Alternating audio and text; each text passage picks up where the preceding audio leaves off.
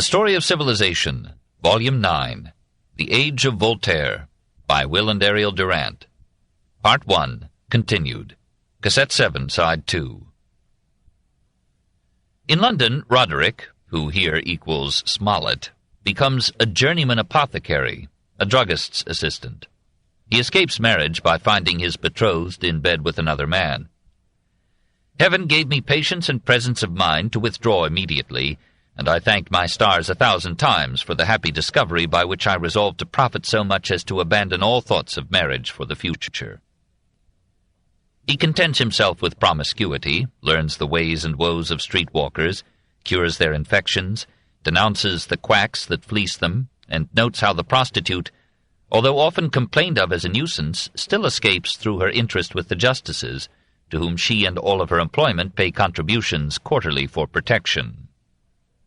Wrongly accused of theft, he loses his job and falls into such destitution that I saw no resource but the Army and Navy. He is saved the torment of deciding by a press gang that knocks him unconscious and drags him aboard HMS Thunder. He accepts his fate and becomes surgeon's mate. Only after a day at sea does he perceive that Captain Oakham is a half-insane brute, who for economy's sake keeps 6 sailors at work till they die. Roderick fights at Cartagena. He is shipwrecked, swims ashore to Jamaica, becomes footman to an old run-down poetess, falls in love with her niece Narcissa, and conceived hopes of one day enjoying this amiable creature. And so the narrative runs on in Smollett's breathless flow, in paragraphs 3 pages long, in language simple, vigorous, and profane. In London, Roderick makes a new set of eccentric friends, including Miss Melinda Goosetrap and Miss Biddy Gripewell. Then to Bath, with more coach scenes. There he encounters sweet Narcissa, wins her love, loses her, fights a duel. He rejoins the Navy as surgeon, sails to Guinea, where his captain buys 400 slaves to sell them in Paraguay to great advantage. Again to Jamaica, where he finds his long-lost, now moneyed father.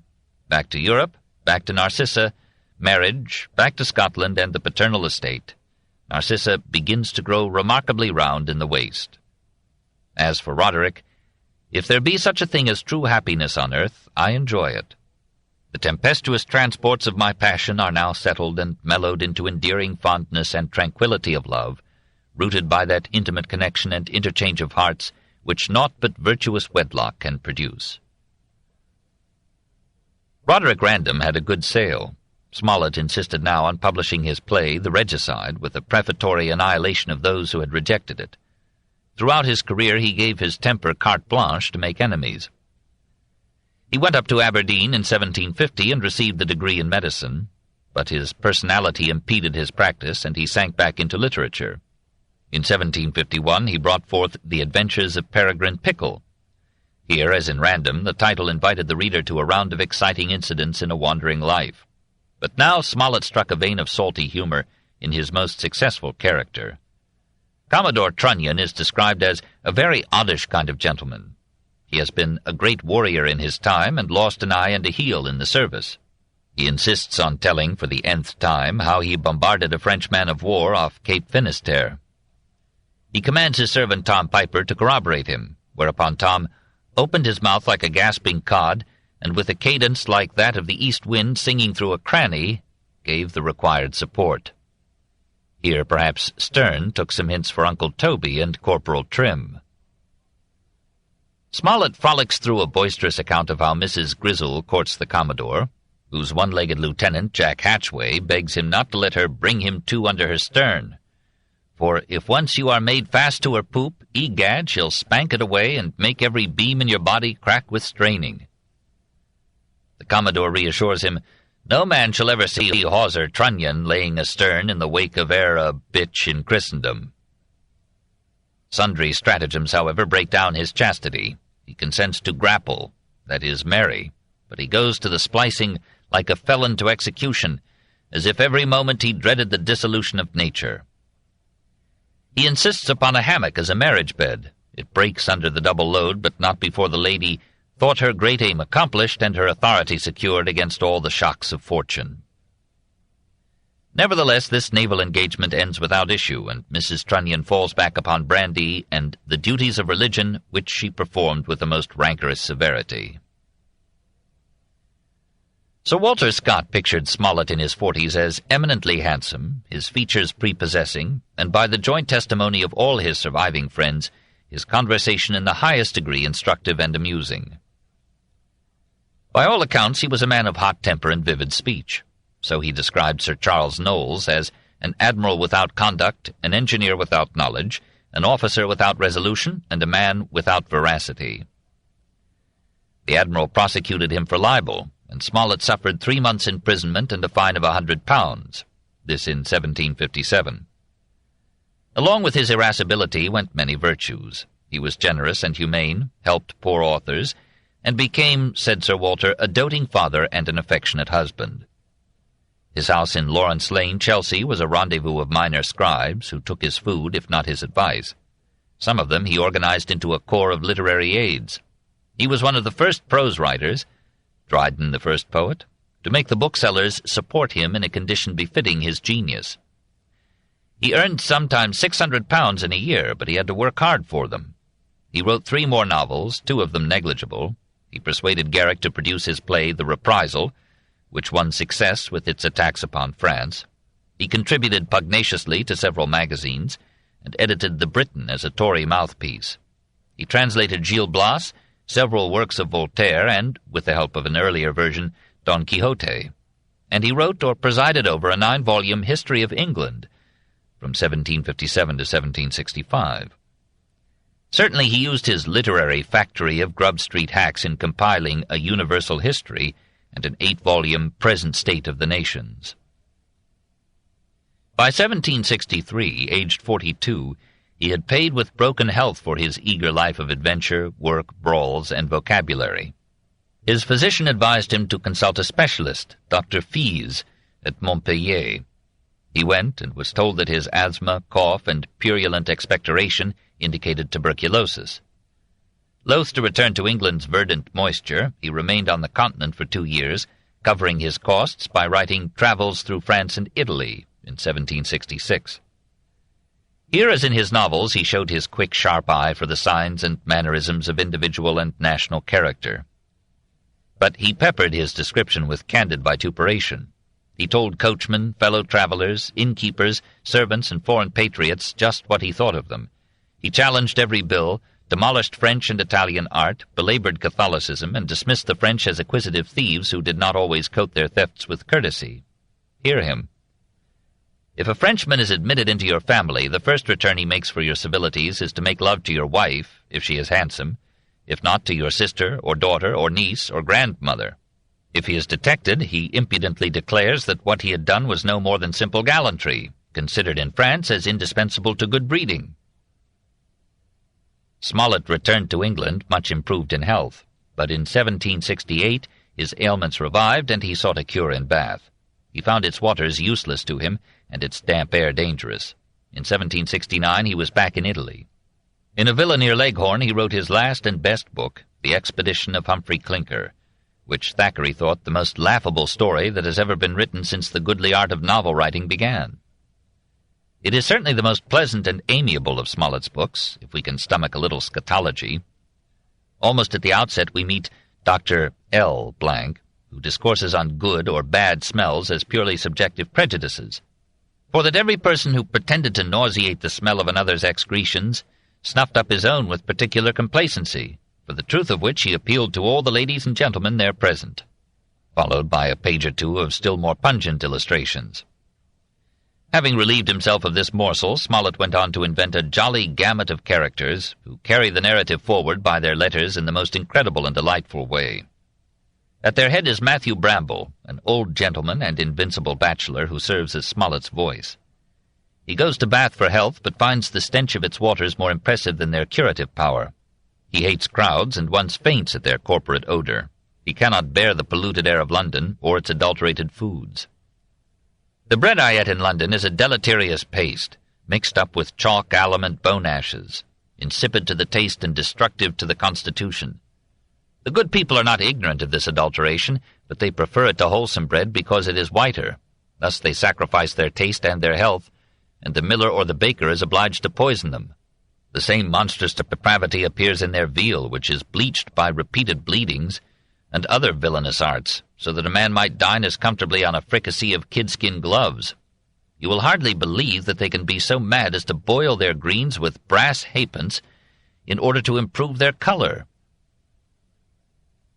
So Matthew hurries back to his rural estate, where he can breathe and eat without risking his life. En route, after the story is 1/4 told, he picks up a poor half-naked country lad, Humphrey Clinker. His looks denoted famine, and the rags that he wore could hardly conceal what decency requires to be covered. This ragamuffin offers to drive the coach, but when he takes the high seat his aged breeches split, and Mrs. Tabitha Bramble, Matthew's sister, complains that Humphrey had the impudence to shock her sight by showing his bare posteriors. Matthew clothes the boy, takes him into his service, and bears with him patiently even when the youth, having heard George Whitefield, becomes a Methodist preacher. Another facet of the religious situation appears in Mr. H.T., whom Bramble meets in Scarborough, and who boasts of having conferred with Voltaire at Geneva about giving the last blow to the Christian superstition. Another maverick, Captain Lismago, enters the story at Durham. A tall, meagre figure, answering with horse to the description of Don Quixote mounted on Rocinante. He has lived among North American Indians, and he tells with relish how these roasted 2 French missionaries for saying that God had allowed his son to enter the bowels of a woman and be executed as a malefactor, and for pretending that they could multiply God ad infinitum by the help of a little flour and water. Lismago dwelt much upon the words reason, philosophy, and contradiction in terms. He bade defiance to the eternity of hellfire, and even threw such squibs at the immortality of the soul as singed a little the whiskers of Mrs. Tabitha's faith. Smollett never saw Humphrey Clinker in print. On September 17, 1771, he died in his Italian villa, aged 50, having made more enemies and created more vivacious characters than any other writer of his time. We miss in him the good nature, the healthy acceptance of life, and the painstaking construction of plot that we find in Fielding. But there is a lusty vitality in Smollett, the tang and smell of Britain's towns and ships and middle class, and his simple episodic narrative flows on more freely and vividly, unimpeded by homilies. Characterization is less striking in Fielding, but more complex. Smollett is often content to accumulate mannerisms instead of exploring the contradictions, doubts, and tentatives that make a personality. This mode of individualization, by exaggerating some peculiarity as a leitmotif in each person, passed down to Dickens, whose Pickwick Papers continued the tour that Matthew Bramble began.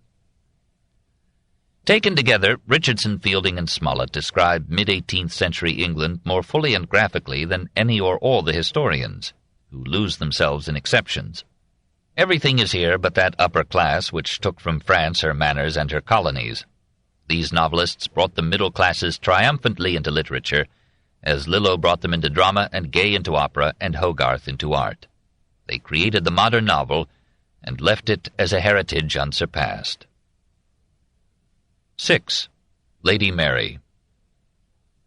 So England, familiarly called the most brilliant Englishwoman of her generation, who entered into the history of manners by striking at the conventions that imprisoned her sex, and who entered into the history of literature by writing letters that rival Madame de Sévigné's.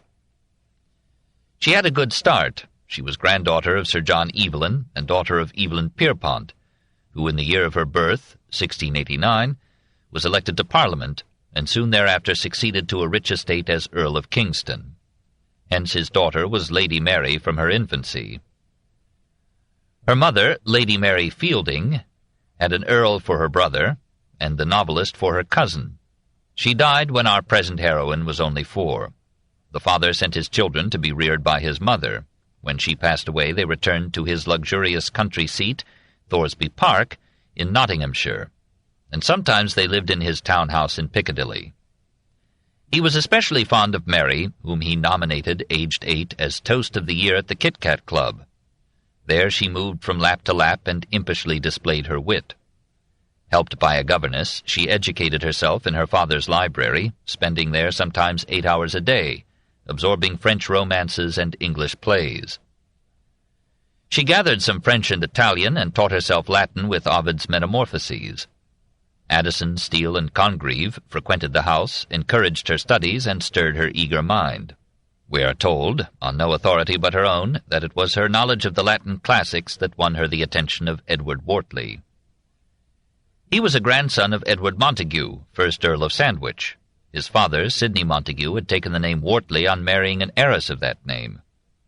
Edward, when he met Mary in 1708, was already, at 30, a man of mark and great expectations.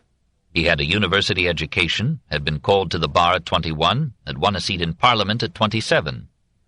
We do not know how her courtship of him began, but it made some progress, for on March 28, 1710, she wrote to him, "Give me leave to say it, I know it sounds vain, I know how to make a man of sense happy, but then that man must contribute something towards it himself. This letter is the first I ever writ to one of your sex, and shall be the last. You must never expect another." Her Fabian strategy prospered. When she fell ill of measles, he sent her a note warmer than his wont.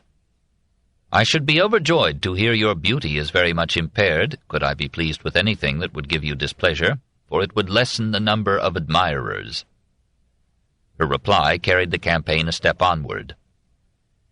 "You think, if you married me, I should be passionately fond of you for 1 month and of somebody else the next.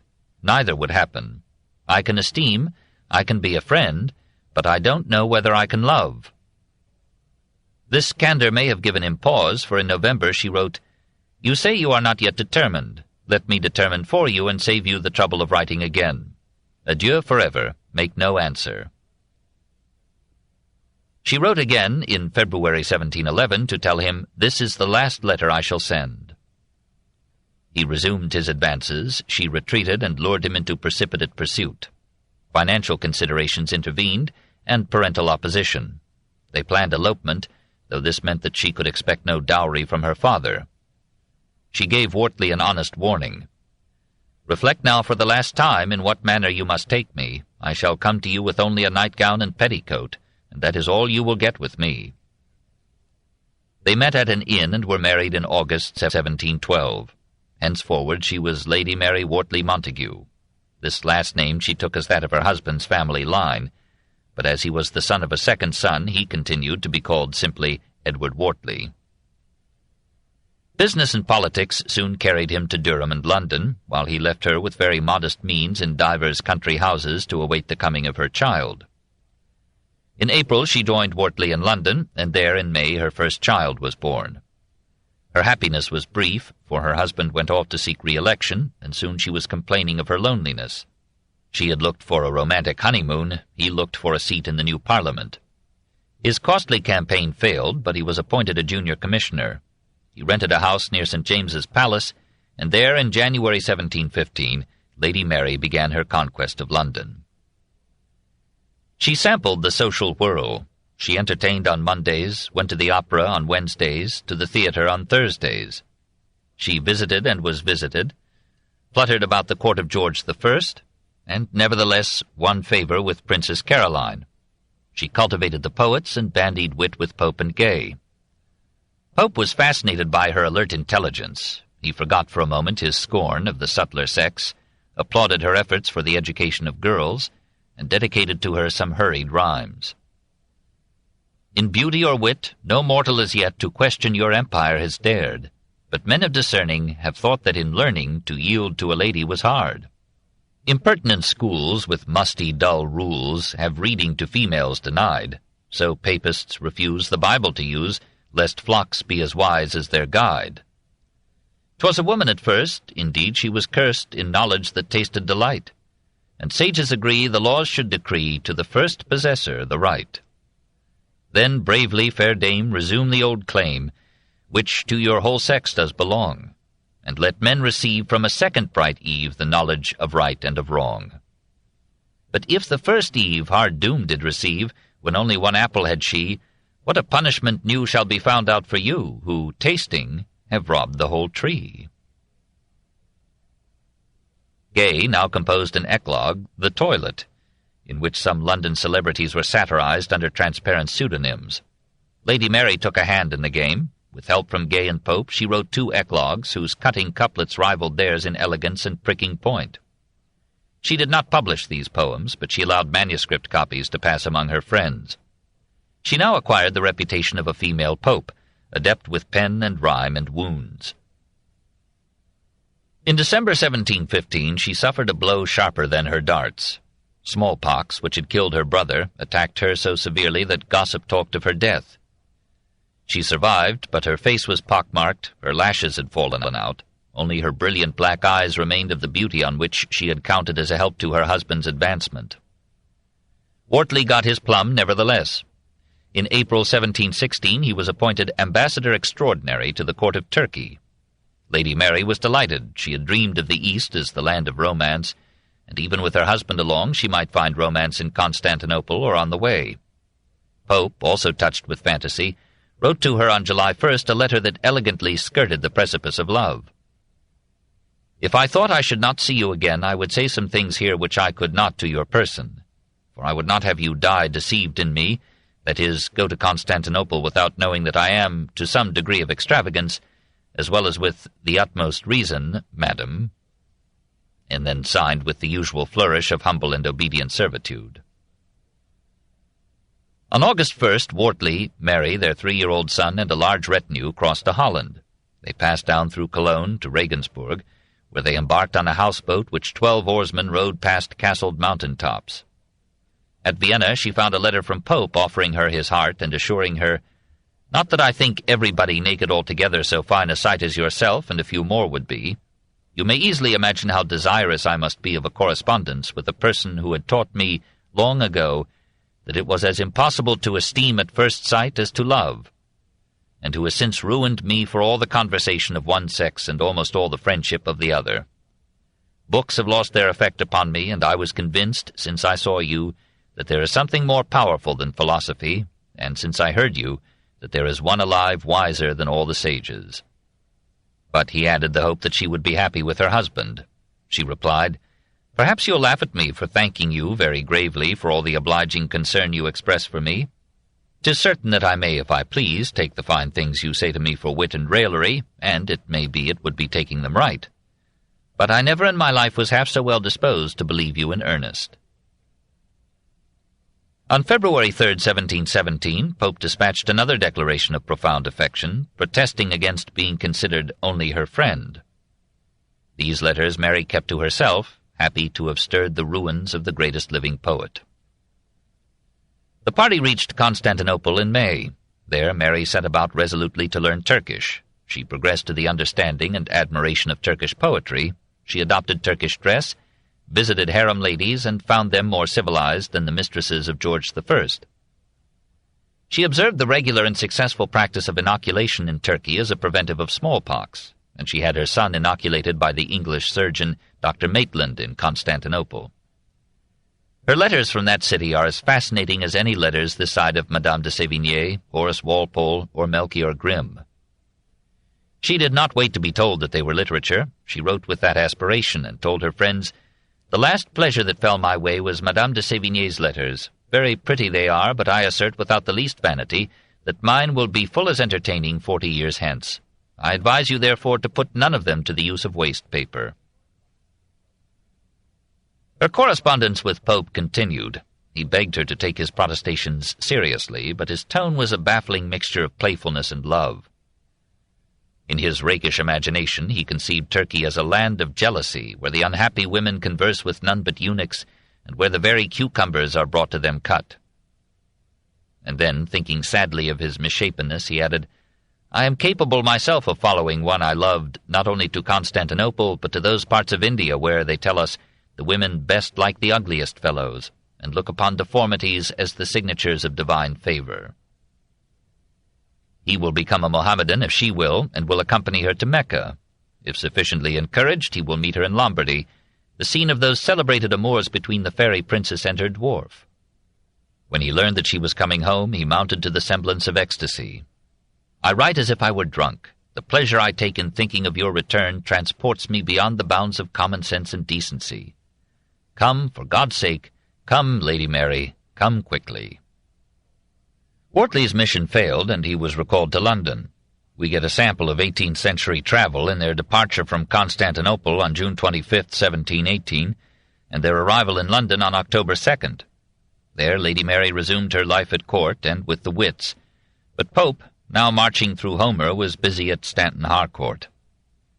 In March 1719, however, he moved to Twickenham, and in June, with his help, Wortley and Lady Mary found a home there too, sold them by Sir Godfrey Kneller. Soon afterward, Pope paid Kneller 20 guineas to paint her portrait for him. It was well done, though Kneller was 74. The hands were exquisite, the face almost as oriental as the Turkish headdress, the lips sensually full, the eyes large, dark, and still entrancing. Gay celebrated them in verses at this time. Pope hung the picture in his bedroom and commemorated it in a poem which he sent to her.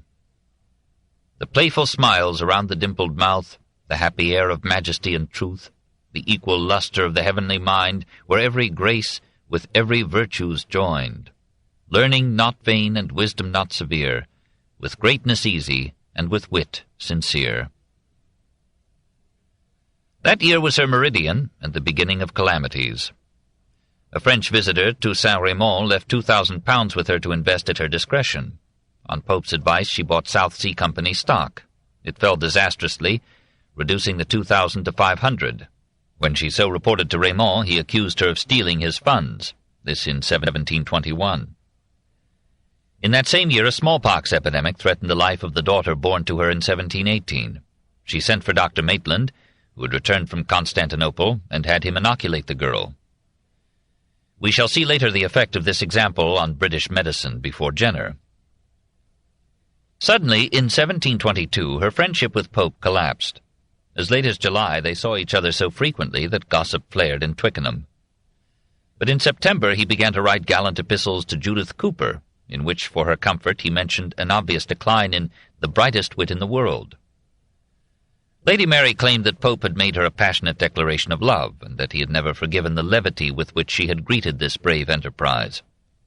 He held his peace for a while, but now and then he pointed his occasional verse with barbs only transparently disguised. When she wrote to a friend naming Swift, Pope, and Gay as joint authors of a ballad that he thought was hers, he sent her a sharp reproof, and in the miscellanies that he published in 1728 he printed this reproof with flagrant clarity. Such, Lady Mary, are your tricks, but since you hatch, pray own your chicks. You should be better skilled in knocks, nor, like your capons, serve your cocks. In a poem called Imitation, from 1733, he referred to furious Sappho, poxed by her love, that is, infected with syphilis by a paramour. According to Horace Walpole, she threatened to have him whipped. This obscene quarrel was added to the wreck of her marriage. Wortley, resuming his place in Parliament, left her conspicuously neglected in Twickenham. His father's death in 1727 had made him a very rich man.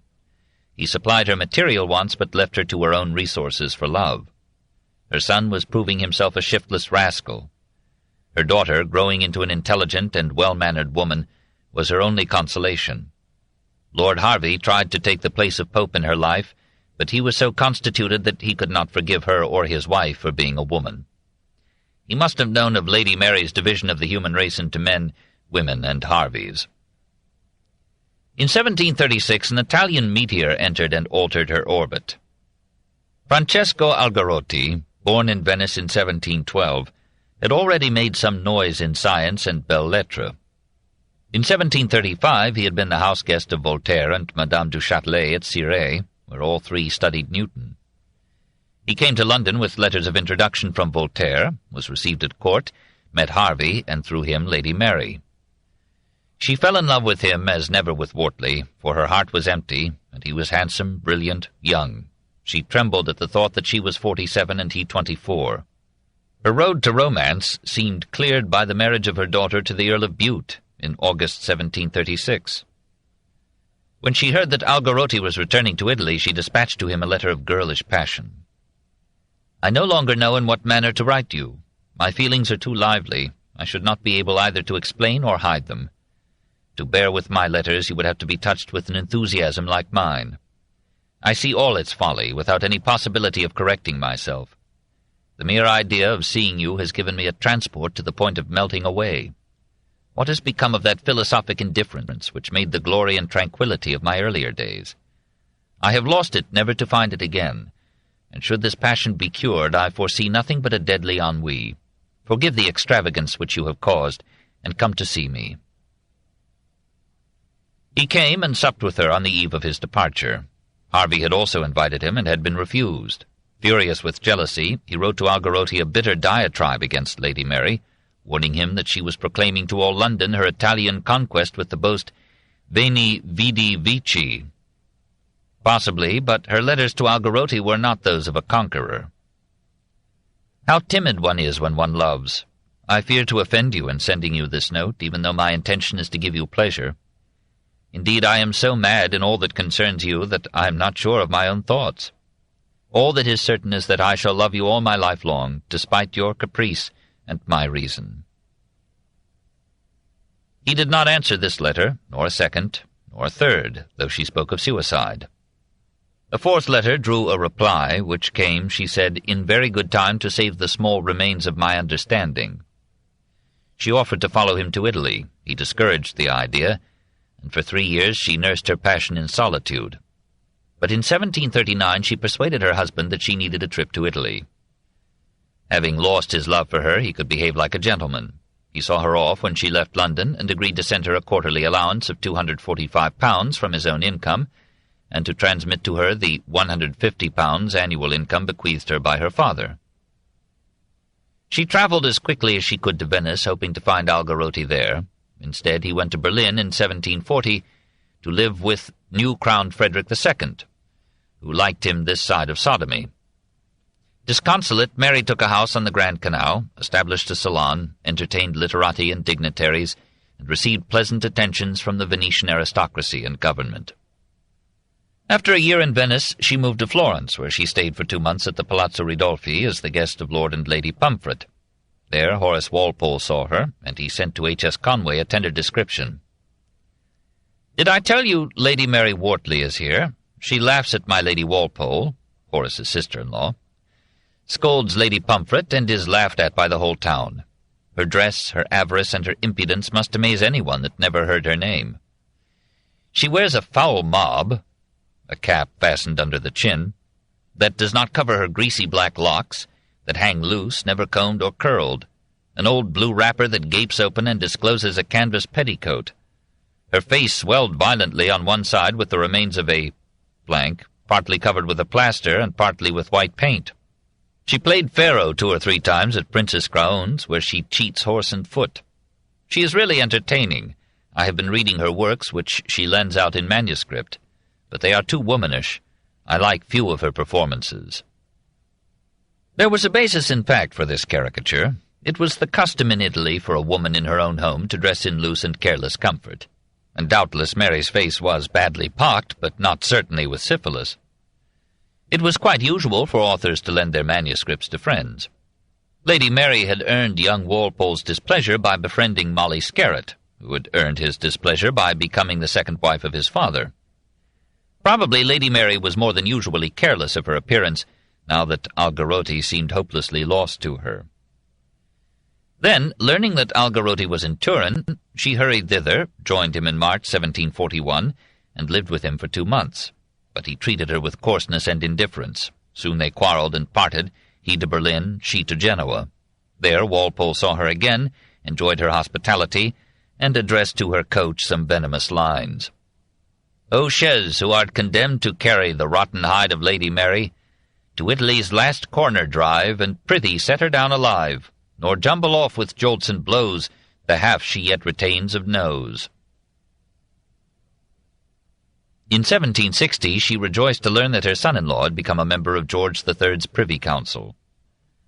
On January 21, 1761, her husband died, leaving the bulk of his estate to his daughter, and £1,200 a year to his widow.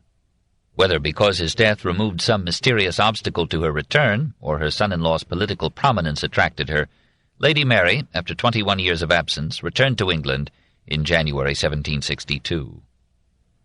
She had only 7 more months to live, and they were not happy. Her pursuit of Algarotti and such reports as Horace Walpole's had given her a bad name, and her daughter, though solicitous for her mother's health and comfort, did not enjoy her company. In June, Lady Mary began to suffer from a tumour on the breast. She took calmly her doctor's confession that she had cancer. She said she had lived long enough. She died after months of pain on August 21st, 1762. One of her last requests was that her letters should be published to give her side of her story and establish her title to remembrance. But she had entrusted her manuscripts to her daughter, and Lady Bute, now wife of the Prime Minister, did all she could to prevent their publication. However, the letters written from Turkey were clandestinely copied before being delivered to the daughter, and they were issued in 1763. Several editions were soon sold out. Johnson and Gibbon were among the delighted readers. The critics who had been unmerciful to the author during her lifetime were now extravagant in praising her correspondence. Smollett wrote that the letters were never equaled by any letter-writer of any sex, age, or nation, and Voltaire rated them as superior to Sévigné's. Lady Bute, before she died in 1794, burned her mother's voluminous diary, but left the letters to the discretion of her eldest son. He allowed some of them to be printed in 1803. Those to Algarotti remained secret until Byron persuaded John Murray to buy them from their Italian owner in 1817. Not till 1861 was publication complete, and Lady Mary was recognized as sharing with Pope, Gray, Gay, Richardson, Fielding, Smollett, and Hume in making the literature of England the most varied, vibrant, and influential of that virile age. Chapter 6. Art and Music, 1714 to 1756. 1. The Artists. Shining brilliantly with its own light in literature and statesmanship, England was a humble satellite in music and art.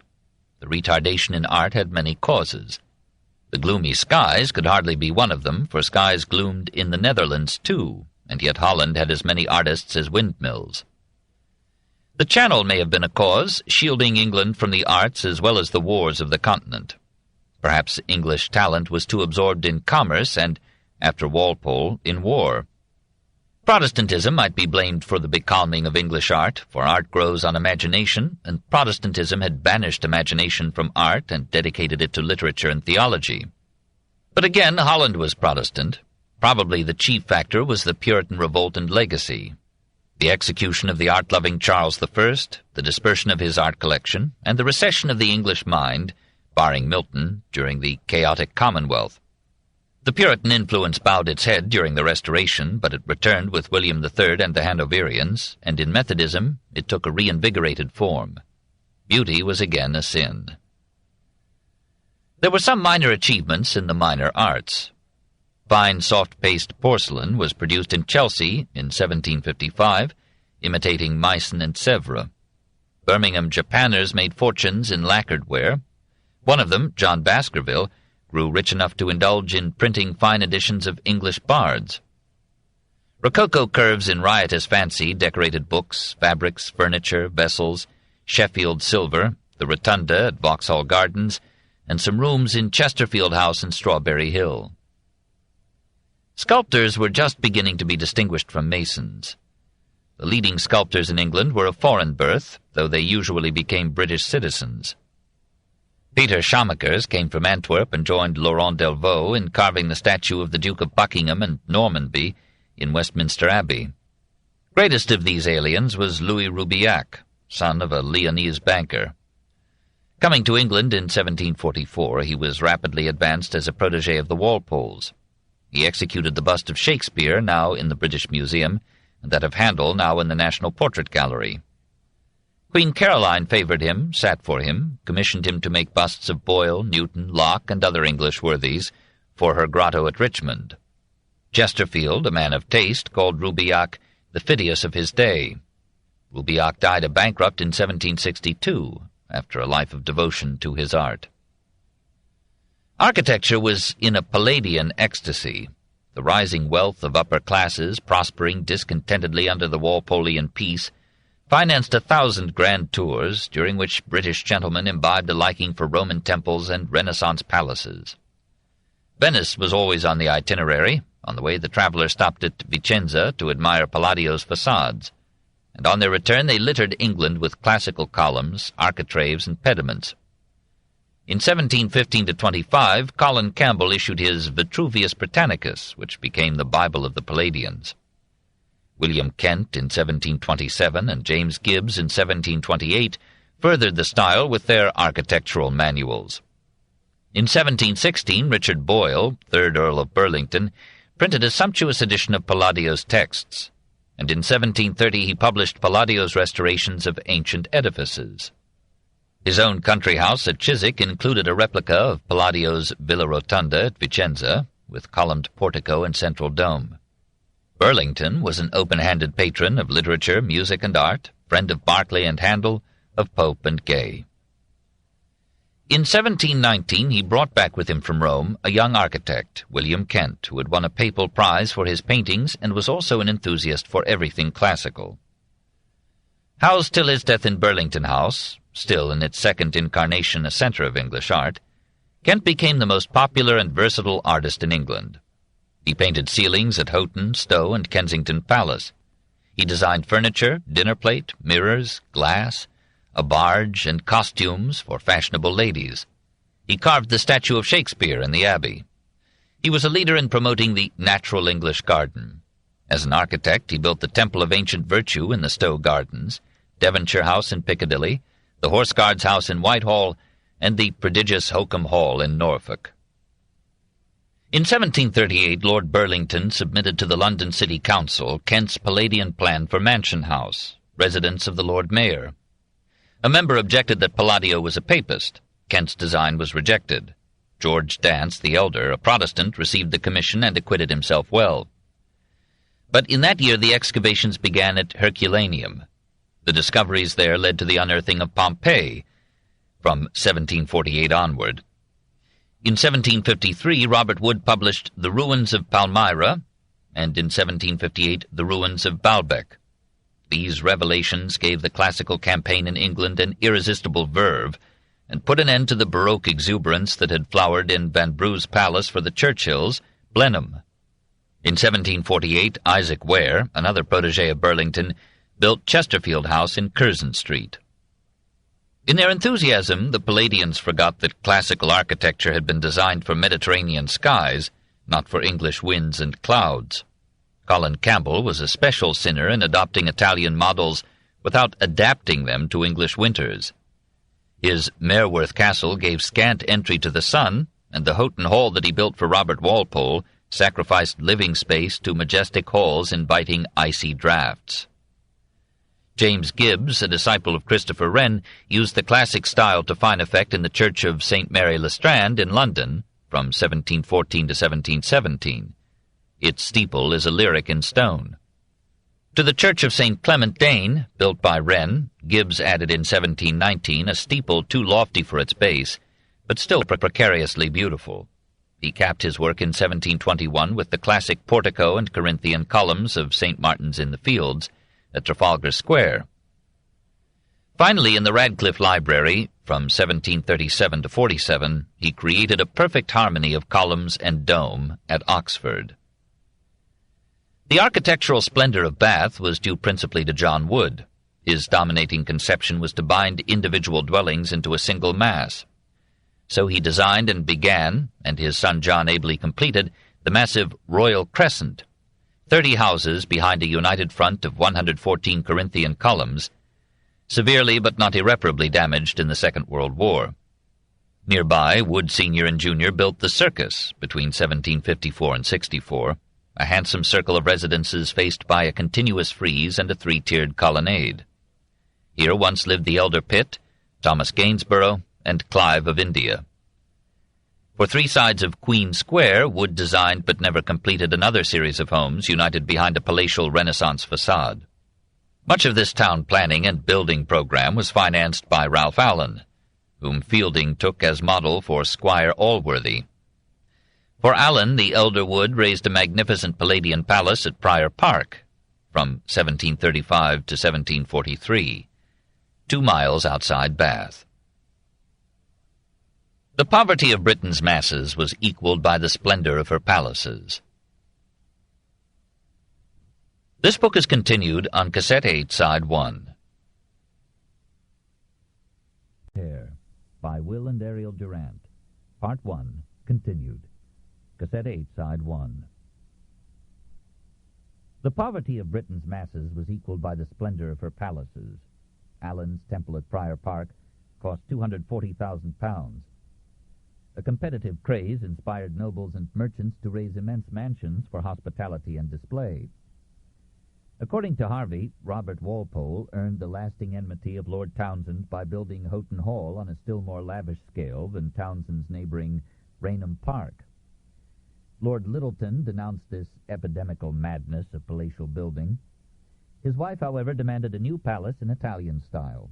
He yielded to her at the point of repetition and to the point of bankruptcy. When the palace was finished, she left him for an Italian opera singer of uncertain sex. Soon England and even English Ireland were dotted with such show houses of the rich. Tours were organized, guidebooks were published, for visiting these lordly dwellings, their gardens, and their picture galleries. The fame of these edifices reached as far as Russia. Catherine the Great asked Josiah Wedgwood to make her an imperial table service decorated with views of English country seats. Most of the paintings in England were housed and for the most part concealed in these aristocratic homes. There were as yet no museums where pictures could be viewed by the general public. Patronage went chiefly to foreign artists and almost entirely for portraits of notables who hoped to live on canvas while rotting in wood. There was no market for landscapes or histories. When Carlo van Loo came to England in 1737, so many pedigreed faces clamored to be pictured that for several weeks after his arrival, the train of carriages approaching his home rivaled that before a theater. Large sums were given to the man who kept the register of his engagements as bribes to advance their appointments, else one might have to wait 6 weeks. The Royal Society of Arts, founded in 1754, tried to stimulate native talent with competitions and exhibitions, but the demand for English art dallied for another generation. Joseph Highmore, a pupil of Kneller, secured a few purchasers by picturing scenes from Pamela, and Thomas Hudson caught a fraction of Handel's vitality in the portrait that he painted in 1749. Among Hudson's pupils was young Joshua Reynolds, who, he predicted, will never distinguish himself. Sir James Thornhill had more foresight.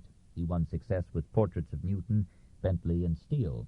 He painted the inner cupola of St. Paul's and ceilings at Greenwich Hospital and Blenheim Palace, and he achieved vicarious immortality by surrendering his daughter in marriage to the greatest English artist of the age. 2. William Hogarth, 1697 to 1764. His father was a schoolteacher plus literary hack who apprenticed him in early youth to an engraver of arms. From this he passed to engraving on copper, and from this to making illustrations for books. In 1726 he prepared 12 large engravings for Butler's Hudibras. He joined Thornhill's art class, learned oil painting, and eloped with the master's daughter. Thornhill forgave him and engaged him as aide. The illustrations that Hogarth made for The Tempest, Second Henry IV, and The Beggar's Opera were vivid images. Miranda tender, Caliban coarse, Prospero kindly, Ariel strumming a lute in the air, Sir John Falstaff pontificating from his paunch, Captain Macheath in his irons and arias, still a hero to his wives. The coming satirist struck his distinctive vein in The Sleeping Congregation, for Hogarth hated all homilies except his own, while in A Child's Party he relished the fairest phase of English life. These pictures please us now, but drew no plaudits then. He tried his hand at portrait painting to indifferent results. The competition was severe. A dozen artists were making minor fortunes by flattering their sitters and dividing their tasks. They painted the head, but delegated backgrounds and draperies to underpaid subordinates. All this, said Hogarth, is done at so easy a rate as enables the principal to get more money in a week than a man of the first professional talents can in 3 months. He denounced the phiz-mongers who prettified the faces of their clients to feed their vanity and open their purses. As for himself, he would portray his sitters with all their carbuncles or not at all. When a distinctively simian noble sat for his picture, Hogarth painted him with offensive honesty. The lord, never having seen himself as others saw him, refused to take the portrait. The artist sent him a message. Mr. Hogarth's dutiful respects to Lord Blank, finding that he does not mean to have the picture which was drawn for him, is informed again of Mr. Hogarth's need for the money. If, therefore, his lordship does not send for it in 3 days, it will be disposed of, with the addition of a tail and some other little appendages, to Mr. Hare, the famous wild beast man, Mr. Hogarth having given that gentleman a conditional promise of it for an exhibition picture. His lordship paid. Hogarth was confident that he could paint portraits as well as any man. When he was portraying Henry Fox, later Baron Holland, he told Horace Walpole that he had promised Fox, if he would sit as instructed, that he, Hogarth, would make as good a portrait of him as Rubens or Van Dyck could have done, which shocked Horace to the very core of his conventions. Many of Hogarth's male portraits may justify the distaste that Walpole expressed for them. The faces are too stereotyped, and some deserve his own scornful labeling of certain English portraits as still life. We must accept Sir Thomas Coram, already noted in commemorating the Foundling Hospital, which Coram founded and where he hangs. Hogarth caught the philanthropic nature in the smiling face and the firm character in the closed hands. Generally, the artist's brush was kinder to women than to men. The portrait of a lady rivals Gainsborough. A lady in brown has the strong features of a woman who has successfully mothered many children. And if Miss Mary Edwards is slightly dead, it is brought to life by the, in Hogarth always present, dog. Finer are the group portraits, like the Price family and the Graham children. And better still, Hogarth's servants, where every face is fondly limned in all its unduplicable character. Finest of all, of course, is the Shrimp Girl, not a portrait, but a hale man's memory of the young woman he had seen peddling shrimp from a basket balanced on her head. A girl free from all frills, not ashamed of the rags that robe her, looking out upon the world with the health of action ruddying her cheeks and brightening her eyes. Hogarth left at least 4 portraits of himself. In 1745 he painted himself with his fat dog Trump. In 1758 he showed himself at his easel, short, stout body, round and pudgy face, broad pug nose, blue eyes tired with fighting, lips tight with readiness to fight again. He was a jovial, honest London citizen, in Thackeray's view, a hearty, plain-spoken man, loving his laugh, his friends, his glass, his roast beef of old England. He was hardly 5 feet tall, but he wore a sword and took no nonsense from any man. Behind his defensive pugnacity was a warm heart, sometimes sentimental, forever pledged to war against hypocrisy and cruelty. He despised the lords whom he painted. He liked the simple Londoner who put on no airs. He brought the English masses into art. He pictured them in their sins and sufferings, in bedlam, prison, debt, and heavy toil. He disliked the French as having corrupted England with finicky finery and aristocratic airs. He never forgot his being arrested for making sketches of Calais Gate. He took revenge by picturing the French as he had seen them there. Rugged workmen, superstitious populace, and fat monk gazing in ecstasy upon a shoulder of beef. In his anecdotes, Hogarth told how the unprofitableness of his portraits turned him into the line that made his fame. I was unwilling to sink into a portrait manufacturer, and still ambitious of being singular, that is, working independently, dropped all expectations of advantage from that source. As I could not bring myself to act like some of my brethren and make it a sort of manufactory to be carried on by the help of background and drapery painters, it was not sufficiently profitable to pay the expenses my family required. I therefore turned my thoughts to painting and engraving modern moral subjects, a field not broken up in any country or any age. So in 1731 he painted 6 pictures, which he called A Harlot's Progress. He engraved them on copper. From these engravings he made a series of prints which a year later were offered for sale. The girl arriving from the country is introduced to an itching gentleman by a persuasive procuress. The lass is a ready learner and soon reaches an insolent prosperity. She is arrested not for prostitution but for theft. She does her stint in jail, beating hemp. She progresses quickly to disease and death, but she has the consolation of having a bevy of courtesans follow her funeral. Hogarth could easily have taken his characters from life. We have seen Mrs. Needham exposed in the pillory for prostitution, pelted by the populace and dying of her injuries. However, Colonel Charteris, twice accused of rape and twice condemned to death, was twice pardoned by the king and died in state at his country seat. Hogarth was mistaken in thinking that he broke new ground in these genre prints. There had been many such in Renaissance Italy, in France, in the Netherlands, in Germany. But Hogarth now made an art and philosophy of moral subjects. Like most moralists, he was not himself immaculate. He had borne without horror the company of drunkards and prostitutes, and his prints were designed first to make money, and then, if possible, saints. The Harlot print sold well, appealing to 1,200 subscribers and netting over £1,000. Though pirated editions clipped the artist's coin, they drove the wolf from the door. The British public, which had no passion for paintings, took readily to these scenes of sin. Here was forbidden fruit, sterilized by morality, but delightful nonetheless. Here, for a pittance, one could make safe acquaintance with vice and watch with satisfaction its proper punishment. With his earnings, Hogarth could now feed his family. Indeed, he took a home in fashionable Leicester Fields and hung outside his door a golden head indicating his profession as an artist. Later, he bought a country house at Chiswick. He painted some large pictures in the next few years, chiefly Southwark Fair, an English Bruegel, and a pretty group portrait, the Edwards family. But in 1733 he returned to prints and paralleled his harlot with a series entitled A Rake's Progress. A giddy-pated youth suddenly inherits a rich estate. He abandons Oxford for London, enjoys taverns and wenches, squanders his money, is hauled off for debts, is rescued by his cast-off mistress, recovers solvency by marrying an elderly lady with one eye but much money.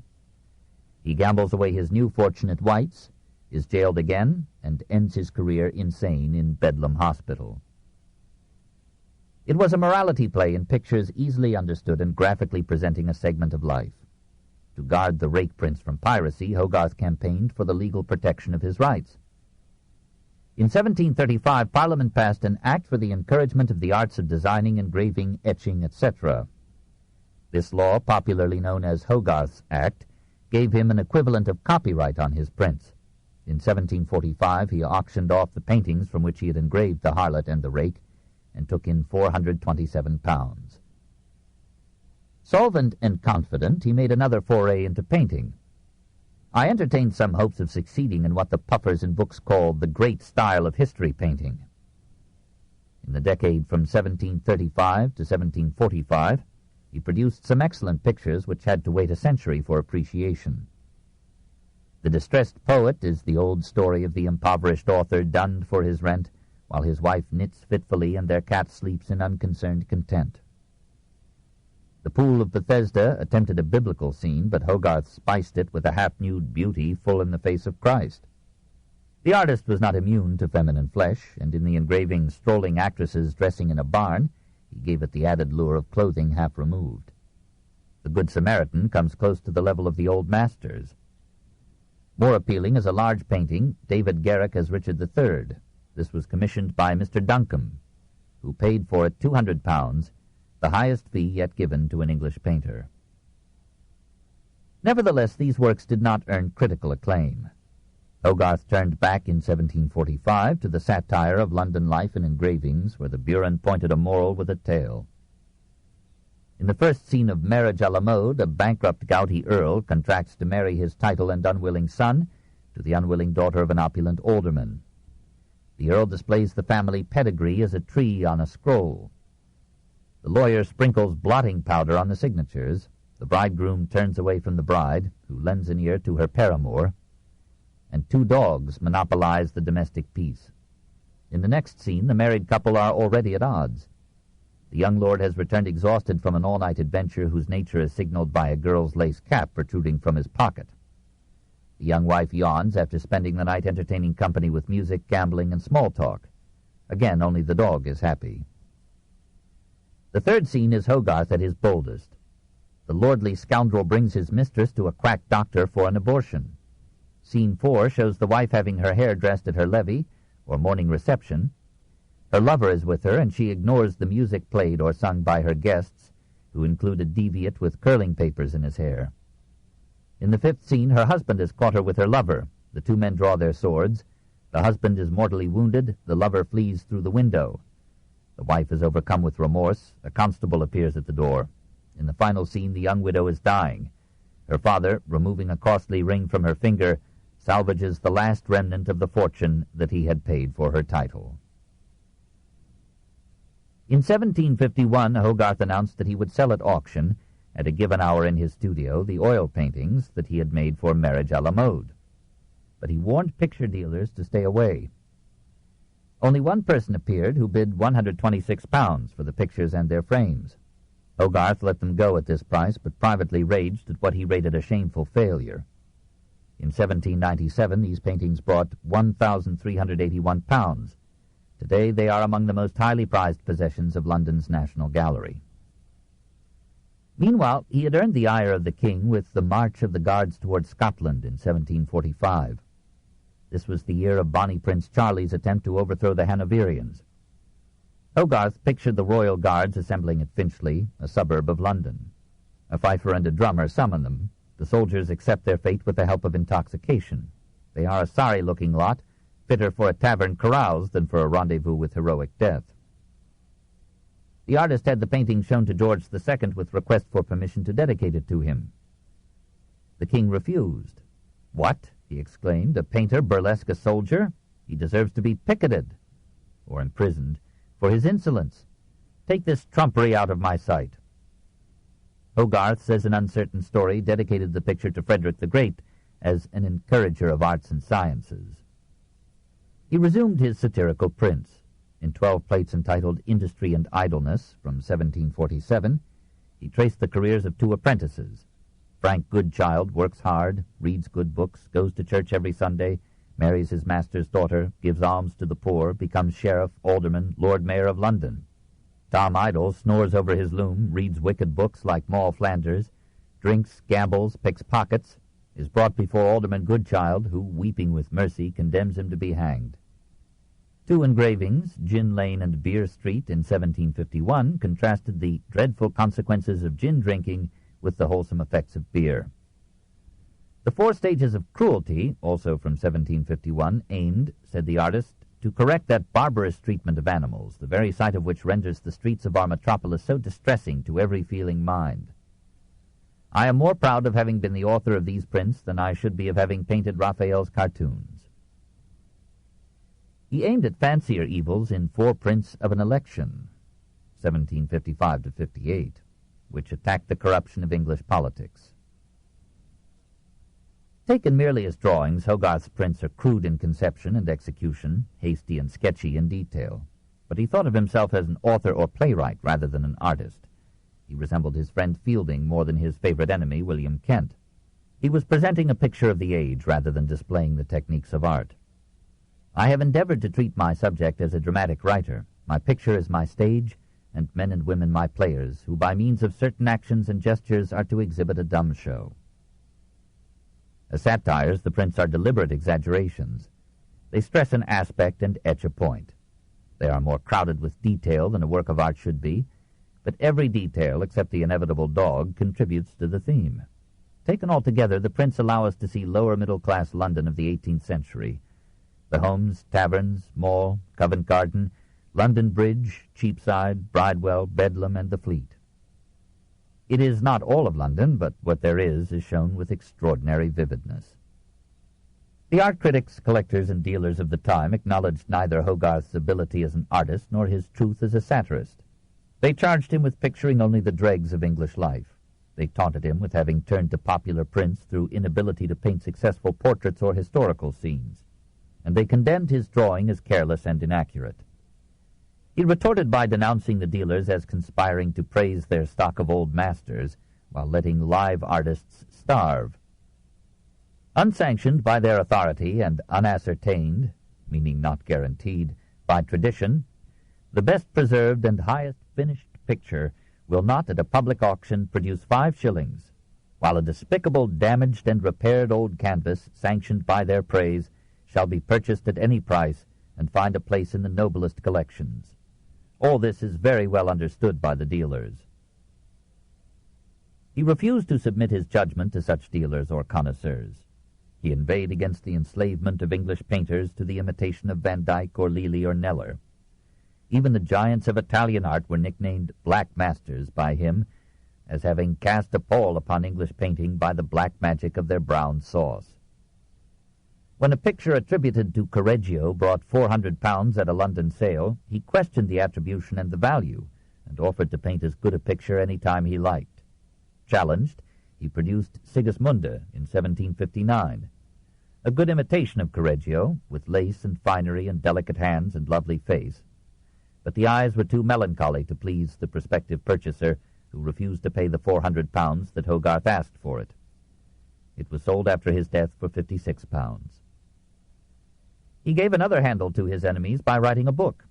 On the palette in his portrait of himself and his dog, in 1745, he had traced a serpentine line which seemed to him to be the basic element of beautiful form.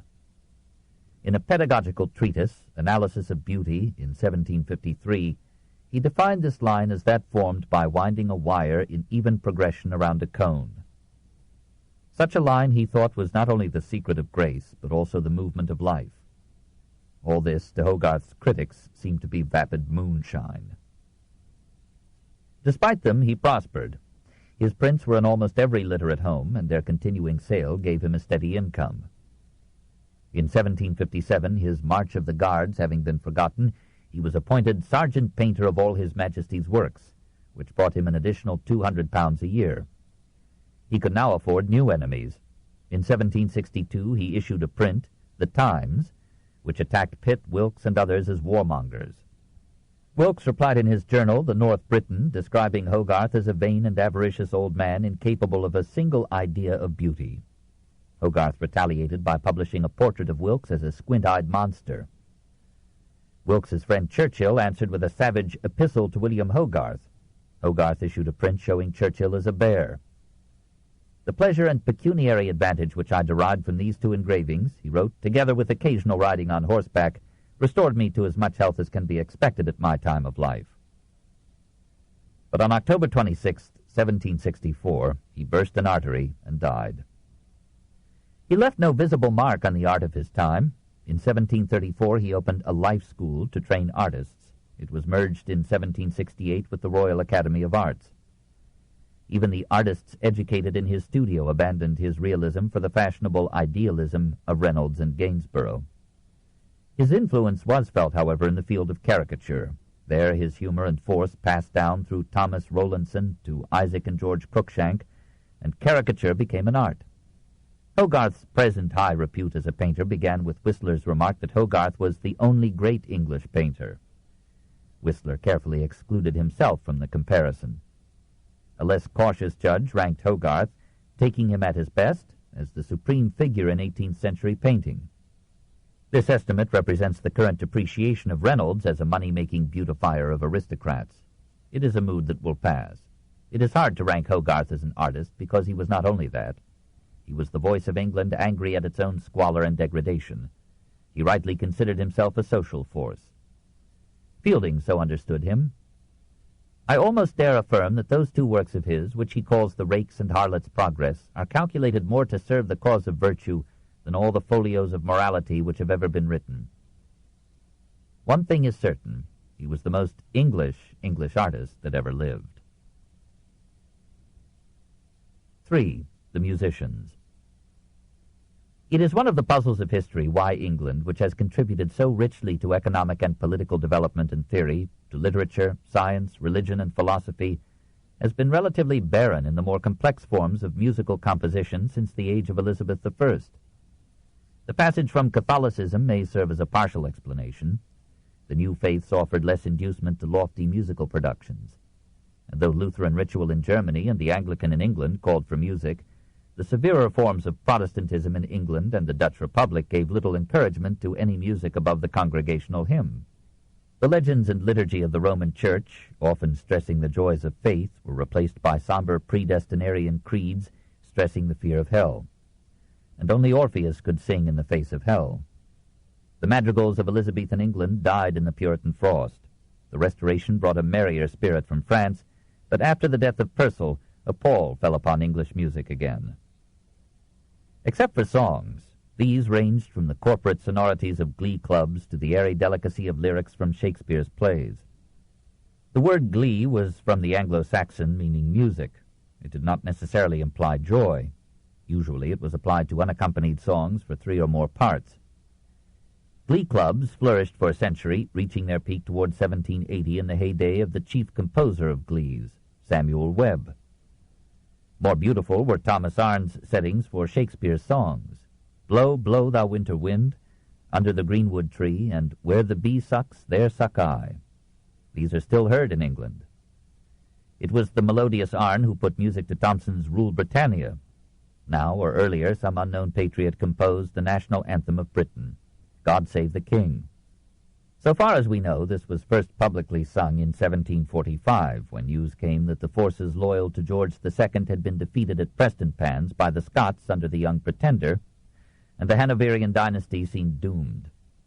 In its earliest known form, differing only slightly from the current words and melody, it asked God for victory over the Jacobite faction in English politics, as well as over the Stuart army advancing from Scotland. God save our Lord the King, long live our noble King, God save the King. Send him victorious, happy and glorious, long to reign over us, God save the King. O Lord our God, arise, scatter his enemies, and make them fall. Confound their politics, frustrate their knavish tricks. On him our hopes are fixed, O save us all. The melody was adopted for varying periods by 19 other countries for patriotic songs, including Germany, Switzerland, Denmark, and the United States of America, which in 1931 replaced America as national anthem by the Star-Spangled Banner, sung to an unmanageable tune from an Old English drinking song. The popularity of exquisite songs in England shows a widespread musical taste. A harpsichord was in nearly every home except among the poor. Almost everyone played some instrument, and there were performers numerous enough to provide, for the Handel commemoration program of 1784 in Westminster Abbey, 95 violins, 26 violas, 21 violoncellos, 15 double basses, 6 flutes, 26 oboes, 12 trumpets, 12 horns, 6 trombones, and 4 drums, plus a choir of 59 sopranos, 48 altos, 83 tenors, and 84 basses, enough to make Handel tremble in his abbey tomb.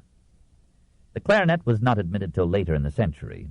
There were magnificent organs and great organists like Maurice Greene, whose anthems and Te Deums, along with those of Handel and Boyce, were almost the only memorable church music of England in that age. William Boyce, though his hearing was impaired in youth, rose to be master of the King's Band, that is, orchestra, and organist in the Chapel Royal. He was the first maestro to conduct standing. Handel and other contemporaries conducted from the organ or harpsichord. Some of his anthems, especially By the Waters of Babylon, are still heard in Anglican churches, and English homes still hear at least 2 of his songs, Hearts of Oak, which he wrote for one of Garrick's pantomimes, and Softly Rise, O Southern Breeze, an aria in the cantata Solomon. His symphonies sound weak and thin to our macerated ears. The only excitement in the English musical world at the outset of the 18th century was the coming of opera. There had been such performances as far back as 1674, but opera took the English fancy only when, in 1702, Italian singers came from Rome. In 1708, a renowned castrato, Niccolini, shocked and charmed London with his soprano voice. Some other castrati came. England became accustomed to them and went wild over Farinelli. By 1710, there were enough Italian singers in London to present there the first opera completely in their language. Many protests were raised against the invasion. Addison devoted the 18th number of The Spectator to it, proposing to deliver down to posterity a faithful account of the Italian opera. Our great-grandchildren will be very curious to know the reason why their forefathers used to sit together like an audience of foreigners in their own country to hear whole plays acted before them in a tongue which they did not understand. He concluded from the plots that in opera nothing is capable of being well set to music that is not nonsense. He laughed at scenes where the hero made love in Italian and the heroine answered him in English, as if language mattered in such crises.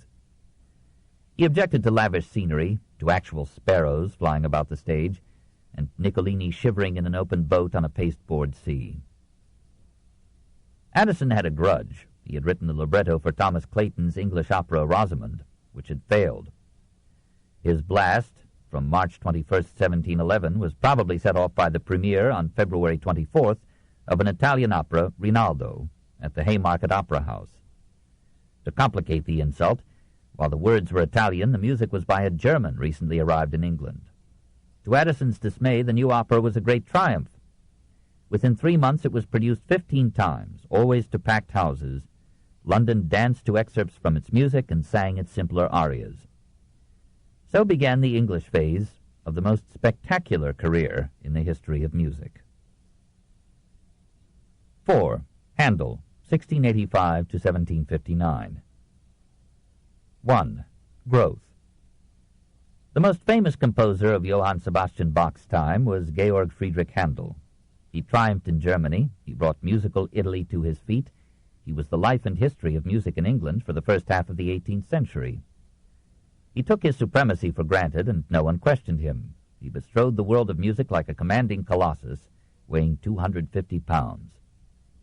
He was born in Halle, Upper Saxony, February 23, 1685, just 26 days before Johann Sebastian Bach and 8 months before Domenico Scarlatti. But whereas Bach and Scarlatti were baptized in music, fathered by famous composers and reared to an obligato of scales, Handel was born to parents indifferent to tones. His father was official surgeon at the court of Duke Johann Adolf of Saxe-Weissenfels. His mother was the daughter of a Lutheran minister. They frowned upon the boy's addiction to the organ and the harpsichord, but when the Duke, hearing him play, insisted that he should receive musical training, they allowed him to study with Friedrich Zachau, organist of the Liebfrauenkirche in Halle. Zachau was a devoted and painstaking teacher. By the age of 11, Georg was composing sonatas. 6 of these survive, and was so skilled an organist that Zachau and the resigned parents sent him to Berlin to perform before Sophia Charlotte, the cultured Electress of Brandenburg, soon to be Queen of Prussia. When Georg returned to Halle in 1697, he found that his father had just died. His mother survived till 1729. In 1702, he entered the University of Halle, ostensibly to prepare for the practice of law. A month later, the authorities at the Calvinist cathedral in Halle engaged him to replace their hard-drinking organist. After a year there, the restless young genius, craving a wider sphere, pulled up all his Halle roots except his abiding love for his mother, and set out for Hamburg, where music was almost as popular as money. Hamburg had had an opera house since 1678. There, Handel, aged 18, found a place as second violinist. He became friends with the 22-year-old Johann Mattheson, the leading tenor at the opera and later the most famous musical critic of the 18th century. Together they made an expedition to Lübeck in August 1703 to hear the aging Buxtehude play and to explore the possibility of succeeding him as organist in the Marienkirche. They found that the successor must marry Buxtehude's daughter. They looked and came away. Their friendship collapsed in a duel as absurd as in any play. On October 20th, 1704, Mattheson produced and starred in his own opera, Cleopatra. It was a decided success and was often repeated. In these performances, Handel conducted orchestra and singers from the harpsichord. On some occasions, Mattheson, drunk with glory, came down from the stage after dying as Antony, displaced his friend as conductor and harpsichordist, and shared happily in the final applause. On December 5th, Handel refused to be so replaced. The friends expanded the opera with a warm dispute, and after the stage performance was over, they proceeded to the public square, drew their swords, and fought to the plaudits of opera patrons and passers-by. Mattheson's weapon struck a metal button on Handel's coat, buckled, and broke. The tragedy became a comedy to all but the principals. They nursed their grievances until the director of the company accepted Handel's opera Almira, which required Mattheson in the tenor role. The success of the opera on January 8, 1705, made the enemies friends again. Having 41 arias in German and 15 in Italian, Almira was so popular that it was repeated 20 times in 7 weeks. Reinhard Kaiser, who controlled the company and had composed most of its operas, turned jealous. The Hamburg opera declined in popularity, and for 2 years Handel lived at a reduced rate. Meanwhile, Prince Giovan Gastone de' Medici, passing through Hamburg, had advised him to go to Italy, where everyone was mad about music and waiters warbled bel canto. With 200 ducats in his wallet and a letter from Gastone to his brother Ferdinand, patron of opera in Florence, Handel dared the snows of the Alps in December and reached Florence toward the end of 1706. Finding Ferdinand's pockets buttoned, he passed down to Rome. There, however, the opera house had been closed by Pope Innocent XII as a center of immorality. Handel played the organ in the church of San Giovanni Laterano and was acclaimed as a virtuoso, but as no one would produce his new opera, he returned to Florence. Gastone was now there and pleaded for him. Ferdinand opened his purse. Rodrigo was staged. Everyone was pleased. Ferdinand gave the young composer 100 sequins, or about $300, and a dinner service of porcelain. But Florence had no public opera house. Venice had 16. Handel went on to Venice. It was the fall of 1707. The Queen of the Adriatic was under the spell of Alessandro Scarlatti and was applauding his greatest opera, Mitridate e Eupatore. There was no opening for a young German just beginning to learn the secrets of Italian melody. Handel studied Scarlatti's operas and found a good friend in Alessandro's son. Story has it that when Handel, masked, played the harpsichord at a Venetian masquerade, Domenico Scarlatti exclaimed, "That is either the marvelous Saxon or the devil." The lasting friendship between the two greatest harpsichordists of the age is a moment of harmony amid the discords of history. Together they left Venice to older masters and went off to Rome in January of 1708. This time Handel was better received. The news of Rodrigo had reached the capital. Princes and cardinals opened their doors to him, more disturbed by his German accent than by his Lutheran faith. The Marchese di Ruspoli built a private theater in his palace to produce Handel's first oratorio, La Risurrezione. The music was a revelation in its power, complexity, and depth. Soon all cultural Rome was talking about Il Gran Sassone, the tall and mighty Saxon. But his scores were more difficult than Italian performers liked.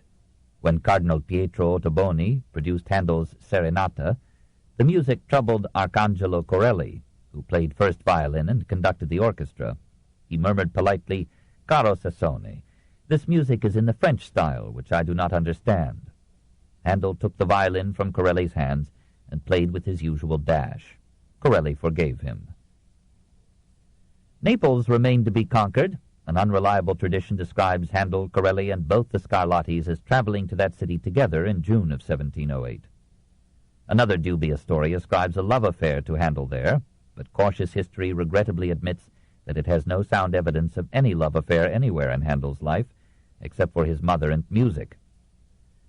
It seems incredible that the man who could write such ardent arias had no flame of his own. Perhaps expression dispersed its heat on the wings of song. So far as we know, the major event in this Neapolitan sojourn was Handel's meeting with Cardinal Vincenzo Grimani, Viceroy of Naples and scion of a rich Venetian family. He offered the composer the libretto of an opera on the old theme of Nero's mother. In 3 weeks Handel completed the work. Grimani arranged for its performance in the theater of his family at Venice. Handel hurried thither with the score. The premiere of Agrippina on December 26, 1709, was the most exhilarating triumph that Handel had yet experienced. The generous Italians were not jealous that a German had beaten them at their own game, showing them splendors of harmony, audacities of modulation, devices of technique seldom achieved even by their favorite, Alessandro Scarlatti. They cried out, "Viva il caro Sassone!" Part of the ovation went to the remarkable basso, Giuseppe Boschi, whose voice ranged smoothly over a gamut of 29 notes. Handel was now courted. Charles Montague, Earl of Manchester, British ambassador at Venice, advised him to go to London.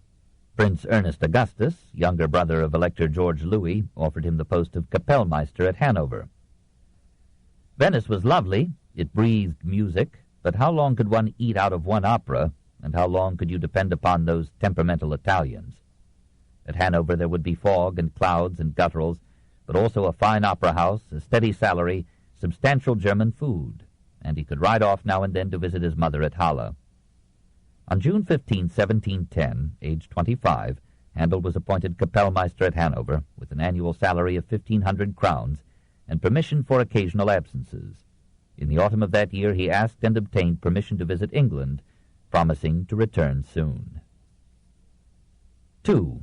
The Conquest of England. London Opera was in trouble. An Italian company was singing there with Basso Boschi, his contralto wife, and male soprano Niccolini, whom Charles Burney, zealous historian of music, judged to be the first truly great singer who has ever sung in our theater. But both the Haymarket Opera House, then called Her Majesty's Theater, and the Drury Lane Theater were in a rough section of the city, where pockets were picked and heads were broken. Society hesitated to risk its wigs and purses there. Hearing that Handel was in London, Aaron Hill, impresario, offered him a libretto drawn from Tasso's Gerusalemme Liberata. Handel set to work with his massive energy, borrowed freely from his own compositions, and in a fortnight completed Rinaldo. Produced on February 24, 1711, it was repeated 14 times to full houses before the end of the season on June 22nd. Addison and Steele attacked it, but London took to it and sang its arias in the streets. Two, especially Lascia ch'io pianga and Cara Sposa, touched sentimental chords and can move us even today. John Walsh made 1,400 guineas by publishing the songs from Rinaldo. Handel Riley suggested that for the next opera, Walsh should write the music and let him publish the score. Soon this best of Handel's operas was produced in Dublin, Hamburg, and Naples. In London, it held the stage for 20 years. Sipping his success, Handel stretched his leave of absence to a year. Then, reluctantly, he returned to Hanover in June 1711. There he was not a lion in drawing rooms, but a servant in the Elector's palace. The opera house was closed for the season. He composed concerti grossi and cantatas while his imagination soared in operas. In October 1712, he asked leave for another short visit to England. The Elector indulged him, perhaps feeling that England was soon to be a Hanoverian appanage in any case. Handel reached London in November and stayed 46 years. He brought with him a new opera, Il Pastor Fido, the Faithful Shepherd, whose pleasant overture still charms our air. It was produced on November 22nd and failed. Stimulated rather than disheartened, he began at once on another theme, Teseo, or Theseus. The premiere on January 10, 1713, was a triumph, but after the second night the manager absconded with the box office receipts. Another manager, John Heidegger, took over, carried Teseo to 13 performances, and rewarded the unpaid composer by arranging a benefit for Mr. Handel, with the composer starring at the harpsichord. The Earl of Burlington, an enthusiastic auditor, invited Handel to make Burlington House his home. Handel accepted, was well lodged and too well fed, and met Pope, Gay, Kent, and other leaders in literature and art. Good fortune crowded upon him. Queen Anne had longed for an end to the War of the Spanish Succession. It came with the Treaty of Utrecht. Handel pleased Anne with his Utrecht Te Deum and with a birthday ode for her anniversary. In these he showed that he had studied Purcell's choruses. The kindly queen rewarded him with a pension of £200. Comfortable and prosperous, he rested on his oars for a truant year. On August 1st, 1714, Anne died, and Elector George Louis of Hanover became George I of England. Handel looked with some apprehension upon this turn of events. He had in effect deserted Hanover, and might expect the royal shoulder to be cold. It was, but George held his peace. The Haymarket House was now renamed His Majesty's Theatre. The king felt obliged to patronize it, but it was playing the truant's Rinaldo. He went in disguise, except for his accent, and enjoyed the performance. Meanwhile, Handel had written another opera, Amadigi di Gaula. Heidegger produced it on May 25, 1715. George liked it. Soon thereafter, the Italian violinist and composer Francesco Gemignani, being invited to perform at court, asked for Handel as the only harpsichordist in England who could fitly accompany him. He had his way. Handel outdid himself. The king forgave him and raised his pension to £400 a year. Princess Caroline engaged him to teach her daughters and added a pension of £200. He was now the best-paid composer in Europe. When George I left London on July 9, 1716, for a visit to Hanover, he took Handel with him. This book is continued at this point on the other side of this cassette. Please reverse or turn the cassette over now.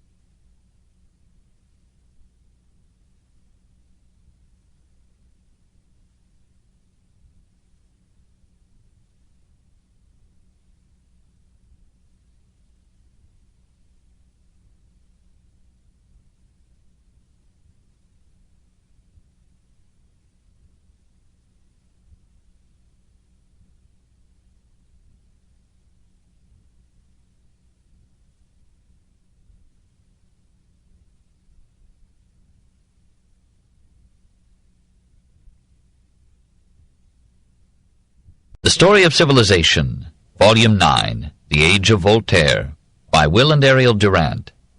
Part 1, continued. Cassette 8, Side 2. When George I left London on July 9, 1716, for a visit to Hanover, he took Handel with him. The musician visited his mother at Halle and began his periodic gifts of money to the impoverished widow of his old teacher, Zachau. King and composer returned to London early in 1717. James Bridges, Earl of Carnarvon, later Duke of Chandos, invited Handel to live at his sumptuous palace, Cannons, in Middlesex, and to replace as its music master Dr. Johann Pepusch, who took delayed revenge by writing the music for the Beggar's Opera. There Handel composed Suite de pièces pour le clavecin, harpsichord fantasies in the style of Domenico Scarlatti and Couperin, some concerti grossi, 12 Chandos anthems, music for Gay's Masque, Acis and Galatea, and an opera, Radamisto. But who would produce the opera? Attendance at His Majesty's Theatre had fallen off. Heidegger was nearing bankruptcy. To rescue him and opera, a group of nobles and rich commoners formed, in February 1719, the Royal Academy of Music, financing it with 50 shares offered to the public at £200 each. George I took 5 shares. On February 21st, a London weekly announced that Mr. Handel, a famous master of music, is gone beyond the sea by order of His Majesty to collect a company of the choicest singers in Europe for the opera in the Haymarket. Handel raided various companies in Germany and visited his mother again. A few hours after he left Halle for England, Johann Sebastian Bach appeared in the town, having walked some 25 miles from Köthen, and asked if he might see the great German who had conquered England. It was too late. The two masters never met. On April 27, 1720, Radamisto was performed before the king, his mistress, and a house brilliant with titles and jewelry. Pedigreed persons fought for admission. Several gentlemen, Mainwaring reported, were turned back who had offered 40 shillings for a seat in the gallery. The English audience rivaled in its applause the Venetians who had acclaimed Agrippina 11 years before. Handel was again the hero of London. Not quite. A rival group of music lovers, led by Handel's former patron, the Earl of Burlington, preferred Giovanni Battista Bononcini. They persuaded the Royal Academy of Music to open its second season with Bononcini's opera Astarto on November 19, 1720. They secured for its leading role a male soprano now more adored than Niccolini. This Senesino, Francesco Bernardi, offensive in manners, captivating in voice, carried Astarto to triumph and a run of 10 performances. Bononcini's admirers hailed him as superior to Handel. Neither composer was responsible for the war that now divided London's operatic public into hostile groups. But London, in this year of the bursting South Sea bubble, was as excitable as Paris. The King and the Whigs favored Handel, the Prince of Wales and the Tories played up Bononcini, and the wits and pamphleteers crowded to the fray. Bononcini seemed to certify his supremacy with a new opera, Crispo, in January 1722, which was so successful that the Academy followed it with another Bononcini triumph, Griselda.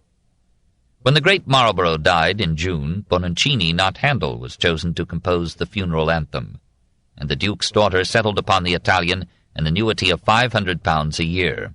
It was Bononcini's year. Handel fought back with Ottone, and a new soprano whom he lured from Italy by an unprecedented guarantee of £2,000. Francesca Cuzzoni, as Horace Walpole saw her, was short and squat, with a doughy cross face but fine complexion, was not a good actress, dressed ill, and was silly and fantastical. But she warbled ravishingly. A contest of wills and tempers enlivened her rehearsals. "Madam," Handel told her, "I well know that you are a veritable female devil, but I myself, I will have you know, am Beelzebub, chief of the devils." When she insisted on singing an aria contrary to his instructions, he took hold of her and threatened to throw her out the window. As the £2,000 would have followed her, she yielded. In the premiere, on January 12, 1723, she sang so well that one enthusiast cried out from the gallery, in mediis rebus, "Damn, she has a nest of nightingales in her belly." Senesino rivaled her, and Boschi's basso helped. On the second night, seats sold for £5 more. About this time, John Gay wrote to Jonathan Swift, "As for the reigning amusement of the town, it is entirely music. Real fiddles, bass viols, and hautboys, not poetical harps, lyres, and reeds. There's nobody allowed to say, 'I sing,' but an eunuch or an Italian woman. Everybody now is grown as great a judge of music as they were in your time of poetry, and folks that could not distinguish one tone from another now daily dispute about the different styles of Handel, Bononcini, and Attilio Ariosti. In London and Westminster, in all polite conversation, Senesino is daily voted the greatest man that ever lived." Again, in excelsis, Handel bought a house in London in 1723 and became a British citizen in 1727. He continued till 1728 the operatic war. He combed history for subjects, and put Flavius, Caesar, Tamerlane, Scipio, Alexander, and Richard I on the stage. Bononcini countered with Astyanax, Erminia, Pharnaces, and Calpurnia. A third composer, Ariosti, set Coriolanus, Vespasian, Artaxerxes, and Darius to music. Never had history been so harmonious. In 1726, the Triune conflict took on added fire with the arrival of Faustina Bordoni, a mezzo-soprano who had already overcome Venice, Naples, and Vienna. She had not the tender and dulcet tones of Cuzzoni, but her voice was seconded by her face, her figure, and her grace. In Alessandro, on May 5, 1726, Handel brought the two divas together, gave them the same number of solos, and carefully balanced them in a duet. For some evenings the audience applauded them both. Then it divided. One part hissed while the other applauded. A new dimension was added to the tuneful war. On June 6, 1727, when the rival prime donne sang in Bononcini's Astianate, the supporters of Cuzzoni broke out in a disgraceful pandemonium of hisses, boos, and roars when Bordoni tried to sing. A fight flared up in the pit and spread to the stage. The divas joined in it and tore at each other's hair. Spectators joyfully smashed the scenery, all in the presence of the humiliated Caroline, Princess of Wales. This reductio ad absurdum might of itself have killed Italian opera in England. The coup de grace was struck by one of the gentlest spirits in London.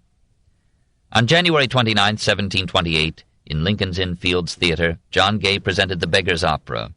We have described its jolly, witty, ribald lyrics, but only those who have heard them sung to the music that Johann Pepusch composed or borrowed for them can understand why the theatre-going public turned almost en masse from Handel, Bononcini, and Ariosti to Pepusch, Polly, and Gay.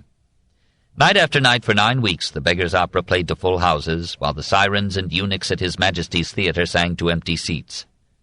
Moreover, Gay had satirized Italian opera.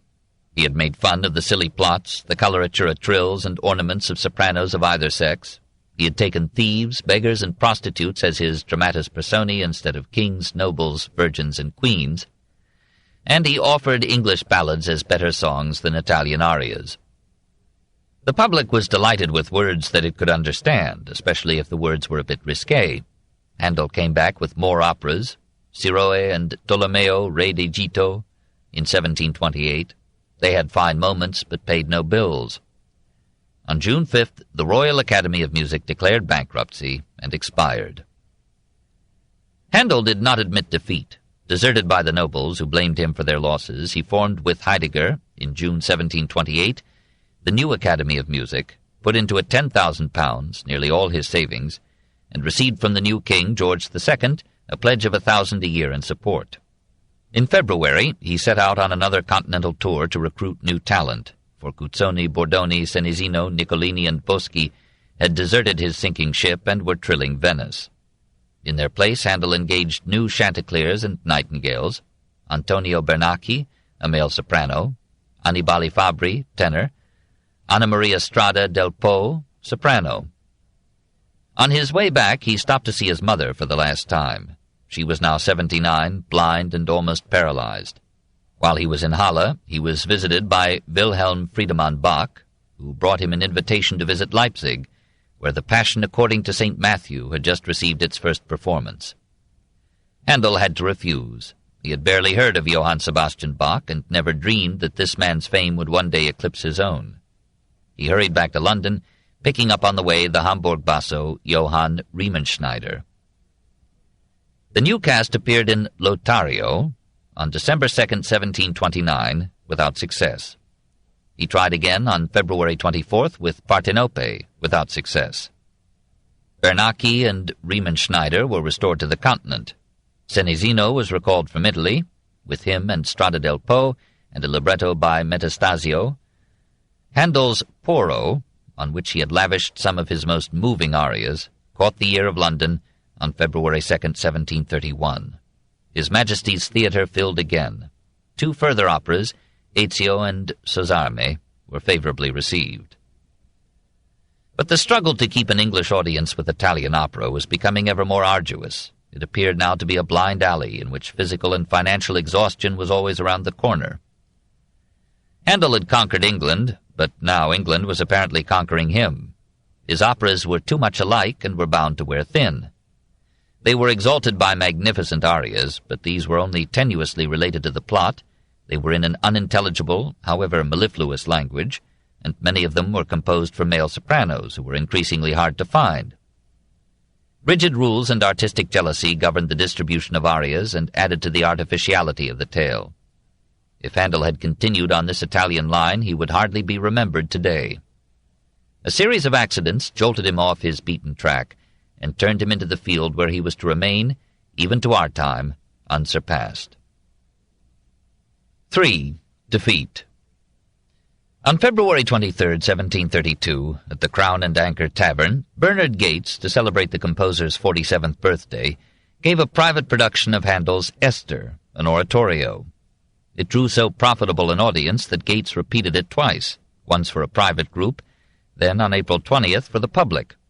This was the first public performance of an oratorio in England. Princess Anne suggested that Esther should be presented at His Majesty's Theatre with costumes, scenery, and action, but the Bishop of London protested against turning the Bible into an opera. Handel made now one of the pivotal decisions of his career. He announced that he would produce the sacred story of Esther as an oratorio in English at the Haymarket Theatre on May 2nd, but added that there would be no action on the stage, and that the music was to be disposed after the manner of the coronation service. So he distinguished oratorio from opera. He provided his own chorus and orchestra, and taught La Strada and other Italians to sing their solos in English. The royal family attended, and Esther bore 5 repetitions in its first month. Another oratorio, Acis and Galatea, on June 10th, failed to please, and Handel turned back to opera. Orlando, on January 27, 1733, had a good run. Even so, the partnership with Heidegger faced bankruptcy. When Handel produced his third oratorio, Deborah, on March 17th, he tried to regain solvency by doubling the price of admission. An anonymous letter to the craftsman denounced this measure and called for a revolt against the domination of London's music by the insolent, imperious, and extravagant Mr. Handel. As Handel had won the patronage of the king, he automatically lost the goodwill of Frederick, Prince of Wales, son and foe of George II. Handel, whose manners often yielded to his temper, made the mistake of offending Frederick's drawing-master, Joseph Goupy. Goupy took revenge by drawing a caricature of the composer as a monstrous glutton with the snout of a boar. Copies of this were circulated through London and added to Handel's misery. In the spring of 1733, the Prince of Wales encouraged his courtiers to form a rival company, the Opera of the Nobility. It brought from Naples the most famous singing teacher of the age, Niccolo Porpora, lured Senesino from Handel and Cuzzoni from Italy, and on December 29th, at the Lincoln's Inn Fields Theatre, it produced Porpora's Ariana with great acclaim. Handel met this new challenge with an opera on a defiantly similar theme, Ariana in Creta, on January 26, 1734. It, too, was well received. But at the end of the season, his contract with Heidegger expired. Heidegger leased His Majesty's Theatre to the Opera of the Nobility, and Handel moved his company to John Rich's Covent Garden Theatre. Porpora scored by calling upon the world's most renowned castrato, Carlo Broschi, known to all Europe as Farinelli. On this man's singing we may dilate when we meet him in his native Bologna. Here it need hardly be said that when, on October 29th, he joined Senesino and Cuzzoni in Porpora's Artaserse, it was an event in the music history of England. The opera was repeated 40 times during Farinelli's 3-year stay. To compete with it, Handel offered Ariodante on January 8, 1735, one of his finest operas, uniquely rich in its instrumental music. It earned 10 performances in 2 months and promised to make ends meet. But when Porpora produced Polifemo on February 1st, with Farinelli in the leading role, the king, the queen, and the court could not stay away. Its run exceeded that of Artaserse, while Handel's Alcina, on April 16th, was soon playing to empty seats, though a suite from its score still appears on programs today. For half a year, Handel retired from the battlefield to nurse his rheumatic pains with the waters of Tunbridge Wells. On February 19, 1736, he returned to Covent Garden with an oratorio set to Dryden's Alexander's Feast. A contemporary reported that the capacity audience of 1,300 received the oratorio with applause such as had seldom been heard in London. Handel was comforted with receipts of £450. But though he gave a stirring organ recital in the intermission, the ode was too slight to bear more than 4 repetitions, and the desperate composer, impresario, conductor, virtuoso turned again to opera. On May 12th he offered Atalanta as a pastoral play celebrating the marriage of the Prince of Wales.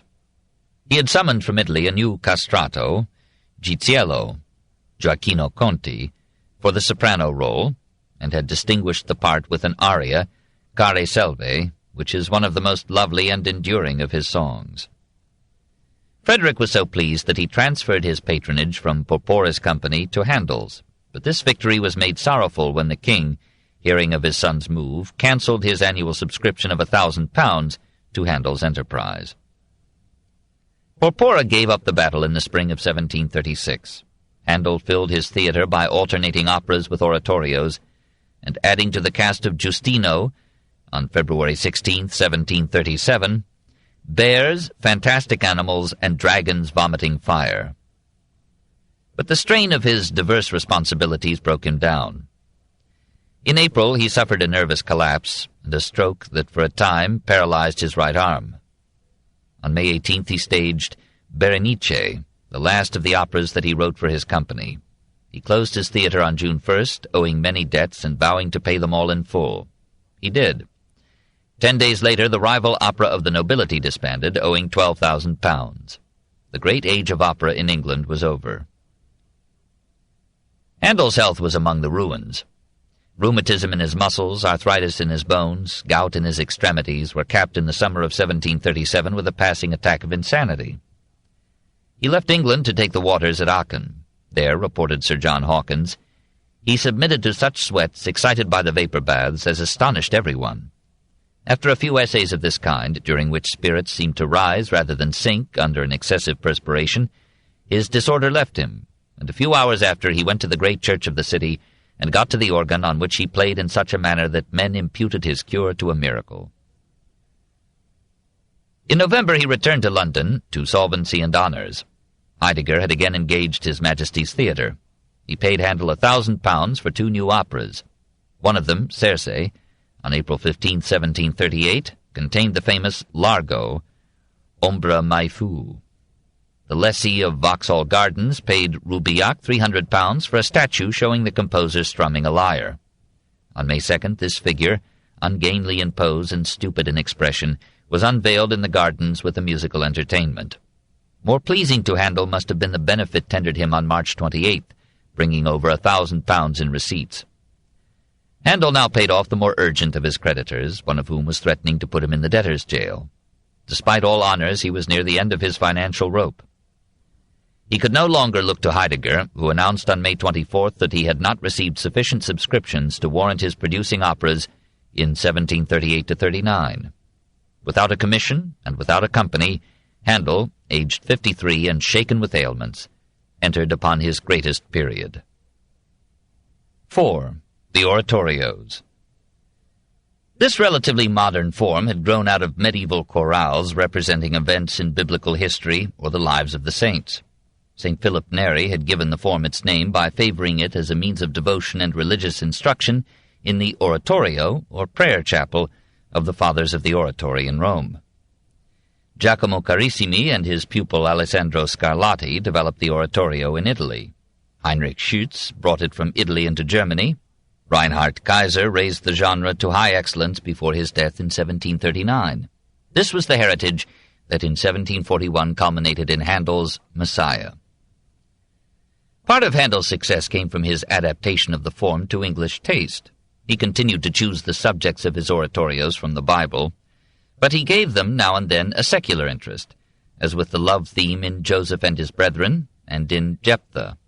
He emphasized the dramatic rather than the religious character, as in Saul and Israel in Egypt, and he used an entire English text, only partly biblical. It was in good part religious music, but it was independent of churches and liturgy. It was performed on a stage under secular auspices. Moreover, Handel used biblical themes to symbolize English history. Israel stood for England. The Great Rebellion of 1642 and the Glorious Revolution of 1688 could be heard in the struggle of the Jews for liberation from Egyptian, or Stuart, bondage, and Hellenistic, or Gallic, domination. The chosen people was really the English nation, and the God of Israel was the same who had led the English people through trial to victory. Like the Puritans, Handel thought of God as the mighty Jehovah of the Old Testament, not as the forgiving Father of the New. England felt this and responded proudly to Handel's oratorios.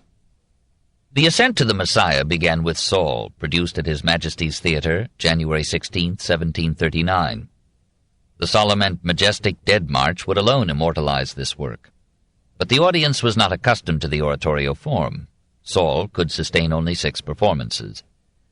With unbelievable energy, Handel composed and presented on April 4th another masterwork, Israel in Egypt. Here he made the chorus the hero, the voice of a nation in birth, and wrote what many consider his supreme music. It proved too vast and heavy for the current appetite, and Handel finished this historic season with new debts. On October 23, 1739, England plunged into war with Spain for Jenkins's ear. Amid the turmoil, Handel hired a small theatre, and on the feast of the patron saint of musicians, he offered his setting of Dryden's Ode for St. Cecilia's Day, this on November 22, 1739. Even in the cold and chaos of that wintry night, London could not resist the bright melodious overture, the ethereal soprano aria in the 3rd stanza, or the soft complaining flute and warbling lute in the 5th, while the double, double, double beat of the thundering drum accorded with the spirit of war that was rumbling through the streets. Handel took heart again and tried an opera, Imeneo, in 1740, which failed. He tried another, Diadamia, in 1741. It too failed, and the tired giant retired for almost 2 years from the London musical scene. These 2 years were his finest. On August 22, 1741, he began to compose the Messiah. The text was adapted by Charles Jennens from the books of Job, Psalms, Isaiah, Lamentations, Haggai, Zechariah, and Malachi in the Old Testament, and in the New, the Gospels of Matthew, Luke, and John, the Epistles of Paul, and the Book of Revelation. The score was completed in 23 days. In some of these, he told a friend, "I did think I did see all heaven before me, and the great God himself." Having no early prospect of finding an audience for it, he went on to write another major oratorio, Samson, based on the Samson Agonistes of Milton. At an unknown date during these ecstasies, he received an invitation to present some of his works in Dublin. The proposal seemed to come from an appreciative Providence. Actually, it came from William Cavendish, Duke of Devonshire, Lord Lieutenant of Ireland. He reached Dublin November 17, 1741. He engaged the best singers he could find, including Susanna Maria Cibber, the accomplished daughter of Thomas Arne. Several charitable organizations arranged 6 concerts for him. These were so successful that a second series was presented. On March 27, 1742, 2 Dublin periodicals carried an announcement that, for the relief of the prisoners in the several jails and for the support of Mercer's Hospital, on Monday the 12th of April, will be performed at the Music Hall in Fishamble Street, Mr. Handel's new grand oratorio called The Messiah, in which the gentlemen of the choir of both cathedrals will assist, with some concertos on the organ by Mr. Handel. Tickets were sold also for the rehearsal on April 8th, which Faulkner's journal reported to be performed so well that it was allowed by the greatest judges to be the finest composition of music that ever was heard. To this was added a notice postponing the Monday performance to Tuesday, and requesting the ladies please to come without hoops, as it will greatly increase the charity by making room for more company. A later item requested the men to come without their swords. In these ways the seating capacity of the music hall was raised from 600 to 700 seats. At last, on April 13, 1742, the most famous of all major musical compositions was presented. On April 17th, 3 Dublin papers carried an identical review. On Tuesday last, Mr. Handel's sacred grand oratorio, The Messiah, was performed. The best judges allowed it to be the most finished piece of music. Words are wanting to express the exquisite delight it afforded to the admiring crowded audience. The sublime, the grand, and the tender, adapted to the most elevated, majestic, and moving words, conspired to transport and charm the ravished heart and ear. It is but justice to Mr. Handel that the world should know he generously gave the money arising from this grand performance to be equally shared by the Society of Relieving Prisoners, the Charitable Infirmary, and Mercer's Hospital, for which they will ever gratefully remember his name. The Messiah was repeated in Dublin on June 3rd. It has been repeated 1,000 times since, yet who has yet grown weary of those muted or majestic arias with their subdued and gracious accompaniments? He shall feed his flock. I know that my Redeemer liveth. He shall be exalted. He was despised and rejected. When, at the Dublin premiere, Mrs. Cibber sang this last air, an Anglican clergyman cried out from the audience, "Woman, for this thy sins be forgiven thee." All the depth and fervor of religious hope, all the tenderness of pious song, all the art and feeling of the composer came together to make these arias the supreme moments in modern music. On August 13th, replenished in spirit and purse, Handel left Dublin, resolved to conquer England again. He must have been comforted to find that Pope, in the 4th book of the Dunciad in 1742, had gone out of his way to praise him. Strong in new arms, lo, giant Handel stands, like bold Briareus, with 100 hands, meaning the orchestra. To stir, to rouse, to shake the soul he comes, and Jove's own thunders follow Mars's drums. So, on February 18, 1743, at the Theatre Royal in Covent Garden, the rejuvenated composer presented his oratorio Samson. George II led London's elite to the premiere. The lovely overture pleased everyone but Horace Walpole, who was resolved nil admirari. The noble aria, O God of Hosts, was almost of messianic splendor. Samson, like Samson, brought down the house. But when a month later, on March 23rd, the Messiah itself was offered to London, even the king, who then established a lasting custom by rising to his feet at the Hallelujah chorus, could not lift the oratorio to acceptance. The clergy condemned the use of a theatre for religious music. The nobility, still smarting from the failure of their opera company, stayed away. The Messiah was offered only 3 times in the next 2 years, then not again till 1749. In that year Handel, who was a philanthropist between bankruptcies, presented a handsome organ to the Foundlings Hospital, so dear to his friend Hogarth. And on May 1st, 1750, he gave the first of many annual performances of the Messiah for the benefit of those lucky unfortunates. On June 27, 1743, George II led his army to victory at Dettingen. When he returned to London, the city greeted him with parades, illuminations, and music, and the Chapel Royal in the Palace of St. James resounded with the Dettingen Te Deum that Handel had composed for the occasion. It was a product of genius and scissors, for it contained passages pilfered from earlier and minor composers, but it was a miracle of agglutination. The king was pleased. Encouraged by royal smiles, Handel renewed his efforts to recapture the ear of London. On February 10, 1744, he presented another oratorio, Semele. It contained the exquisite song, Where'er You Walk, which England and America still sing, but it could not exceed 4 performances.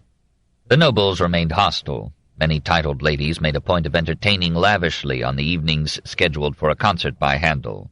Rowdies were hired to tear down his advertisements. On April 23, 1745, he cancelled the 8 concerts that he had announced. He closed his theatre and retired to Tunbridge Wells. rumor had it that he was insane. "Poor Handel," wrote the current Earl of Shaftesbury on October 24th, "looks a little better. I hope he will recover completely, though his mind has been entirely deranged." The rumor may have erred, for Handel, now 60 years old, responded with all his powers to an invitation from the Prince of Wales to commemorate the victory of the prince's younger brother, the Duke of Cumberland, over the Stuart forces at Culloden. Handel took as a symbolic subject Judas Maccabeus's triumph, from 166 to 161 B.C., over the Hellenizing schemes of Antiochus IV. The new oratorio was so well received on April 1st, 1747, that it bore 5 repetitions in its first season. The Jews of London, grateful to see one of their national heroes so nobly celebrated, helped to swell the attendance, enabling Handel to present the oratorio 40 times before his death. Grateful for this new support, he took most of his oratorio subjects henceforth from Jewish legend or history: Alexander Belus, Joshua, Susanna, Solomon, Jephthah. By contrast, Theodora, a Christian theme, drew so small an audience that Handel ruefully remarked, "There was room enough to dance." Chesterfield left before the conclusion, excusing himself on the ground that he did not wish to disturb the king in his privacy. 5. Prometheus. The oratorios are but one species of the genus Handel. His polymorphous spirit turned with almost spontaneous accord to any of a dozen musical forms. Songs that still touch the chords of sentiment, keyboard pieces of exquisite delicacy, sonatas, suites, quartets, concertos, operas, oratorios, ballet music, odes, pastorals, cantatas, hymns, anthems, Te Deums, passions. Almost everything but the nascent symphony is there, rivaling the profuse immensity of Beethoven or Bach. The suite de pièces pour le clavecin sound today on the harpsichord like the voices of happy children still unacquainted with history. The second set of suites began with that prelude which Brahms frolicked with in Variations and Fugue on a Theme of Handel. Just as he had taken the oratorio from Carissimi and Kaiser and brought it to its peak, so Handel took from Torelli and Corelli the Concerto Grosso, for 2 or more solo or duo instruments with a chamber orchestra. In Opus 6 he left 12 such concerti grossi, pitting 2 violins and a violoncello against an ensemble of strings. Some of them strike us as monotonous today, some come close to Bach's Brandenburg concertos. There are also in Handel delightful concertos for a single solo instrument, harpsichord, organ, violin, viola, oboe, or harp. Those for keyboards were performed by Handel himself in preludes or interludes. Sometimes he left place in the concerto scores for what we would now call a cadenza, wherein the performer could free his imagination and display his skills. Handel's improvisations in such openings were the wonder of many days. In July 1717, George I arranged a royal progress in decorated barges on the Thames. The Daily Current of July 19, 1717, reveals the scene. On Wednesday evening at about 8, the King took water at Whitehall in an open barge, wherein were also the Duchess of Newcastle, the Countess of Godolphin, Madame Kilmansegg, and the Earl of Orkney, and went up the river towards Chelsea. Many other barges with persons of quality attended, and so great a number of boats that the whole river in a manner was covered. A city company's barge was employed for the music, wherein were 50 instruments of all sorts, who played all the way from Lambeth the finest symphonies, composed express for the occasion by Mr. Handel, which His Majesty liked so well that he caused it to be played over 3 times in going and returning. This is the water music that is today the heartiest and most pleasant survivor of Handel's instrumental compositions. Apparently there were originally 21 movements, too many for modern auditors, lacking barges and hours. Generally we hear only 6. Some are a bit tiresome in their melodious wandering, but most of them are healthy, joyous, sparkling music, as if flowing from a fountain to make a lullaby for royal mistresses. The water music is the oldest piece in today's orchestral repertoire. A full generation later, for a second George, Handel dignified another outdoor occasion. To celebrate the Peace of Aix-la-Chapelle, the government arranged a display of fireworks in the Green Park and commissioned Handel to write the royal fireworks music. When this was rehearsed in Vauxhall Gardens on April 21, 1749, 12,000 persons paid the then considerable sum of 2 shillings each to hear it. So great was the congestion that traffic on the approach over London Bridge was held up for 3 hours, probably the most stupendous tribute any composer ever received. On April 27th, half of London pushed its way into the Green Park. 16 yards of its wall had to be torn down to let them enter in time. A band of 100 musicians played Handel's music, and fireworks sparkled in the sky. A building erected for the occasion caught fire. The crowd panicked. Many persons were injured. 2 died. All that remained of the festivity was Handel's music. Designed to commemorate a victorious war and to be heard at a distance, it is a blare of bravos and a din of drums, too noisy for an adagio ear, but one largo movement falls gratefully upon tired nerves. England at last came to love the old German who had striven so hard to be an Englishman. He had failed, but he had tried, even to swearing in English. London had learned to forgive his massive corpulence, his broad face and swelling cheeks, his bow legs and heavy gait, his velvet scarlet greatcoat, his gold-knobbed cane, his proud and haughty air. After all his battles, this man had the right to look like a conqueror, or at least a lord. His manners were rough. He disciplined his musicians with love and rage. He scolded his audience for talking at rehearsals. He threatened divas with violence. But he muffled his guns with humor. When Cuzzoni and Bordoni took to fisticuffs on the stage, he said calmly, "Let them fight it out." And he accompanied their tantrums with a merry obligato on the kettle drums. When a singer threatened to jump upon the harpsichord because Handel's accompaniments attracted more attention than the singing, Handel asked him to name the date of this proposed performance so that it might be advertised, for, he said, "More people will come to see you jump than to hear you sing." His bons mots were as remarkable as Jonathan Swift's, but one had to know 4 languages to enjoy them. In 1752 he began to lose his eyesight. While he was writing Jephthah, his vision became so blurred that he had to stop. On the autographed manuscript in the British Museum are strange irregularities, stems placed at some distance from the notes to which they belonged, and notes which had obviously lost their way. At the foot of the page appears a line by the composer. "Have got so far, Wednesday, 13th February, prevented from continuing because of my left eye." 10 days later he wrote on the margin, "The 23rd February, am a little better, resumed work." Then he composed the music for the words, "Our joy is lost in grief, as day is lost in night." On November 4th, the General Advertiser reported, "Yesterday, George Frederick Handel, Esquire, was couched for cataract by William Bromfield, Esquire, surgeon to Her Royal Highness the Princess of Wales." The operation seemed successful, but on January 27th, 1753, a London newspaper announced that Mr. Handel has at length, unhappily, quite lost his sight. Later reports indicate that he retained some vestiges of vision till his death. He continued composing and conducting for 7 years more.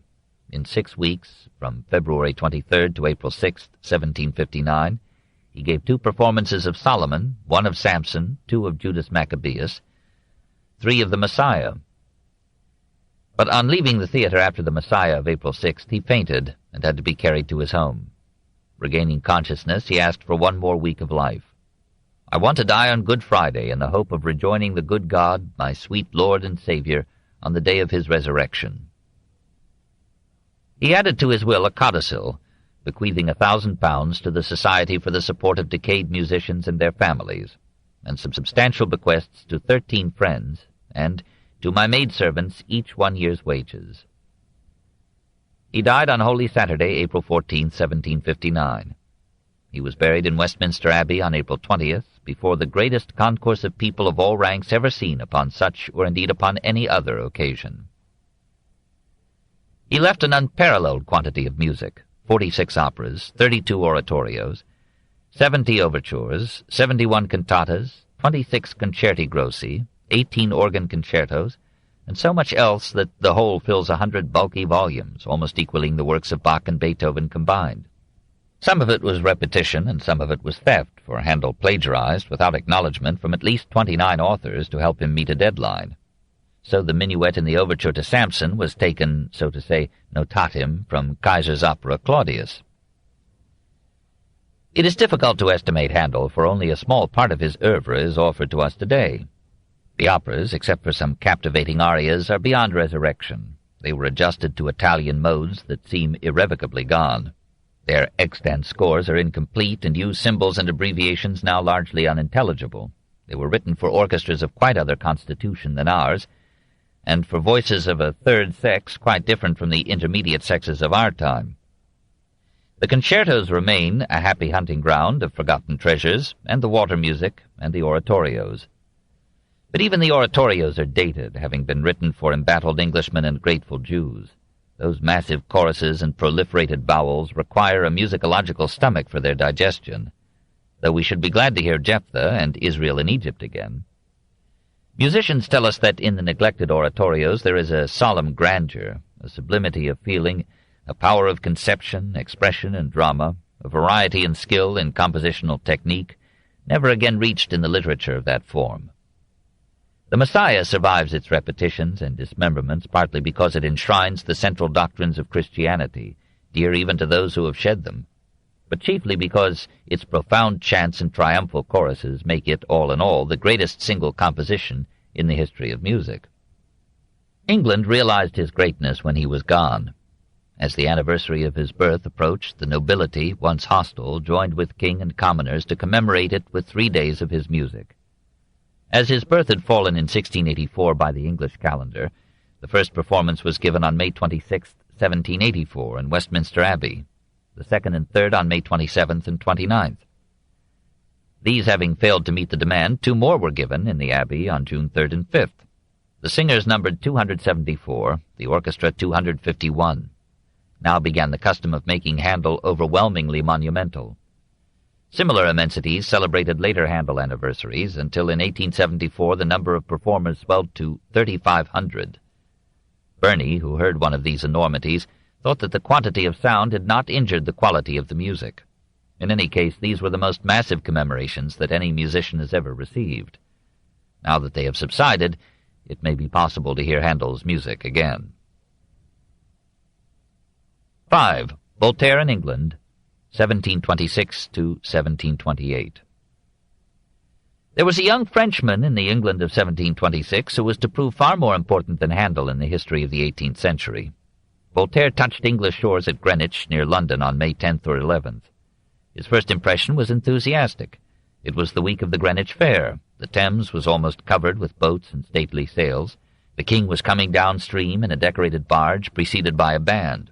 On shore, men and women moved proudly on prancing horses. On foot were scores of pretty girls dressed for a holiday. Voltaire, 32, was stirred by their graceful figures, demure modesty, and rosy cheeks. He forgot them when he reached London and found that the banker on whose funds he had a letter of exchange for 20,000 francs had declared bankruptcy. He was rescued by Everard Faulkner, a merchant whom he had met in France. For some months he stayed at this generous Briton's estate at Wandsworth, a suburb of London. George I, hearing of Voltaire's contretemps, sent him 100 guineas. He had letters of introduction from Horatio Walpole, British ambassador to France, to many celebrities. Sooner or later he met nearly everyone of any prominence in English letters or politics. This book is continued on Cassette 9, Side 1.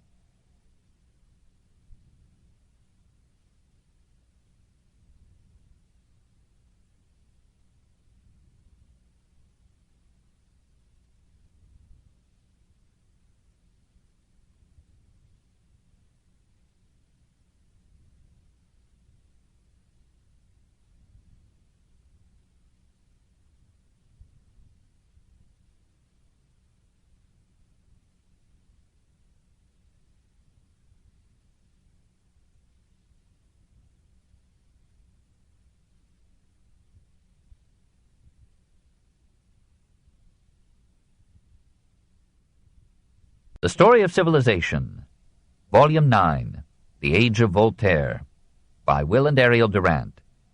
Part 1, continued, Cassette 9, Side 1. He had letters of introduction from Horatio Walpole, British ambassador to France, to many celebrities. Sooner or later he met nearly everyone of any prominence in English letters or politics. He was received by Robert Walpole, Prime Minister, by the Duke of Newcastle, by Sarah, Duchess of Marlborough, by George Augustus and Caroline, Prince and Princess of Wales, and finally by the king, who gave him a valuable watch, which Voltaire sent as a peace offering to his father. He visited Milord and Milady Bolingbroke, and found their affection still the same. In August he made a flying trip to France, still eager to fight Rouen, but probably to regulate his financial affairs. For 3 months he lived, part of the time with Swift, as guest of the 3rd Earl of Peterborough. For another 3 months he enjoyed at Eastbury Manor the hospitality of Bub Dodington, corrupt politician but kindly Maecenas to Fielding, Thomson, and Young. Voltaire met the two poets there, and read them with no profit. He set himself resolutely to learn the language. By the end of 1726 he was writing letters in English. For the first months he confined himself to circles where French was understood, but nearly all men and women of consequence in English letters or politics knew French. The notebooks that he now filled were written in either language, and show that he learned the wicked words first.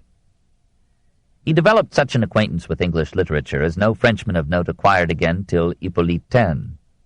He read Bolingbroke, but found the Viscount's pen less brilliant than his tongue.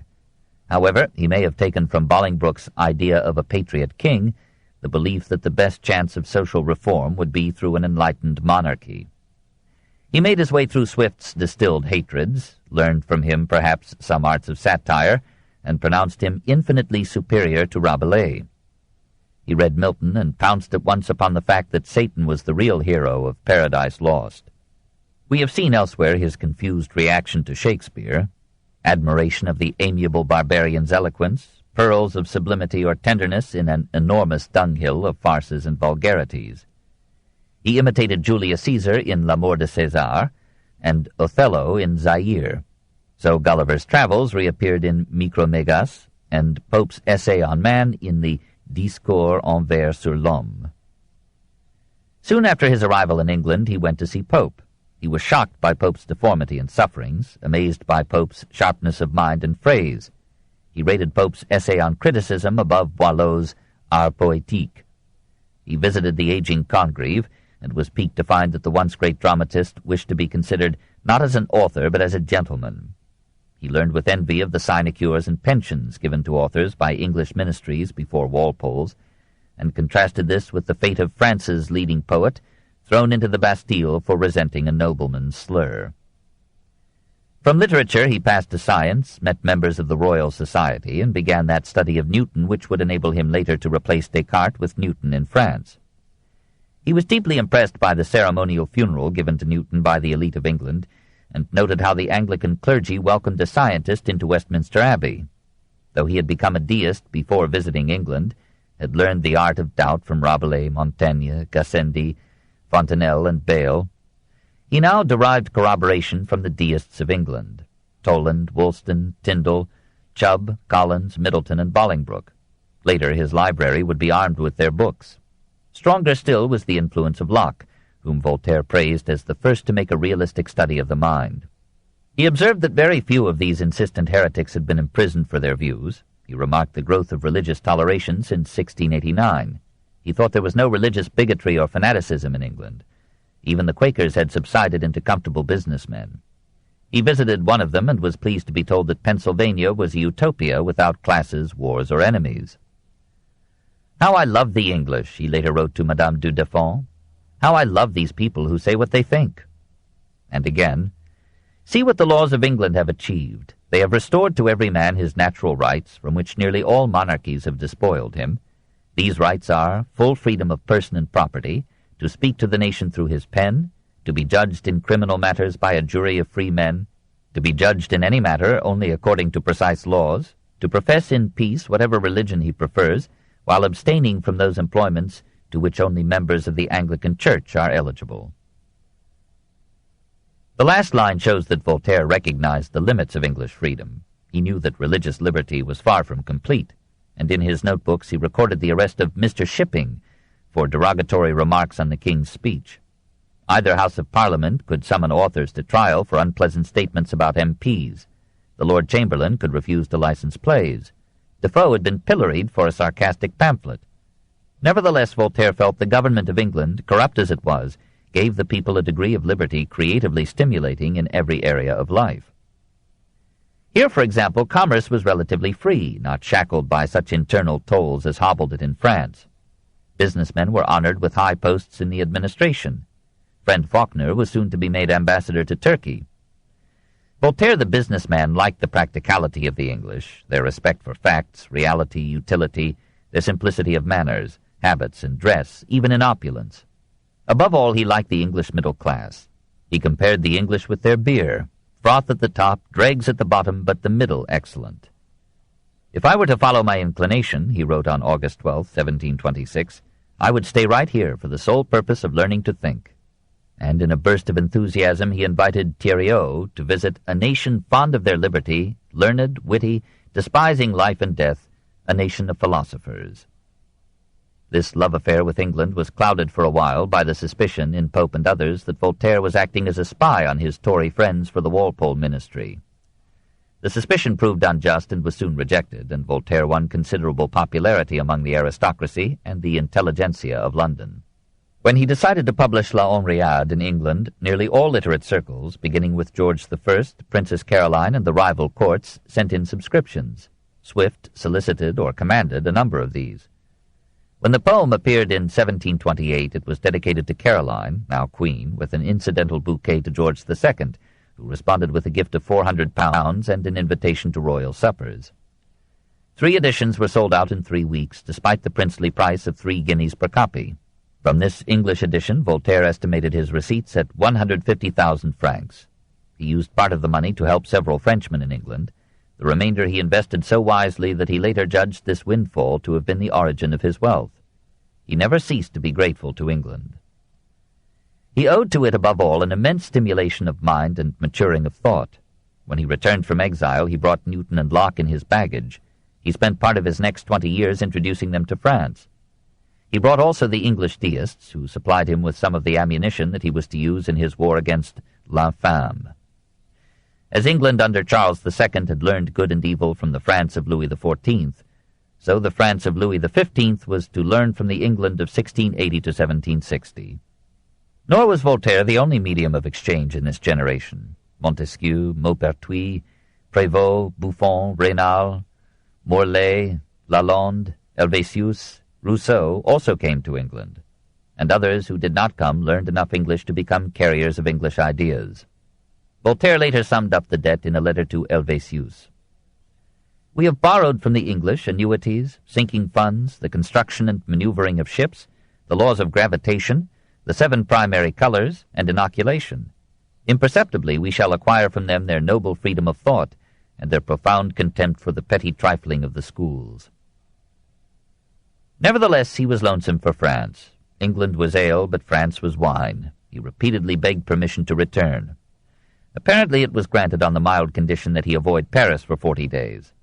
We do not know when he left England, probably in the fall of 1728. In March 1729 he was in Saint-Germain-en-Laye.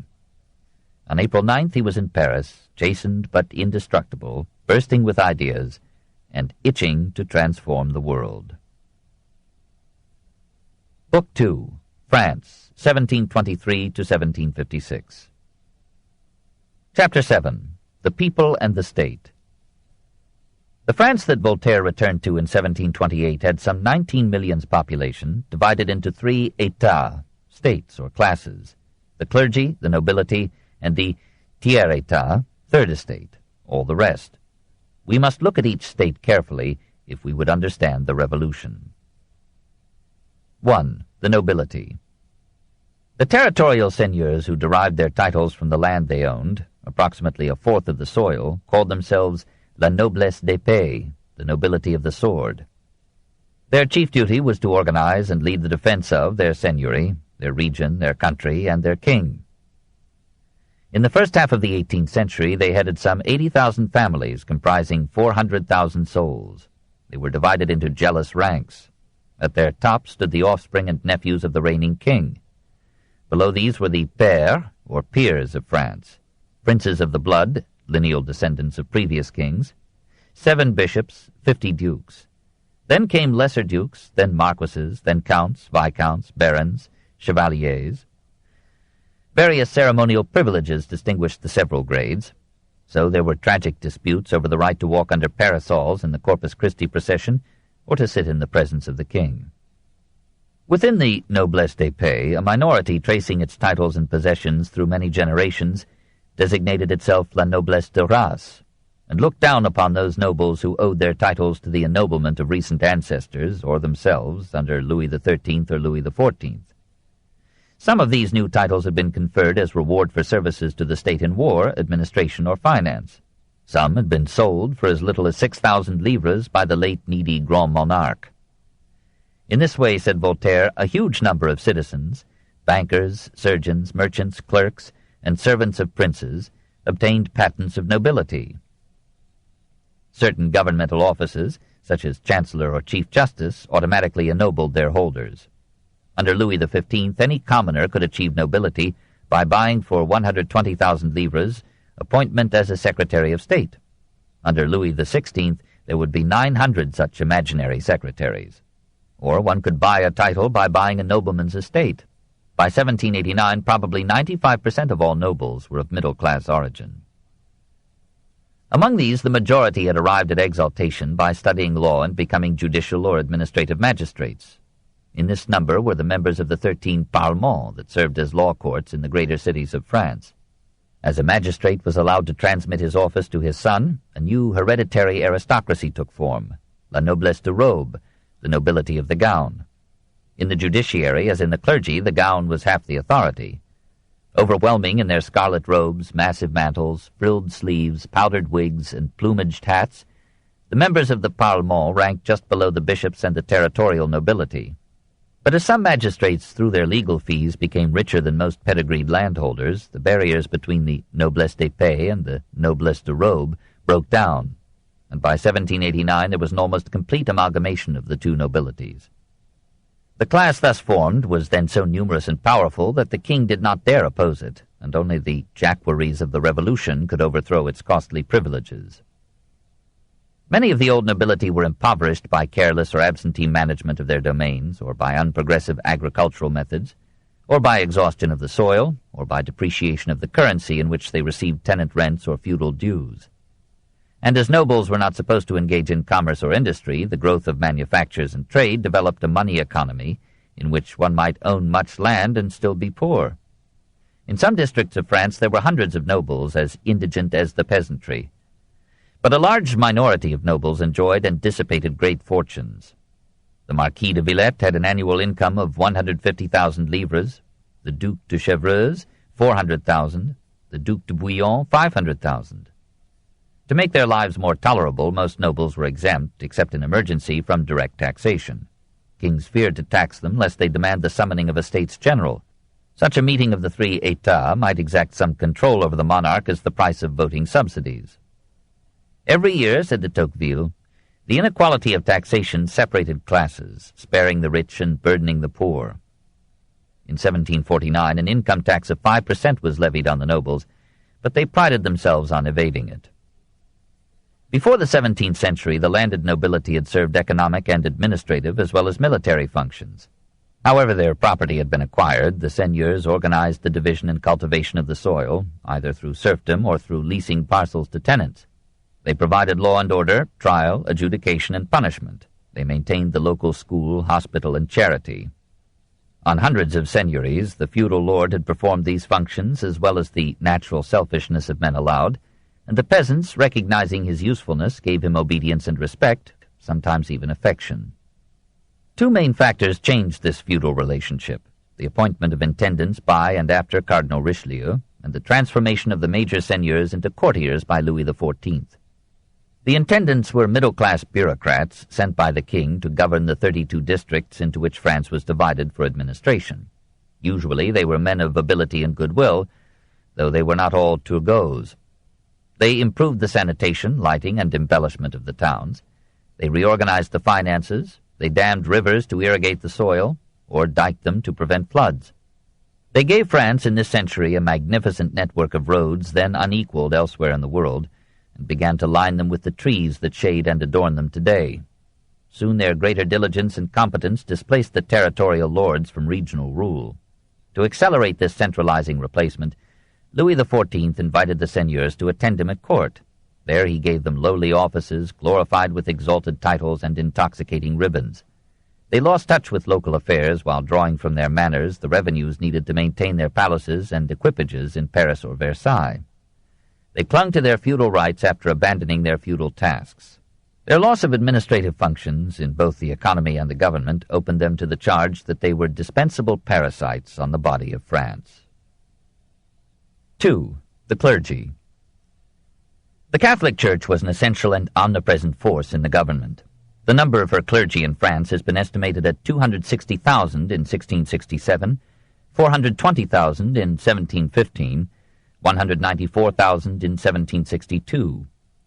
These figures are guesses, but we may assume a decline of some 30% during the 18th century, despite an increase in the population. Lacroix calculated that in 1763 France had 18 archbishops, 109 bishops, 40,000 priests, 50,000 vicaires, or assistant priests, 27,000 priors or chaplains, 12,000 canons regular, 20,000 clerks, and 100,000 monks, friars, and nuns. Of 740 monasteries, 625 were in commendam, that is, they were governed by assistant abbots on behalf of absentee abbots who received the title and half or two-thirds of the revenue without being required to live an ecclesiastical life. The higher clergy were practically a branch of the nobility. All bishops were appointed by the king, usually on nomination by the local seigneurs, and subject to papal consent. Titled families, to keep their property undivided by inheritance, secured bishoprics or abbacies for their younger sons. Of 130 bishops in France in 1789, only one was a commoner. Such scions of old stock brought into the church their habits of worldly luxury, sport, and pride. Prince Cardinal Édouard de Rohan had an albe ordered with point lace and valued at 100,000 livres, and his kitchen utensils were of massive silver. Archbishop Dion of Narbonne explained to Louis XVI why, after prohibiting the chase to his clergy, he himself continued to hunt.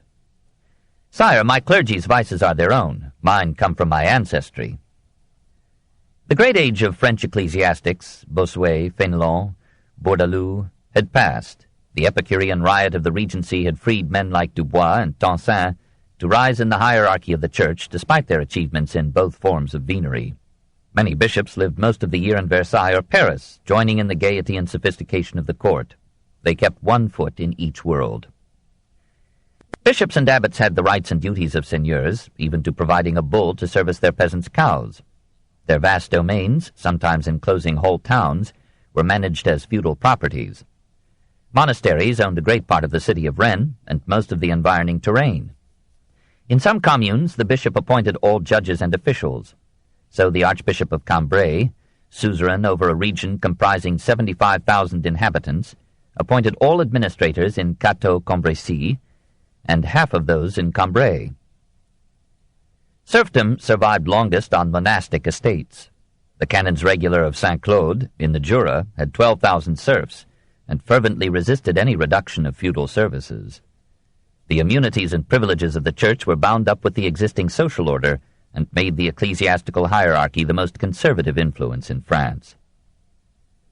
The Church annually collected, with some moderation and consideration, a tithe of every landholder's produce and cattle, but this décime was seldom an actual tenth. More often it was a 12th, sometimes only a 20th. With this, and gifts, legacies, and the revenue from her realty, the Church maintained her parish priests in poverty and her bishops in luxury. She relieved the destitute, and educated and indoctrinated the young. Next to the king with his army, the Church was the strongest and richest power in France. She owned, by diverse estimates, from 6 to 20% of the soil and a third of the wealth. The Bishop of Sens had a yearly income of 70,000 livres, the Bishop of Beauvais 90,000, the Archbishop of Rouen 100,000, of Narbonne 160,000, of Paris 200,000. The Archbishop of Strasbourg had over 1 million a year. The Abbey of Prémontré, near Laon, had a capital of 45 million livres.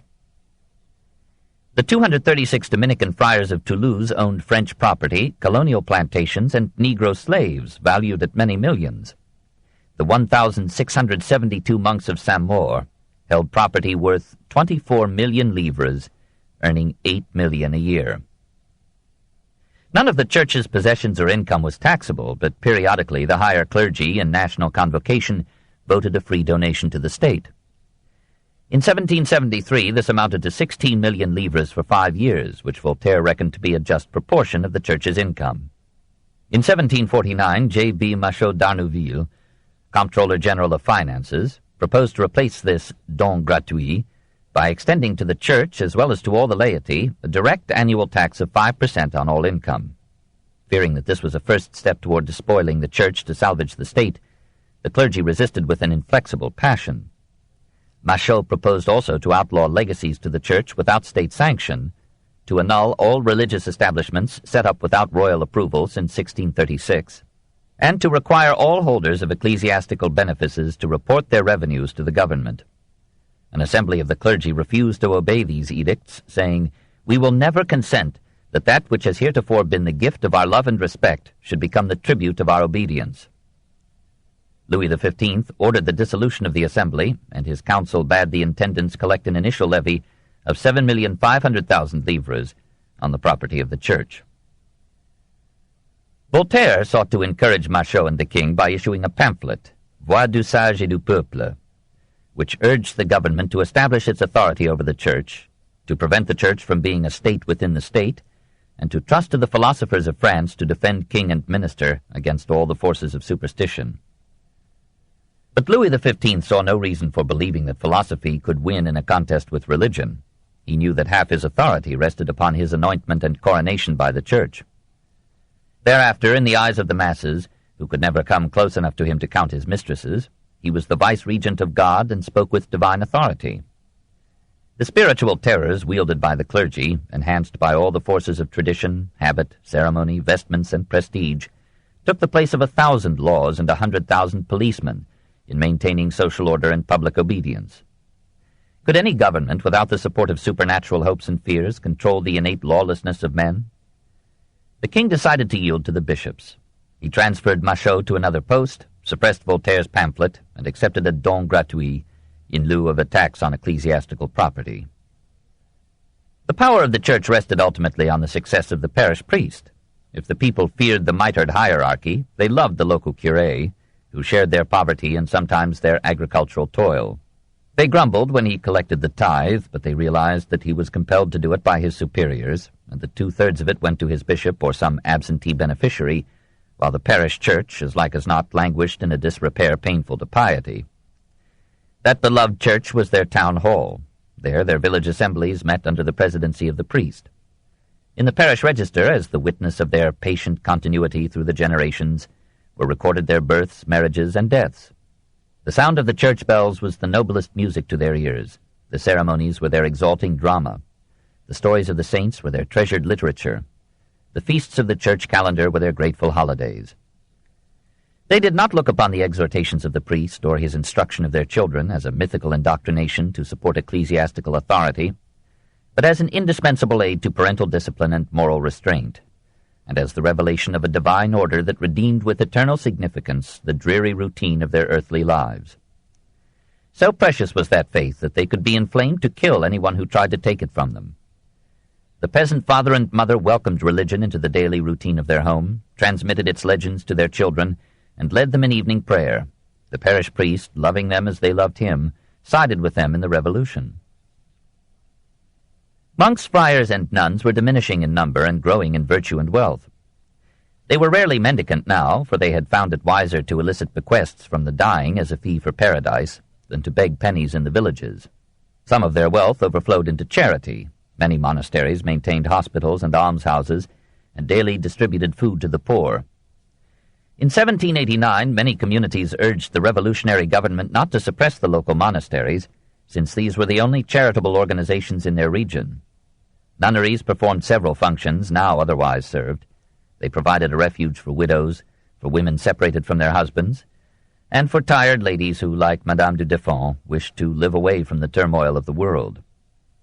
The convents did not entirely renounce worldly pleasures, for the well-to-do used them as havens for surplus daughters, who might otherwise, by requiring marriage dowries, have lessened the patrimony of the sons. And these discarded virgins were not always inclined to austerity. The Abbess of Origny had a coach and four, and entertained both sexes in her comfortable apartment. At Alix, the nuns wore hoop skirts and silk robes lined with ermine. At other nunneries they dined and danced with officers from nearby camps. These were apparently sinless relaxations. Many of the stories of conventual immorality in the 18th century were lurid exaggerations in the propaganda war of rival faiths. Instances of girls kept in convents against their will were now rare. The Jesuits had declined in power and prestige. Till 1762 they still controlled education and provided influential confessors to king and queen. But they had suffered from the eloquence of Pascal and the skeptics of the impious Regency, and were losing their long contest with the Jansenists. These Calvinistic Catholics had survived royal persecution and papal bulls. They were numerous in the business and artisan classes and in law. They were nearing ascendancy in the Paris and other parlements.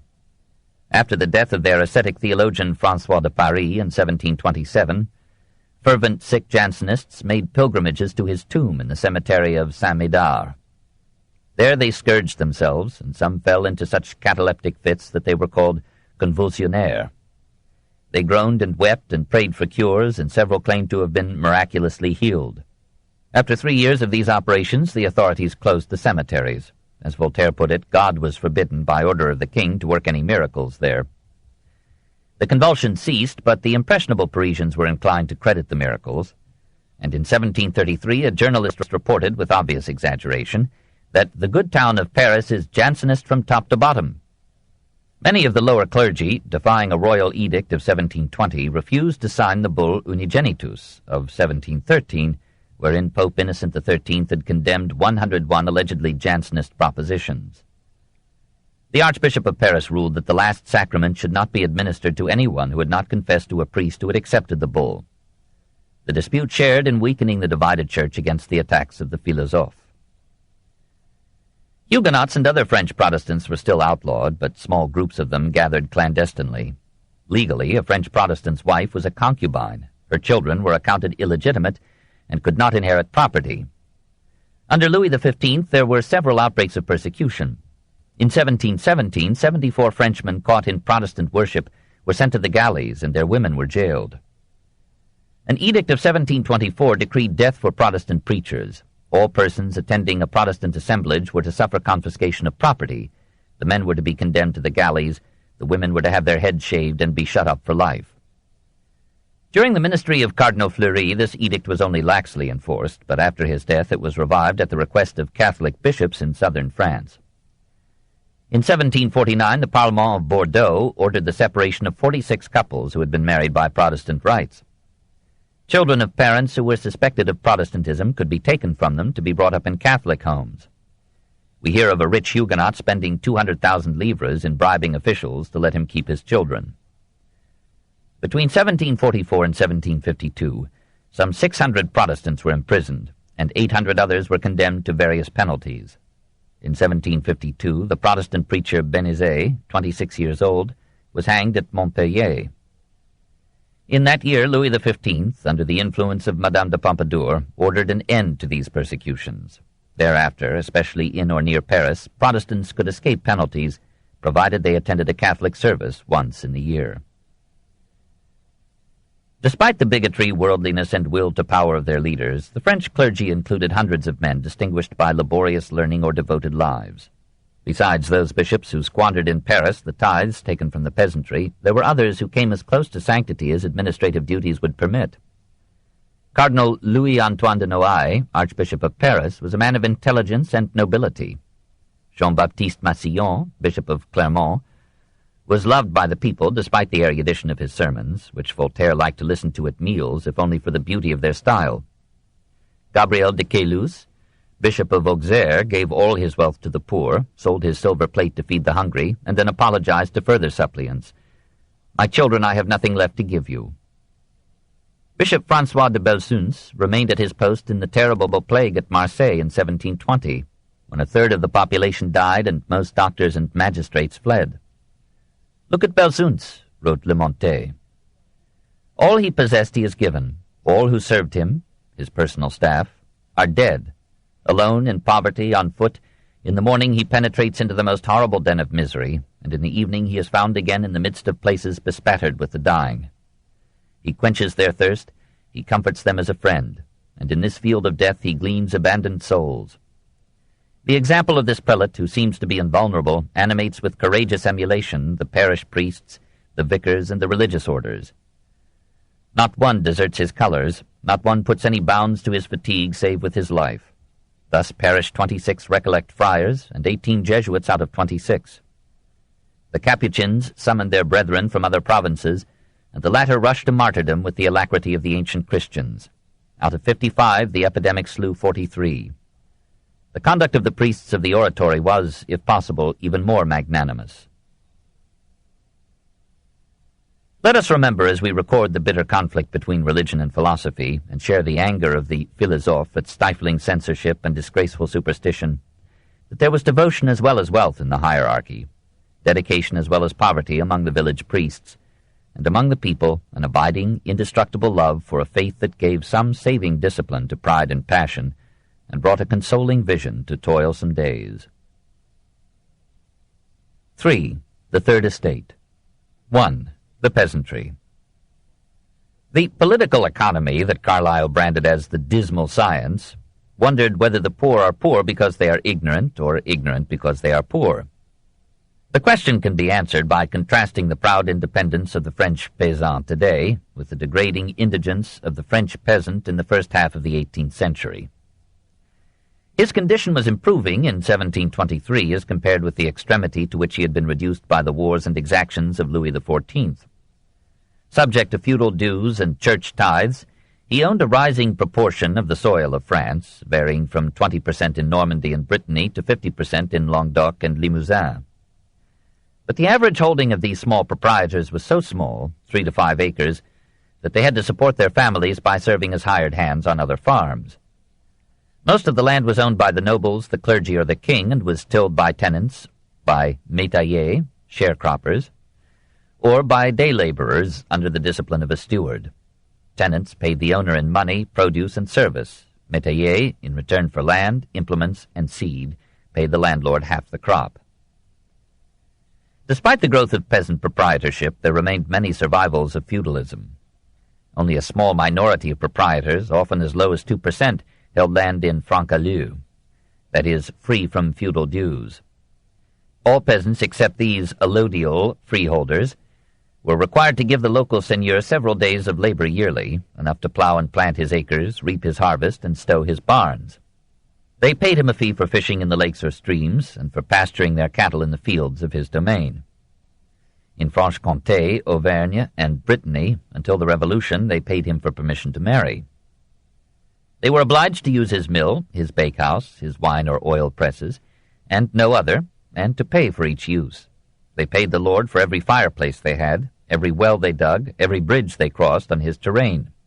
Some such taxes exist amongst us today in altered forms as paid to the state. Laws prohibited the lord and his companions from injuring the peasant's planting or animals while hunting, but these edicts were widely ignored, and the peasant was forbidden to shoot the seigneurial pigeons nibbling on his crops. Altogether, on a conservative estimate, 14% of the peasant's produce or income went to feudal dues. Other estimates raised the proportion. In a few localities, literal serfdom remained. A distinguished economic historian estimated that the total number of serfs in 18th century France did not exceed 1 million. Their number declined, but there was still some 300,000 in 1789. Such peasants were adscripti glebae, bound to the soil. They could not legally abandon, sell, or transfer their land, or change their dwelling place without the lord's consent, and if they died without children living with them and ready to carry on the farm and its equipment reverted to the seigneur. After paying his feudal dues and ecclesiastical tithes, the peasant had still to find money, or sell some of his produce or property, in order to meet the taxes laid upon him by the state. He alone paid the taille, or tax on possessions. In addition, he paid a gabelle, or tax on salt, and a vingtième, 5% of his income, laid upon every household head. Altogether, he paid a third of his income to the landlord, the church, and the state. Tax collectors were authorized to enter or force their way into his cottage, search for hidden savings, and take away furniture to make up the sum allotted to the household as its share of the tax. and just as the peasant owed the lord labor as well as dues, so after 1733 he was compelled to give to the state annually 12 to 15 days of unpaid labor, corvée, for building or repairing bridges or roads. Imprisonment punished resistance or delay. Since taxes rose with income and improvements, there was, among the peasantry, little incentive to invention or enterprise. Agricultural methods remained primitive in France as compared with those of contemporary England. The fallow system left each tract idle every third year, while England was introducing crop rotation. Intensive cultivation was almost unknown. Iron plows were rare, there were few animals on the farm, and little manure. The average holding was too small to allow the profitable use of machines. The poverty of the French peasant shocked English travelers in this age. At every stop, wrote Lady Mary Montagu in 1718, "While the post-horses are changed, the whole town comes out to beg, with such miserable, starved faces and thin, tattered clothes, they need no other eloquence to persuade the wretchedness of their condition." French observers gave no rosier picture until much later in the century. In 1725, said Saint-Simon, the people of Normandy lived on the grass of the fields. The first king in Europe is great simply by being a king of beggars, and by turning his kingdom into a vast hospital of dying people, from whom all is taken without a murmur. And in 1740, Marquis René Louis d'Argenson calculated that more Frenchmen had died of want in the last 2 years than had been killed in all the wars of Louis XIV. The clothing of the poor peasants, said Besnard, and they were almost all poor, was pitiful, for they had only one outfit for winter and summer. Their single pair of shoes, very thin and cleated with nails, which they procured at the time of their marriage, had to serve them the rest of their lives, or at least as long as the shoes lasted. Voltaire estimated that 2 million French peasants wore wooden shoes in winter and went barefoot in summer, for high taxes on skins made shoes a luxury. The peasant's dwelling was built of mud and roofed with thatch. Usually it had but one room, low and ceilingless. In some parts of northern France, however, cottages were made stronger to bear the cold and winds of winter. The peasant's food consisted of soup, eggs, dairy products, and bread of rye or oats. Meat and wheat bread were occasional dissipations. In France, as elsewhere, those who fed the nation had the least to eat. From this hard life the peasant found consolation in drunkenness and religion. Taverns were numerous, and home brews helped. Character was coarse, brutality was standard, violence flared between individuals, families, and villages. But within the family there was a strong though silent affection. Children were numerous, but death cut most of them down before maturity. There was hardly any increase in the population of France between 1715 and 1740. War, disease, and famine operated with Malthusian regularity. 2. The proletariat. Still lower than the peasant in social status were domestic servants, who were so poor that few of them could afford to marry. A notch above the peasantry was the proletariat of the towns, the artisans in shops or factories, the carriers of goods and purveyors of services, the craftsmen who built or repaired. Most industry was still domestic, performed in rural cottages as well as in urban homes. Merchants supplied the material, collected the products, and pocketed nearly all the profit. In the towns, industry was largely in the guild stage, with masters, apprentices, and journeymen working under old rules by which the guild and the government fixed the hours and conditions of labor, the types, quality, and price of the product, and the limited permissible area of sale. These regulations made improvements difficult, excluded the stimulus of external competition, and shared with internal traffic tolls in retarding industrial development. The guilds had become an aristocracy of labor. Fees for acceptance as masters ran as high as 2,000 livres, and mastership tended to be hereditary. Work in the shops began early, ended late. Around Versailles, the journeyman labored from as early as 4 in the morning till as late as 8 at night. But toil was less intense than in factories today, and the ecclesiastical festivals provided numerous holidays. Most industry was petty, employing only 3 or 4 hands outside the family. Even tanneries, glassworks, and dyeing establishments were small concerns. In Bordeaux, the employees were only 4 times as numerous as the employers.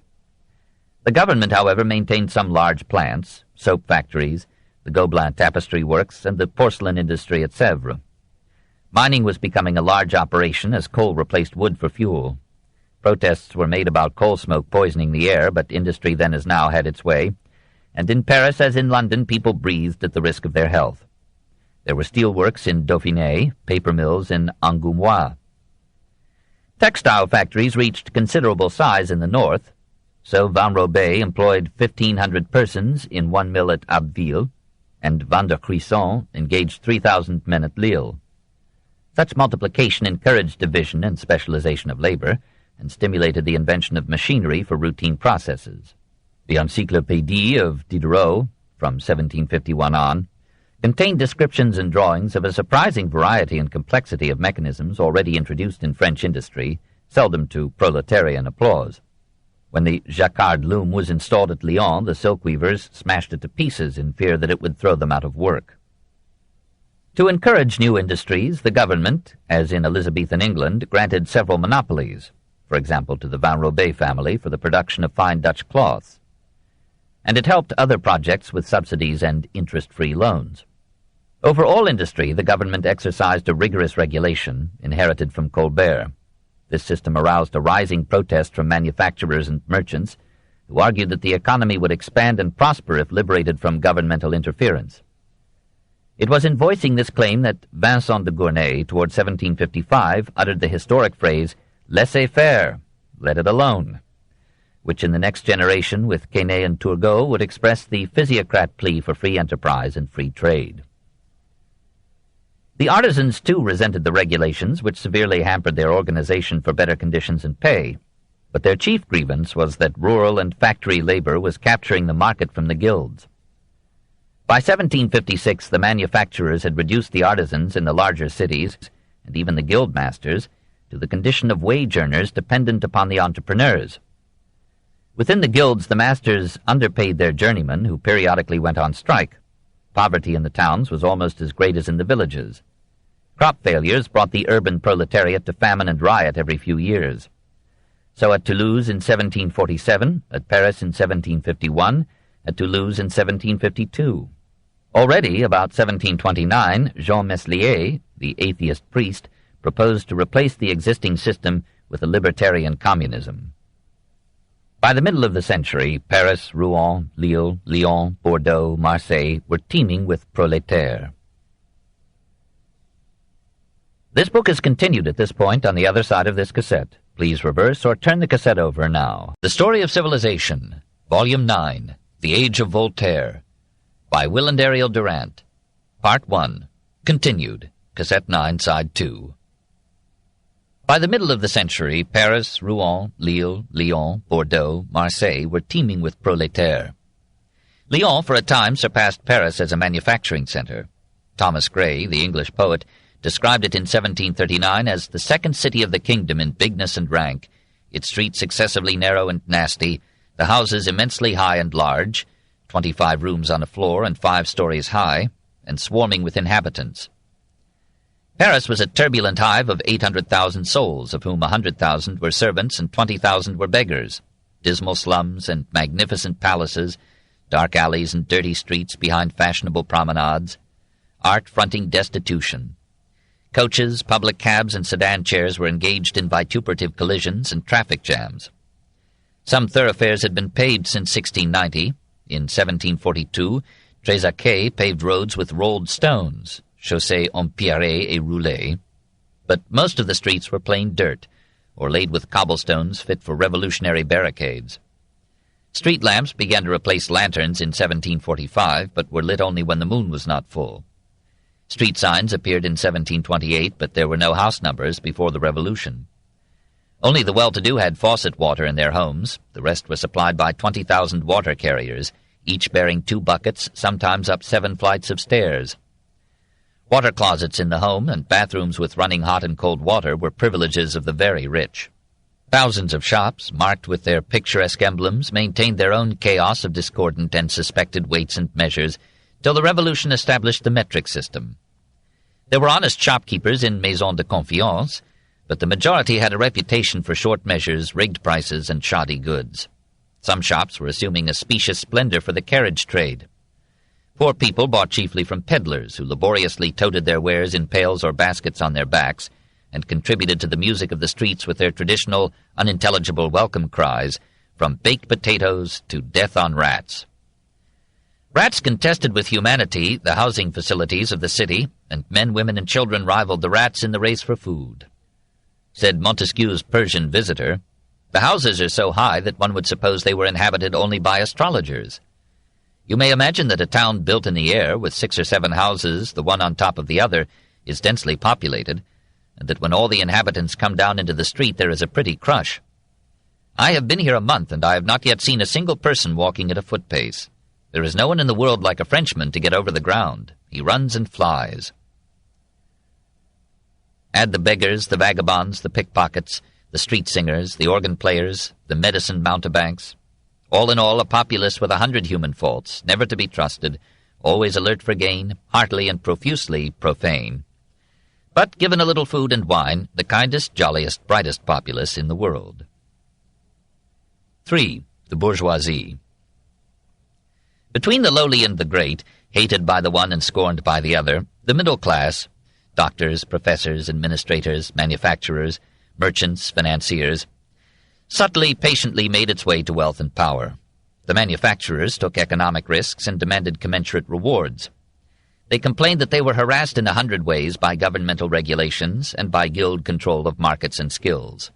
The merchants who distributed the product raged against 1,000 tolls impeding the movement of goods. At almost every river, canal, and crossroads, the noble or ecclesiastical lord of the domain had an agent exacting a fee for permission to proceed. The seigneur explained that these tolls were a reasonable reimbursement for his expense in keeping roads, bridges, and ferries in service and repair. A royal edict of 1724 suppressed 1,200 such tolls, but hundreds remained and played their part in earning bourgeois support of the revolution. French commerce, hampered inland, was spreading overseas. Marseille, a free port, dominated European trade with Turkey in the east. The Compagnie des Indes, reconstituted in 1723, extended its markets and political influence in the Caribbean, the Mississippi Valley, and parts of India. Bordeaux, chief outlet for the Atlantic trade, raised its maritime commerce from 40 million livres in 1724 to 250 million in 1788. Over 300 vessels sailed to America from Bordeaux and Nantes every year, many of them carrying slaves to work the sugar plantations in the Antilles and Louisiana. Sugar from French America was now outselling English sugar from Jamaica and Barbados in European markets. This may have been a motive for the 7 Years' War. The total foreign trade of France rose from 215 million livres in 1715 to 600 million in 1750.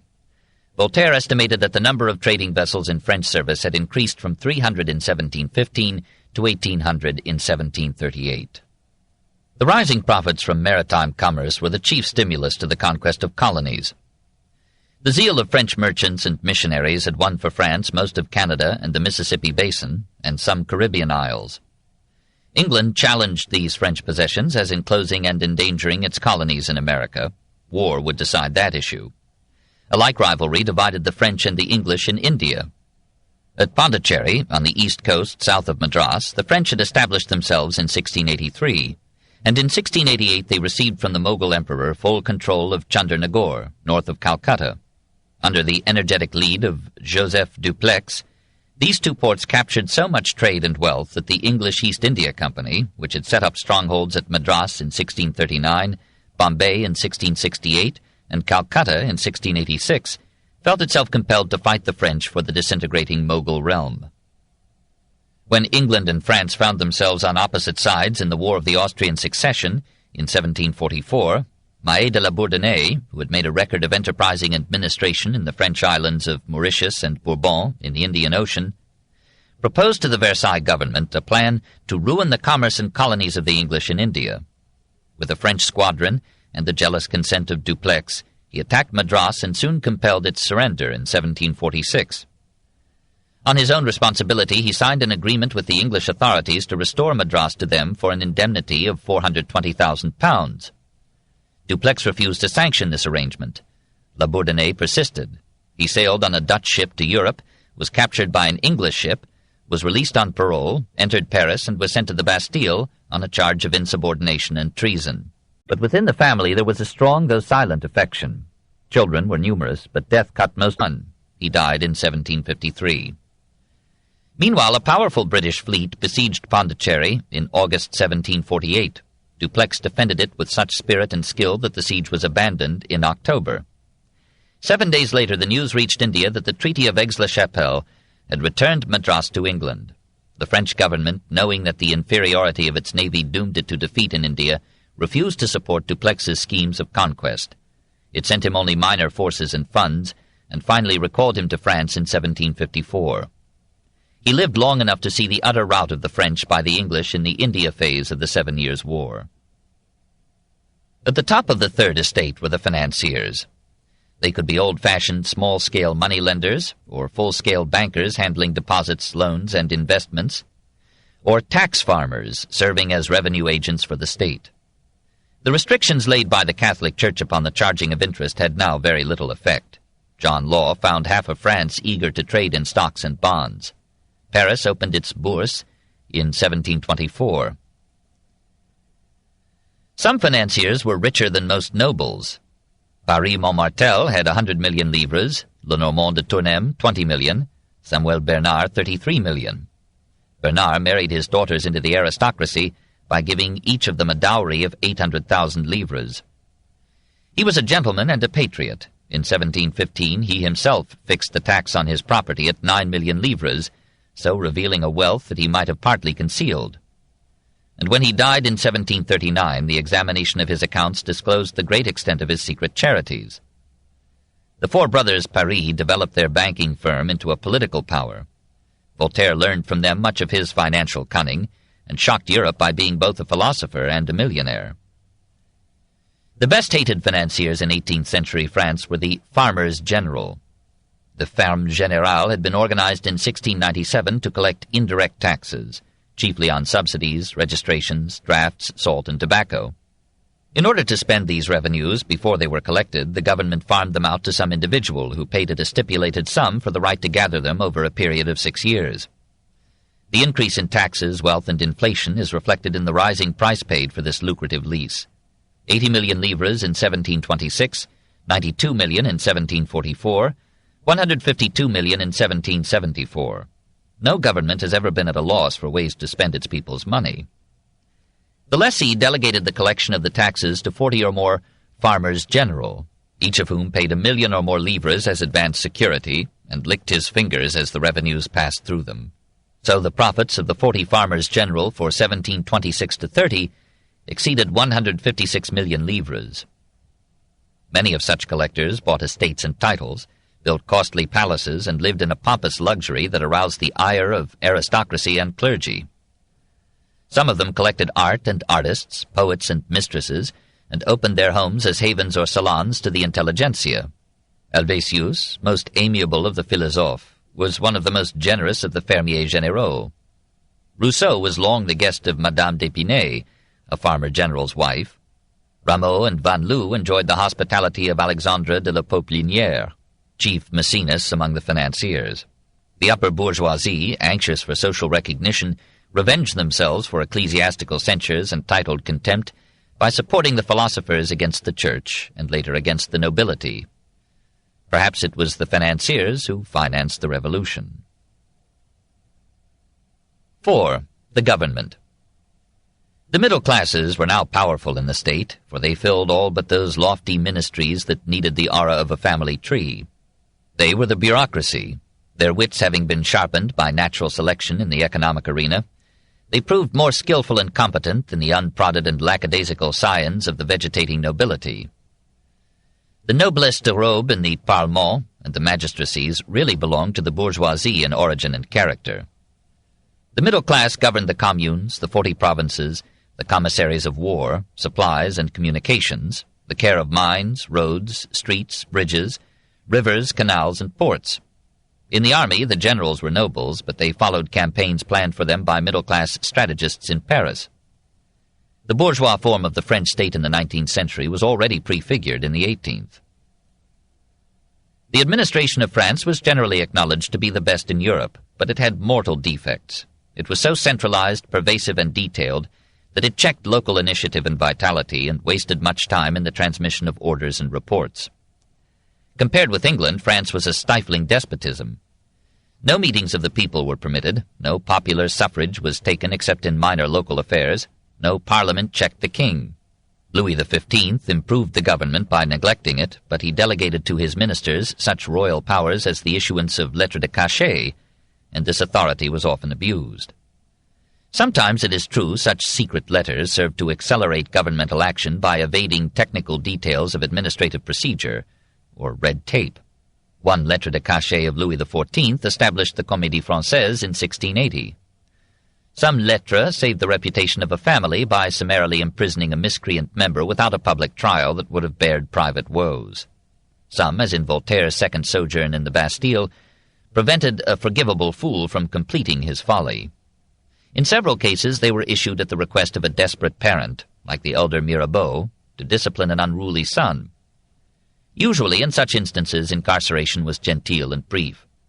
But there were many cases of flagrant cruelty, as when the poet Desforges was confined for 6 years, from 1750 to 56, in an iron cage for denouncing the government's expulsion of the young pretender from France. If we may believe the generally accurate Grimm, the government was so grateful to Maurice de Saxe for his victories on the battlefield that it sent a lettre de cachet to the poet Charles Favart, commanding him to add his wife to the list of Saxe's concubines. Any offense to a noble by a commoner, any major criticism of the government, might bring a lettre de cachet and imprisonment without trial or stated cause. Such arbitrary orders created a mounting resentment as the century progressed. French law was as retarded as French administration was advanced. It varied from province to province, recalling their former isolation and autonomy. There were 350 different bodies of law in different regions of France.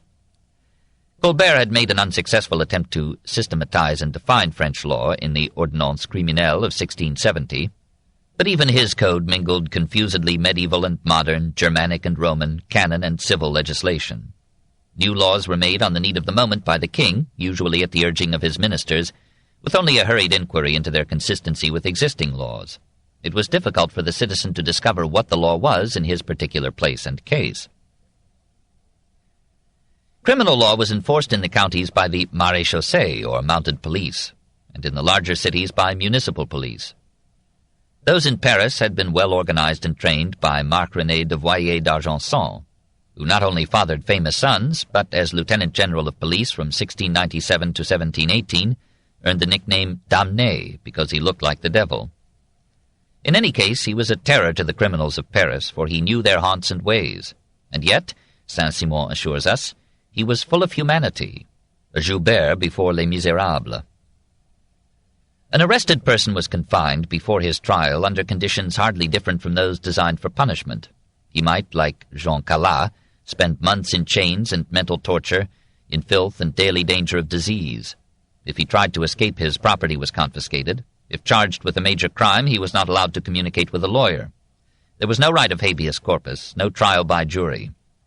Witnesses were questioned separately and privately. If the judge believed the suspected man guilty but had insufficient evidence to convict him, he was authorized to use torture to elicit a confession. Such judicial torture declined in frequency and severity under Louis XV, but it remained a part of French legal procedure until 1780. Penalties ranged from fines to dismemberment. The pillory was favored for punishing dishonesty in business. Thieves and other petty criminals were flogged as they were drawn at a cart-tail through the streets. Theft by domestics might be punished with death, but employers rarely invoked this law. Condemnation to the galleys was officially ended in 1748. Death was the statutory penalty for a great variety of offenses, including sorcery, blasphemy, incest, homosexuality, and bestiality. Decapitation and burning at the stake were no longer used, but execution could be enhanced by drawing and quartering the condemned, or by breaking his limbs with an iron bar as he lay bound to a wheel. A capital execution, we are told, was always looked forward to with delight by the people, especially in Paris. The judiciary was almost as complicated as the law. In the countryside there were thousands of feudal courts administering local law and presided over by judges appointed by the proprietary seigneur. These courts could deal only with petty cases, could impose no penalty beyond a small fine, and were subject to appeal. But the peasant found it difficult and expensive to win a suit against a lord. Above these seigneurial courts were those of the territory bailli and seneschal. Many towns had communal courts. Over all these lower tribunals were presidial courts administering royal law. The king might appoint special courts for special purposes. The church tried its clergy by its own canon law in ecclesiastical courts. Lawyers swarmed in and around the various courts, profiting from a French passion for litigation. 13 major cities had parlements, composed of judges acting as supreme courts for these cities and their environs. The Paris Parlement so served nearly a third of France. Each parlement claimed that until it had passed upon, accepted, and registered it, no edict of king or government became law. The Royal Council of State never admitted this claim, but often allowed the parlement the right of remonstrance. The drearier part of French history revolved around these contested claims of parlement and king. Between the Paris Parlement and the king stood the ministries and the court. All the ministers together constituted the Conseil d'État, or Council of State. The court consisted of the ministers, plus those nobles or clergymen or distinguished commoners who had been presented to the king, plus the aides and servants of these courtiers. Strict protocol marked out each courtier's status, qualifications, precedence, privileges, and duties, and an elaborate and detailed code of etiquette eased the friction and burdened the lives of several hundred proud and jealous individuals. Lavish ceremonies alleviated the monotony of court routine and provided the mystic ambience indispensable to royal government. The favorite amusements at court were gossip, eating, gambling, hunting, and adultery. In France, reported the Neapolitan ambassador, 9/10 of the people die of hunger, 1/10 of indigestion. Enormous sums were lost and won at play. To pay their debts, courtiers sold their influence to the highest bidder. No one could obtain an office or a perquisite without a substantial fee to some member of the court. Nearly every husband at court had a mistress, nearly every wife a lover.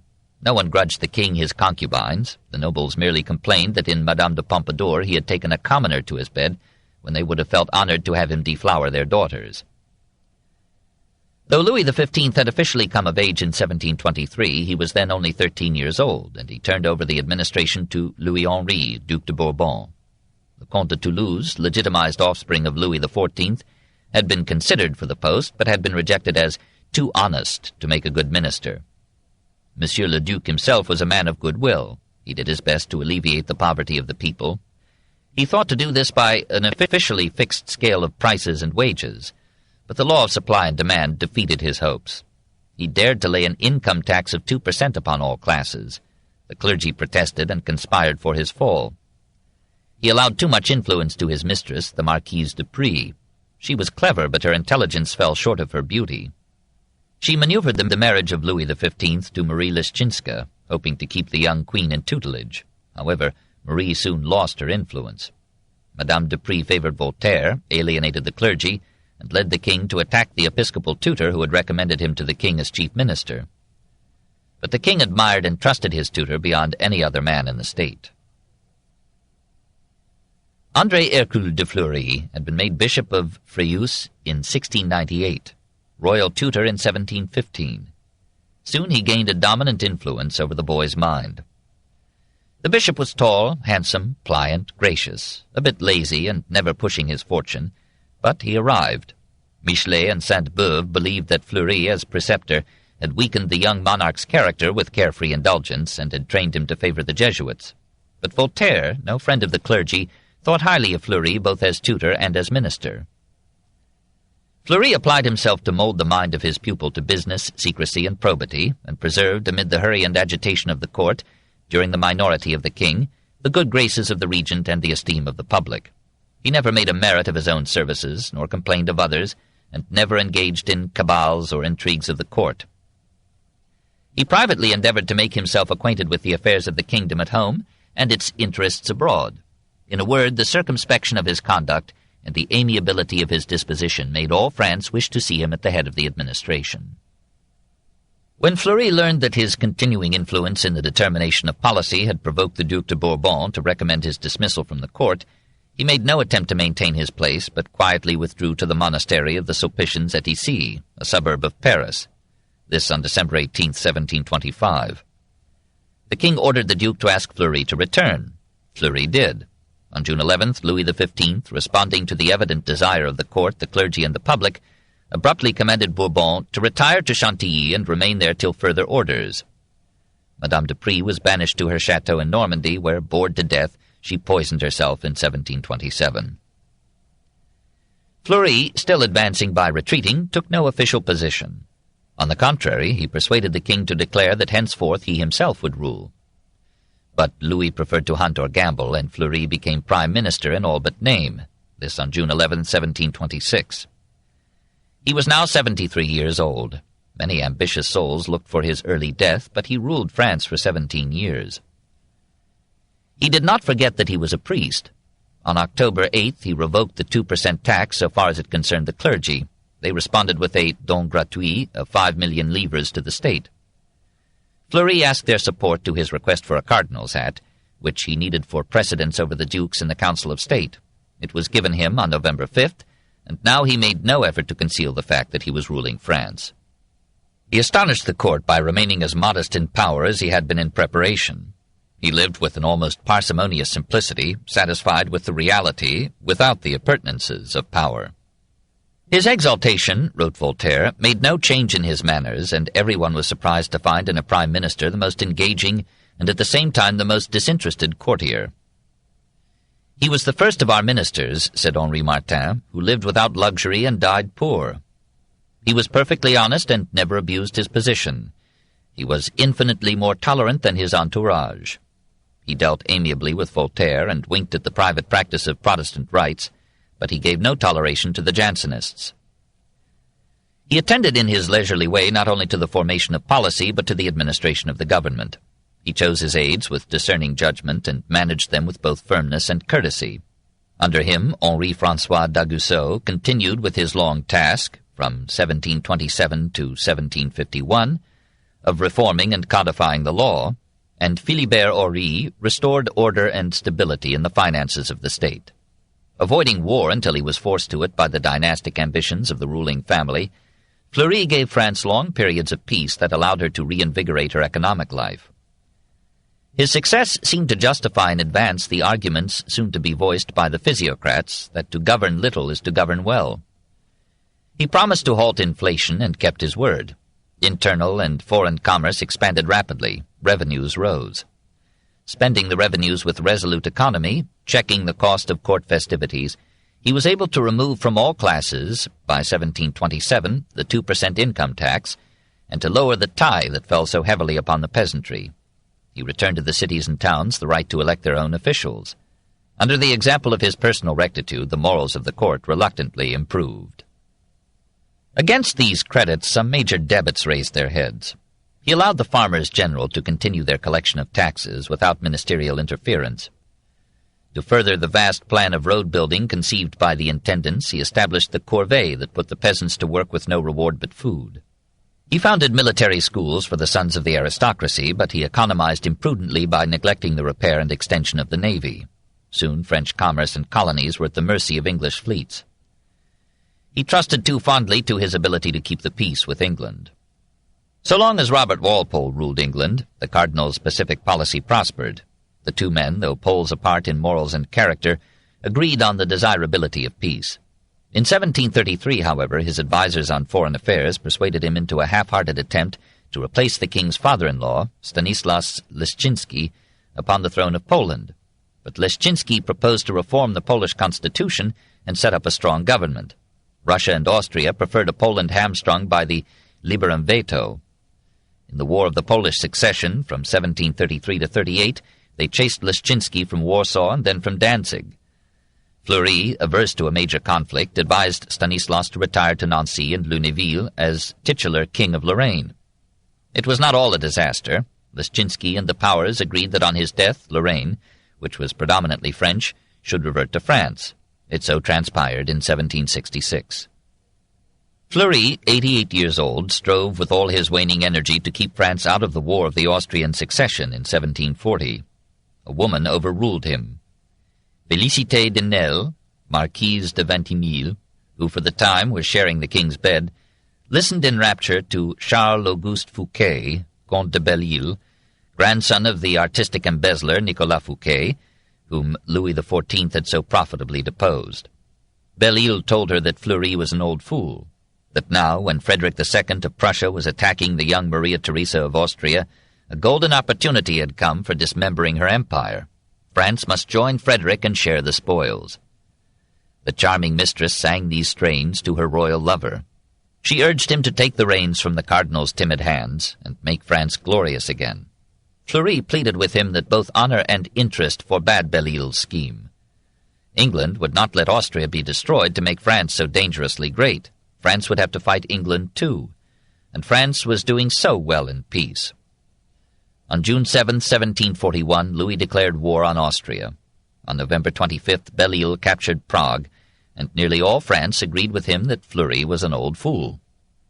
After a year of war, the shifty Frederick, deserting France, signed a secret truce with Austria. The Austrian armies, so released, moved into Bohemia and began to encircle Prague. It was only a matter of time before Belle-Isle and his 20,000 men, already harassed by a hostile population, would be compelled to surrender. On July 11, 1742, Fleury sent to the Austrian commander, Count von Königsegg, a humiliating appeal for mild terms to the French garrison. "Many people know," he wrote, "how opposed I was to the resolutions we took, and that I was in a way forced to consent." Königsegg sent the letter to Maria Theresa, who at once gave it to the world. A French army was sent to rescue Belle-Isle. It never reached him. In December, Belle-Isle, leaving 6,000 sick or wounded men behind, led his main force out of Prague to the frontier at Eger. But the flight took place in wintry weather over 100 miles of mountainous or marshy terrain, covered with snow or ice and infested with enemy raiders. Of the 14,000 men who began that march, 1,200 died on the way. France applauded the brilliant salvage of a humiliating reverse. Fleury gave up his ministry, retired to Issy, and died on January 29, 1743, 90 years old. The king announced that henceforth he would be his own prime minister. 5. Louis XV. How does it feel to be king from the age of 5? The boy who was destined to rule France for 59 years was hardly noticed in his early childhood. He was weak and was expected to die soon. Then, suddenly, in 1712, both his parents, the Duke and Duchess of Burgundy, were carried off by smallpox, and the boy was heir to the throne. 3 years later, he was king. Every precaution was taken to unfit him for rule. His governess, Madame de Pompadour, worried tremulously about the boy's health and shielded him from any hardening weather. A Jesuit confessor infused into him an awesome reverence for the Church. Fleury, as tutor, was complacent and indulgent, and seems to have thought that it would be a blessing for France to have a do-nothing king. The lad's governor, Maréchal de Villeroy, administered an opposite poison. Leading him to a window of the Tuileries to receive the plaudits of a multitude gathered to acclaim him, "Look, mon maître," he said, "all that crowd, all those people are yours. All belong to you. You are their master." Omnipotence married incompetence. Spoiled by adoration, selfish in power, lazy and willful, Louis developed into a bored and taciturn youth, forgivably shunning the surveillance of his guardians, and later the ceremonies and servility of the court, to seek an outlet in wood-carving, needlework, milking cows, playing with dogs. The elements of cruelty that lurk in all of us were allowed in him to come through his timidity to the surface. It is related that in his boyhood he took pleasure in hurting, even killing animals. In mature years he sublimated this into hunting, but it may have entered into his callous use and quick discarding of the young women trained in the parc aux cerfs for a stay in his bed. And yet a certain shy sensitivity and considerateness marked his treatment of his friends. He had a good mind which might have excelled if supported by character. He astonished all by his retentive memory and ready wit. He naturally preferred games to study, but he absorbed some real instruction in Latin, mathematics, history, botany, and military arts. He grew up to be tall, slender but broad-shouldered, with fine complexion and curly golden hair. Maréchal de Richelieu called him the handsomest lad in his dominions. The museum at Versailles preserves Van Loos's portrait of him at 13, with sword and armor hardly befitting the boyish face. René Louis d'Argenson compared him to Eros. Women fell in love with him at first sight. When he took sick in 1722, all France prayed for him. When he recovered, France wept with joy. This people, which had suffered so much from its kings, rejoiced in the hope that soon the youth would marry and beget a son to continue his noble house. Indeed, he had already been affianced in 1721, aged 11, to Maria Anna Victoria, aged 2, daughter of Philip V of Spain. She had been delivered to Paris and was now waiting for nubility. But Madame de Prie thought she could ensure her continuing influence by having this tentative union annulled and marrying Louis to Marie Leszczynska, daughter of the deposed King of Poland. She had her way. The Infanta was sent back to Spain in 1725, an insult never forgiven by the Spanish court. Stanislas was in refuge at Wissembourg in Alsace when he received the French king's request for his daughter's hand. Entering the room where she and her mother were at work, he said, "Let us fall on our knees and thank God." "My dear father," exclaimed Marie joyfully, "are you recalled to the throne of Poland?" "God has done us a more astounding grace," Stanislas replied. "You are made Queen of France." Marie had never dreamed of elevation to the greatest throne in Europe. She had seen pictures of Louis XV as of someone unattainably exalted, handsome, and powerful. The French treasury sent her dresses, petticoats, shoes, gloves, jewelry. It promised her 250,000 livres upon her reaching Versailles, and a life annuity of 20,000 gold crowns. She took it all in a daze and thanked God for her good fortune. She was married to the king by proxy at Strasbourg on August 15, 1725. She went merrily through days of tribulation on storm-drenched roads to Paris. She was married to the king in person at Fontainebleau on September 5th. He was 15, she was 22. She was not beautiful, she was only good. Louis, who had as yet shown no interest in women, awoke at the touch of his modest bride. He embraced her with an ardor that surprised his entourage. And for some time their life was an idyll of love and happiness. She won the respect and loyalty of the people, but she was never popular. She was kind, affectionate, tender, and not lacking in playful wit. Nevertheless, Versailles missed in her the alert mind and vivacious speech that had become obligatory in ladies of the court. She was shocked by the morals of the aristocracy, but she made no other criticism than to give an example of a faithful wife, eager to please her husband and to give him an heir. In 12 years she bore 10 children, and in her off years she suffered miscarriages. The royal appetite became a problem for the queen. She begged the king to be continent at least on the festivals of the major saints. Then, through her labors and duties, she developed a scrofulous fistula, and the king's ardor sought other channels. Her gratitude to Madame de Prie and the Duc de Bourbon was a misfortune. She listened too patiently when, in the royal presence, the Duke denounced Fleury. When Fleury came to power, he sent her daughters to a distant convent on grounds of economy, and his continuing influence weighted the scales against her. As the king grew colder, she retired to an inner circle of her friends, played cards, wove tapestry, tried painting, and found solace in practices of piety and charity. She lived a convent life amid the fevers and frivolities of the court. The king had to be amused, and Madame de Prie had chosen for him an unamusing wife. But not until 7 years after his marriage did he take a mistress. Then he took 4 in succession, yet with a certain fidelity, for they were all sisters. None was very comely, but all were lively and amusing, and all but one were experts in coquetry. Louise de Nesle, Comtesse de Mailly, had the honor of being apparently the first to seduce the king in 1732. Like Louise de la Vallière, she sincerely loved her royal master. She sought neither riches nor power, but only to make him happy. When her sister, Félicité, fresh from a convent, competed for the king's bed, Louis shared Louis with her in 1739 in a heterodox ménage à quatre, for he still visited the queen. The complication troubled the conscience of the king. For a time he avoided the Eucharist, having heard terrible stories of men who had dropped dead on taking the host into a sinful mouth. This second siren, according to one of her sisters, had the figure of a grenadier, the neck of a crane, and the smell of a monkey.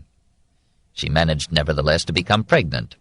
To preserve the proprieties, Louis found a husband for her, making her the Marquise de Vintimille. In 1740, Madame de Mailly withdrew to a convent. She left it a year later to tend her victorious rival, who was dying in childbirth, this in 1741.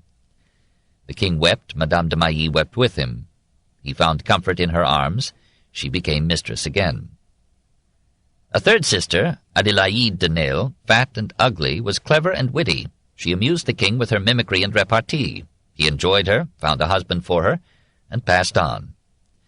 A fourth sister, Madame de Flavicourt, resisted him and befriended the queen. But a fifth sister, ablest of them all, Marie-Anne de Nesle de la Tournelle, persuaded Madame de Mailly to present her to the king. She not only conquered him in 1742, but insisted on being sole mistress. The amiable Mailly was sent away penniless, falling in a day from royalty to piety. So one Nesle drove out another. Some time later she had to disturb a number of worshippers to reach her chair in Notre Dame. One of these muttered, "A lot of fuss over a whore." "Sir," she said, "since you know me so well, grant me the favor of praying God for me." God must have found it easy to forgive her. The new Nesle was the most beautiful of the sorority. Natier's portrait of her, fair of face, swelling bosom, graceful figure, swirling silk revealing pretty feet, explains the king's precipitance. To all this she added a wit as sparkling as her eyes. Unlike La Mailly, she craved riches and power. She reckoned her curves were worth the duchy of Châteauroux, which brought 85,000 francs a year. She received it and its title of duchess in 1743, and for a year she entered into history. A strong faction at court favored her, for it hoped to use her influence in winning the king to an active martial policy, in which the primacy of government would return from the bourgeois bureaucracy to the military nobility. Louis at times labored dutifully in council with his ministers. He more often delegated his authority and tasks to them, seldom met with them, rarely contradicted them, occasionally signed conflicting decrees proposed by rival aides with conflicting policies. He fled from the irksome etiquette of the court to his dogs, his horses, and the hunt.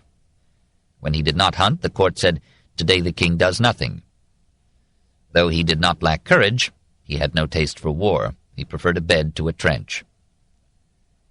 In bed and boudoir, his voluptuous duchess, reviving Agnès Sorel, urged him to play an active part in war against England and Austria. She pictured Louis XIV leading his army to glory at Mons and Namur, and asked why Louis XV, as handsome and brave as his great-grandfather, should not likewise shine in armor at the head of his troops. She had her way, and died in victory. For a moment the roi fainéant awoke from his lethargy. Perhaps it was at her prompting that when the end had come at last to the Pacific fleury, Louis announced that he would rule as well as reign. On April 26, 1744, France resumed active war against Austria. On May 22nd, alliance was renewed with Frederick of Prussia, who sent his thanks to Madame de Châteauroux. Louis proceeded in royal fanfare to the front, followed a day later by his mistress and other ladies of the court, all attended by their wonted luxuries. The main French army, led by the king but directed in tactics by Audrien Maurice de Noailles and Maurice de Saxe, won easy victories at Courtrai, Menin, Ypres, and Furnes. Louis XIV and the Grand Siècle seemed reborn.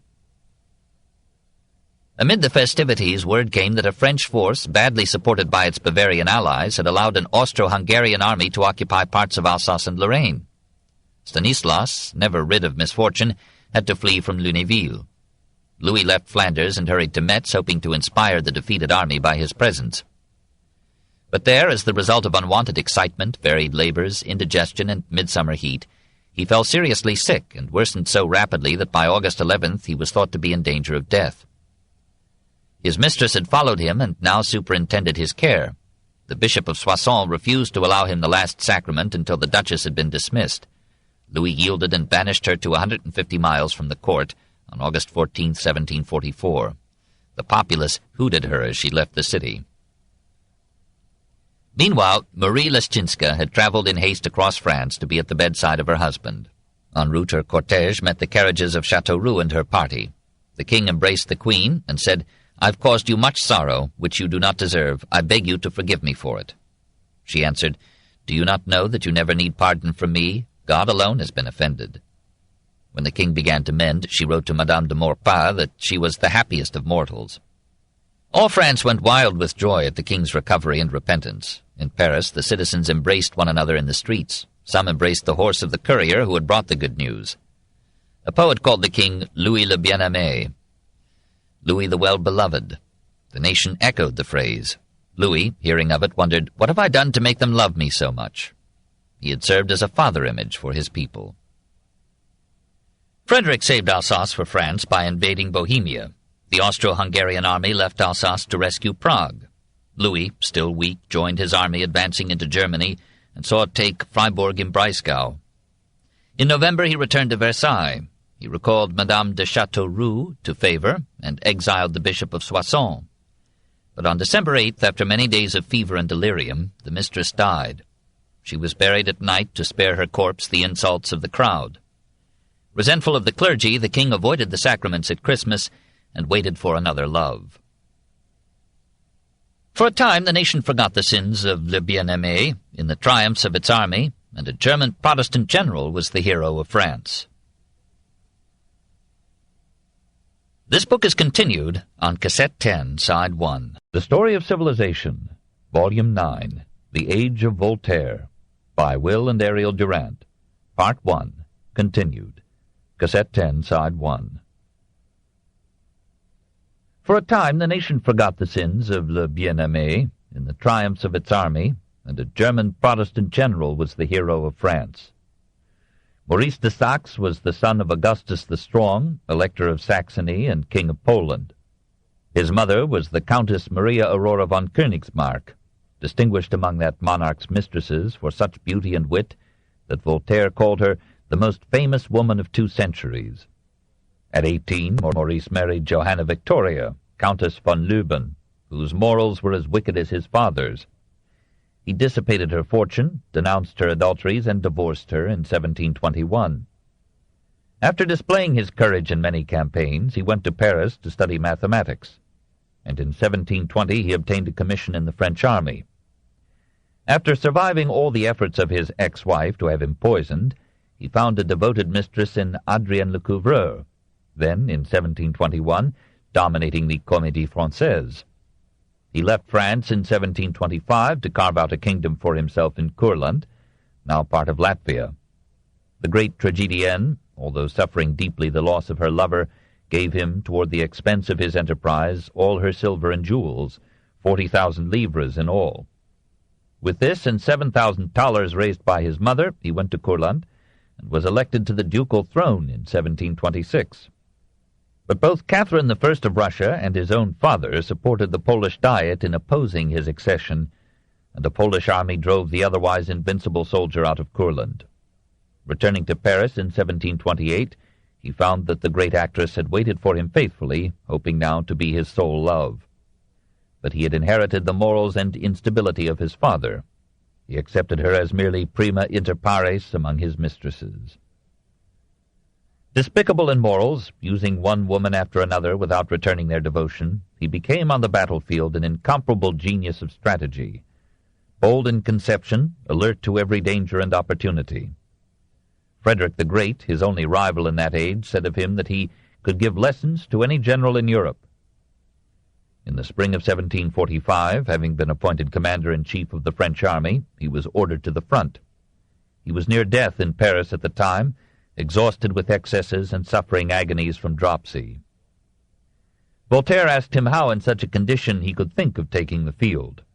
Maurice replied, "Il ne s'agit pas de vivre, mais de partir. The important point is not to live, but to set out." On May 11th, with 52,000 men, he fought the English and the Dutch, 46,000 strong, at Fontenoy. Louis XV and the Dauphin watched the famous battle from a nearby hill. Maurice, too dropsical to ride a horse, directed the action from a wicker chair. Voltaire tells us, in what may have developed as a patriotic legend, that when the hostile masses of infantry came face to face within musket range, Lord Charles Hay, captain of the English Guards, called out, "Gentlemen of the French Guards, give fire," and that the Comte d'Antroche replied for the French, "Gentlemen, we never fire first. Do you begin." Courtesy or stratagem, it was costly. 9 officers and 434 footmen were killed, 30 officers and 430 soldiers were wounded by that first volley. The French infantry faltered, turned, and fled. Maurice sent word to the king to withdraw. Louis refused, even when the retreating soldiers reached him, and perhaps his resolution shamed them. Then Maurice mounted a horse, reordered his forces, and let loose upon the enemy the Maison du Roi, the household troops of the king. Seeing their king in danger of capture or death, and inspired by the reckless ubiquity of Maréchal de Saxe under fire, the French renewed the battle. Nobles and commoners on both sides became heroes in the anesthesia of fury and glory. Finally, the English fell back in disorder, and Maurice sent word to the king that the bitter engagement had been won. The English and Dutch had lost 7,500 men, the French 7,200. Louis bent his head in shame as the survivors cheered him. "See, my son," he told the Dauphin, "what a victory costs. Learn to be chary of the blood of your subjects."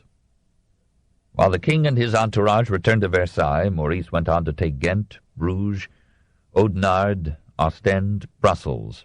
For a time, all Flanders was French. Frederick cancelled the results of Fontenoy by signing a separate peace with Austria in December 1745. France was left to fight alone on half a dozen fronts from Flanders to Italy. By the Treaty of Aix-la-Chapelle in 1748 she relinquished Flanders and had to be content with obtaining the duchies of Parma, Piacenza, and Guastalla for Louis's new son-in-law, the Infante Don Felipe of Spain. Maurice of Saxony lived on till 1750, loaded with riches, honours, and disease, and finding time between mistresses to write some philosophical rêveries. What a spectacle is presented today by the nations! We see some men living in leisure, pleasure, and wealth at the expense of the multitude, which can subsist only by providing ever new pleasures for these few. This assemblage of oppressors and oppressed constitutes what we call a society. Another of the exalted few dared dream of a kindlier regime. René Louis de Voyer, Marquis d'Argenson, who for 3 years, from 1744 to 47, served Louis XV as Minister of Foreign Affairs, composed in 1739, but dared not publish, Considérations sur le gouvernement de la France, published at last in 1765. Those who till the land, he wrote, are the most valuable part of the population, and should be freed from all feudal dues and obligations. Indeed, the state should lend money to small farmers to help them finance their future crops. Trade is vital to a nation's prosperity and should be freed from all internal tolls, even wherever possible from all import or export dues. Nobles are the least precious element in the state. They are incompetent as administrators, and in the economy they are the drones of the hive. They should abdicate. If anyone should say that these principles favor democracy and look to the destruction of the nobility, he would not be mistaken. Legislation should aim at the greatest possible equality. The communes should be governed by locally elected officials, but the central and absolute power should reside in a king, for only an absolute monarchy can protect the people from oppression by the strong. D'Argenson anticipated the philosophe in hoping for reform through an enlightened king, and told the nobility what it recognized only on August 4th, 1789, when it surrendered its feudal privileges. He was a stage on the way of France to Rousseau and revolution. In 1747, Louis yielded to the urging of Noailles, Maurepas, and Pompadour, and dismissed d'Argenson. The Marquis lost his faith in kings. In 1753 he predicted 1789. The evil resulting from our absolute monarchical government is persuading all France and all Europe that it is the worst of governments. This opinion advances, rises, grows stronger, and may lead to national revolution. Everything is preparing the way for civil war. The minds of men are turning to discontent and disobedience, and everything seems moving toward a great revolution in both religion and government. Or, as the king's new mistress was to put it, après moi le déluge. 6. Madame de Pompadour. She was one of the most remarkable women in history, dowered with such beauty and grace as blinded most men to her sins, and yet with such powers of mind that for a brilliant decade she governed France, protected Voltaire, saved Diderot's Encyclopédie, and led the philosophes to claim her as one of their own. It is difficult to look at Boucher's portrait of her without losing the impartiality of the historian in the infatuation of the man. Was she one of nature's masterpieces, or just one of Boucher's? She was already 38 when he painted her, and her fragile health was failing. He did not debase her with the superficial sensuality of his rosy nudes. Instead, he pictured the classic features of her face, the grace of her figure, the artistry of her dress, the smooth delicacy of her hands, the pompadour of her light brown hair. Perhaps he enhanced these charms by his imagination and skill, but even he did not transmit her gay laughter and gentle spirit, much less her subtle and penetrating intelligence, her quiet force of character, the tenacity of her sometimes ruthless will. She had been beautiful almost from her birth, but she had not chosen her parents well, and she had to struggle through her life against aristocratic scorn of her middle-class origin.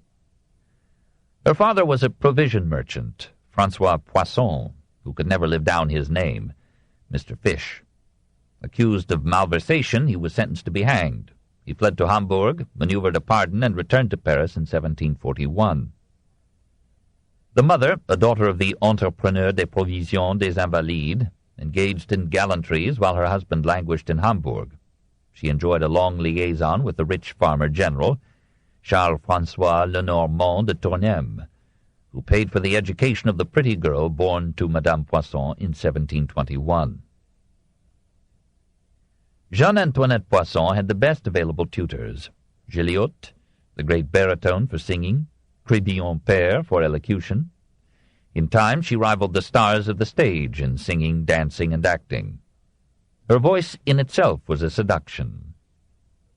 She learned to draw and engrave, and played the harpsichord well enough to win the enthusiastic praise of Madame de Mailly.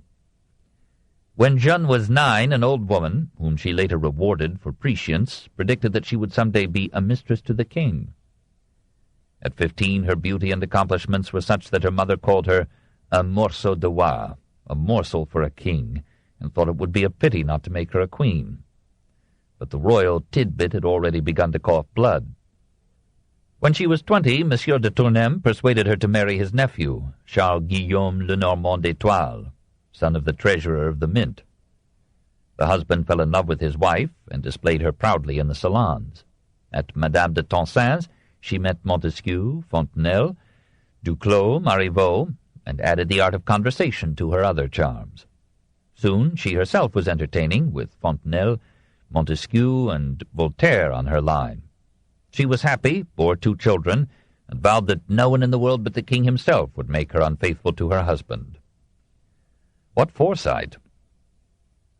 Her mother thought that the exception could be arranged. She saw to it that Jeanne should go riding in a handsome phaeton in Sénart Woods, where Louis hunted. Repeatedly he saw her unforgettable face. The royal valets were bribed to praise her beauty to the king. On February 28, 1745, she attended a masked ball given in the Hôtel de Ville for the marriage of the Dauphin. She spoke to the king. He asked her to remove her mask for a moment. She did, and danced away. In April he saw her at a comedy played by an Italian troupe at Versailles. A few days later he sent her an invitation to supper. "Amuse him," her mother advised. Jeanne amused Louis with surrender. He offered her an apartment at Versailles. She accepted. Monsieur de Tournem urged the husband to take the matter philosophically. Do not incur ridicule by growing angry like a bourgeois or by making a scene. The king made Monsieur d'Étoile a farmer-general. He resigned himself to be a tax collector. The mother rejoiced in her daughter's elevation and died. In September, Jeanne received a handsome property, became the Marquise de Pompadour, and was presented as such to the court and the queen, whom she mollified with a modest confusion. The queen forgave her as a necessary evil and invited her to dinner. The Dauphin, however, called her Madame Whore. The court resented the intrusion of a bourgeoise into the king's bed and purse, and did not fail to notice her occasional relapses into middle-class words and ways. Paris enjoyed epigrams and lampoons about the king's grisette. She suffered her unpopularity in silence until she could consolidate her victory. Seeing in Louis a god of boredom, to whom, having everything had lost its savor, she made herself the genius of entertainment. She diverted him with dances, comedies, concerts, operas, supper parties, excursions, hunts, and in the intervals she delighted him with her vivacity, her intelligent conversation, and her wit.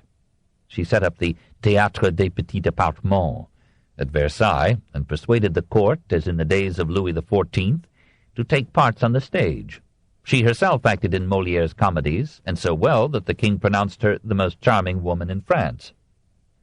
Soon the nobles competed for roles. The dour Dauphin himself accepted a part opposite Madame Whore, and condescended to be courteous to her in the world of make-believe. When the king fell into religious moods, she soothed him with religious music, which she sang so entrancingly that he forgot his fear of hell.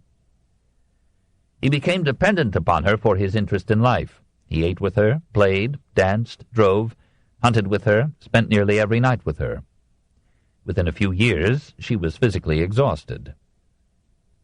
The court complained that she distracted the king from his duties as a ruler, and that she was a heavy burden on the revenues. She adorned her figure with the most costly gems and costumes. Her boudoir sparkled with toiletware of crystal, silver, and gold. Her rooms were embellished with lacquered or satinwood or buhl-work furniture, and the choicest potteries of Dresden, Sèvres, China, and Japan. They were lighted with stately chandeliers of silver and glass, which were reflected in great mirrors on the walls. The ceilings were painted by Boucher and Van Loo with voluptuous goddesses of love.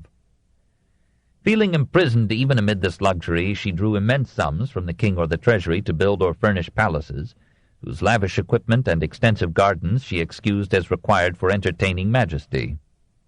She had an estate and the Maison Crécy at Dreux. She raised the sumptuous Château de Bellevue on the banks of the Seine between Sèvres and Meudon. She put up pretty hermitages in the woods of Versailles, Fontainebleau, and Compiègne.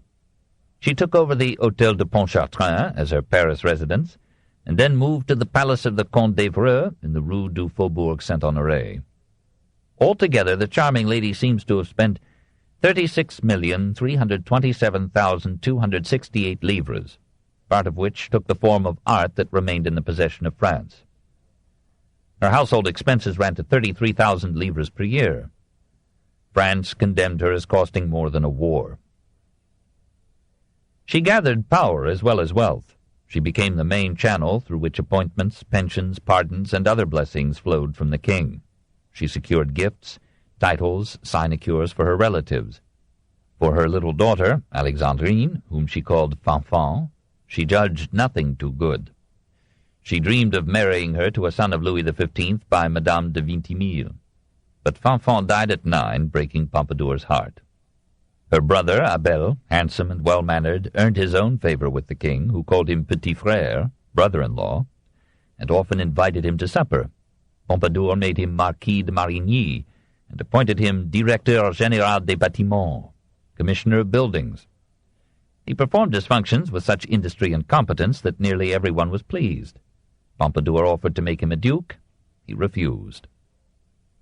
Partly through him, but much more in her own person, she had a pervasive influence upon French, even European, art.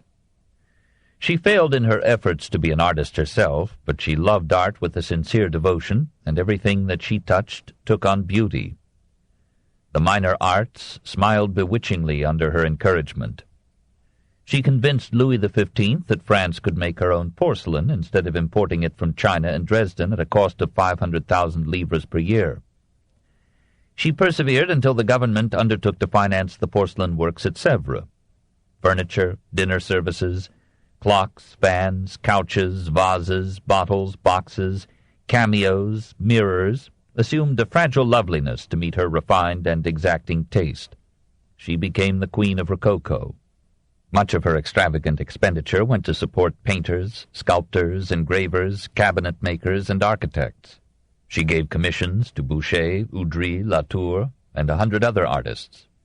She inspired Van Loo and Chardin to paint scenes of common life, ending the hackneyed repetition of subjects from ancient or medieval legend or history. She bore with smiling tolerance the grumblings and insolence of Latour when he came to paint her portrait. Her name was given to fans, hairdos, dresses, dishes, sofas, beds, chairs, ribbons, and the Pompadour rose of her favored porcelain. Now, rather than under Louis XIV, the influence of France upon European civilization reached its highest point. She was probably the most cultured woman of her time. She had a library of 3,500 volumes, 738 of them on history, 215 on philosophy, many on art, some on politics or law, several romances of love.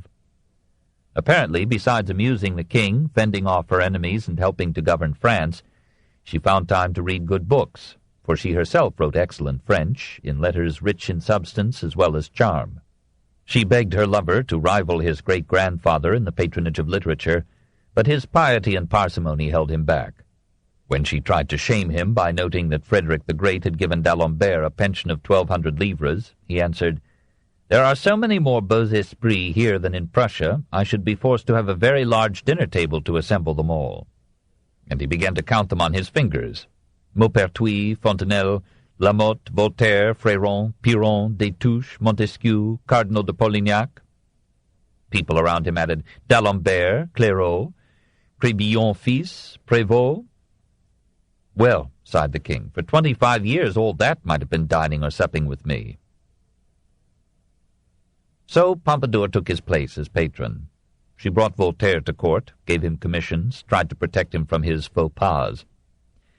She helped Montesquieu, Marmontel, Duclos, Buffon, Rousseau. She eased Voltaire and Duclos into the French Academy. When she heard that Crébillon père was living in poverty, she secured a pension for him, gave him an apartment in the Louvre, supported a revival of his Catalina, and had the Royal Printing Office issue an elegant edition of the old man's plays. She chose as her personal physician François Quesnay, protagonist of the Physiocrats, and assigned him a suite of rooms directly under her own at Versailles. There she entertained Diderot, d'Alembert, Duclos, Helvétius, Turgot, and others whose ideas would have startled the king, and, Marmontel reports, not being able to invite that group of philosophers to her salon, she would come down herself to see them at table and talk with them. Naturally, the clergy and the party of the dévots at court, led by the Dauphin, looked with shocked consternation at this coddling of infidels. Moreover, Pompadour was known to favor the taxation of ecclesiastical property, even its secularization, if this should prove the only escape from the bankruptcy of the state. The Jesuits advised the king's confessor to refuse him the sacraments so long as he kept this dangerous mistress. The king's children defended the clergy, and the eldest daughter, Henriette, whom he loved best, used her influence to divorce him from Pompadour. Every Easter was a crisis for the lovers. In 1751, Louis expressed a longing for the Eucharist. In an effort to calm him and appease his confessor, Father Pérousseau, the Marquise took to religious observances, went daily to Mass, prayed with high visibility, and assured the confessor that her relations with the king were now platonically pure. Unconvinced, the priest demanded her departure from the court as a condition precedent to the king's admission to the sacrament. Pérousseau died, but his successor, Père Desmarais, was equally firm. She stood her ground, but continued her outward piety. She never forgave the Jesuits for not taking her conversion seriously. Perhaps her resentment played a minor part in their expulsion from France in 1762. She was probably telling the truth in claiming that she no longer had sexual relations with Louis. D'Argenson, one of her enemies, confirmed this. She had already confided to her intimates her increasing difficulty in rising to the royal heats, and she confessed that on one occasion her lack of enthusiasm had cooled the king into an angry impotence. She drugged herself with love philters, with little result but damage to her health. Her foes at court became aware of the situation and renewed their plots to supplant her. In 1753, D'Argenson arranged to have the voluptuous Madame du Choiseul-Romanée slip into the king's arms, but she demanded rewards that were thought incommensurate with her sacrifice, and Pompadour was soon able to have her dismissed. It was now that the harassed maîtresse en titre resigned herself to the abomination of the parc aux cerfs. In this stag park at the farther end of Versailles, a small lodging was equipped to house one or two young women, with their attendants, until such time as Louis received them in his private apartments or came to their cottage, usually in the guise of a Polish count. Gossip said that the girls were many. Legend added that some were only 9 or 10 years old. Apparently there were never more than 2 at a time, but a succession of them was brought and trained to give the king the droit du seigneur. When one of them became pregnant, she received from 10,000 to 100,000 livres to help her find a husband in the provinces, and the children so born were given a pension of some 11,000 livres per year. Madame de Pompadour knew of this incredible seraglio and held her peace, unwilling to be displaced by some noble mistress who would doubtless exile her from the court. Perhaps from Paris, she preferred that the king's depraved tastes should be sated by young women of lower estate and moderate ambitions, and in this she herself sank to her lowest estate. "It is his heart that I grudge," she told Madame Duhausset, "and all these young women who have no education will not rob me of that." The court was not audibly shocked by the new arrangements. Several courtiers themselves maintained cottages for their mistresses in that same parc aux cerfs. But Pompadour's enemies presumed that her reign had now come to an end. They were mistaken. The king remained her devoted friend long after she had ceased to be his concubine. In 1752 he had officially accorded her the status of duchess. In 1756, Over the Queen's protests, he gave her the high post of Dame du Palais de la Reine. She attended the Queen, assisted her at dinner, accompanied her to Mass. As her new position required her residence at court, the Jesuits withdrew their demand for her expulsion. The excommunication under which she had long lived was annulled, and she was admitted to the sacraments. The king's daughters, so long hostile to her, came to visit her at Choisy. Louis spent hours with her almost every day, still taking pleasure in the intelligence of her conversation and the charm of her unfailing grace. He continued to respect and often to follow her advice on appointments, domestic measures, even foreign policy. She gave orders to ministers, received ambassadors, chose generals. Sometimes she spoke of the king and herself as sharing the government. Nous verrons, we shall see. Place-seekers crowded her anteroom. She received them courteously and could say no graciously. Her foes admitted the surprising extent of her political knowledge, the skill of her diplomatic address, the frequent justice of her views. She had long since pointed to the incompetence of French generals as a source of France's military decline. In 1750 she proposed to Louis the establishment of an école militaire, where the sons of officers slain or impoverished in the service of the state should receive instruction in the art and science of war. The king agreed, but was slow in providing funds. Pompadour transferred to the enterprise her own income for 1 year and raised additional money through a lottery and a tax on playing cards. At last, in 1758, the school was opened as an adjunct to the Hôtel des Invalides. Now this bewitching minister without portfolio advised a daring revision of foreign policy for France.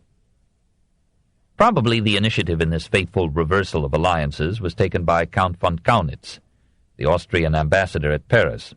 It was furthered by the reluctant condescension of the pious Empress Maria Theresa, who addressed Pompadour as ma bonne amie and ma cousine, and by Frederick the Great's insulting reference to the Marquise as Cotillon IV, Petticoat IV, at the French court. Madame de Châteauroux and the Marquis d'Argenson had directed foreign policy toward friendship with Prussia. Kaunitz and Pompadour pointed out that the new Prussia, strengthened by victory in the War of the Austrian Succession, armed with 150,000 trained soldiers, and led by an able, ambitious, and unscrupulous general and king who had twice betrayed France by signing a separate peace, would soon be a greater danger than Austria, which had now lost Silesia, and could no longer expect support from a Spain under Bourbon rule. The old Habsburg encirclement of France was gone. The argument took on sharper point when, on January 16, 1756, Prussia signed an alliance with England, France's historic enemy. The French Council of State replied by signing an alliance with Austria on May 1st. The Marquise de Pompadour, now again spitting blood, still but 35 years old and with but 8 years of life left in her, had played her part in setting the stage for the 7 Years' War. Chapter 8. Morals and Manners. 1. Education. One of the many basic conflicts fought in 18th century France was the effort of the Church to retain, and the effort of the philosophes and others to end, ecclesiastical control over education. The contest culminated in the expulsion of the Jesuits from France in 1762, the nationalization of French schools, and the triumph of secularized education in the Revolution. In the first half of the century, the controversy was only beginning to take form. The great majority of the peasants could not read. In many rural communities, even up to 1789, the municipal authorities could hardly write. Most parishes, however, had a petite école where the priest or his appointee taught reading, writing, and catechism, chiefly to boys, for a small fee paid by the parents per pupil. Children whose parents could not afford to pay were admitted gratis if they applied. Attendance was legally required by the edicts of 1694 and 1724, but these were not enforced. Many peasant fathers kept their children from school, partly through need of them on the farm, partly because they feared that education would be a troublesome superfluity in those destined to till the land. Education could not guarantee a rise in status, for class barriers were almost insurmountable in the first half of the century. In the villages and small towns, those who had learned to read seldom read anything other than what concerned their daily work. Everyone knew the catechism, but only in the cities was there any knowledge of literature, science, or history. In the middle and upper classes, most education was carried on at home by governesses, then by tutors, finally by dancing masters. These last were expected to teach to both sexes the difficult arts of sitting, standing, walking, talking, and gesturing, with courtesy and grace. Some girls received private lessons in Latin. Nearly all above the poor learned to sing and to play the harpsichord. The higher education of girls was carried on in convents, where they progressed in religion, embroidery, music, dancing, and the proper conduct of a young woman and a wife. Secondary education for boys was almost wholly in the hands of Jesuits, though the Oratorians and the Benedictines shared in the work. Skeptics like Voltaire and Helvétius were among the many distinguished graduates of the Jesuit College of Louis le Grand, where Père Charles Poré, professor of rhetoric, that is, language, literature, and speech, left loving memories among his students. The curriculum in the Jesuit schools had hardly changed in 2 centuries. Though it continued to emphasize religion and the formation of character, the material was largely classical. The authors of ancient Rome were studied in the original, and for 5 or 6 years the young scholars lived in intimacy with pagan thought. No wonder their Christian faith suffered some questioning. Furthermore, the Jesuits spared no efforts to develop the intelligence and zeal of their students. These were encouraged to debate, to speak in public, and to act in plays. They were taught rules for the arrangement and expression of ideas. Part of the clarity of French literature was a product of Jesuit colleges. Finally, the student received rigorous courses in logic, metaphysics, and ethics, partly through Aristotle, partly through the scholastic philosophers. And here again, though the conclusions were orthodox, the habit of reasoning remained, became indeed the outstanding mark of this specifically age of reason. Flogging was also a part of the curriculum, even for students of philosophy, and with no distinction of rank. The future Marquis d'Argenson and the Duc de Boufflers were flogged before their classes for having shot peas at their reverend professors. Already there were complaints that the curriculum paid little attention to the advances of knowledge, that the instruction was too theoretical, giving no preparation for practical life, and that the insistent religious indoctrination warped or closed the mind. In a once famous Traité des Études, from 1726 to 1728, Charles Rollin, rector of the University of Paris, defended the classical curriculum and the stress on religion. The chief goal of education, he said, is to make men better. Good teachers have little regard for the sciences where these do not conduce to virtue. They set no store by the deepest erudition when it is not accompanied by probity. They prefer an honest man to a man of learning. But, said Rollin, it is difficult to form moral character without basing it on religious belief.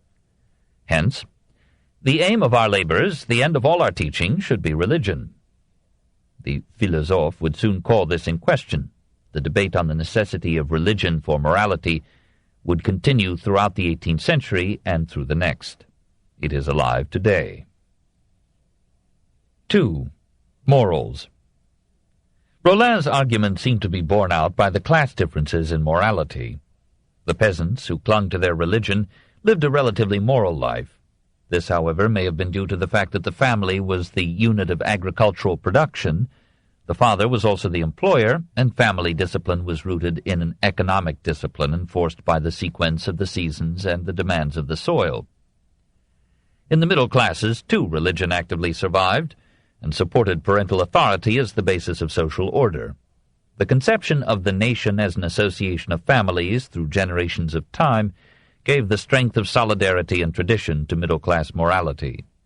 The bourgeois wife was a model of industry, piety, and motherhood. She took childbearing in her stride and was soon at her work again. She was content with her home and her neighborly associations, and rarely touched that gilded world in which fidelity was smiled at as passé. We seldom hear of adultery in the middle-class wife. Father and mother alike set an example of steady habits, religious observance, and mutual affection. This was the life that Chardin lovingly commemorated in such pictures as Le Bénédicité. All classes practiced charity and hospitality. The Church collected and distributed alms. The anti-religious philosophes preached bienfaisance, which they based on love of humanity rather than of God. Modern humanitarianism was the child of both religion and philosophy. Monasteries handed out food to the hungry, and nuns tended the sick. Hospitals, almshouses, orphanages, and homes of refuge were maintained by state, ecclesiastical, or guild funds. Some bishops were worldly wastrels, but some, like the bishops of Auxerre, Mirepoix, Boulogne, and Marseille, gave their wealth and their lives to charity. State officials were not mere place-seekers and sinecure parasites. The provosts of Paris distributed food, firewood, and money to the poor, and at Reims a municipal councillor gave 500,000 livres to charity. Louis XV had strains of sympathy and timid tenderness. When 600,000 livres were allotted for fireworks to celebrate the birth of the new Duke of Burgundy in 1751, he cancelled the display and ordered the sum to be divided as dowries for the 600 poorest girls of Paris. And other cities followed his example. The Queen lived frugally and spent most of her income on good works. The Duc d'Orléans, son of the riotous regent, gave most of his fortune to charity. The seamier side of the story appears in the corruption and negligence that marred the management of charitable institutions. There were several cases in which hospital directors pocketed money sent them for the care of the sick or the poor. Social morality reflected the nature of man, selfish and generous, brutal and kind, mingling etiquette and carnage on the battlefield. In the lower and upper classes, men and women gambled irresponsibly, sometimes losing the fortunes of their families, and cheating was frequent. In France, as in England, the government profited from this gambling propensity by establishing a national lottery. The most immoral feature of French life was the heartless extravagance of the court aristocracy living on revenues from peasant poverty. The bed-sheets of the Duchesse de la Ferté, lavish with lace, cost 40,000 crowns. The pearls of Madame d'Egmont were worth 400,000. Dishonesty in office was normal. Offices continued to be sold and were used by the purchasers for illegal reimbursement. A large part of the money collected in taxes never reached the treasury. Amid this corruption, patriotism flourished. The Frenchman never ceased to love France. The Parisian could not live long outside Paris. And almost every Frenchman was brave. At the siege of Mahon, to stop drunkenness among his troops, the Maréchal de Richelieu decreed, "Anyone among you who in future is found drunk will not have the honor of taking part in the assault." Drinking almost stopped. Dueling persisted despite all prohibitions. "In France," said Lord Chesterfield, "a man is dishonored by not resenting an affront, and utterly ruined by resenting it." Homosexual acts were punishable with burning at the stake, but this law was enforced only among the poor, as upon a mule herd in 1724. The Abbé de Fontaine, who had taught in a Jesuit college for 15 years, was arrested on such a charge in 1725. He appealed to Voltaire for help. Voltaire rose from a sick-bed, rode to Fontainebleau, and persuaded Fleury and Madame de Prie to secure a pardon.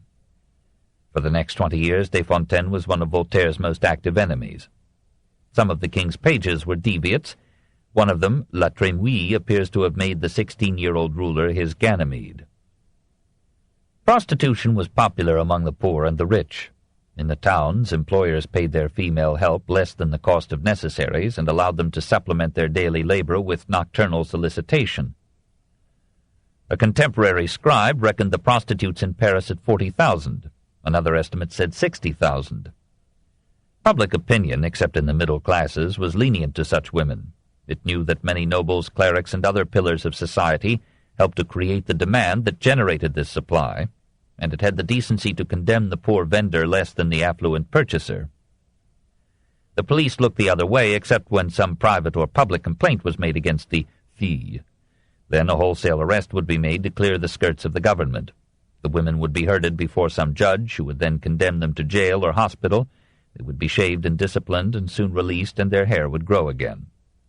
If they gave too much trouble or offended a man of power, they could be sent to Louisiana. Insolent courtesans displayed their carriages and jewels on the Cours la Reine in Paris or on the promenade at Longchamp.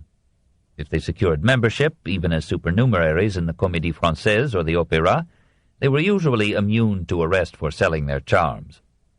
Some of them rose to be artists' models or the kept women of nobles or financiers. Some captured husbands, titles, fortunes. One became the Baronne de Saint-Chamond. Love marriages without parental consent were increasing in number and in literature, and they were recognized as legal if sworn to before a notary.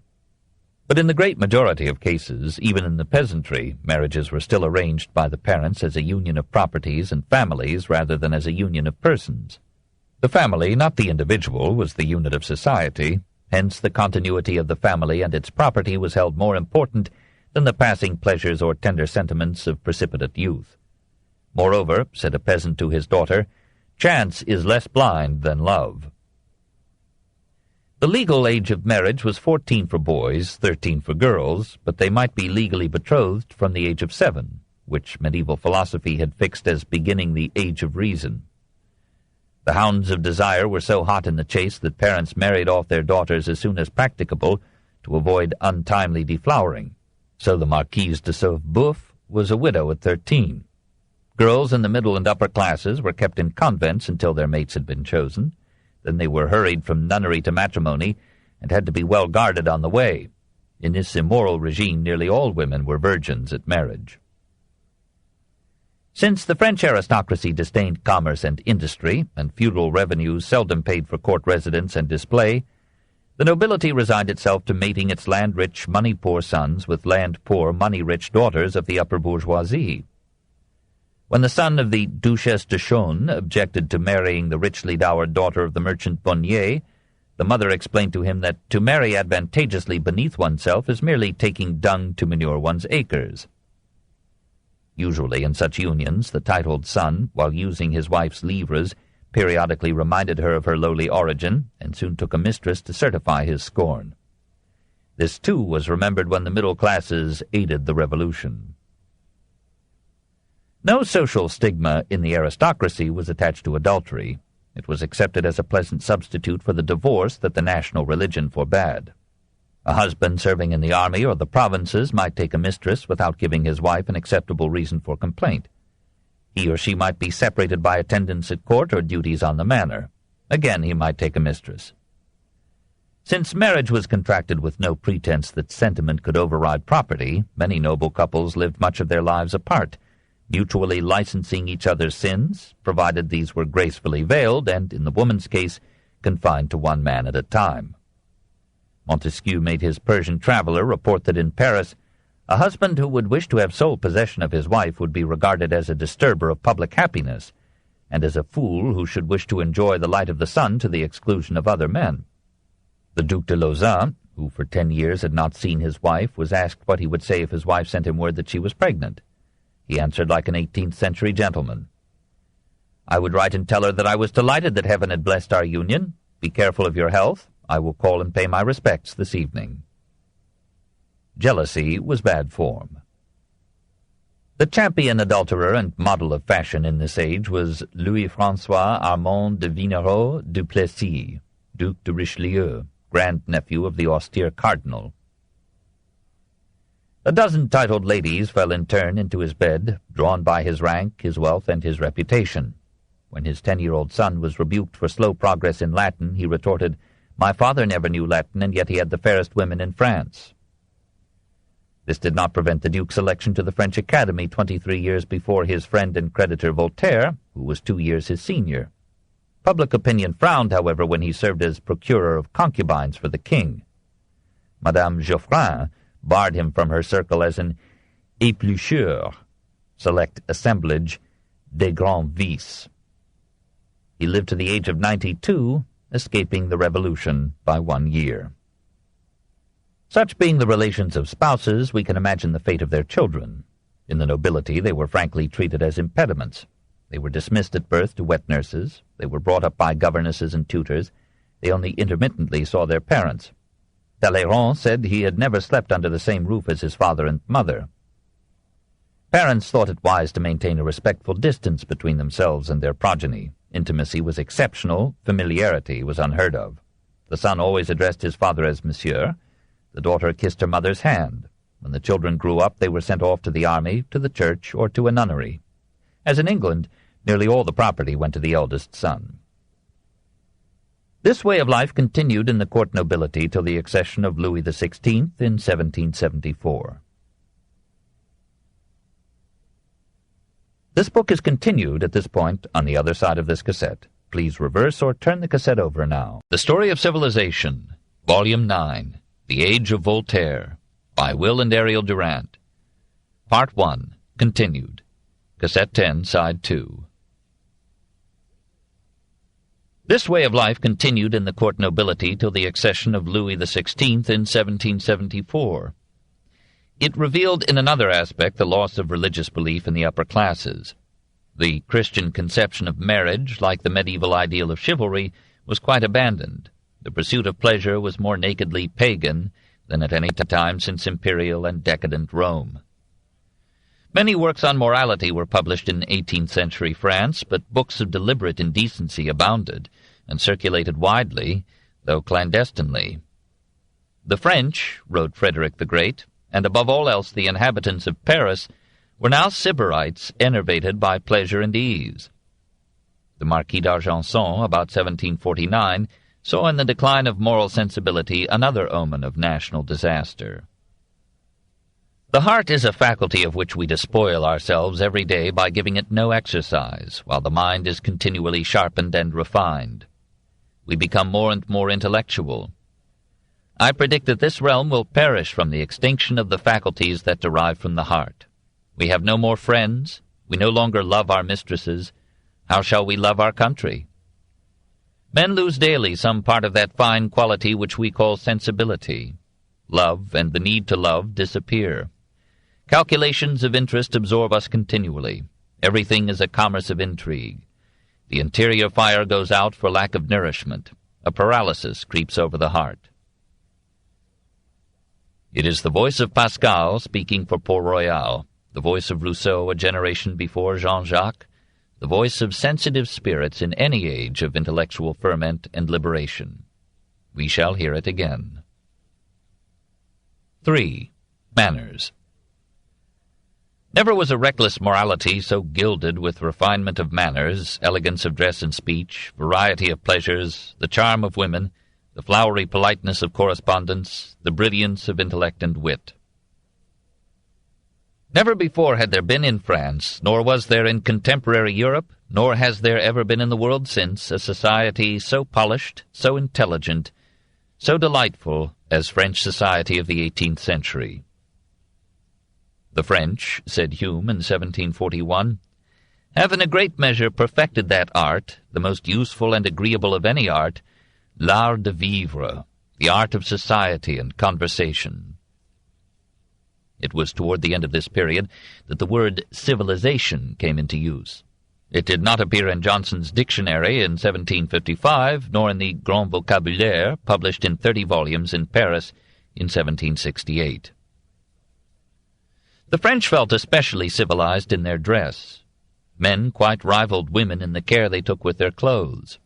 In the upper classes, fashion required them to wear a large three-cornered hat with feathers and gold braid, but as this disturbed their wigs, they usually wore it under the arm. Wigs were smaller now than under the great king, but they were more general, even among artisans. There were 1,200 wig shops in Paris, with 6,000 employees. Hair and wig were powdered.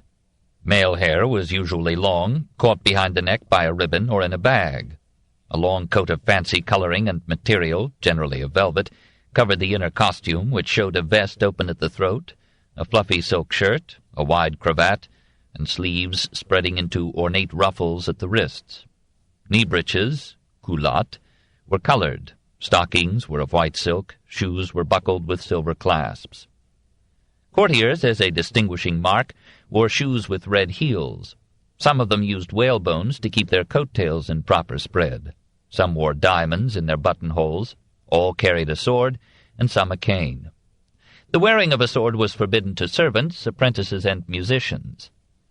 The bourgeois dressed simply in coat and culotte of plain dark cloth, the stockings of black or gray wool, and shoes with thick soles and low heels. Artisans and household help took on the discarded garments of the rich. The elder Mirabeau grumbled that he could not tell a blacksmith from a lord. Women still enjoyed the freedom of their legs within the spacious sanctum of their farthingales.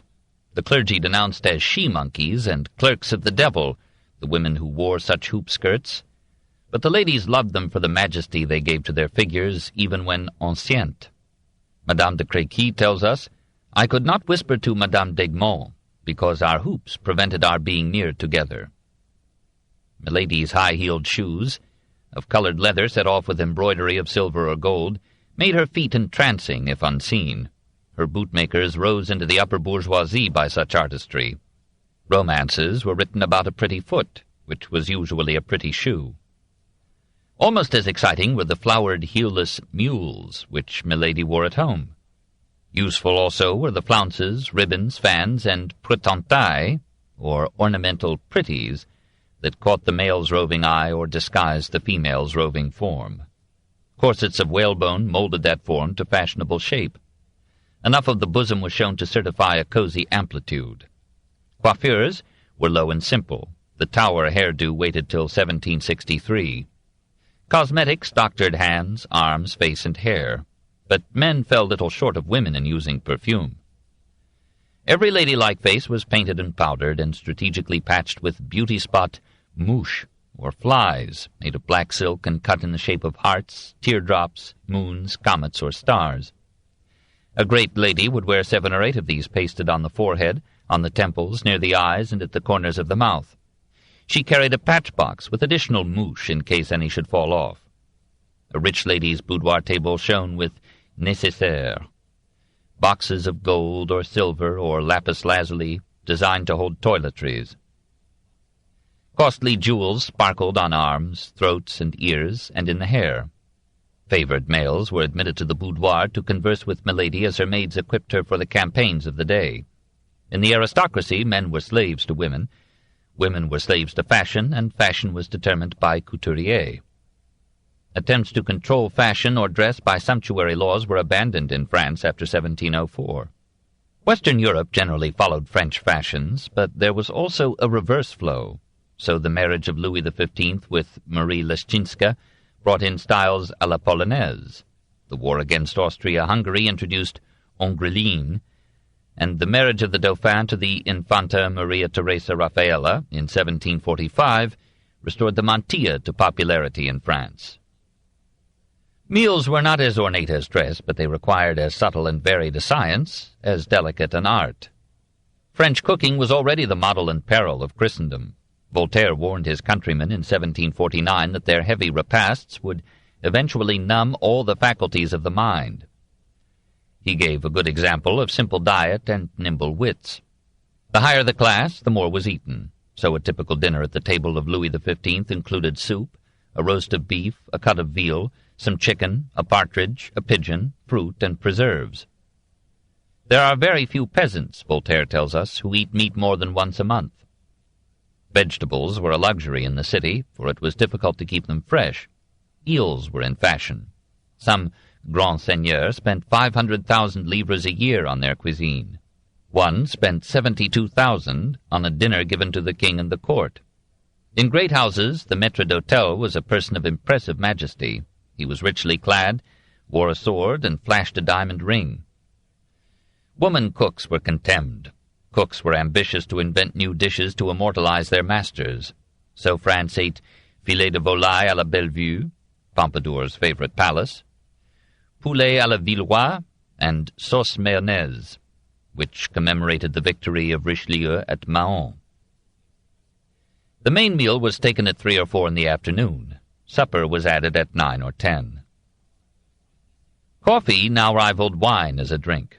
Michelet must have loved coffee, for he thought that its mounting influx from Arabia, India, the island of Bourbon, and the Caribbean contributed to the exhilaration of spirit that marked the Enlightenment.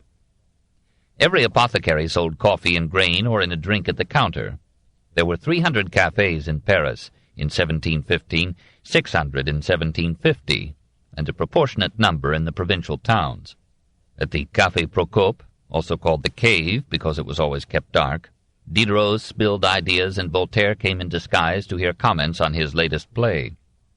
Such coffee houses were the salons of the commoners, where men might play chess or checkers or dominoes, and above all talk, for men had grown lonelier as city crowds had increased. Clubs were private cafes, restricted in membership and tending to specific interests. So the Abbé Alary established, circa 1721, the Club de l'Entresol, a mezzanine in the abbé's home, where some 20 statesmen, magistrates, and men of letters gathered to discuss the problems of the day, including religion and politics. Bolingbroke gave it its name, and so brought the word club into the French language. There the Abbé de Saint-Pierre expounded his plans for social reforms and perpetual peace. Some of these worried Cardinal Fleury, who ordered the disbandment of the club in 1731. 3 years later, Jacobite refugees from England founded in Paris the first French Freemasonry lodge. Montesquieu joined it, and several members of the high nobility. It served as a refuge for deists and as a center of political intrigue. It became a channel of English influence and prepared the way for the philosophe. Bored with the round of domestic toil, men and women flocked to the promenades, dance halls, theatres, concerts, and opera. The rich took to the hunt, the bourgeoisie to fêtes champêtres. The Bois de Boulogne, the Champs-Élysées, the Jardin des Tuileries, the Luxembourg Gardens, and the Jardin des Plantes, or Jardin du Roi, as it was then called, were favorite resorts for carriage rides, walks, lovers' haunts, and Easter parades. If people stayed home, they amused themselves with indoor games, dances, chamber concerts, and private theatricals. Everyone danced. Ballet had become a complex and royal art in which the king himself occasionally pranced a part. Ballet dancers like La Camargo and La Gossin were the toast of the town and the delicacies of millionaires. 4. Music. Music in France had declined since Lully had outdone Molière in amusing the great king. There was not here the same madness about music that made Italy forget its political subjection, nor that laborious devotion to compositional technique which was creating the massive masses and prolonged passions of Bach's Germany. French music was in transition from classical form to Baroque decoration to Rococo grace, from complex counterpoint, mutilating words, to fluent melodies and tender themes congenial to French character. Popular composers still issued amorous, satirical, or melancholy songs deifying lasses, defying kings, deprecating virginity and delay. Patronage of music was spreading from kings requiring majesty to financiers apologizing for their fortunes with concerts, dramas, and poetry open to the influential few. Rousseau's opera Les Muses Galantes was produced in the home of the farmer general La Poplinière. Some rich men had orchestras of their own. Performances open to the public for an admission charge were regularly offered in Paris by the Concerts Spirituels, organized in 1725, and other cities followed suit. Opera was presented in the Palais Royal, usually in late afternoon, concluding by 8:30 p.m. Then the audience, in evening dress, promenaded in the Tuileries gardens, and singers and instrumentalists entertained them in the open air. This was one of the many charming features of Paris life. We perceive in reading Diderot's Le Neveu de Rameau how many composers and executants were then the rage who are now forgotten.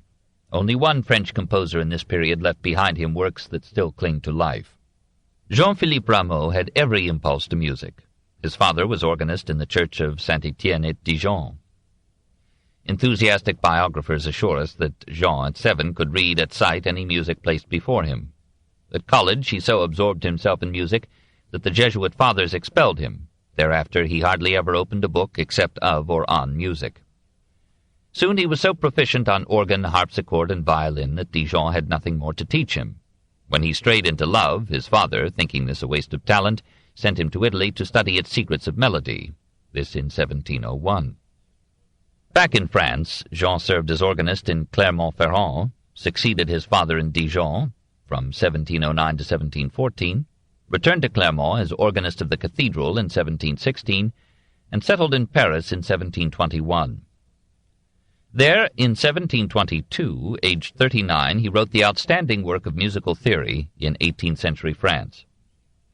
Traité de l'harmonie réduite à ses principes naturels.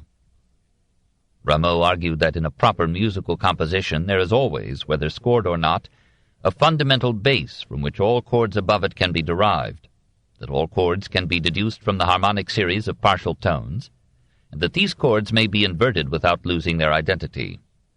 Rameau wrote in a style intelligible only to the most obdurate musicians, but his ideas pleased the mathematician d'Alembert, who gave them a more lucid exposition in 1752.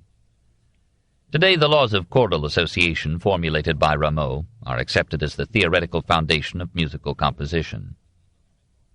Opposed by the critics, Rameau fought back with compositions and expositions until he was finally revered for having reduced music to law as Newton had reduced the stars. In 1726, aged 43, he married Marie Mongeau, aged 18. In 1727, he put to music Voltaire's lyric drama Samson, but its production was forbidden on the ground that biblical stories should not be reduced to opera. Rameau had to butter his bread by serving as organist in the church of Sainte-Croix de la Bretonnerie. He was 50 before he conquered the operatic stage. In that year, 1733, Abbé Pellegrin offered him a libretto, Hippolyte et Aricie, founded on Racine's Phèdre, but he exacted from Rameau a bill for 500 livres as security in case the opera should fail.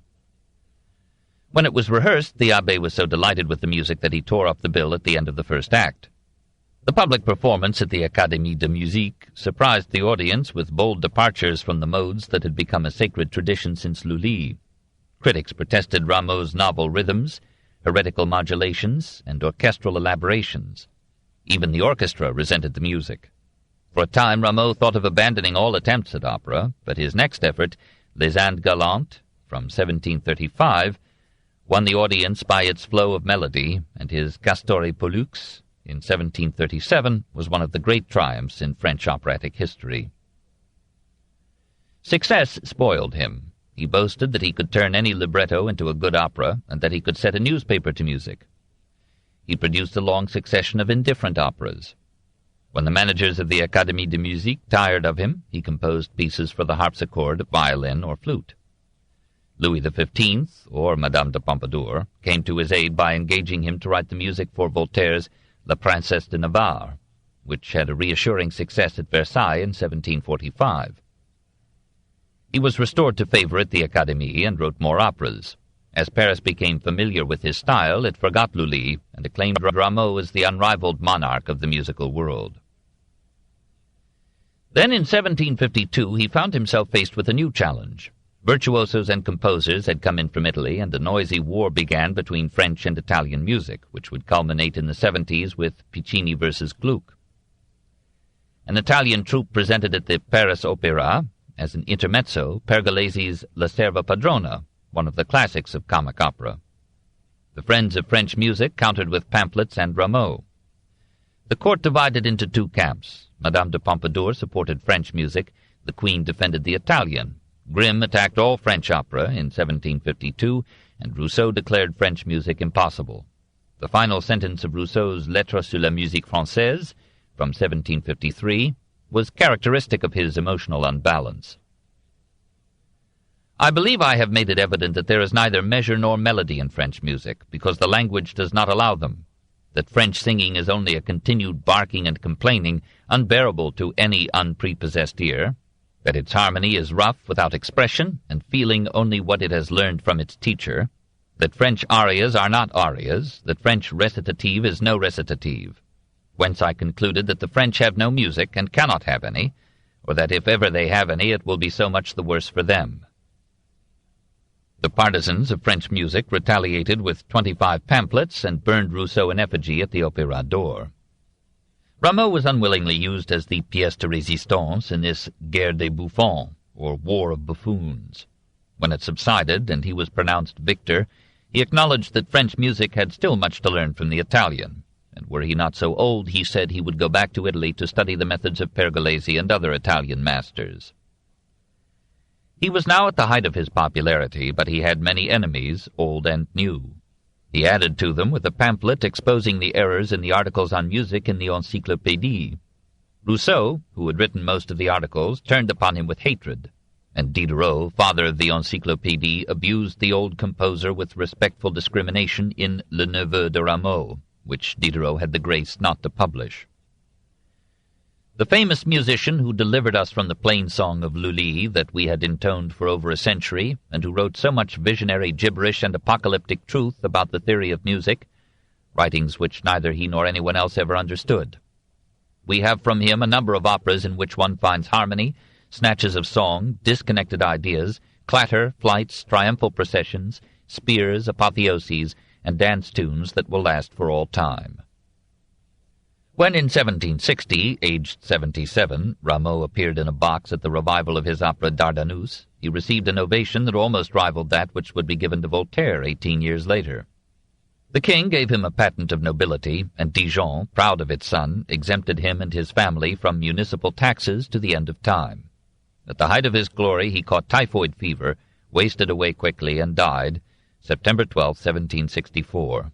Paris accorded him a ceremonial interment in the church of Saint-Eustache, and many towns in France held services in his honor. 5. The Salons.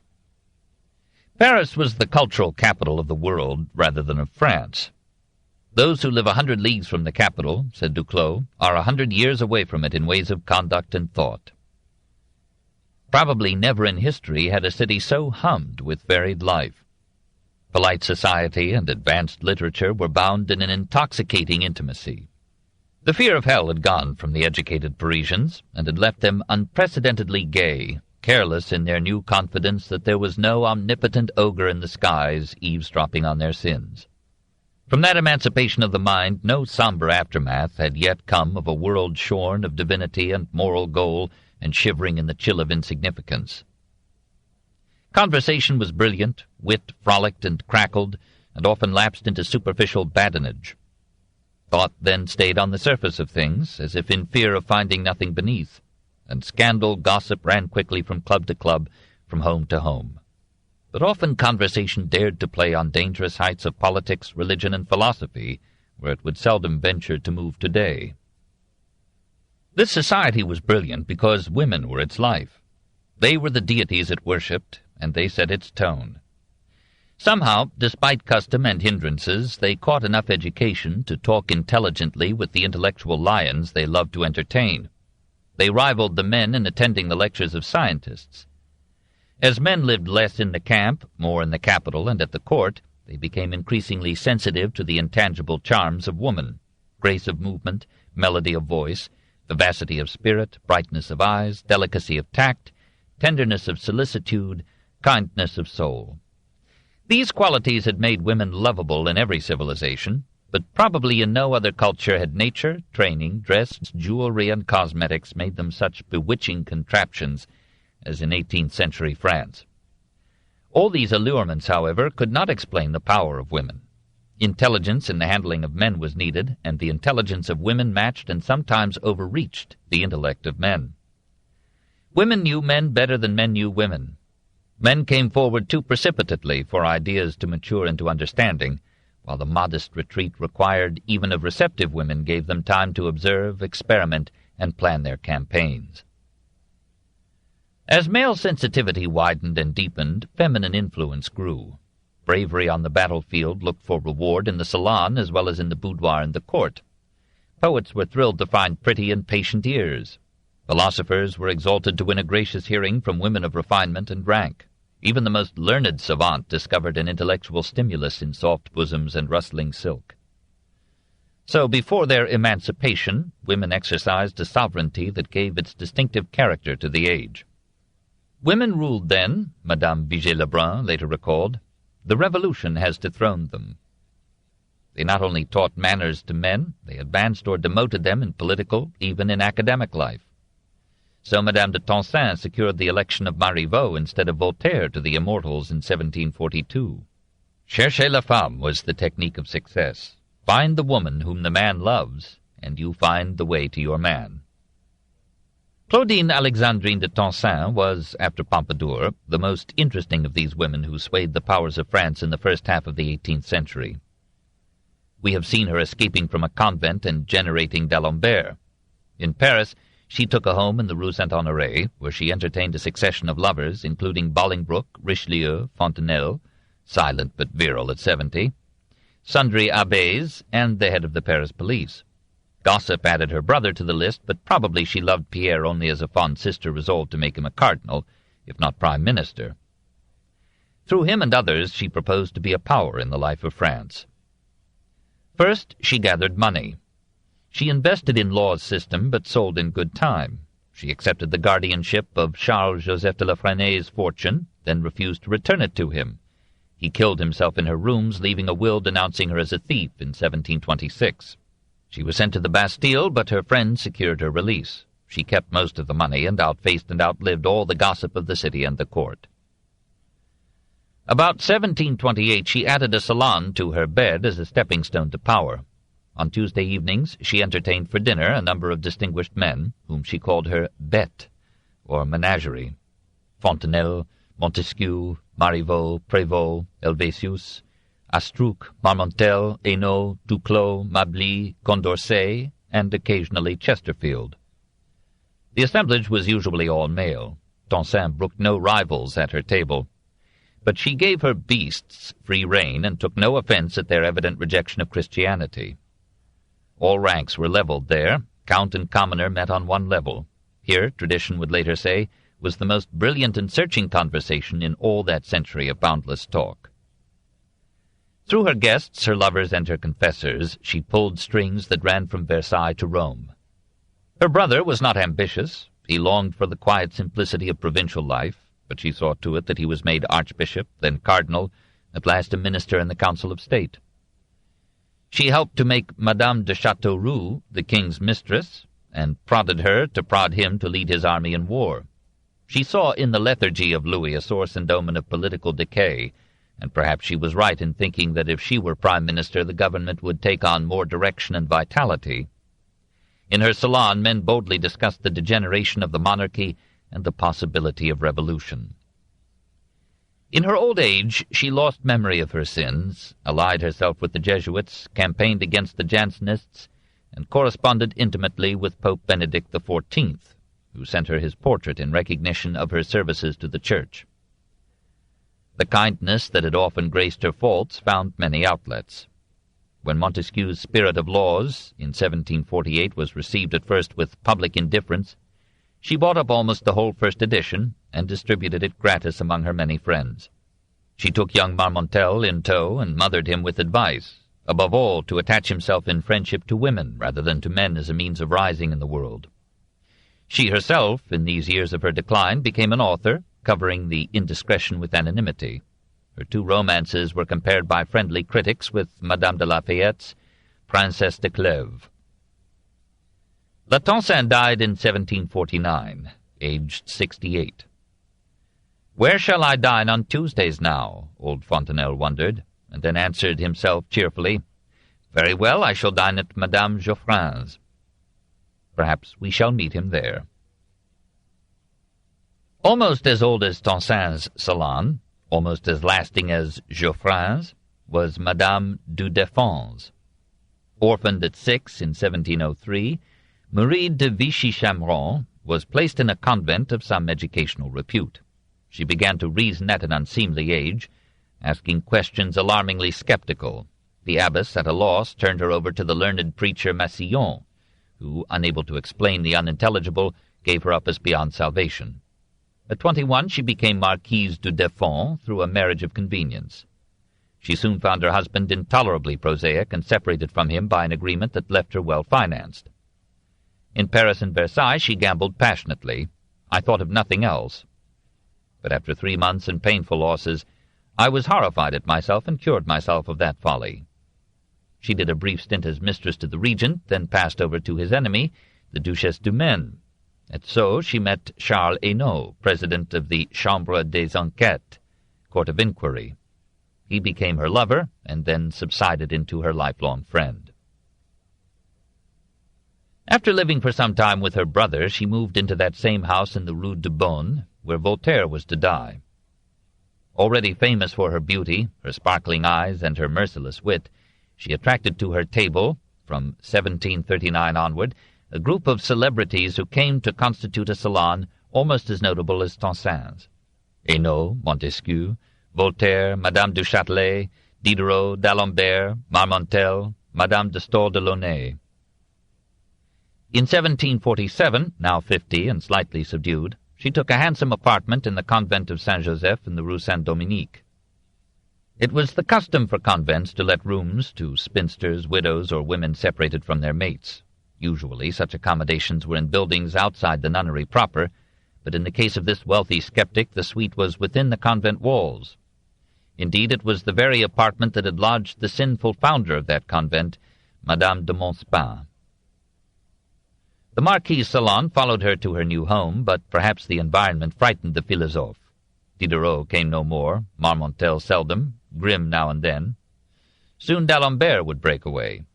Most of the new company at Saint-Joseph's were scions of the old aristocracy, Marshals Luxembourg and Mirepoix and their wives, the dukes and duchesses de Boufflers and de Choiseul, the duchesses d'Aiguillon, de Gramont, and de Villeroy, and Madame du Deffon's childhood and lifelong friend, Pont de Vale.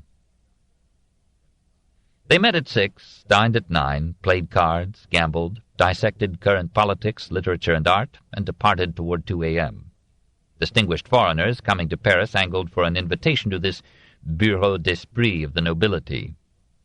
Lord Bath reported in 1751, "I recall an evening when the talk turned on the history of England.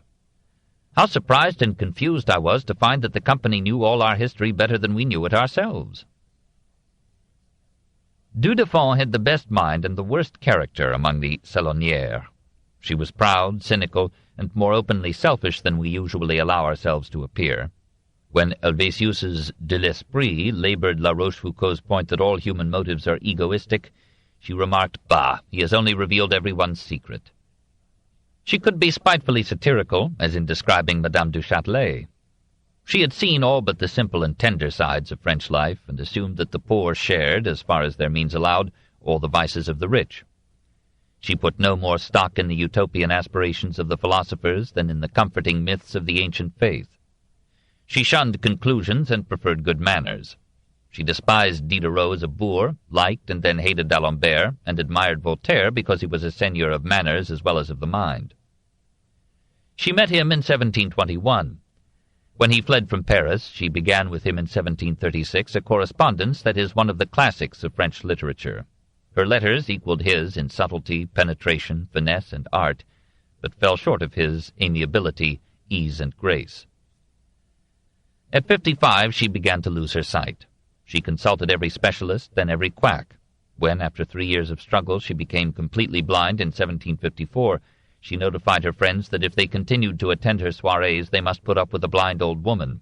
They came nevertheless, and Voltaire from Geneva assured her that her wit was even brighter than her eyes had been. He encouraged her to go on living, if only to enrage those who paid her annuities. She found in Julie de l'Épinasse a pretty, vivacious, and charming young woman who helped her to receive and entertain, and now she presided at her dinners like some blind Homer over a round table of sages and bards. She moved with dignity and defiance through another 26 years. Her, too, we hope to meet again.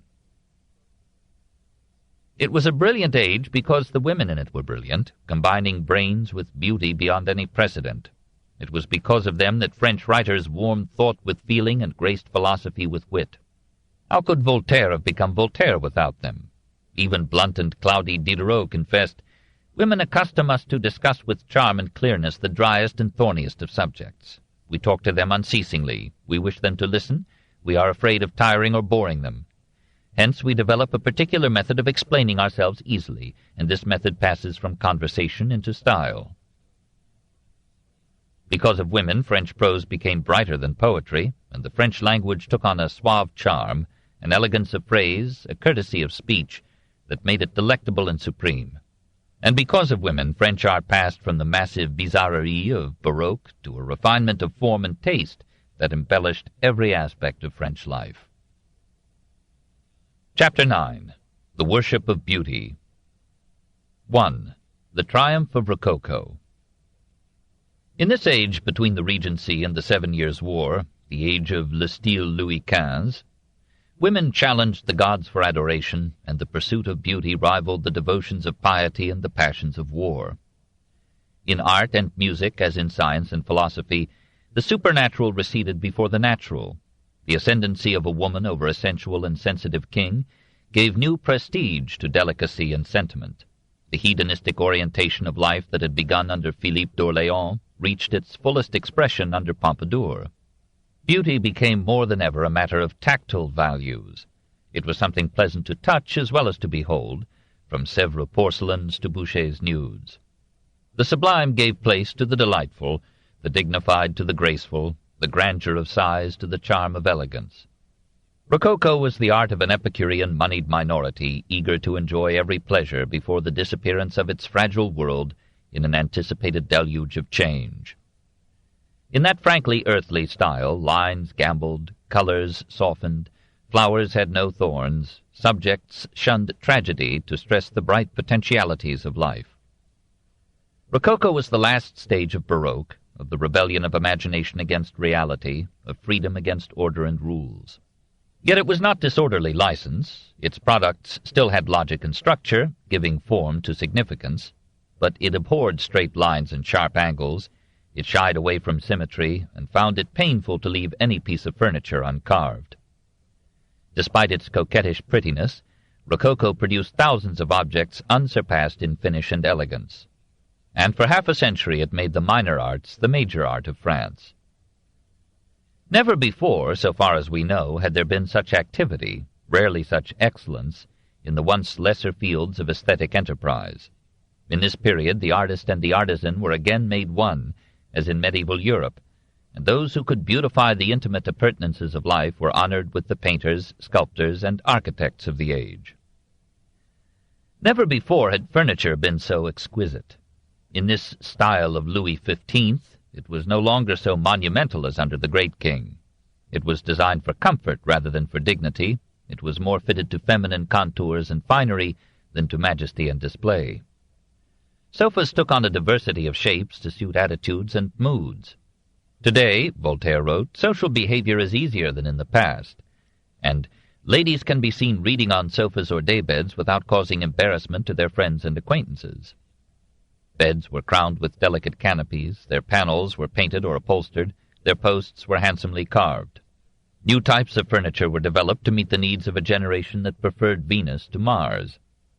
The large, deep-cushioned, upholstered armchair, fauteuil or bergère, the tapestried sofa, the chaise longue, the writing table, escritoire, the desk or secrétaire, the commode, the footrest, the console, the chiffonier, the buffet.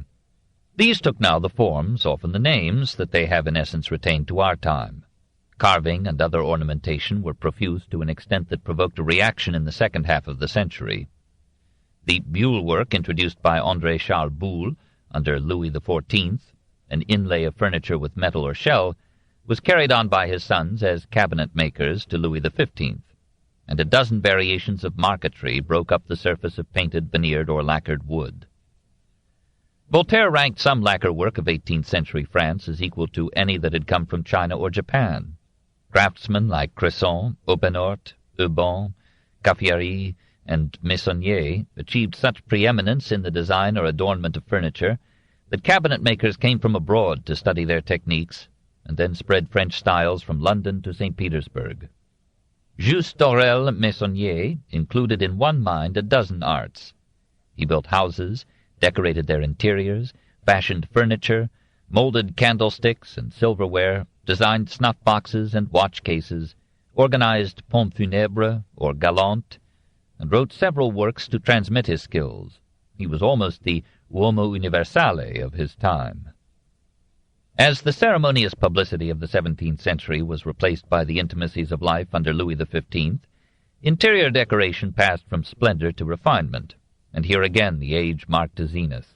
Furniture, carpets, upholstery, objets d'art, clocks, mirrors, panels, tapestries, drapes, paintings, ceilings, chandeliers, even bookcases were brought into gratifying harmonies of color and style.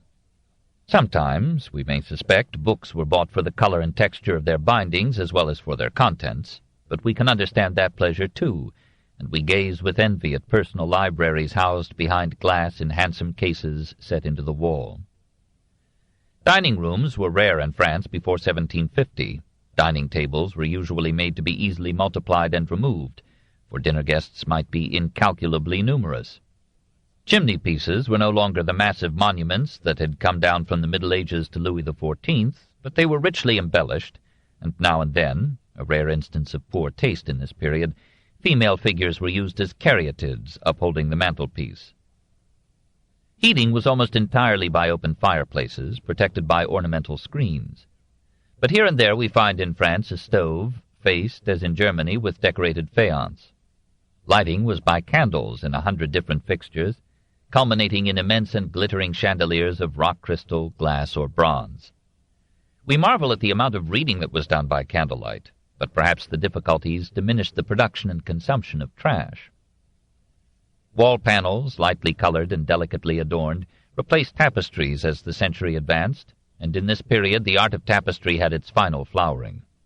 In almost every variety of textiles, from damasks, embroideries, and brocade to immense carpets and drapes, France now challenged the finest weaves of the Orient.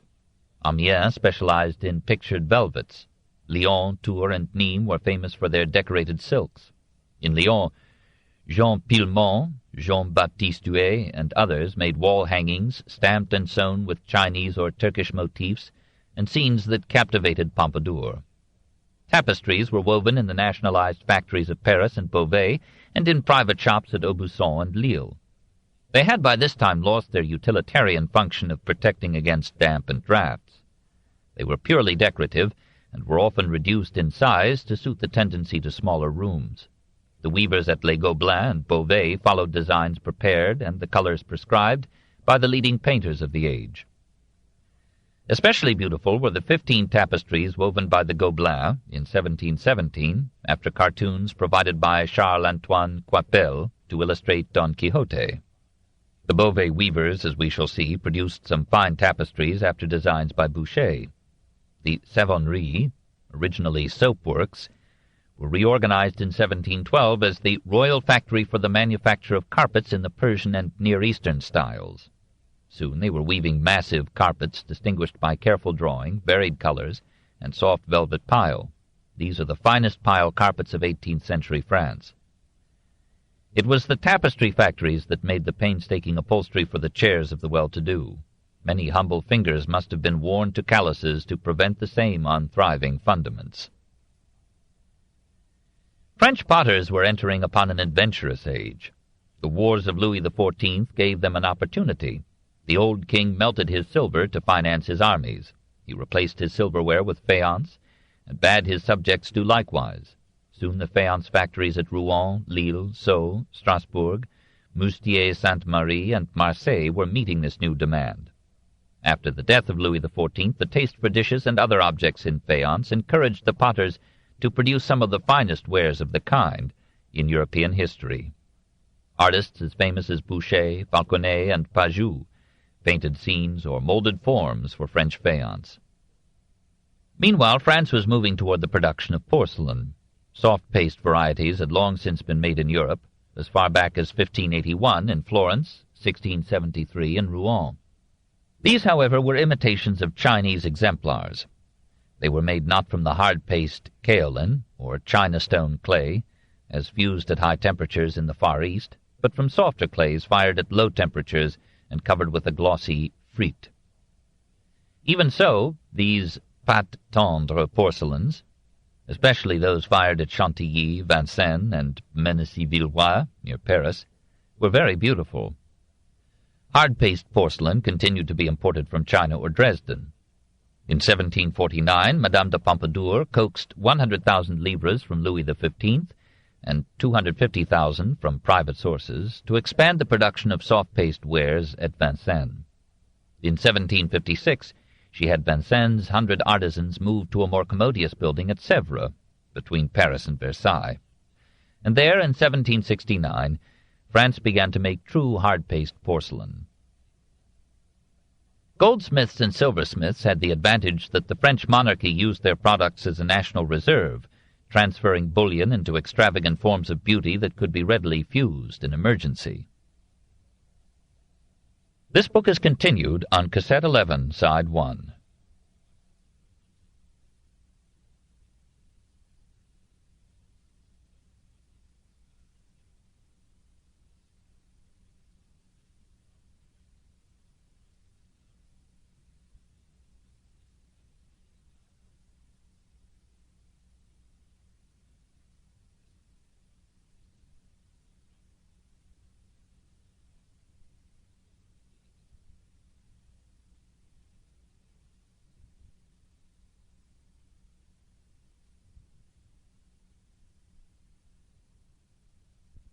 The Story of Civilization, Volume 9, The Age of Voltaire, by Will and Ariel Durant. Part 1, continued. Cassette 11, Side 1. Goldsmiths and silversmiths had the advantage that the French monarchy used their products as a national reserve, transferring bullion into extravagant forms of beauty that could be readily fused in emergency. Under Louis XV, the middle classes enlarged the demand for silverware as utensils and decoration. Almost every type of cutlery now used took its present form in 18th century France. Oyster forks, ice spoons, sugar spoons, hunting services, traveling services, folding knives and forks. Add exquisitely carved or molded salt cellars, teapots, ewers, jugs, toilet articles, candlesticks. In this field, the Louis XV is the purest of all French styles. The goldsmiths and silversmiths made also the little boxes that men as well as women carried to hold snuff or pills or cosmetics or sweets, and 100 types of containers for the toilet table and the boudoir. The Prince de Conti had a collection of 800 boxes, all of different form, all of precious metal, and all of fine workmanship. Many other materials were used for similar purposes: agate, mother-of-pearl, lapis lazuli. The cutting and setting of jewelry were the privilege of the 350 master craftsmen of the Goldsmiths' Guild. Metalwork bore the mark of the age in its delicate pattern and finish. Andirons took fabulous forms and intricate designs, usually of fantastic animals. Gilt bronze was used to make or decorate andirons, torches, candelabras or chandeliers, or to mount clocks, barometers, porcelain, or jade. The 18th century was the heyday of modern bronze. Clocks could be monsters, watches could be gems, of bronze, enamel, silver, or gold, chased in the most exquisite style. Torches were in some cases masterpieces of sculpture, like that which Falconet made for Versailles. Miniatures and medallions were among the temptations of the time. One family, the Routier, produced within a century 5 graveurs de médailles, all so distinguished for their work that they were welcomed into the Académie Royale des Beaux-Arts, along with the greatest painters and sculptors. It was in the little things of life that the 18th century displayed its most careless wealth and most careful art. "Those who have not lived before 1789, said Talleyrand, will never know how sweet life could be, if one could choose his class and dodge the guillotine." 2. Architecture. Architecture almost ignored Rococo. Styles change less readily in building than in decoration, for the requirements of stability are less fluid than the tides of taste. The Académie Royale de l'Architecture, organized by Colbert in 1671, was now led by inheritors of the Louis XIV traditions. Robert de Cotte continued the work of Jules Ardouin Mansart, who had completed the Palace of Versailles. Germain Beaufrand was a pupil of Mansart. Jacques-Jules Gabriel and his son Jacques Ange were collateral descendants of Mansart. So the stream of talent obdurately dug its bed. These men preserved the Baroque, even the semi-classical exteriors of the Grand Siècle, with columns, capitals, architraves, and cupolas. But many of their constructions allowed a frolic of Rococo within. The decline of faith left little stimulus for new churches. 2 old ones, however, had their facades renewed. Robert de Cotte faced Saint-Roch with classical columns and pediment in 1736, and Jean-Nicolas Servandoni provided Saint-Sulpice with a massive 2-storied portico of Doric and Ionic colonnades in somber Palladian style, this between 1733 and 1745. But it was secular architecture that expressed the spirit of the age. Several of the palaces built in this period later became national ministries or foreign embassies. So the Hôtel de Matignon in 1721 became the Austrian embassy and then the home of the prime minister.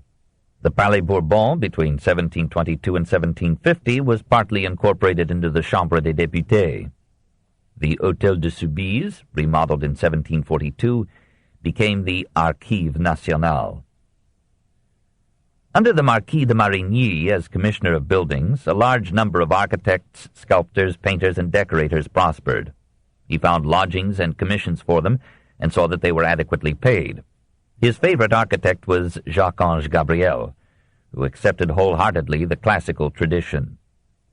After the Peace of Aix-la-Chapelle in 1748, Edmond Bouchardon was engaged to cast an equestrian statue of Louis XV, and Gabriel was asked to design the entourage for this monument. Around an open space between the Jardin des Tuileries and the Champs-Élysées, he placed a ring of balustrades and sunken gardens. On the north side, he raised the present Hotel Crillon and the present Ministry of the Marine, both in purely classic form, and to adorn the square he set up 4 mythological figures, which the Parisians soon named after the royal mistresses, Mailly, Vintimille, Châteauroux, and Pompadour. The square was named Place Louis XV. Now we call it Place de la Concorde. It is a comfort to know that there were traffic jams there 200 years ago. This same James Angel Gabriel, in 1752, built the perfectly proportioned École Militaire, whose Corinthian columns are as graceful as any in the Roman Forum. It was not only Paris that had its face remodeled in this reign. At Chantilly, the Duc de Bourbon engaged Jean Aubert to set up for his horses and dogs stables so palatial as to invite contrast with the cottages of the peasants. In Lorraine, Stanislas Leszczynski made Nancy one of the fairest cities in France. There, Beaufront finished the cathedral that had been begun by his master Jules Ardouin Mansart. Emmanuel Héré de Corny laid out, between 1750 and 57, the new city at Nancy, a Rococo Hôtel de Ville, or City Hall, the Place Stanislas, leading through a public garden and a triumphal arch to the Place de la Carrière and the Palais du Gouvernement. And Jean Lamour guarded this Place Stanislas with iron grills between 1751 and 55 that are the finest of their kind in modern art. Lyon now gave itself the Place Louis le Grand. Nantes, Rouen, Reims, and Bordeaux each opened a Place Royale. Toulouse raised a noble Capitole. Rouen provided lovely fountains. Stately bridges beautified Sens, Nantes, and Blois. And Montpellier spread out its promenade. Between 1730 and 1760, Jean-Jacques Gabriel transformed Bordeaux into a modern city with open squares, wide avenues, airy parks, a handsome waterfront, and public buildings in majestic Renaissance style. Finally, French architecture crossed frontiers. French architects were commissioned to build in Switzerland, Germany, Denmark, Russia, Italy, Spain. By the middle of the century, when France was declining in military power and political prestige, she reached the height of her influence in manners and art. 3. Sculpture. Sculpture in this period was fighting an angry struggle for recognition as a major art. Its function had long been mainly decorative, but whereas under Louis XIV it had commissions to adorn great palaces and extensive gardens, it was less favored now that the royal passion for building had exhausted itself and France. The rich were hiding in smaller structures, and heroic statuary found no place in drawing rooms and boudoirs. Sculptors complained that the Académie Royale de Peinture et de Sculpture gave most of its prizes to painters. Pigalle proposed that there be a royal sculptor as well as a royal painter, and personally campaigned for the Order of Saint-Michel to break down the tradition that only painters received this reward. Reluctantly, the sculptors turned to decorating homes with small pieces, vases, and reliefs, and sought to rival the portrait painters by giving to decaying, paying flesh the illusion of lasting bronze or stone. Some of them, entering more intimately into the home, adopted the elegance, naturalness, and playfulness of Rococo, while still favoring the sobriety of classic lines. As with painters and artisans, the sculptor's art tended to run in families. Nicolas Cousteau helped his teacher, Antoine Coisevaux, to decorate the royal palaces at Marly and Versailles. He designed the great figures, symbolizing French rivers, that are now in the Hôtel de Ville at Lyon. His Descent from the Cross is still in Notre-Dame de Paris, and his Berger Chasseur is one of a dozen masterly statues that face time and weather in the gardens of the Tuileries.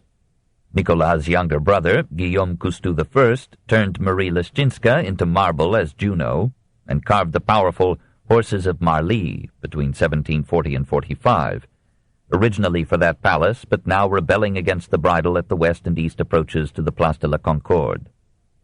Guillaume's son, Guillaume Cousteau II, made for the Dauphin the tomb in the Cathedral of Sens. Nancy gave birth to another artistic dynasty. Jacob Sigisbert Adam transmitted sculpture and architecture to 3 sons. Lambert Sigisbert Adam, after 10 years of tutelage in Rome, went up to Paris, where he collaborated with his younger brother, Nicolas Sebastien, in designing the Neptune and Amphitrite fountain in the gardens of Versailles. Then he moved to Potsdam and carved for Frederick the Great, as gifts from Louis XV, 2 marble groups, hunting and fishing, for the grounds of Sans-Souci. Nicolas Sebastien returned to Nancy and designed the tomb of Katerina Polinska in the church of Notre-Dame de Bon Secours. A third brother, François Balthasar Gaspard, helped to decorate Stanislas's capital. A third family of sculptors began with Filippo Caffieri, who left Italy in 1660 to work with his son, François Charles, for Louis XIV. Another son, Jacques Caffieri, brought the genius of the line to its peak, surpassing all his contemporaries as a worker in bronze. Nearly all the royal palaces competed for his time. At Versailles, he and his son Philippe adorned the chimney-piece in the apartment of the Dauphin and made the Rococo bronze pedestal for the king's famous astronomical clock. The bronze mounts that Jacques made for furniture are now treasured beyond the furniture itself. Edme Bouchardon, whom Voltaire called our Phidias, accepted completely the classical principles proclaimed by his patron, the Comte de Caylus. For many years he labored in rivalry with Pigalle, until Pigalle thought himself surpassed. Diderot quoted the younger sculptor as saying that he had never entered Bouchardon's studio without coming out with a sense of discouragement that lasted entire weeks. Diderot thought that Bouchardon's amour, or Cupid, was destined to immortality, but it hardly catches the fire of love. Better is the fountain that the sculptor carved for the Rue de Grenelle in Paris, a masterpiece of classic dignity and strength. In 1749, the city commissioned him to execute an equestrian statue of Louis XV. He worked on it 9 years, cast it in 1758, but did not live to see it set up. Dying in 1762, he asked the municipal authorities to let Pigalle finish the enterprise. So their long rivalry ended in a gesture of admiration and trust. The statue was erected in the Place Louis XV and was demolished as a hated emblem by the Revolution in 1792. Jean-Baptiste Lemoyne rejected classical restraints as sentencing sculpture to death. Why should not marble or bronze, as well as pictorial tempera or oil, express movement, feeling, laughter, joy, and grief, as indeed Hellenistic statuary had dared to do? In that spirit, Lemoyne designed the tombs of Cardinal Fleury and the painter Pierre Mignard for the church of Saint-Roch. So, in the Montesquieu that he carved for Bordeaux, he showed the author of The Spirit of Laws as a quizzical, melancholy skeptic, a cross between a Roman senator and a provincial philosopher smiling at Parisian ways. That fleeting smile became almost the identifying signature of the many portrait busts that Lemoyne made, by order of the king, to commemorate divers worthies of France. This lively expressionistic style triumphed over the classicism of Bouchardon and passed down to Pigalle, Pajou, Houdon, and Falconet in one of the great ages of sculpture in France. 4. Painting. The commanding artists were now the painters, and the dominance of Boucher reflected again the influence of women on the arts. The Marquise de Pompadour felt that painters had dallied long enough with Roman heroes, Christian martyrs, and Greek gods. Let them see the loveliness of living women in the finery of their costume or the rosiness of their flesh. Let them catch in line and color the unprecedented elegance of the age in features, manners, dress, and all the accessories of an affluent minority life. Woman, once a sin, proclaimed herself still a sin, but only to be more tempting.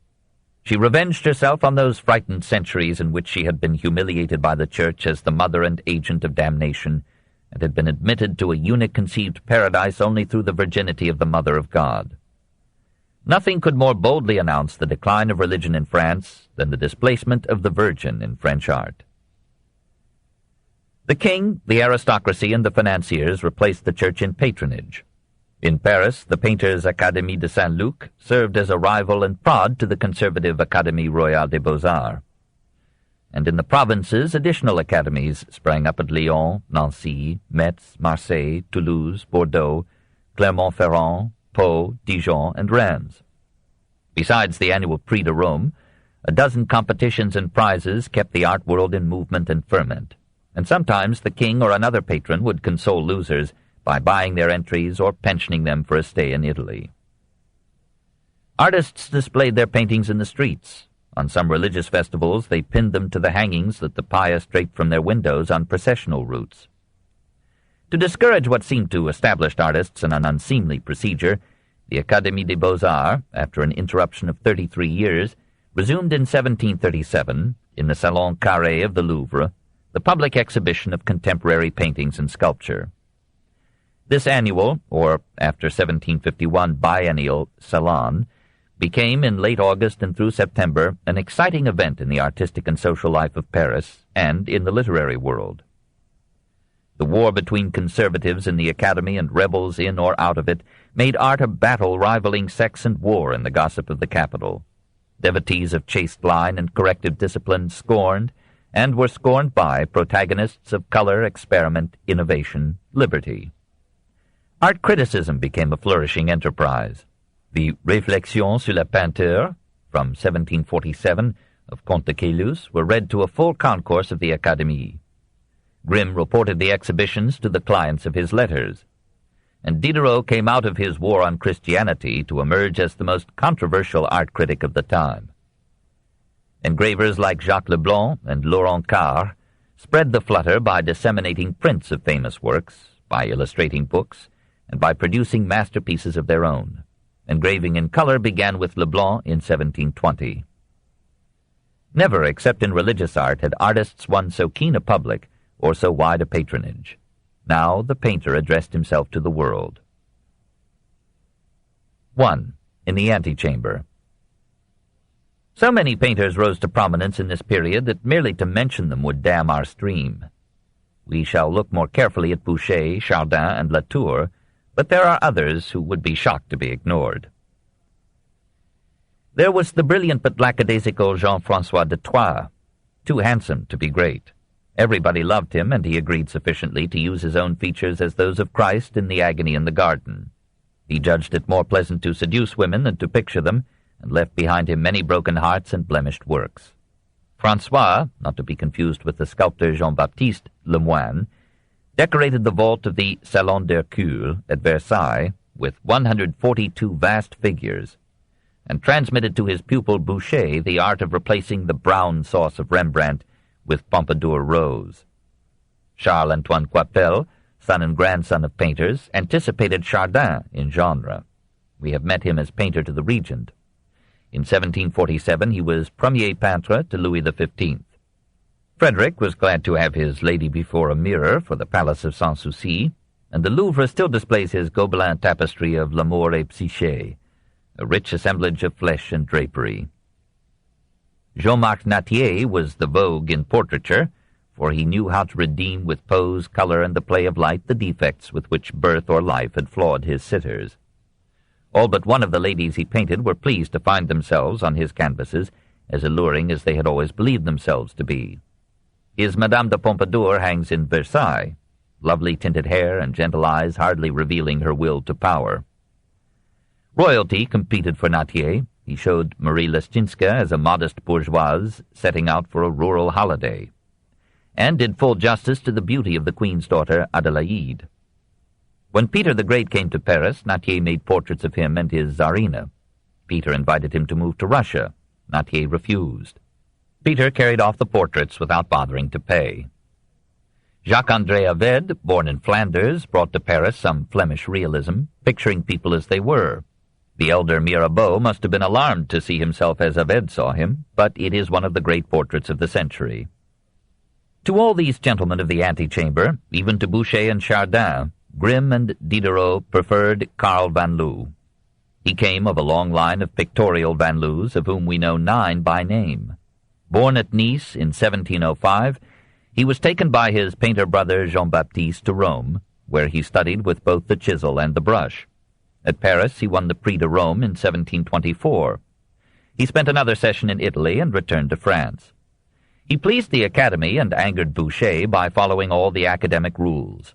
as he had never spared time from his art to learn reading or writing, good manners or polite discourse, Pompadour shunned him with a pretty shiver as a bête à faire peur, a frightful beast. Nevertheless, she commissioned him to paint a Spanish conversation. For a while he accepted the mood of the time and pictured women dressed in ideal contours. But he soon sobered down to an exemplary family life, proud of his accomplished wife and fond of his daughter Caroline. In 1753 he shared with Boucher in decorating the gorgeous Salle du Conseil in the Palace of Fontainebleau. He climbed to such affectionate fame that when he appeared in his seat at the Comédie Française after an almost mortal illness, the entire audience rose and applauded, revealing the close relation of art and letters in that tensely cultural age. Jean-Baptiste Oudry recorded the royal hunts in engravings, paintings, and tapestries. The Queen chose him as her teacher and marveled to watch him work.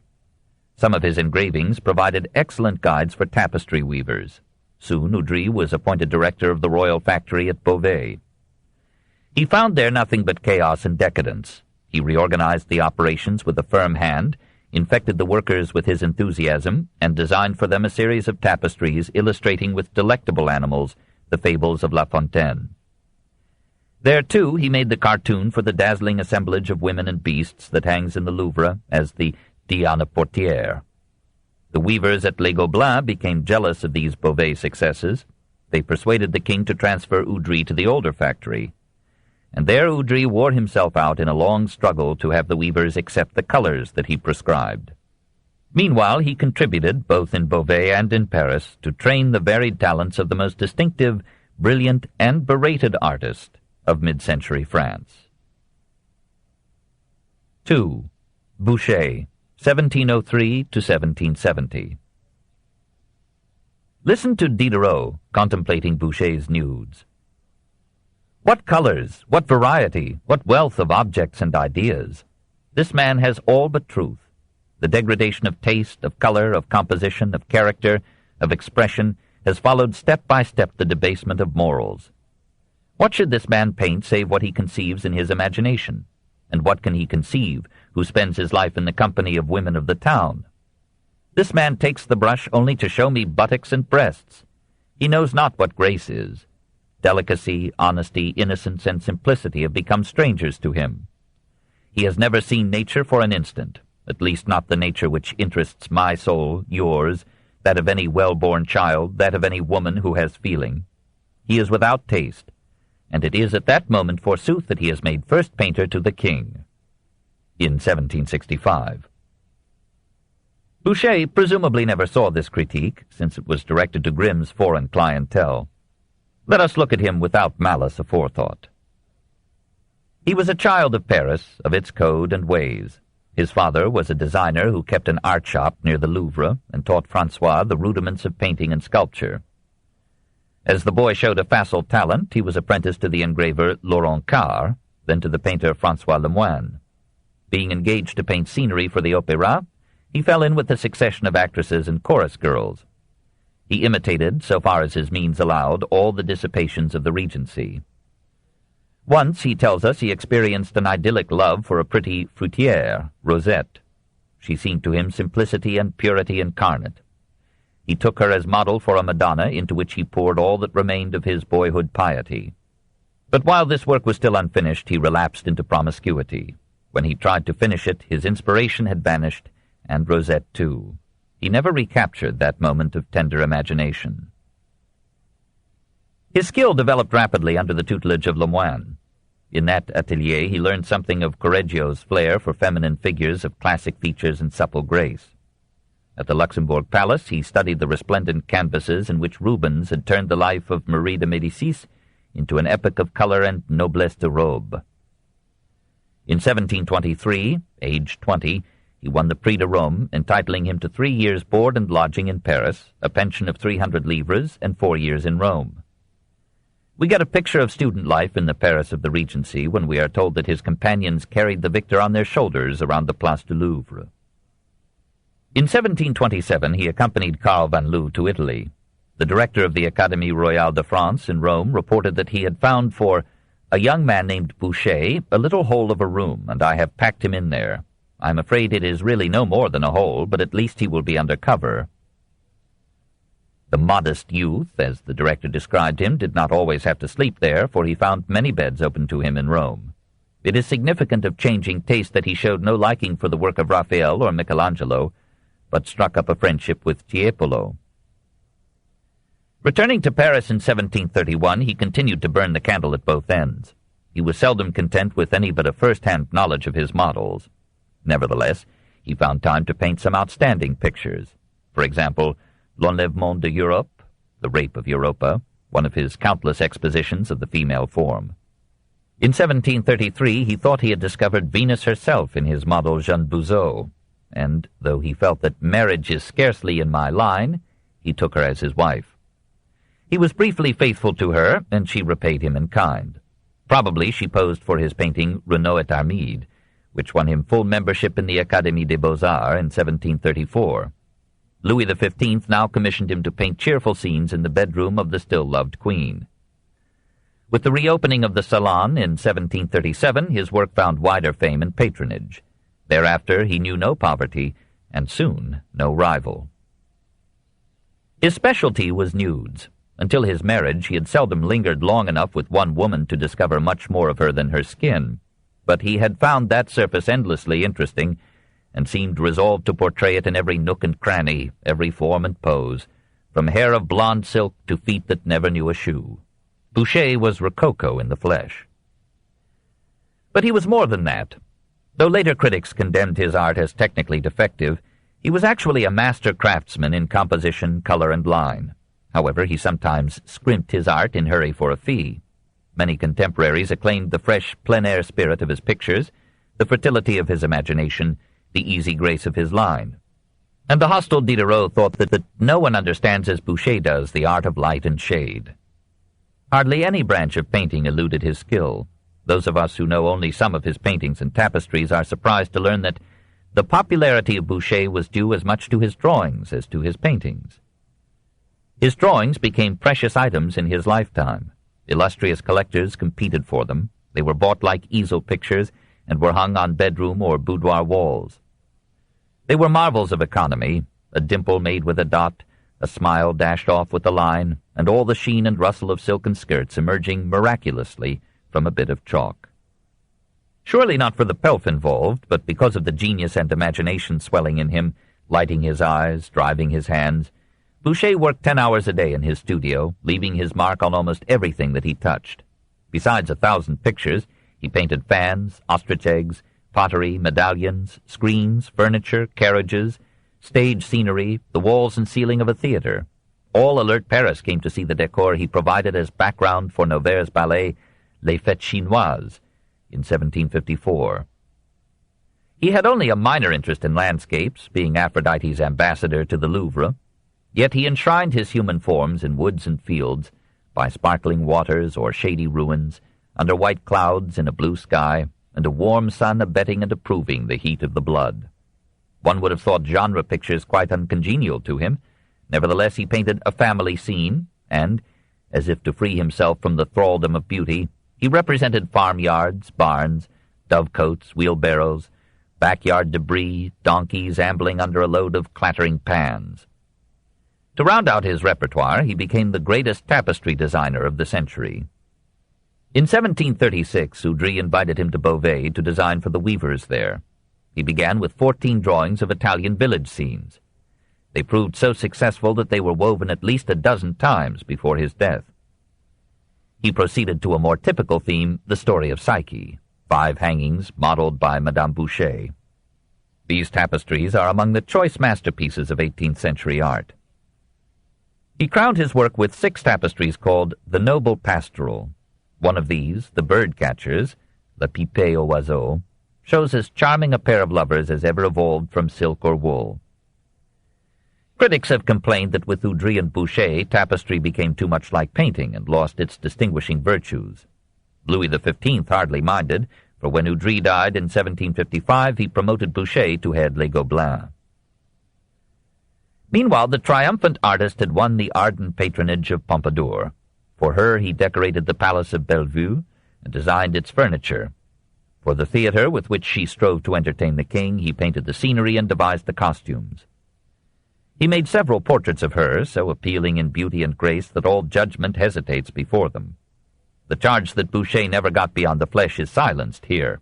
He has made us see not so much the physical charms of the mistress as the qualities of intelligence and tenderness that endeared her to the king, the cultural interest that made her the goddess of the philosophe, and the feminine artistry of dress that daily clothed with new allure the body's fading charms. Through these portraits and Latours, she could quietly remind the king of the beauty that was gone and the subtler bewitchments that remained. Perhaps, too, she used Boucher's sensual pictures to please the royal lust. No wonder she made Boucher her favorite, secured him an apartment in the Louvre, took lessons from him in engraving, discussed with him her plans for decorating her palaces and promoting the arts. For her he painted in 1753 two of his greatest pictures, Le Lever du Soleil, sunrise, and Le Coucher du Soleil, sunset, in both of which, of course, the sun is outshone by human forms. He survived Pompadour, survived the disastrous war with England and Frederick, and continued prosperous to the end of his 67 years. Commissions flowed in, he became wealthy, but worked as zealously as ever, and he redeemed his wealth with generosity. He was now a benevolent satyr, untiringly sensual but ever gay and kind, obliging and disinterested, incapable of base jealousies, immune from any low appetite for money gains. He worked too fast to reach the highest excellence. He indulged his imagination so freely that he lost touch with reality. He told Reynolds that he needed no models and preferred to paint from memory, but his memory idealized. Uncorrected by reality, he became careless in his drawing and exaggerated in color. He almost invited the harsh criticisms that came upon him in his later years. Grimm, Diderot, and others accused him of mistaking prettiness for beauty, of reducing art from dignity to specious and superficial decoration, and of lowering the moral tone of the time by idealizing physical charms. Diderot denounced his simperings, affectations, beauty spots, rouge, gewgaws, frivolous women, libidinous satyrs, bastard infants of Bacchus and Silenus. Dying at work in his studio, Boucher left unfinished on his easel the Toilette of Venus, as if to defy Diderot, and Diderot, hearing that the artist was dead, had a twitch of remorse. "I have spoken too much evil of Boucher," he said. "I retract." Let us leave the matter there. 3. Chardin, 1699 to 1779. How different from Boucher's was the world of Chardin. What a contrast in conceptions of beauty, in character and wit. Here was almost a class war, a revolt of the middle class against the wasteful Epicureanism of the financiers, the aristocracy, and the court. Jean-Baptiste Siméon Chardin was born bourgeois, remained contentedly bourgeois, and painted bourgeois life affectionately to the end. His father was a master cabinet-maker, high in his guild, owner of a home in the Rue de Seine on the left bank. Because he supposed that Jean would succeed him in his trade, he gave him little schooling, much manual training. Chardin later regretted this scantiness of education, but it kept him from treading again the old tracks in art, and turned his face and brush to the objects around him in the workshop and the home. He liked to draw, and soon itched to paint. The father let him enroll in the studio of Pierre-Jacques Cazes, then a painter for the court. The youth was unhappy there. The classical models he was told to copy seemed absurdly remote from the life he knew. When a surgeon friend of his father asked him to paint a sign proclaiming the barber-surgeon's trade and displaying its instruments, Jean, perhaps remembering Watteau's emblem for Gersaint, painted a vast signboard showing a man wounded in a duel, attended by a surgeon and assistant. But for good measure, Chardin added a water-carrier, a constable, some night watchmen, a carriage, a woman gazing from its window, a crowd of onlookers peering overheads, all in an éclat of bustle and gestures and excitement. The surgeon was displeased and proposed to discard the sign, but it won so much attention and approval from passers-by that he let it remain over his door. We hear no more of Chardin till in 1728 his paintings of a fish, La Raie, and a sideboard with silver and fruit, the Buffet, drew special praise in an open-air exhibition in the Place Dauphine. Some members of the Academy invited him to apply for membership. He arranged to have a few of his paintings displayed there anonymously. They were acclaimed as masterpieces, ascribed to Flemings. He confessed his authorship. He was reproved for the ruse, but was admitted in 1728. In 1731 he became the fiancé of Marguerite Sanctar, whose parents promised a good dowry. During the engagement, these parents suffered heavy losses and died, leaving Marguerite penniless. Chardin married her nevertheless. Chardin père gave them rooms on the third floor of a house that he had recently bought at the corner of the Rue du Four and the Rue Princesse. There the artist pitched his studio, which was also his kitchen. For he had now definitely chosen to paint still life and genre. The vegetables, fruit, fish, bread, and meat that littered the room became in turn the models for his brush and the menu of his meals. Chardin was charmed by the changing shapes and colors of ordinary things. He saw in them qualities of texture and light rarely noticed by incurious eyes. The cheeks of an apple were to him as romantic as a maiden's blush, and the gleam of a knife on the green of a tablecloth challenged him to catch it in its flight and fix it in his art. He rendered these lowly objects with such fidelity and insight, such mastery of color and contour, light and shade, as few painters have displayed. We look at these natures mortes and perceive that they are alive, that we never saw them properly before, never realized the complexity and uniqueness of their forms, nor the nuances of their tints. Chardin found poetry not only in a vase of flowers or a cluster of grapes, but in an old worn cauldron, a nut, an orange rind, a crumbling crust of bread. There had always been poetry in them, as the Flemish and the Dutch had known, but who in the France of Boucher and Pompadour had ever suspected it? The beauty of these objects, of course, was in the eye of the beholder, or rather in his soul. It was Chardin's intense feeling, as well as his intent vision, and his poverty, that made a lyric of the larder, an epic of a menu. Everyone knows the story, or legend, of how he was prodded into painting human forms. One day he heard his friend David refuse a commission of 400 livres to paint a portrait. Chardin, accustomed to small fees, marveled at the refusal. David answered, "You think a portrait is as easy to paint as a sausage?" It was a cruel jibe, but useful. Chardin had confined his subjects too narrowly, and would soon have satiated his clients with dishes and food. He resolved to paint figures, and discovered in himself a genius of sympathetic portrayal that he had allowed to sleep. Meeting the challenge head-on, he painted a portrait of David himself as le souffleur, the blower. He bettered this with le château de cartes, the house of cards. But here, too, the excellence was in the clothing rather than the face. In l'enfant au toton, the child with a top, Chardin struck his second stride, the hands a bit awkward, but the face revealing a sympathetic understanding. This tender empathy found outlets in his pictures of girls, as in the two masterpieces in the Rothschild collection, a girl playing badminton, another amusing herself with her luncheon.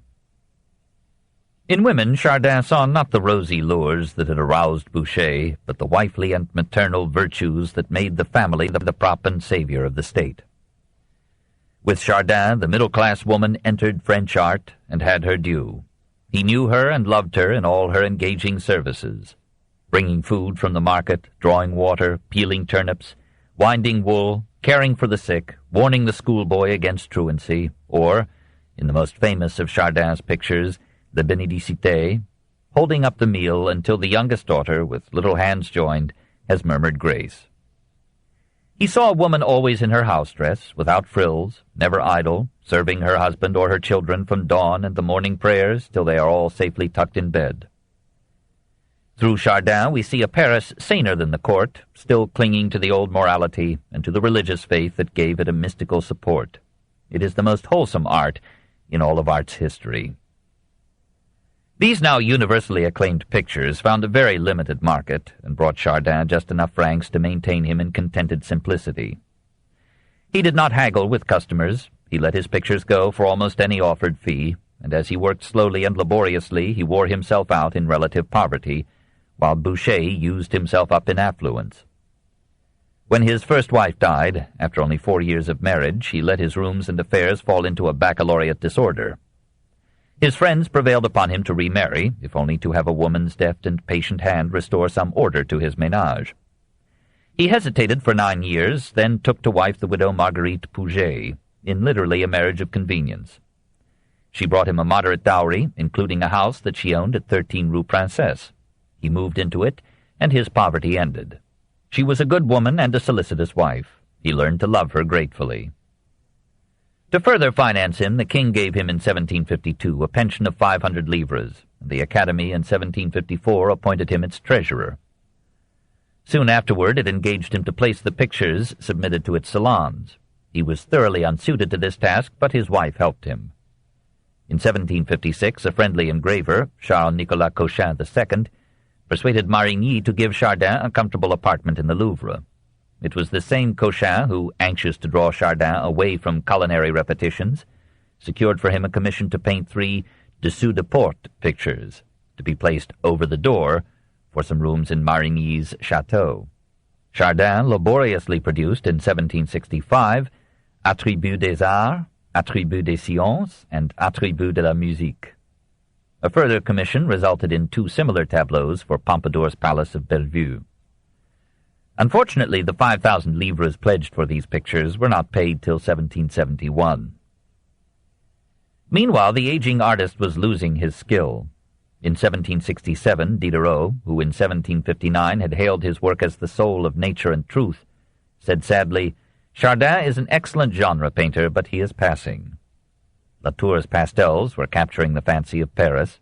In a burst of rivalry, Chardin himself took chalk and paper, and astonished Latour by turning out 2 pastel portraits of himself which are among the most arresting and most finished products in the Louvre. One showed him with an old double-knotted coif on his head, spectacles crowning the end of his nose, cravat wound warmly about his neck. The other revealed the same garb, the same face full of wonder and character, plus a visor to shade his ailing eyes. Still more remarkable was the pastel portrait that he made of his second wife, now 68 years old, a lovely and kindly face drawn with skill and love. This is the picture that we would choose as the chef-d'œuvre of Chardin. It was a triumphant close to a unique and honorable life. We need not picture Chardin as a man immune to human faults. Indeed, he too, pierced by the nettles of life and jealousy, could react with touching choler and prickly speech. But when he died in 1779, not a soul in the envious, slanderous world of Parisian art and wit could find a hostile word to say of him.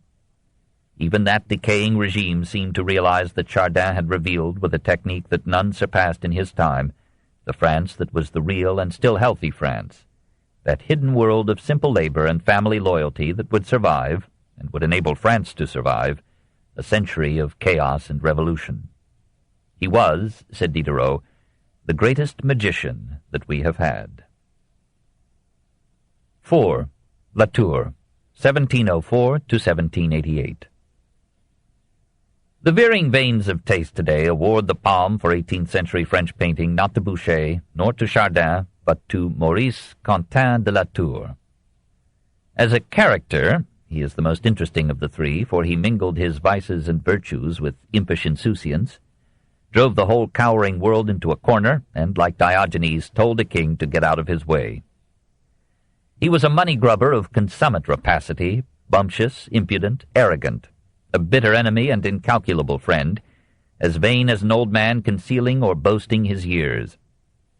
He was an honest, straightforward curmudgeon, a lavish philanthropist, a genial boor, a fire-eating patriot, a scorner of titles, refusing a royal offer of nobility. But all this is irrelevant. He was the greatest draftsman of his time and the greatest pastel painter in the history of France. Louis XV, sitting to Latour for a portrait, was piqued by his frequent praise of foreigners. This book is continued at this point on the other side of this cassette. Please reverse or turn the cassette over now. The Story of Civilization, Volume 9, The Age of Voltaire, by Will and Ariel Durant, Part 1. Continued. Cassette 11, Side 2.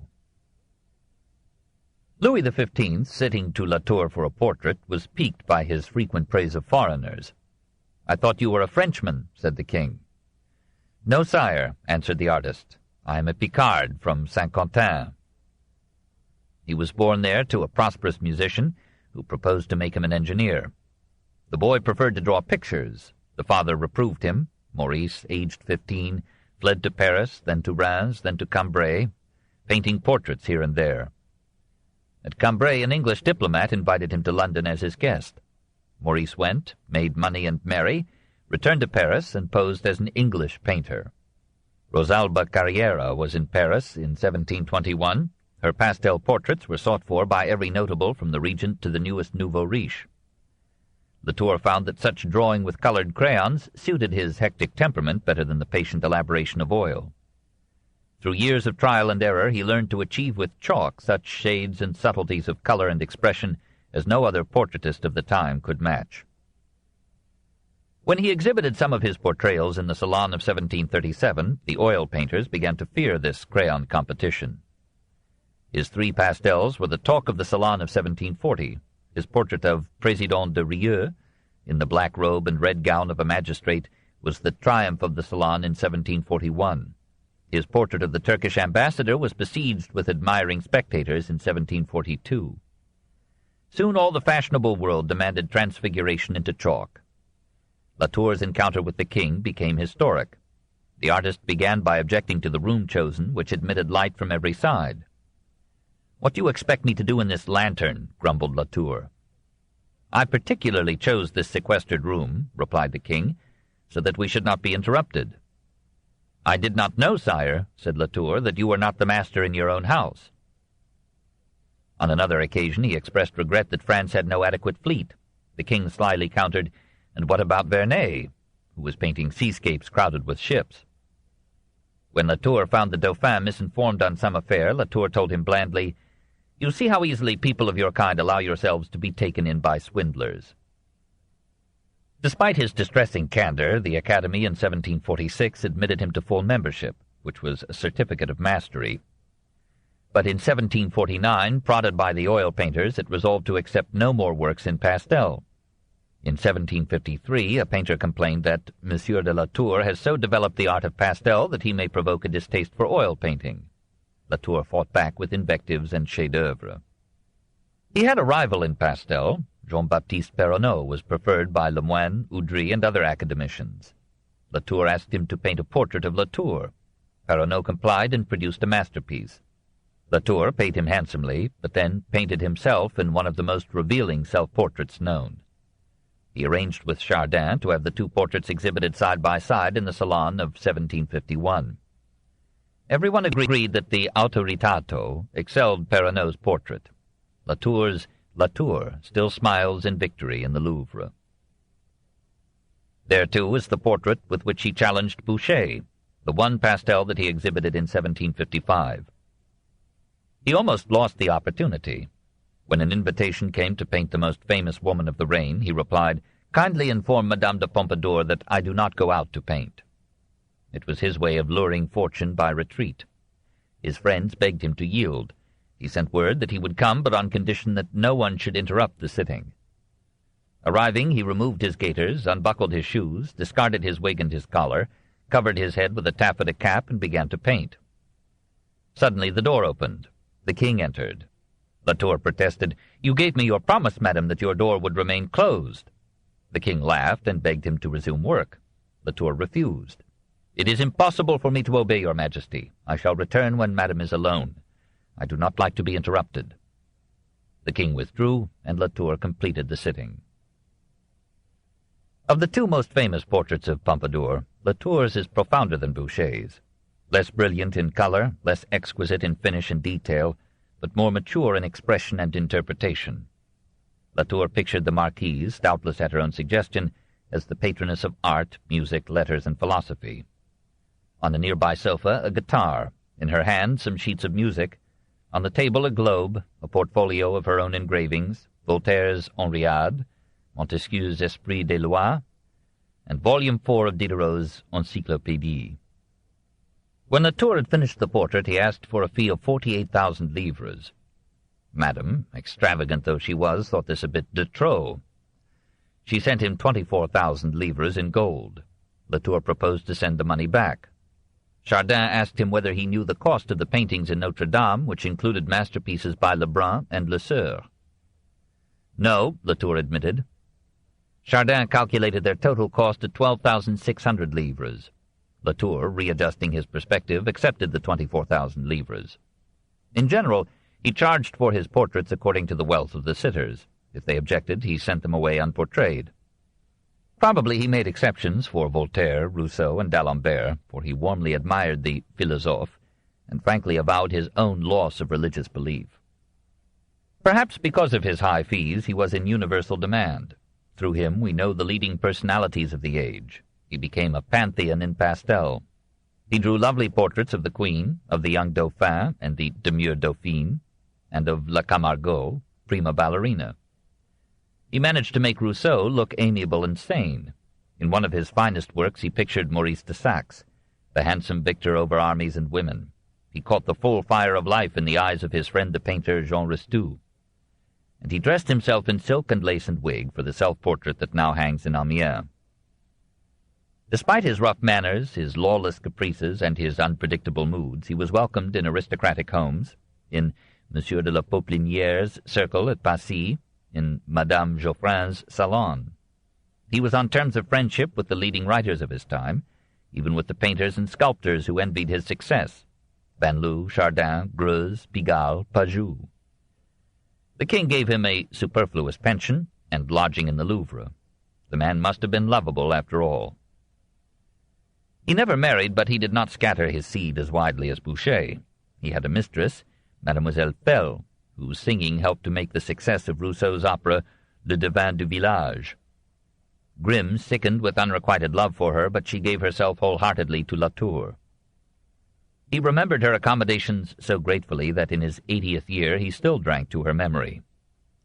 Her devotion was one of his consolations when age stiffened his fingers and dulled his eyes.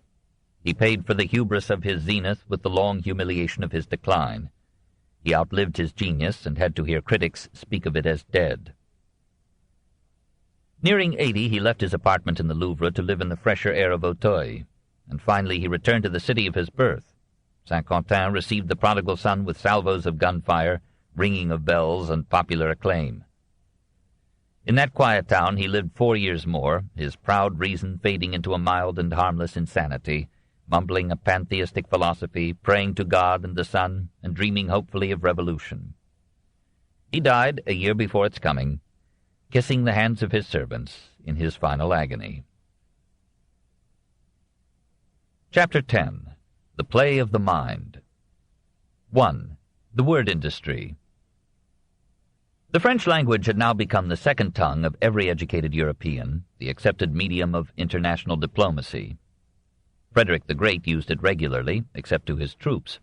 Gibbon wrote his first book in French, and for a time thought of writing in French his History of Declining Rome. In 1784, the Berlin Academy announced a prize competition for an essay explaining the causes of this preeminence, and issued its own publications in French. The chief causes were the political supremacy of France under Louis XIV, the spread of the French language by French troops in the Netherlands, Germany, Austria, and Spain, the unquestioned superiority of French literature on the continent — England had reservations — the popularity of Parisian society as the finishing school of the European elite, the desire to replace Latin with a more modern and flexible speech in the commerce of nations, and the purification and standardization of the French language by the French Academy through its dictionary. Nowhere had any vernacular reached such precision and variety, such point and charm of phrase, such elegance and clarity of style.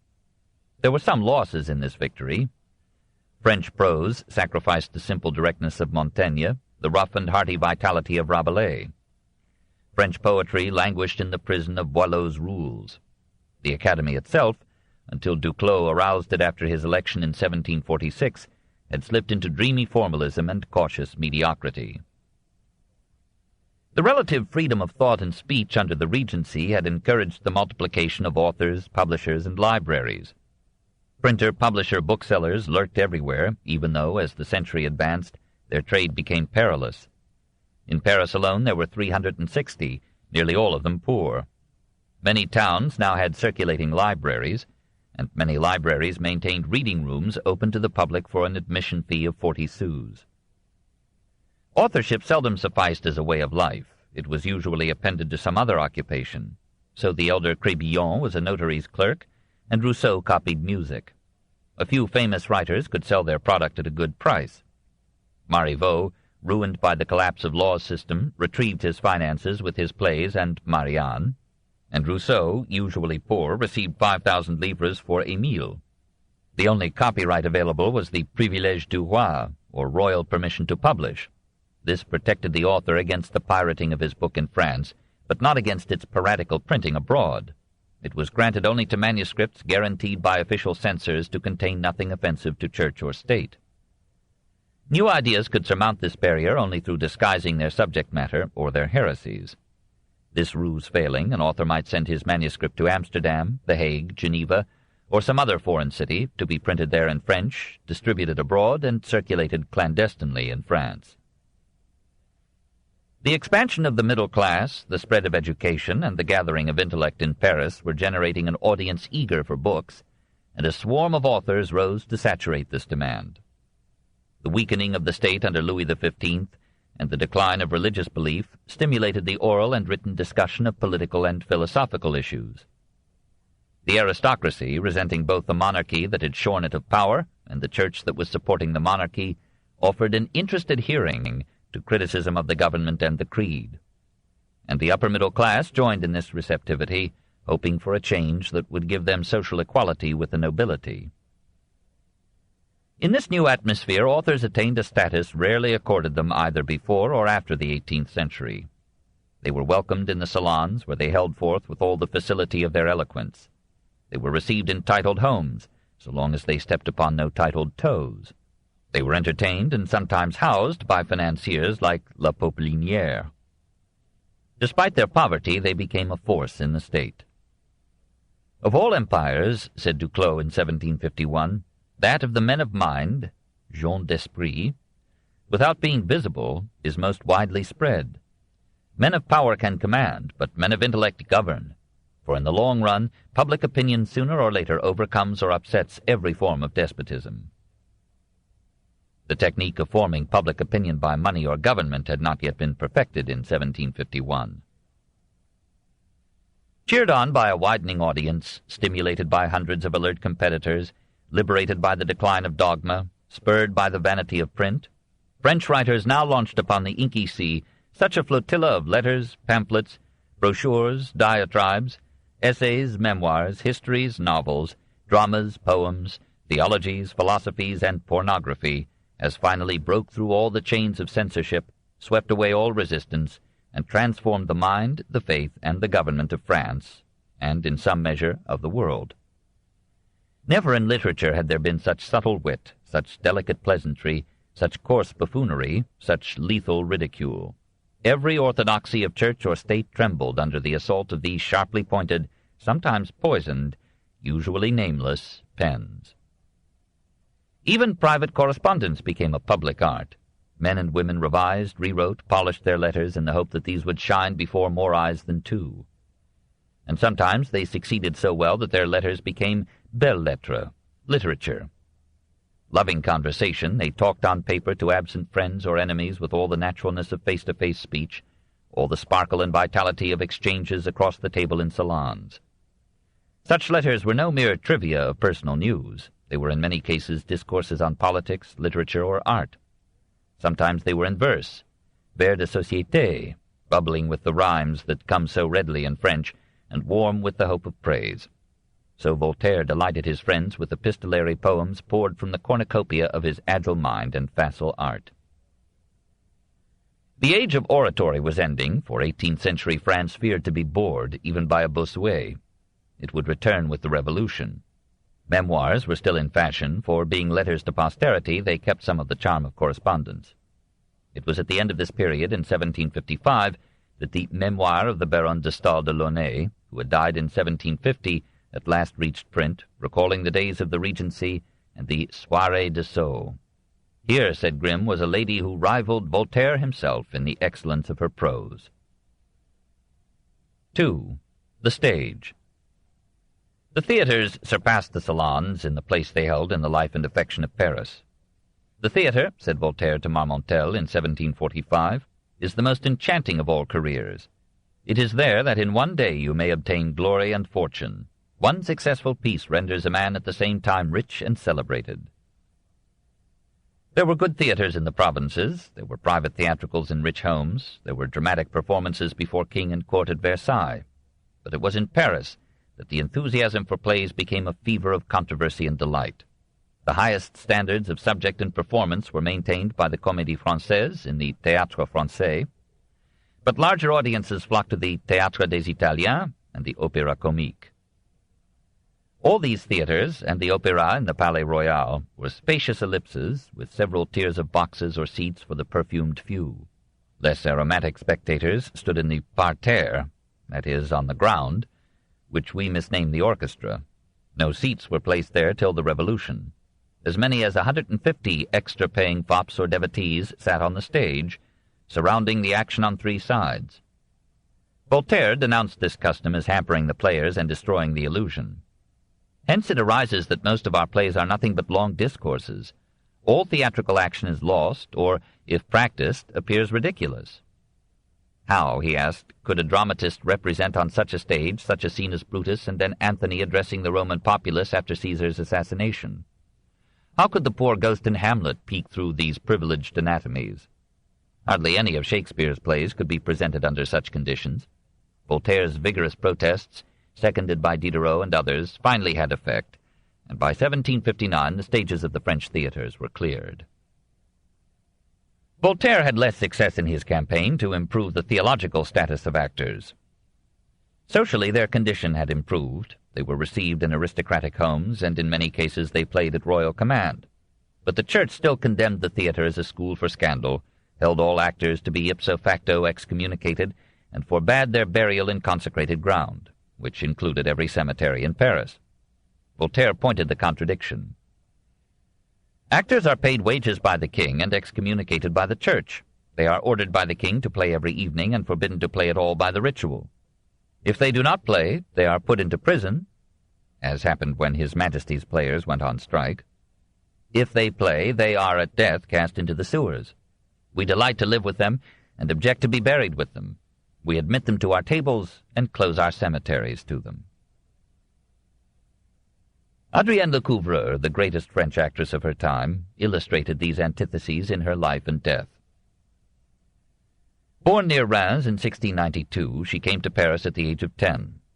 Living near the Théâtre Français, she found her way into it frequently, and imitated at home the tragediennes whom she admired from the parterre.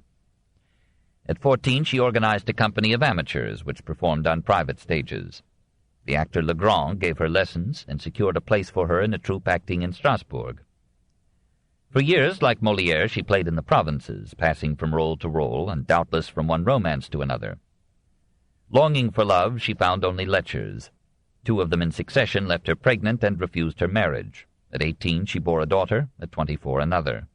By 1715, she was back in Paris, for young Voltaire met her there and then, and was for a time something more than a friend. In 1717, she was the leading lady at the Théâtre Français, the haunt and aspiration of her youth. Like many famous actresses, she was not particularly beautiful. She was rather stout, and her features were irregular. But she had an indescribable grace in carriage and manners, a seductive music in her voice, a light of fire and feeling in her dark eyes, a mobile and noble expression in her face. Her every action expressed personality.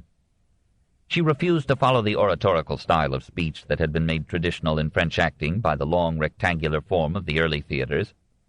She resolved to act her part and speak her lines as naturally on the boards as in real life, except for the distinct articulation and added volume of voice needed to carry her words to the farthest auditors. In her brief career, she accomplished a revolution in histrionic art. This was founded also in her depth of feeling, her capacity to convey the passion and tenderness of love, the full pathos or terror of a tragic scene. She excelled in the difficult art of listening actively and expressively while others spoke. Old men praised her, youths lost their hearts and wits over her. Young Charles Augustin de Feriol, Comte d'Argental, who was to be the angel and agent of Voltaire, developed for her an ardor that alarmed his mother, who, fearing that he would propose marriage and be accepted, vowed to send him to the colonies. When Adrienne heard of this, she wrote to Madame de Feriol on March 22, 1721, assuring her that she would discourage the youth's addresses. "I will write to him whatever you please. I will never see him again if you desire it. But do not threaten to send him to the end of the world. He can be useful to his country. He can be the delight of his friends. He will crown you with satisfaction and fame. You have only to guide his talents and let his virtues act." She was right. D'Argental rose to be a councillor of the Parlement of Paris. In his 85th year, going through the papers his mother had left, he came upon this letter, of which he had known nothing before. Adrienne, in her turn, experienced all the rapture and desolation of love and rejection. Often to her performances came the young Prince Maurice of Saxony, not yet swollen with victories, but so handsome and romantic that when he pledged her his lifelong devotion, she thought that this was the hero she had long awaited. When it comes to pledging lifelong devotion, men have as many lives as a cat. She accepted him as her lover in 1721, and for a time they lived in such cooing fidelity that Paris compared them to La Fontaine's amorous turtle-doves. But the young soldier, already a Maréchal de Camp, dreamed of kingdoms. We have seen him running off to Courland to seek a crown, half-financed by Adrienne's savings. She consoled herself in his absence by establishing a salon. It was not without intellectual profit that she had learned the elegance of Racine and the ideas of Molière. She had become one of the best educated women in France. Her friends were not casual admirers, but men and women who liked her mind. Fontenelle, Voltaire, D'Argental, the Comte de Caylus came regularly to her dinners, and some titled ladies were glad to join that sparkling company.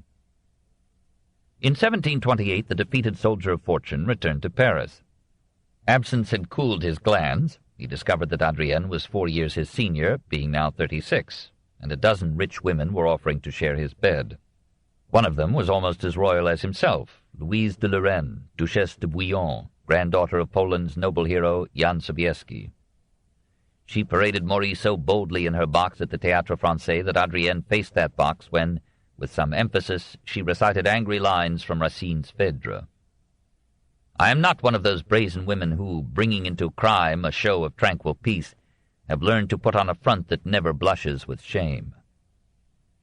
In July 1729, Simeon Bouret, abbé and painter of miniatures, informed Mademoiselle Lecouvreur that 2 masked agents of a court lady had proposed to him to give the actress some poisoned pills, for which service he was to receive 6,600 livres. Adrienne notified the police. They arrested the abbé and questioned him severely, but he persisted in his story. She wrote a characteristic letter to the lieutenant of police asking him to free the abbé. "I have talked with him and made him talk often and for a long time, and he always answered connectedly and intelligently. It is not that I wish what he said to be true. I have 100 times more reason to wish he may be crazy. Ah, would to God I had only to solicit his pardon. But if he is innocent, think, monsieur, what an interest I ought to take in his fate, and how cruel this uncertainty is to me. Do not consider my profession or my birth. Deign to see my soul, which is sincere and laid bare in this letter." The Duc de Bouillon, however, insisted that the abbé should be detained. He was released several months later, still adhering to his story. We do not yet know if it was true. In February 1730, Mademoiselle Lecouvreur began to suffer from a diarrhea that grew daily worse. She continued her roles at the theatre, but early in March she had to be carried from the theatre in a faint. On March 15th, with her last strength, she played Jocaste in Voltaire's Idyl. On the 17th she took to her bed, bleeding mortally from severe inflammation of the bowels. The Maréchal no longer came to her. Only Voltaire and D'Argental attended her in this tragic and humiliating end. She died on March 20th in Voltaire's arms. Since she had refused the last rites of the church, canon law forbade her burial in consecrated ground. A friend engaged 2 torch-bearers to take her body in a hackney coach and bury her clandestinely on the banks of the Seine, in what became the Rue de Bourgogne. In that same year, 1730, Anne Oldfield, an English actress, was buried with public honors in Westminster Abbey. Voltaire wrote in 1730 a poem, L'amour de Mademoiselle Lecouvreur, passionately denouncing the indignity of this burial. "All hearts are moved, like mine, by mortal grief. I hear on every side the distracted arts cry out in tears, Melpomene, muse of tragedy, is no more. What will you say, you of tomorrow, when you learn the withering injury done by heartless men to these desolated arts? They deprive of burial her who in Greece would have had altars. I have seen them adoring her, crowding about her. Hardly is she dead when she becomes a criminal. She charmed the world, and you punish her. No, those banks will never henceforth be profane. They hold your ashes, and this sad tomb will be for us a new temple, honored in our chants and consecrated by your shades. The greatest dramatist of this period was, of course, Voltaire. He had many rivals, among them Prosper Joliot de Crébillon, an old survival who should have been long since dead. From 1705 to 1711, Crébillon had produced successful plays. Then, convinced by the decided failure of his Xerxes in 1714 and Semiramis in 1717 that he was through, he had retired from authorship and fallen into a poverty consoled in his garret by his tender collection of 10 dogs, 15 cats, and some ravens. In 1745, Madame de Pompadour rescued him with a pension and a sinecure, and arranged for an edition of his collected works to be published by the government press. He came to Versailles to thank her. Ill, she received him while she remained in her bed. As he bent to kiss her hand, Louis XV entered. "Madam," cried the septuagenarian, "I am undone. The king has surprised us together." Louis enjoyed this flash of wit, and joined Pompadour in urging him to complete his abandoned play on Catiline. She and the court attended and applauded the premiere in 1748, and Crébillon again thrilled with fame and francs. In 1754, aged 80, he produced his last play. He survived 8 years more, happy with his animals. Voltaire did not enjoy this appearance of a competitor from the grave, but he had also to face in comedy the rivalry of the versatile and effervescent Marivaux. Pierre Carlet de Champlain de Marivaux became a satirist when, by chance, he saw his 17-year-old sweetheart practicing her seductive charms before a mirror. His heart was only momentarily sprained, for his father was the rich director of the mint at Riom, and many a young lady yearned to be Pierre's wife. He married for love and surprised Paris by leading a life of sexual sobriety. He joined the salon of Madame de Tencin, and may have learned there the gay wit, elegant phrasing, and subtle feeling that went into the marivaudage of his plays. His first success was Arlequin poli par l'amour, which ran for 12 successive nights at the Théâtre des Italiens in 1720. Just as he was sipping his royalties, he lost most of his money in the crash of Law's Bank. We are told that he retrieved his fortune with his pen, writing a long succession of comedies that amused Paris with their graceful badinage and clever plots. The most famous of them, Le Jeu de l'amour et du hasard, the game of love and chance, turned on the simultaneous but unconcerted resolve of two couples to test the devotion of their as-yet unseen fiancés by an exchange of garb and manner between master and man, mistress and maid, developing through a concatenation of coincidences as absurd as Desdemona's handkerchief. The women of Paris were better pleased than the men with the love tangles in these plays, and their tender sentiment. Here, too, as in Versailles and the Salons, as in Watteau and Pouchet, woman ruled and had the deciding word, and the analysis of feeling replaced the problems of politics and the heroics of war. The masculine comedy of Molière gave way before the feminine comedy that ruled the French stage, barring Beaumarchais, to the days of Scribe, Dumas fils, and Sardou. 3. The French novel. It was this same Marivaux who gave a new form to the novel in France. In 1731 he published Part 1 of La Vie de Marianne. It was well received. He continued to offer further installments until 1741, when there were 11.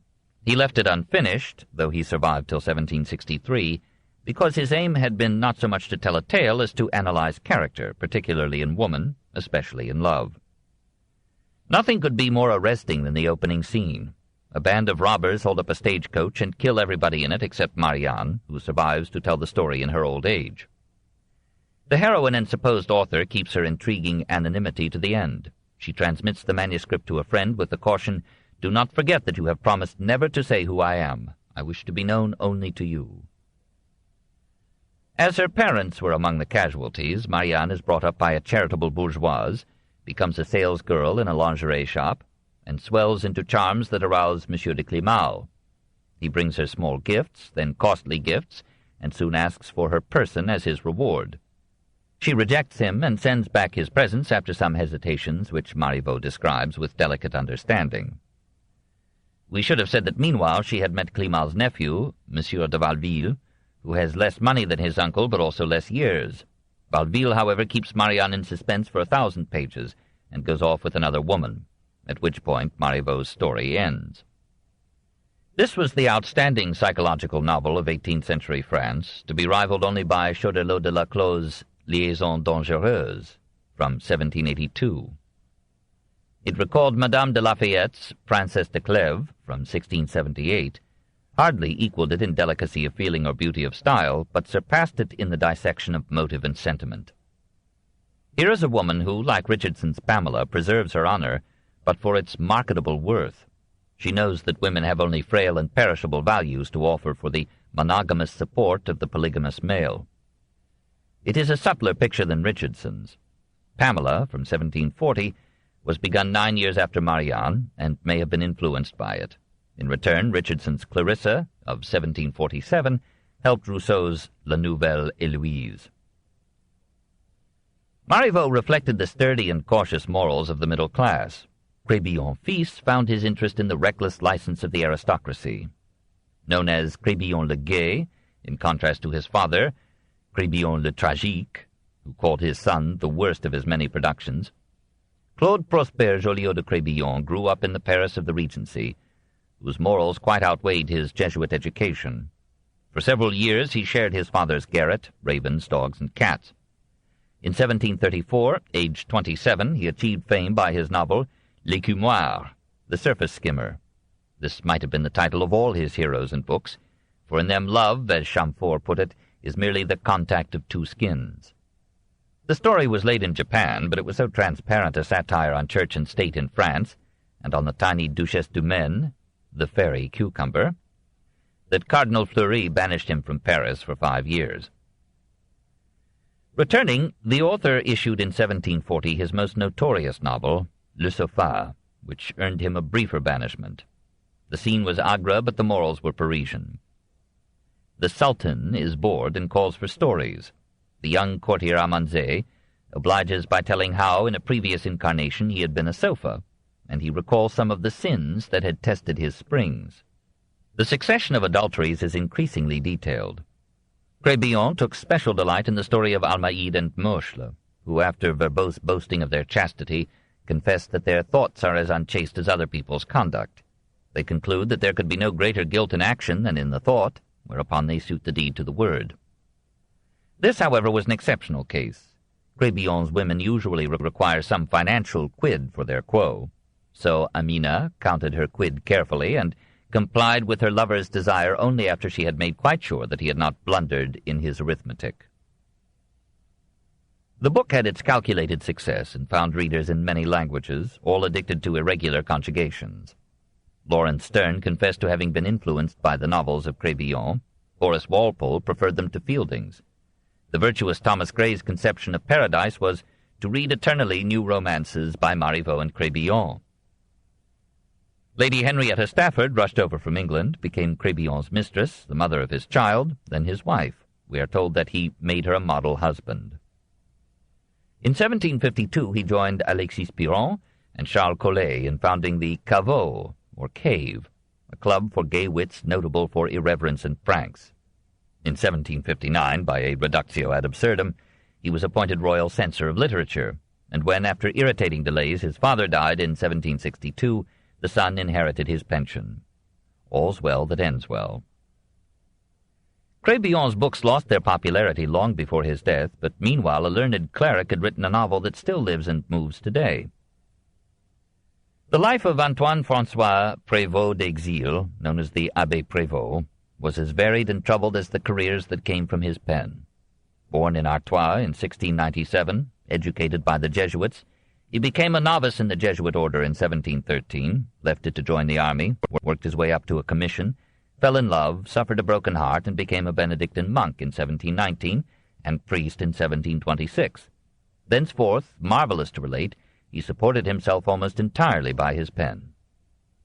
Even before abandoning monastic life, he had begun a romance, Mémoires et Aventures d'un homme de qualité, of which the first 4 volumes were published at Paris in 1728. After a year in England, he moved to Holland.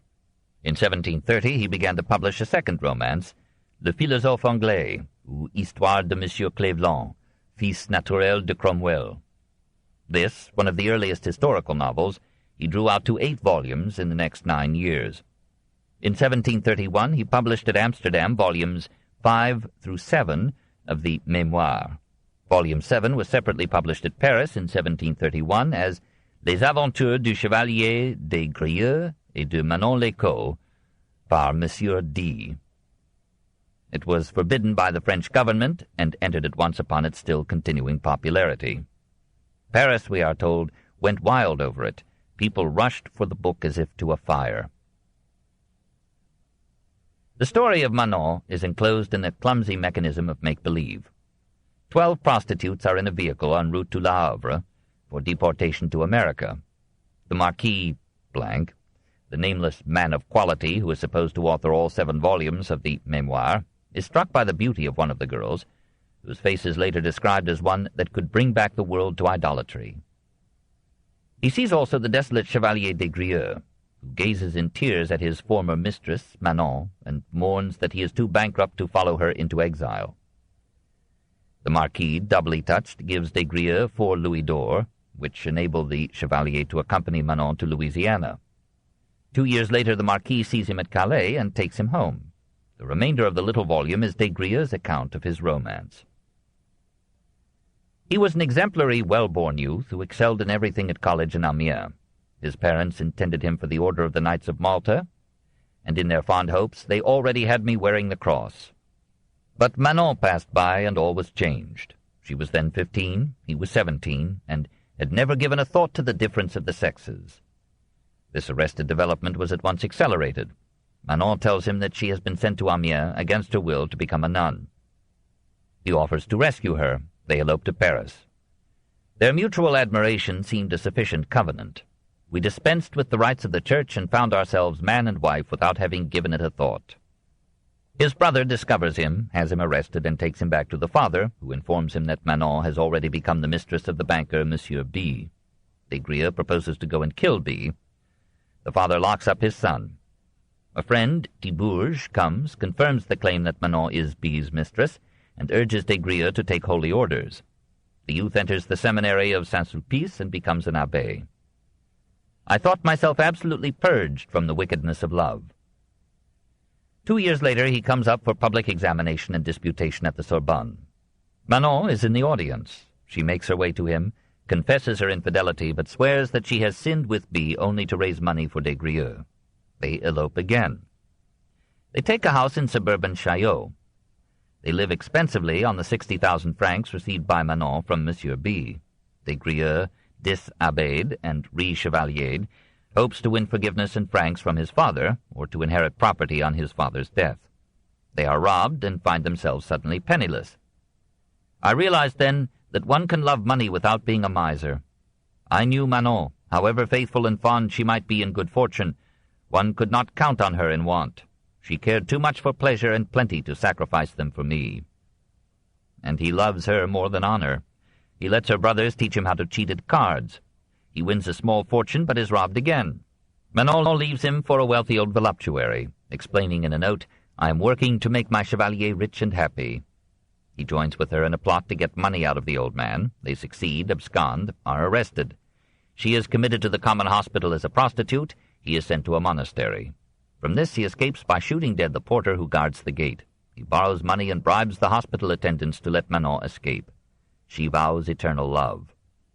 When their funds are exhausted, she allows a moneyed heir to set her up as mistress. She is again arrested, and des Grieux's father persuades the authorities to deport her. Des Grieux attempts to rescue her en route. Failing, he embarks with her to New Orleans. There she learns to bear poverty and to give des Grieux complete fidelity. They return to the practices of religion, but the colonial governor's son falls in love with her. As she and des Grieux have still neglected to secure a legal marriage, the governor exercises his right to assign her to any colonist. He bids her accept his son. Des Grieux kills the son in a duel. He and Manon escape from New Orleans into the wilderness on foot. After weary miles, she faints and dies. For 2 days and 2 nights I stayed with my lips pressed to the face and hands of my dear Manon. He digs her grave there with his hands, buries her, and lies down on the grave to die. But his good friend Tibourge, who meanwhile has come from France, finds him and takes him back to Calais, to the Marquis, to tell his tale. Manon Lescaut became the fountainhead of a Mississippi of romans larmoyants, romances wet with tears. Every woman, even if she is not at heart a rake, weeps over Manon's grave and Des Grieux's grief, forgiving her financial stratagems and his caitiff crimes. Prévost struck a new note by endowing his hero and heroine with so many faults. He made them real by bearing Manon's supreme love of pleasure and her lover's capacity for parasitism, cheating, theft, and homicide. She is an old type of heroine. He is assuredly a new type of hero. The book might have reached a starker power had he been left to die on Manon's grave. Perhaps Prévost told the story with such feeling because he had himself all the ardor of Des Grieux. It was an autobiography before the event. But he was no parasitic idler. He translated the 3 enormous novels of Richardson into French, and these translations inaugurated in France that craze for Richardson which found such diverse expression in Rousseau and Diderot. He translated Middleton's Life of Cicero and Hume's History of England. He wrote several minor novels and many volumes of the Histoire générale des voyages. In 1733 at Amsterdam he fell in love with another man's mistress. Learning that the Benedictines had secured an order for his imprisonment, he fled to England, taking the lady with him. In London he earned his bread by tutoring. On December 15th he was arrested on a charge by one of his pupils that he had forged a note for £50, a crime for which the statutory penalty was death. He was soon released for reasons unknown. He returned to France in 1734 and rejoined the Benedictine order. In 1753 he was appointed to the priory of Saint-Georges-de-Jeune. His death 10 years later led to a legend told as fact by his grandniece Toussaint Beuve, that Prévost was stricken with apoplexy while walking in the woods of Chantilly, that a doctor, thinking him dead, cut him open to find the cause of his death, that Prévost was still alive, but that the post-mortem killed him. The story is now generally rejected. Prévost's influence was immense. It shared in shaping Rousseau's La Nouvelle Héloïse. It moved the tough-minded, tender-hearted Diderot to write sentimental Drames larmoyants. It took a completely idealistic turn in Bernardin de Saint-Pierre's Paul et Virginie. It reappeared in the Dame aux Camélias, from 1848, of Dumas fils. It played a part in the Romantic movement till Flaubert introduced Madame Bovary in 1857, and Manon still lives and dies in opera. 4. Minor Sages. Another abbé returns to our story, and this time we must give him his due. This book is continued on Cassette 12, Side 1. The Story of Civilization, Volume 9, The Age of Voltaire, by Will and Ariel Durant. Part 1, continued. Cassette 12, Side 1. Another abbé returns to our story, and this time we must give him his due. We have seen Charles Irénée Castel, Abbé de Saint-Pierre, shocking the diplomats at Utrecht in 1712 with Mémoire pour rendre la paix perpétuelle, which was to fascinate both Rousseau and Kant. And we have seen him proposing to the Club d'Entresol a medley of ideas and reforms so advanced that Cardinal Fleury felt inspired to close the club and save the state in 1731. What were these ideas? Like so many rebels, his mind was sharpened by a Jesuit education. It did not take him long to shed the popular faith, and though he continued to profess Catholicism, he did it some sly damage by his discourse against Mohammedanism, in which his arguments, like Voltaire's in Mahomet, could readily be applied to Orthodox Christianity. His physical explanation of the pretended miracles told by Protestants, schismatics, and Mohammedans was obviously intended to question Catholic miracles as well. In 1717, and again in 1729, he republished in expanded form his Projet de paix perpétuelle. He pleaded with the sovereigns of Europe, including the Sultan, to enter into a sacred pact that would mutually guarantee their present possessions, would renounce war as a means of settling international disputes, and would submit these to a European Union armed with force to compel the acceptance of its decisions. He drew up a model charter for the Union with rules of procedure for its assembly, and specified the financial contributions to be made to the Union by each member state. He could not be expected to foresee that the Congress of Vienna in 1815 would form on these lines a holy alliance to perpetuate monarchical and feudal institutions and suppress all revolutionary movements. No difficulties could shake the confidence of the resilient abbé. He adopted with religious ardor the rising faith in progress, and in Observations on the Continuous Progress of Universal Reason in 1737, he proclaimed, long before Condorcet, the indefinite perfectibility of mankind through the agency of reason in scientists and governments. After all, he mused, the human race, on accepted authority, is not more than 7,000 or 8,000 years old. Therefore it is only in the infancy of reason. What may we not expect of its virile youth 6,000 years hence, and of its glorious flowering in the maturity of mankind 100,000 years from now? Saint-Pierre foresaw our modern problem, that while science and knowledge have made immense advances, there has been no commensurate progress in morals or politics. Knowledge implements vice as much as it enlightens morality. How could the growth of knowledge be turned to the improvement of conduct in individuals and nations? In A Project to Perfect the Governments of States in 1737, Saint-Pierre proposed the formation of a political academy to be composed of the wisest men in the land and to act as an advisory body to the ministers of state in matters of social or moral reform. He made many specific proposals: universal education under governmental, not ecclesiastical control, religious toleration, marriage of the clergy, the unification of French laws, the promotion of public welfare by the state, and the enlargement of national revenues by progressive taxes on incomes and inheritances. The abbé in 1725 added to the French language the word bienfaisance, beneficence, to distinguish the humanitarianism that he preferred to the condescending charities of the old regime.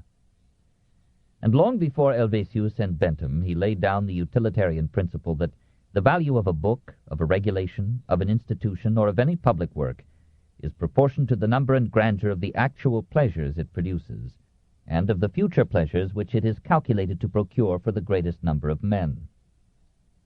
Most of the basic ideas of the philosophe appeared as a prelude, in Saint-Pierre, even to the hope for an enlightened king as an agent of reform. With all his simplicity, naivete, and prolixity, he was one of the seminal minds of the Enlightenment. Charles Pinot Duclos must have scorned him as a visionary quite uncongenial to a realistic mind. Born at Dinan, in Brittany, he kept to the end the sturdy, cautious, obstinate character of the Breton. Son of a well-to-do bourgeois, and of a mother who died at 101, he had in him the iron to survive his wild youth in the Paris of the Regency. He received his higher education from the Jesuits and the filles de joie, sowing wild oats lavishly and sharpening his wit in the cafes. Soon his reputation for repartee gave him access to society and the salons. He added to his fame with a novel, Histoire de la Baronne de Luz, in 1741, which was almost an indictment of God. The Baroness repels all other assaults upon her marital fidelity, but yields herself to a corrupt magistrate to save the life of her husband, implicated in a conspiracy against the king. She is twice raped. In hysterical anger she cries out, "Cruel heaven, in what way have I deserved your hatred? Can it be that virtue is hateful to you?" Despite the tenor and eroticism of this book, Duclos was elected to the Academy in 1746 through the influence of Madame de Pompadour. He entered vigorously into its operations, reorganized it, and brought it into vitalizing touch with the literature and philosophy of the time. In 1751, he succeeded Voltaire as historiographer to the king. In 1754, he maneuvered the election of d'Alembert to the Academy. In 1755, he was elected its permanent secretary and remained its dominating spirit till his death. He won the Academy to liberal ideas, but he deplored the precipitancy of d'Holbach, Helvétius, and Diderot. "This band of little atheists," he said, "will end by driving me back to the confessional." We remember him chiefly for his Considérations sur les mœurs de ce siècle, from 1750, a work of calm and often penetrating analysis of French morals and character. Written before he was 45, it begins with the solemnity of a senile sage. "I have lived. I wish to be useful to those who shall live." He regrets that the most civilized peoples are not also the most virtuous. The happiest epoch would be that in which virtue would not be considered a merit. When it begins to be remarked, manners are already altered, and if it becomes an object of ridicule, that is the last stage of corruption. The great defect of the Frenchman, in his judgment, is to have always a youthful character. Thereby he is often amiable, rarely stable. He has almost no age of maturity, but passes from youth to decrepitude. The Frenchman is the child of Europe, just as Paris is its playground. Duclos does not entirely sympathize with the age of reason which he feels swirling around him. I am not sure that I have too high an opinion of my century, but it seems to me that a certain fermentation of reason tends to develop everywhere. We declaim a great deal in these days against prejudices. Perhaps we have too much destroyed them. Prejudice is a kind of common law among men. In this matter I cannot avoid blaming those writers who, wishing to attack a superstition, a motive that could be praiseworthy and useful if the discussion were kept on a philosophical plane, sap the foundations of morality and weaken the bonds of society. The sad effect which they produce on their readers is to make of the young bad citizens and scandalous criminals, and to engender unhappiness in old age. Grimm, the Parisian correspondent of foreign dignitaries, was one of many who resented these delicate aspersions on philosophy by one who had sampled many bosoms. When one has a cold heart and a spoiled taste, he should not write on morals and the arts.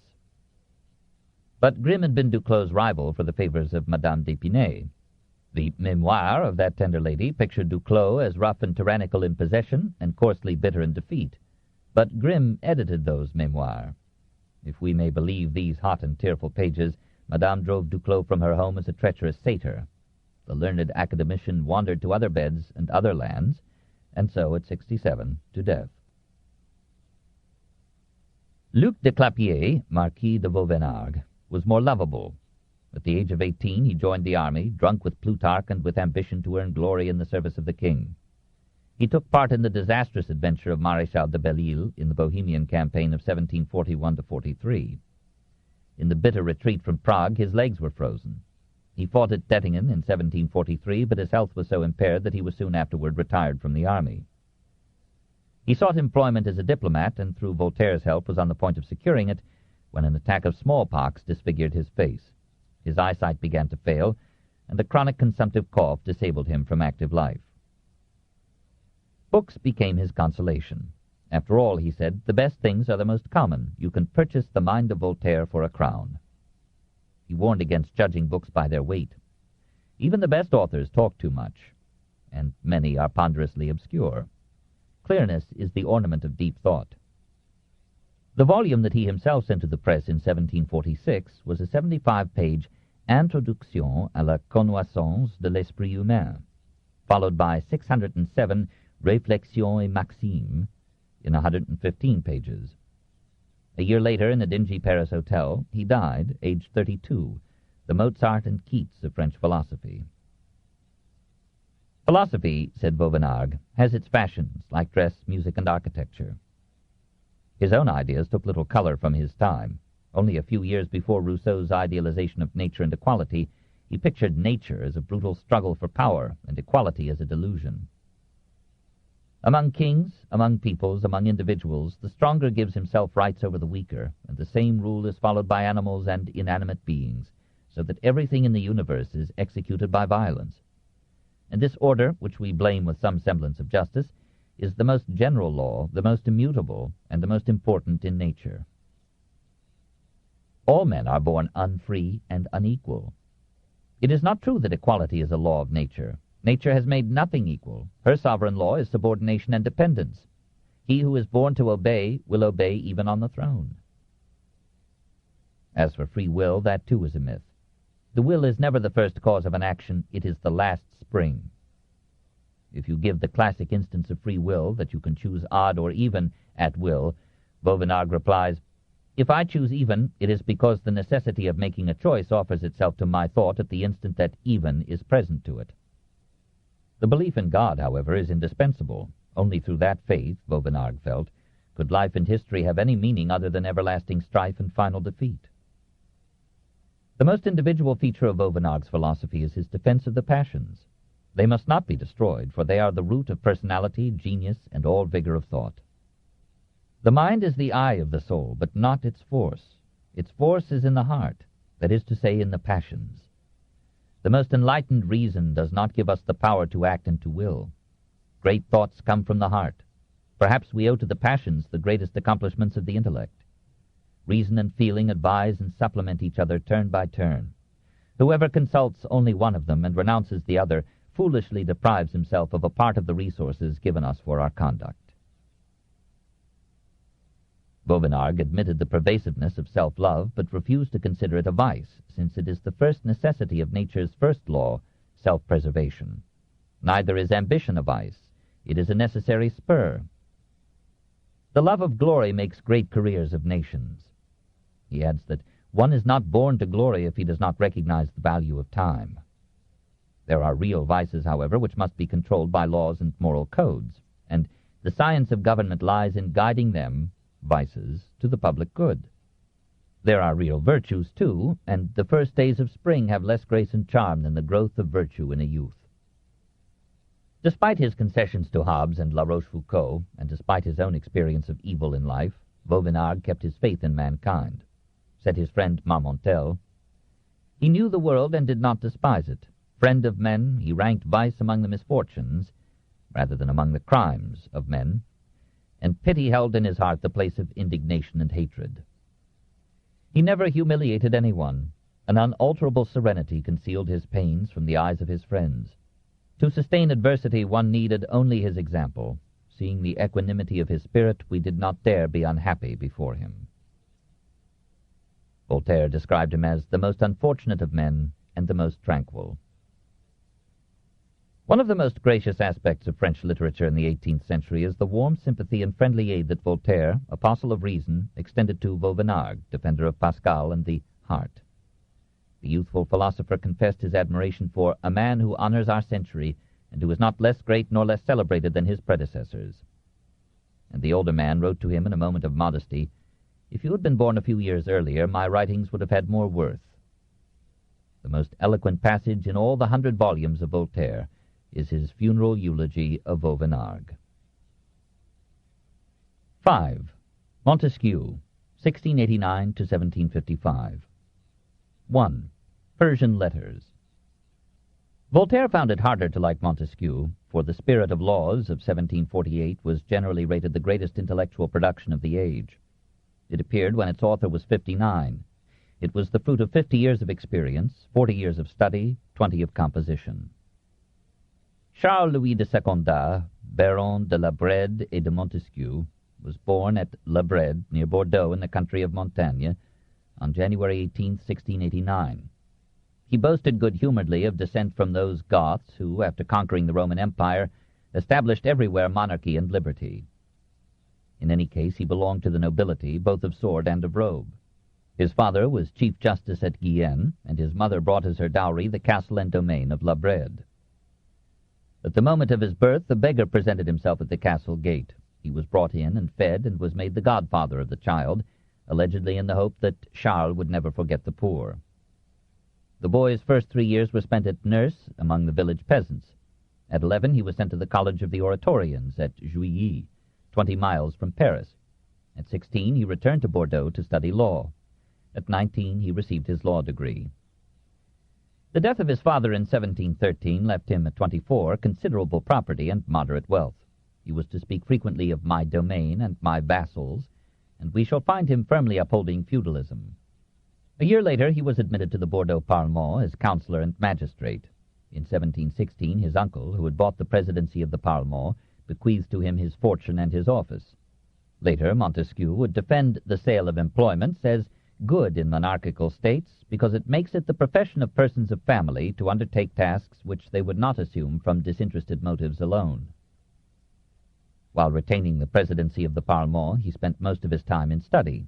He made experiments, presented papers on physics and physiology to the Academy of Bordeaux, and planned a geological history of the earth. He never wrote it, but the material he gathered for it forced its way into the Spirit of Laws. He was 32 when he caught the mood and ear of Regency Paris with the most brilliant of his books. He did not give his name to the Lettres Persanes of 1721, for it contained passages hardly becoming a magistrate. Probably he took its scheme from L'Espion du Grand Seigneur, from 1684, of Giovanni Marana. in which an imaginary Turkish spy reported to the Sultan, with some fetching ribaldry, the absurd beliefs and behavior of the Christians of Europe, and the delightful or murderous contrasts between Christian professions and practices. A similar device of picturing Occidental civilization as seen through Oriental eyes had been used in Addison's Spectator. Charles Dufresne, in Amusement sérieux et comique, had conceived the comments of a Siamese in Paris.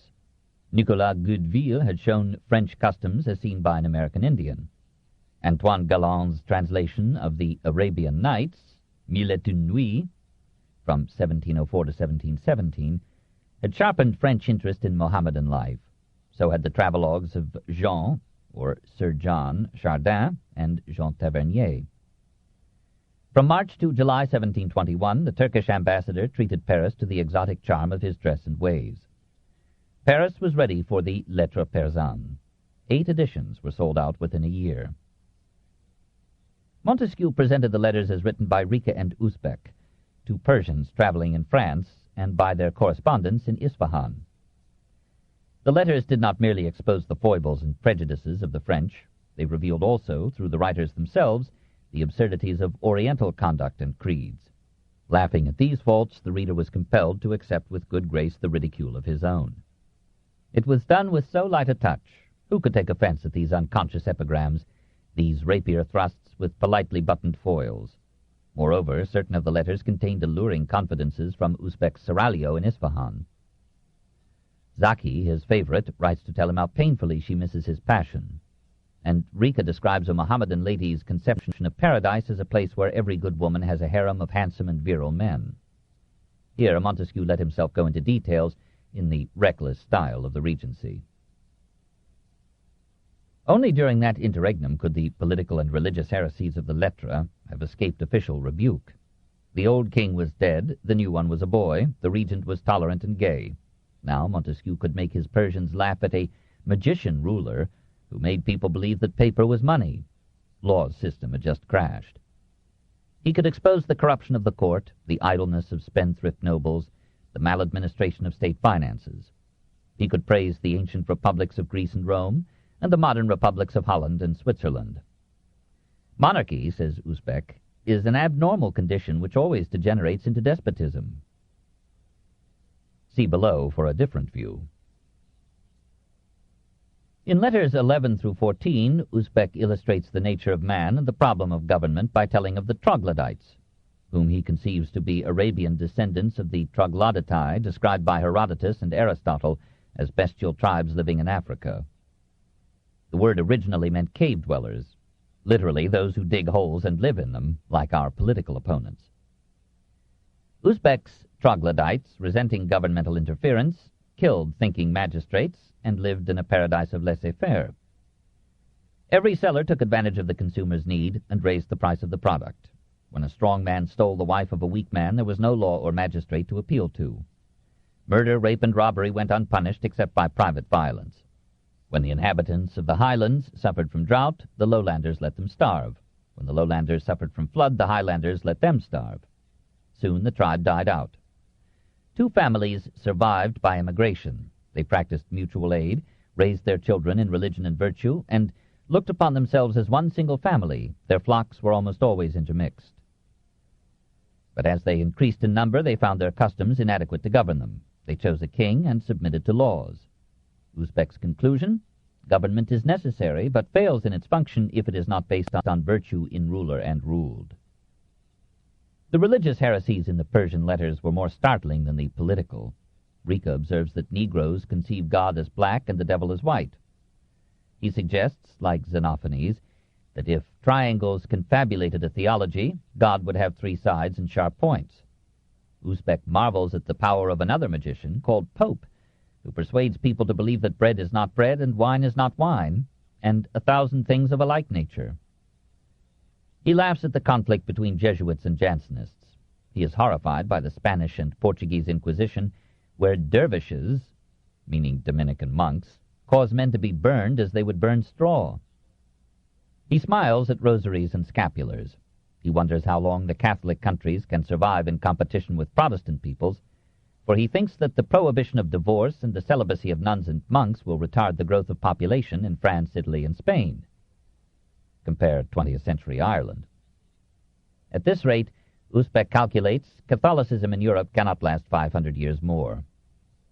Montesquieu thought in 1721 that the population of Europe was hardly a tenth of what it had been under the Roman Empire, that it would continue to decrease, and that Negroes would soon die out in America. Caveat vates. Moreover, these idle and supposedly continent monks hold in their hands almost all the wealth of the state. They are a miserly crew, always getting and never giving. They are continually hoarding their income to acquire capital. All this wealth falls, as it were, into a palsy. It is not circulated, it is not employed in trade, industry, or manufactures.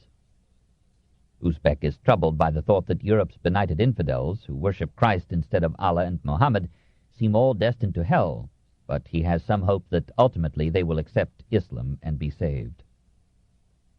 Usbek, in a transparent parable, considers the revocation in 1685 of Henry IV's tolerant Edict of Nantes. You know, Mirza, that some ministers of Shah Suleiman formed the design of obliging all the Armenians of Persia to quit the kingdom or become Mohammedans, in the belief that our empire will continue polluted as long as it retains within its bosom these infidels. The persecution of the Ghabers by our zealous Mohammedans has obliged them to fly in crowds into the Indies, and has deprived Persia of that people which labored so heartily. Only one thing remained for bigotry to do, and that was to destroy industry, with the result that the empire, meaning France, in 1713, fell of itself, carrying along with it that very religion which they wished to advance. If unbiased discussion were possible, I am not sure, Mirza, that it would not be a good thing for a state to have several religions. History is full of religious wars, but it is not the multiplicity of religions which has produced wars. It is the intolerant spirit animating that one which believed itself in the ascendant. The ideas of the Persian letters seem trite to us now, but when they were expressed, they were, for the author, a matter of life and death, at least of imprisonment or banishment. They are trite now because the fight for freedom to express ideas was won. Because the Lettres Persanes opened a way, Voltaire was able, 13 years later, to issue his Lettres sur les Anglais, putting an English torch to French debris. These two books announced the Enlightenment. Montesquieu and his liberty survived his book because he was a noble and the regent was tolerant. Even so, he did not dare acknowledge his authorship, for there were some disapproving voices amid the general acclaim. D'Argenson, who himself would later criticize the government, thought, "These are reflections of a kind which a witty man can easily make, but which a prudent man ought never allow to be printed." And the cautious Marivaux added, "A man must be sparing of his wit on such subjects." Montesquieu recalled, "When I had in some degree gained the esteem of the public, that of the official classes was lost, and I met with 1,000 slights." Nevertheless, he came to Paris to sip his fame in society and the salons. Madame de Tencin, the Marquise de Lambert, and the Marquise du Deffand all opened their hearths. Having left his wife behind at La Brede, he had no difficulty falling in love with the ladies of Paris. He aimed high at Marie Anne de Bourbon, sister of the Duc de Bourbon, who became prime minister in 1723. For her, we are told, he composed a little prose poem, Le Temple de Gnide, in 1725, ecstatic with love. He anointed its wantonness by pretending that it was a translation from the Greek, and so obtained royal permission to print it. He pulled wires, especially those of Madame de Prie, to secure admission to the Academy. The king objected that he was not a resident of Paris. He hurried to Bordeaux, resigned his presidency of its Parlement in 1726, returned to Paris, and joined the 40 Immortals in 1728. In April, he set out on a tour that took 3 years and covered parts of Italy, Austria, Hungary, Switzerland, the Rhineland, Holland, and England. He remained in England 18 months, from November 1729 to August 1731. There he formed a friendship with Chesterfield and other notables, was elected to the Royal Society of London and initiated into Freemasonry, was received by George II and Queen Caroline, attended Parliament, and fell in love with what he thought was the British Constitution. Like Voltaire, he went back to France, strong in the admiration for liberty, yet sobered by contact with the problems of government. He retired to La Brede, transformed his park into an English garden, and, except for occasional trips to Paris, gave himself up to the researches and writings that occupied the rest of his life. 2. Why Rome Fell. In 1734 he issued, unsigned but acknowledged, Considérations sur les causes de la grandeur des Romains et de leur décadence. He had submitted the manuscript to a Jesuit scholar and had consented to eliminate passages that might give umbrage to the Church. The book did not and could not repeat the success of the Lettres Persanes. It contained no indecencies, it dealt with a remote and complex subject, it was relatively conservative in politics and theology. Radicals did not relish the emphasis on moral decay as a cause of national decline, and they were not ready to appreciate the terse wisdom of such sentences as, "Those who have ceased to fear power can still respect authority." Today the little treatise is looked upon as a pioneer attempt at a philosophy of history and as a classic of French prose, recalling Bossuet but adding brilliance to gravity. The subject invited the historian-philosopher, for it involved the whole gamut of a great civilization from birth to death, and exposed in broad scope and illuminating detail one of the basic processes of history, the dissolution that seems fated to follow any full evolution in individuals, religions, and states. Already there was a suspicion that France, after the collapse of Le Grand Siècle, had entered upon a long period of decay in empire, morals, literature, and art. The profane trinity of Voltaire, Diderot, and Rousseau had not yet appeared to challenge the intellectual supremacy of the 17th century. But the rising courage of the new age showed in the fact that Montesquieu, in explaining the course of history, considered only earthly causes, and quietly set aside, except for incidental obeisance, the providence which, in Bossuet's Discours sur l'histoire universelle, from 1681, had guided all events to divinely determined results. Montesquieu proposed to seek laws in history as Newton had sought them in space. It is not fortune who governs the world, as we see from the history of the Romans. There are general causes, moral or physical, which operate in every monarchy, raise it, maintain it, or overthrow it. All that occurs is subject to these causes, and if a particular cause, like the accidental result of a battle, has ruined a state, there was a general cause which made the downfall of this state ensue from a single battle. In a word, the principal movement, l'allure principale, draws with it all the particular occurrences. Consequently, Montesquieu reduced the role of the individual in history. The individual, however great his genius, is but an instrument of the general movement. His importance is due not to his surpassing ability so much as to his falling in with what Hegel was to call the Zeitgeist, or spirit of the time. If Caesar and Pompey had thought like Cato, that is, had striven to preserve the powers of the Roman Senate, others would have come to the same ideas, to subordinate the Senate, as those of Caesar and Pompey, and the Republic, destined to perish, from internal causes, would have been led to ruin by some other hand. But this destiny was no mystical guidance or metaphysical force. It was a complex of factors producing the principal movement. And the main function of the philosophical historian, in Montesquieu's view, is to ferret out each factor, analyze it, and show its operation and relations. So the decline of Rome, he thought, was due first of all to a change from a republic, in which there had been a division and balance of powers, to an empire better fitted to govern dependencies, but so centering all rule in one city and one man as to destroy the liberty and vigor of the citizens and the provinces. To this prime cause were added other factors in the course of time: the spread of supine servility among the masses, the desire of the poor to be supported by the state, the weakening of character by wealth, luxury, and license, the influx of aliens unformed by Roman traditions and ready to sell their votes to the highest bidder, the corruption of central and provincial administrators, the depreciation of currency, the excess of taxation, the abandonment of farms, the sapping of martial virility by new religions and a long peace, the failure of military discipline, the ascendancy of the army over the civilian government, the preference of the army for making or unmaking emperors in Rome rather than for defending the frontiers from barbarian invasion. Perhaps in reaction against the supernatural emphasis in Bossuet, Montesquieu made little account of those changes in religion which Gibbon was to stress as a main cause of the imperial collapse. But always Montesquieu came back to what he considered the prime factor in Rome's decadence, the passage from republic to monarchy. By their republican maxims, the Romans conquered 100 peoples, but by the time they had accomplished this, the republic could not subsist, and the maxims of the new government, contrary to those of the republic, caused the decline. However, when we go back to chapter 6 and examine the maxime, or methods, by which the Roman Republic conquered all the peoples, we find a strange assortment. Deceit, broken treaties, force, severe punishments, division of the enemy for piecemeal conquest, forcible reshuffling of populations, subverting resistant governments by subsidizing internal revolts, and other procedures familiar to statesmen. The Romans used their allies to destroy an enemy and then soon destroyed the destroyers. Apparently forgetting this description of republican maxims, or swallowing Machiavelli at one gulp, Montesquieu, in chapter 18, held up the Republic as an ideal of greatness and deplored the empire as a gay landslide to dissolution.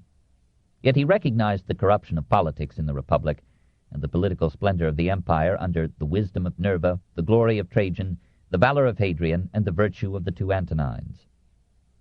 Here Montesquieu gave a lead to Gibbon and Renan in naming that period the noblest and happiest in the history of government. In those philosopher kings, too, Montesquieu found the ethics of the Stoics, which he clearly preferred to the Christian. His admiration for the Romans of the Republic passed down to the French enthusiasts of the Revolution and shared in changing French government, martial methods, and art. The book had some faults of a scholarship made hasty by the press of time and the call of a larger task. Montesquieu was sometimes uncritical in his use of classical texts. So, for example, he took as history Livy's chapters on Rome's beginnings, whereas Valla, Galerianus, Vico, and Pouilly had already rejected that account as legend. He underestimated the economic factors behind the politics of the Gracchi and Caesar.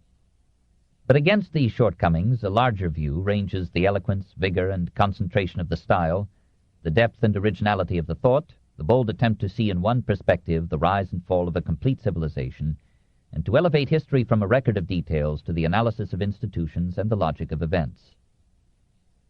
Here was a challenge to historians, which Voltaire and Gibbon would seek to meet, and here was that longing for a philosophy of history which Montesquieu himself, after a generation of labor, would try to satisfy with the spirit of laws. 3. The spirit of laws. 14 years passed between the Considération and l'Esprit des Lois. Montesquieu had begun his chef-d'œuvre about 1729, aged 40. The essay on Rome was a byproduct and interruption. In 1747, aged 56, he grew tired of the toil and was tempted to abandon it. Often have I begun this work, and often have I laid it aside. I have 1,000 times cast to the winds the leaves that I had written. He appealed to the Muses to sustain him. I am running a long course. I am weighed down with sadness and weariness. Pour into my soul the persuasive charm that once I knew, but which now flies from me. You are never so divine as when you lead us through pleasure to wisdom and truth. They must have responded, for he carried on. When at last the task was done, he confessed his hesitations and his pride. I have followed my object without forming a plan. I have known neither rule nor exceptions. I have found the truth only to lose it again. But when I once discovered my principles, everything I sought for came to me. And in the course of 20 years I have seen my work begun, growing up, advancing toward completion, and finished. If this work meets with success, I shall owe it chiefly to the grandeur and majesty of the subject. However, I do not think that I have been totally deficient in genius. When I have seen what so many great men in both France and Germany have written on this subject before me, I have been lost in admiration, but I have not lost my courage. I have said with Correggio, and I too am a painter. He showed the manuscript to Helvétius, Hainaut, and Fontenelle. Fontenelle thought the treatise lacked le bon genre, a French style.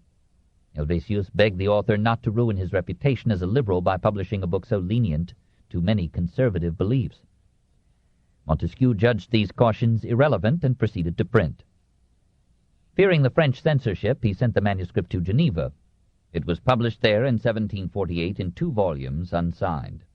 When the French clergy had ferreted out its heresies, they condemned it, and a government order forbade its distribution in France.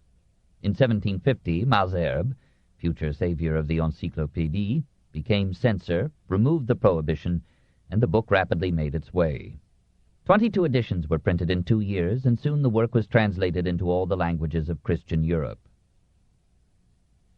Titles in Montesquieu's time were honestly, often laboriously explanatory, so he called his book On the Spirit of Laws, or on the Relations which must exist between the laws and the constitution of each government, the manners, climate, religion, commerce, etc. It was an essay on the relations between physical forces and social forms, and on the interrelations among the components of civilization. It tried to lay the foundations for what we should now call scientific sociology, to make possible, after the manner of research in the natural sciences, verifiable conclusions illuminating present society and conditionally predicting the future. It was, of course, too much for one man to accomplish in the brevity of life and the existing state of ethnology, jurisprudence, and historiography. More specifically, Montesquieu's thesis was that the spirit of laws, that is, their origin, character, and tendency, is determined first by the climate and soil of the habitat, and then by the physiology, economy, government, religion, morals, and manners of the people. He began with a broad definition. Laws, in their most general signification, are the necessary relations arising from the nature of things. Obviously, he wished to bring the natural laws of the physical world and the assumed regularities in history under one general concept. Following Grotius, Pompadour, and other predecessors, he distinguished several kinds of laws. One, natural law, which he defined as human reason so far as it governs all the peoples of the earth, that is, the natural rights of all men as beings endowed with reason. 2, the law of nations in their relations with one another. 3, political law, governing the relations between the individual and the state. And 4, civil law, the relations of individuals with one another.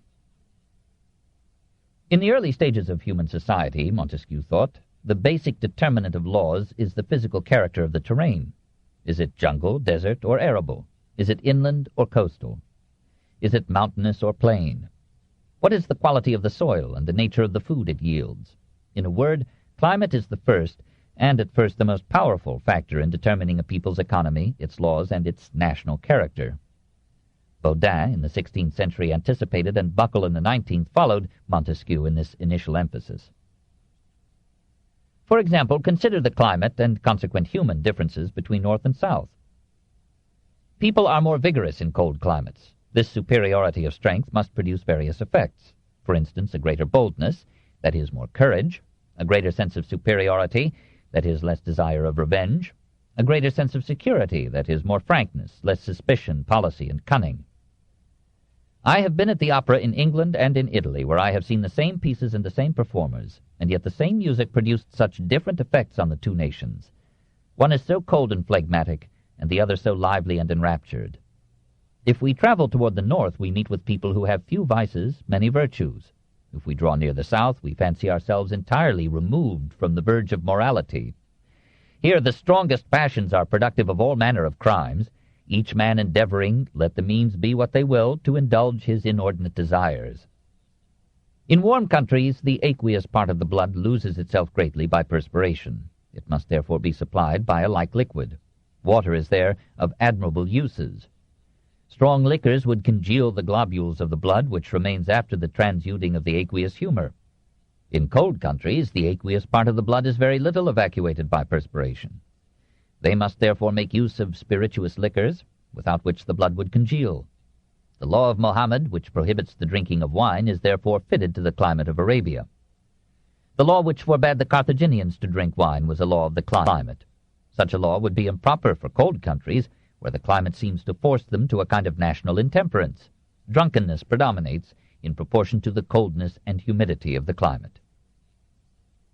Or consider the relations between climate and marriage. Women in hot countries are marriageable at 8, 9, or 10 years of age. They are old at 20. Their reason, therefore, never accompanies their beauty. When beauty demands the empire, the want of reason forbids the claim. When reason is obtained, beauty is no more. These women ought then to be in a state of dependency, for reason cannot procure in old age that empire which even youth and beauty could not give. It is therefore extremely natural that in these places a man, when no law opposes it, should leave one wife to take another, and that polygamy should be introduced. In temperate climates, where the charms of women are best preserved, where they arrive later at maturity and have children at a more advanced stage of life, the old age of their husbands in some degree follows theirs, and as they have more reason and knowledge at the time of marriage than their semi-tropical analogues, it must naturally introduce a kind of equality between the sexes, and in consequence of this, the law of having only one wife. That is the reason why Mohammedanism, with polygamy, was so easily established in Asia and with such difficulty extended in Europe, why Christianity is maintained in Europe and has been destroyed in Asia, and, in fine, why the Mohammedans have made such progress in China and the Christians so little. At this point, Montesquieu realizes that he has replaced Bossuet's providence with climate and hastens to add, for God's sake, a saving caution. Human reasons, however, are subordinate to that supreme cause, who does whatever he pleases and renders everything subordinate to his will. Some Jesuits thought that they saw Montesquieu's tongue in his cheek. He soon resumed his reckless generalizations. In the East, Turkey, Persia, India, China, Japan, the climate compels the seclusion of women, for the hot airs inflame the passions, and would endanger polygamy as well as monogamy if the sexes were as free to mingle as in our northern countries, where the manners of women are naturally good, where all the passions are calm, where love rules over the heart with so regular and gentle an empire that the least degree of prudence is sufficient to conduct it.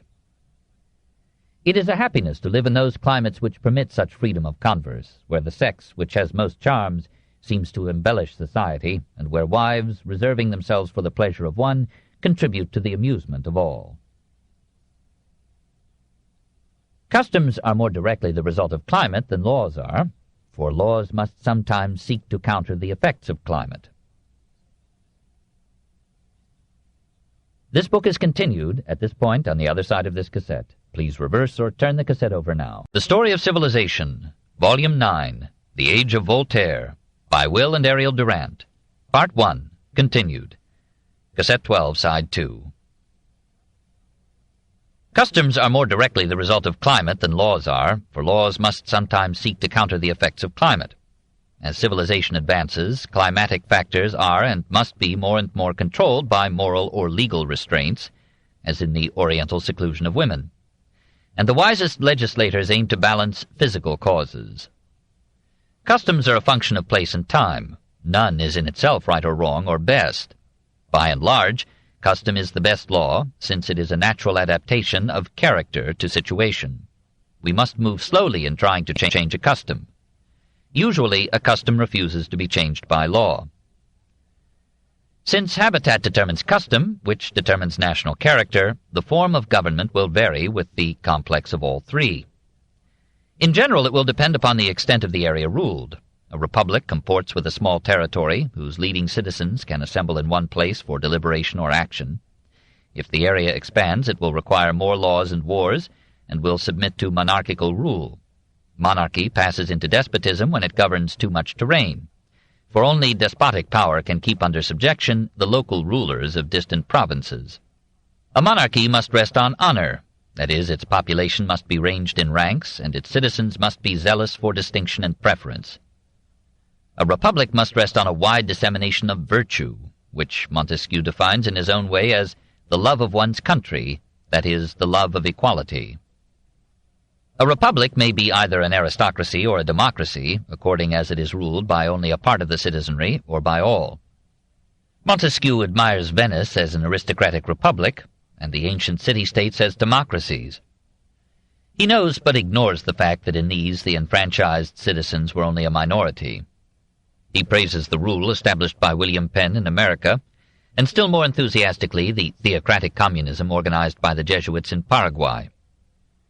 To be real, however, an honest democracy must provide economic as well as political equality. It should regulate inheritances and dowries, and progressively tax wealth. The best republics are those in which the people, recognizing their incapacity to wisely determine policy, accept the policies adopted by the representatives whom they have chosen. A democracy should aim at equality, but it can be ruined by a spirit of extreme equality, when each citizen would fain be on a level with those whom he has chosen to command him. Where this is the case, virtue can no longer subsist in the republic. The people are desirous of exercising the functions of the magistrates, who cease to be revered. The deliberations of the Senate are slighted. All respect is then laid aside for the senators, and consequently for old age. If there is no more respect for old age, there will be none presently for parents. Deference to husbands will be likewise thrown off, and submission to masters. This license will soon become general. The people fall into this misfortune when those in whom they confided, desirous of concealing their corruption, endeavor to corrupt them. The people will divide the public money among themselves, and having added the administration of affairs to their indolence, will be for blending their poverty with the amusement of luxury. And so, says the Baron, echoing Plato across 2,000 years, democracy falls into chaos, invites dictatorship, and disappears. There are many passages in Montesquieu that favor an aristocratic republic, but he so feared the despotism that he thought potential in democracy that he was willing to put up with monarchy if it ruled by established laws. The shortest chapter in his book is on despotism, and consists of 3 lines. When the savages of Louisiana desire fruit, they cut the tree to the root and gather the fruit. This is a symbol of despotic government. That is, the despot cuts down the ablest families to safeguard his power. The examples Montesquieu gave were safely oriental, but he was apparently fearful that the Bourbon monarchy was tending toward despotism, now that Cardinal Richelieu and Louis XIV had destroyed the political power of the aristocracy. He spoke of the cardinal as bewitched with the love of despotic power. As a French noble, he strongly resented the reduction of his class to mere courtiers of the king. He believed that intermediate, subordinate, and dependent powers were necessary to a healthy monarchy, and by these powers he meant the landed nobility and the hereditary magistracy, to both of which he belonged. So he defended feudalism at great length, 173 pages, sacrificing the unity and symmetry of his book. Alone among the philosophers of 18th-century France, he spoke with respect of the Middle Ages, and made Gothic a term of praise. In the conflict that continued throughout the reign of Louis XV between the monarch and the Parlement, the embattled magistrates found an arsenal of argument in L'Esprit des Lois. Montesquieu's resentment of absolute monarchy as the vestibule to despotism led him to favor a mixed government of monarchy, aristocracy, and democracy, kings, nobles, and Parlement or States General. Hence his most famous and influential proposal, the separation of the legislative, executive, and judicial powers in a government. The legislature should make the laws but should not administer them. The executive should administer them but not make them. The judiciary should limit itself to interpreting them. The executive should not appoint or control the judges. Ideally, the legislature would consist of 2 independent chambers, one representing the upper classes, the other the commonalty. Here again the Baron speaks. In such a state there are always persons distinguished by their birth, riches, or honors. Were they to be confounded with the common people, and to have only the weight of a single vote like the rest, the common liberty would be their slavery, and they would have no interest in supporting it, as most of the popular resolutions would be against them.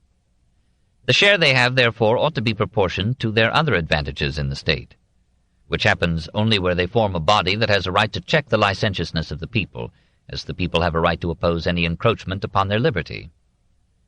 The legislative power is therefore committed to the body of the nobles, and to that which represents the people, each having its assemblies and deliberations apart, each its separate interest and views. Each of the 3 powers in the government, and each of the 2 chambers in the legislature, should serve as a check and balance against the others. By this complex way the liberties of the citizen will be reconciled with the wisdom, justice, and vigor of the government. These ideas on mixed government had come from Aristotle, but the plan for a separation of powers had developed in Montesquieu's mind from his study of Harrington, Algernon Sidney, and Locke, and from his experience in England. He thought he had found there, however imperfect, his ideal of a monarchy checked by democracy in the House of Commons, this checked by aristocracy in the House of Lords. And he supposed that the courts of England were an independent check on Parliament and the king.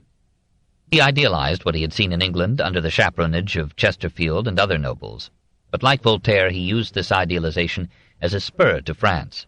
He must have known that the English courts were not quite independent of Parliament, but he thought it good that France should contemplate the right of the accused in England to an early examination or release on bail, to be tried by a jury of his own class, to challenge his accusers, and to be exempt from torture.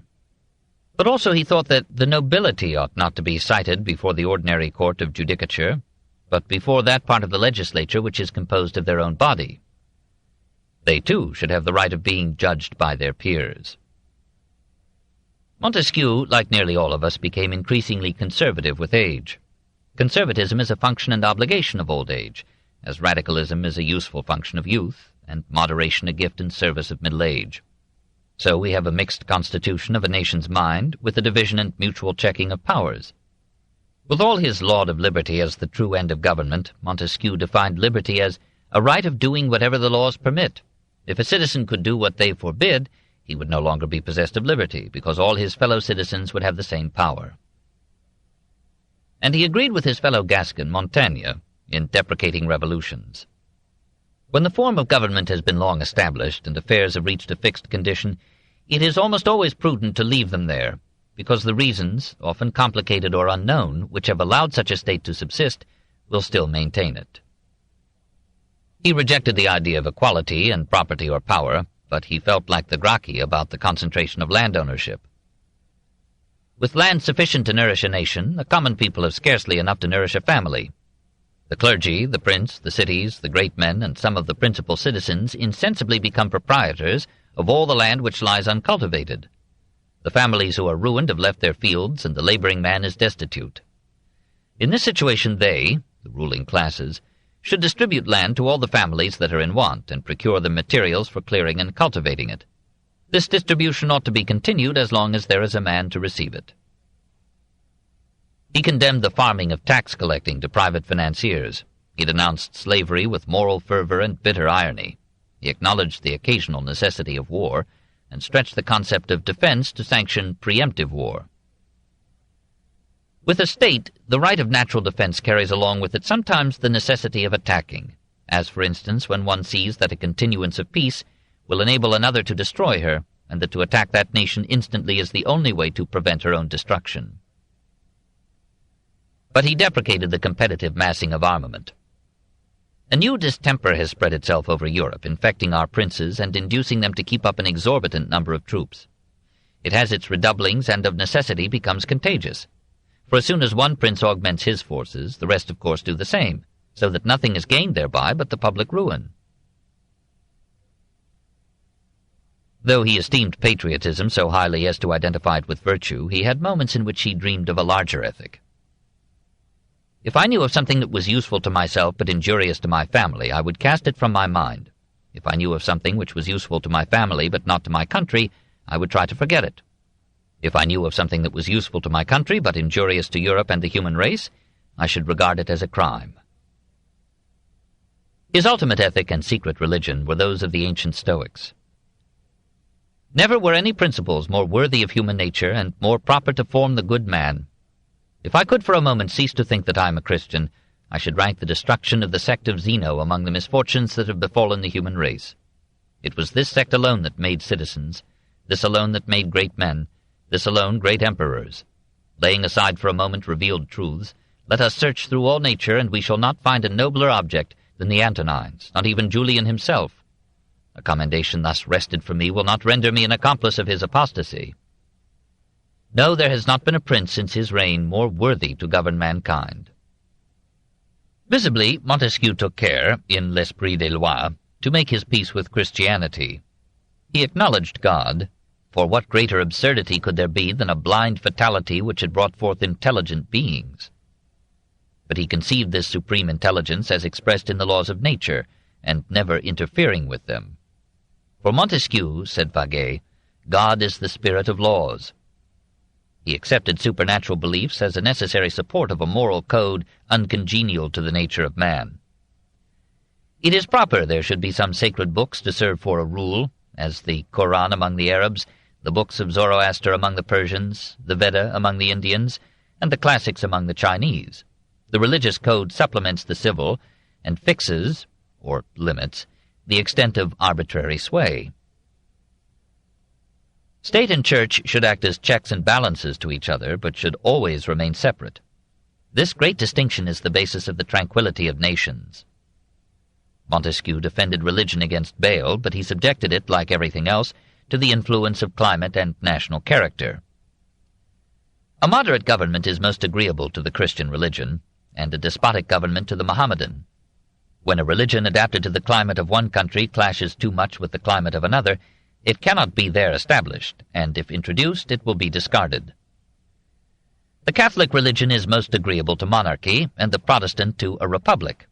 When the Christian religion became unhappily divided into Catholic and Protestant, the people of the North embraced the Protestant, and those of the South still adhered to the Catholic. The reason is plain. The people of the North have and will forever have a spirit of liberty and independence, which the people of the South have not, and therefore a religion which has no visible head is more agreeable.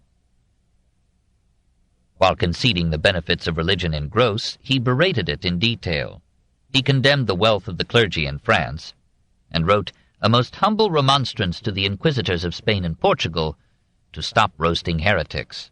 He warned them that if anyone in times to come shall dare to assert that, in the age in which we live, the people of Europe were civilized, you will be cited to prove that they were barbarians. As a patriotic Gallican, he laughed at papal infallibility and insisted that the Church should be subject to the civil power. As to religious toleration, he took a middle view. When the state is at liberty to receive or reject a new religion, it ought to be rejected. When it is received, it ought to be tolerated. With all his obeisance to the censor, he remained a rationalist. Reason is the most perfect, the most noble, the most beautiful of all our faculties. What better motto could the age of reason display? 4. Aftermath. The spirit of laws was soon recognized as a major event in French literature, but it met with criticism from both right and left. The Jansenists and the Jesuits, normally at odds, united in condemning the book as a subtle repudiation of Christianity.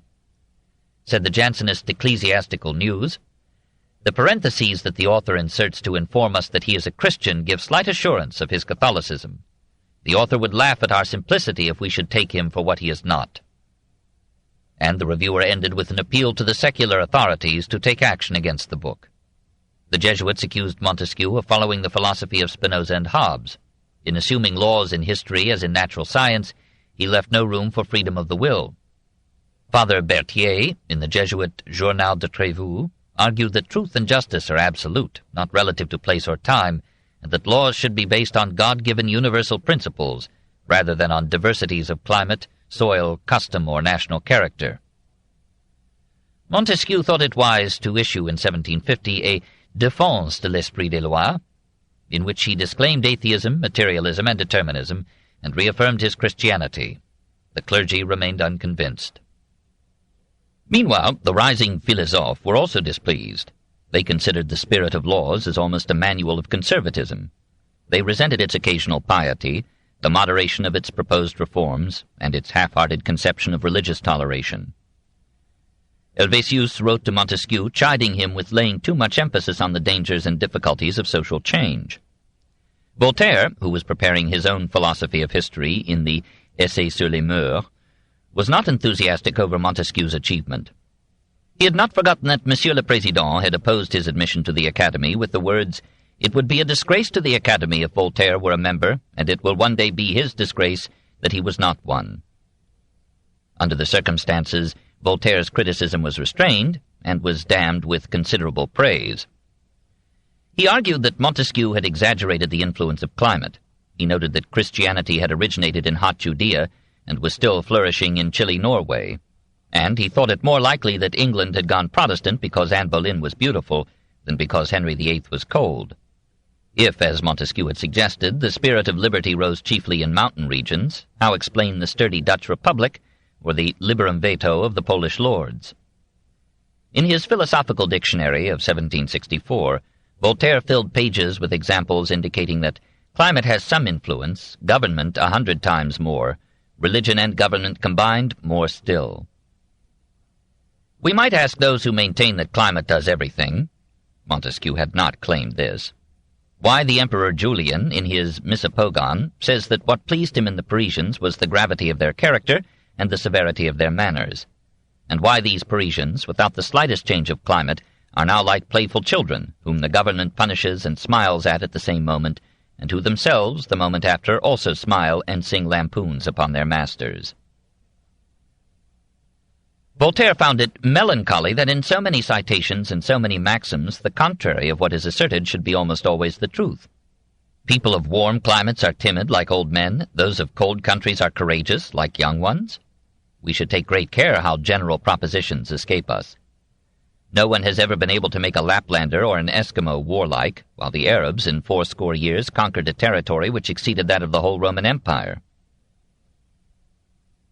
And then the praise. After thus convincing ourselves that errors abound in the spirit of laws, that this work wants method and possesses neither plan nor order, it is proper to ask what really forms its merit and has led to its great reputation. In the first place, it is written with great wit, whilst the authors of all the other books on this subject are tedious. It was on this account that a lady, referring to Madame du Deffand, who possessed as much wit as Montesquieu, observed that his book was l'esprit sur les lois, wit about laws. It can never be more correctly defined. A still stronger reason is that the book exhibits grand views, attacks tyranny, superstition, and grinding taxation. Montesquieu was almost always in error with the learned because he was not learned, but he was almost always right against the fanatics and the promoters of slavery. Europe owes him eternal gratitude. And, he added elsewhere, humanity had lost its title deeds to freedom, and Montesquieu recovered them. Later criticism has largely agreed with Voltaire, while checking his own exaggerations. It is true that the spirit of laws was poorly constructed, with little logic in the arrangement and sequence of the topics, and frequent forgetting of the unifying theme. In his zeal to be a scientist, to accumulate and interpret facts, Montesquieu ceased at times to be an artist. He lost the whole in the parts instead of coordinating the parts into a harmonious whole. He had gathered his data over half a lifetime. He wrote his book during 20 years. Its sporadic composition injured its unity. He generalized too readily from a few instances and did not look about him for contrary instances. For example, Catholic Ireland in the cold and, therefore, Protestant North. He gave away his method when he said, "I have laid down the first principles and have found that the particular cases follow naturally from them, that the histories of all nations are only consequences of them." This is the danger of approaching history with the philosophy to be proved by it. In gathering his data, Montesquieu accepted too readily the unverified accounts of travelers, and sometimes he took fables and legends for history. Even his direct observation could be faulty. He thought he saw a separation of powers in the English government, when the legislative was visibly absorbing the executive. Against these faults there must have been great virtues to give the book its acclaim and influence. Voltaire rightly signalized the style. This too, however, suffered from fragmentation. Montesquieu indulged a liking for short chapters, perhaps as a means of emphasis, as in the chapter on despotism. The result is unpleasantly staccato, obstructing the flow of thought. Part of this fragmentation may have been due to progressive weakening of his eyes, compelling him to dictate instead of writing. When he let himself go and spoke out, he achieved, with crisp and pithy sentences, some of the brilliance that had brightened the lettres paysannes. Voltaire thought there were more epigrams in l'esprit des lois than befitted a work on law. "In Venice," said Montesquieu, "they are so habituated to parsimony that none but courtesans can make them part with their money." It is nevertheless a magistral style, moderate and calm. It is occasionally obscure, but it repays unraveling. Montesquieu was modest and right in ascribing part of the value of the book to its subject and aim. To find laws in laws, some system in their variation in place and time, to enlighten rulers and reformers by considering the sources and limits of legislation in view of the nature and place of states and men. This was a majestic enterprise, whose scope made faults forgivable. Herbert Spencer failed in the same enterprise 148 years later, despite a corps of research aides, and because of a similar passion for generalization. But both attempts were increments of wisdom. Montesquieu's achievement was the greater. He had predecessors. He did not inaugurate, but he powerfully advanced the historical method for the comparative study of institutions.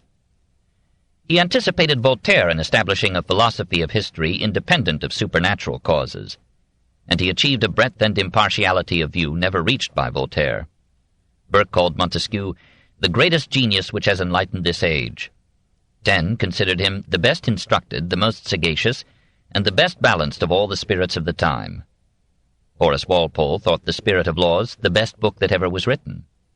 Perhaps not, but it was the greatest book of the generation. It exhausted its author. He wrote to a friend in 1749, "I confess that this work has nearly killed me. I shall rest, I shall toil no more." He continued to study, nevertheless.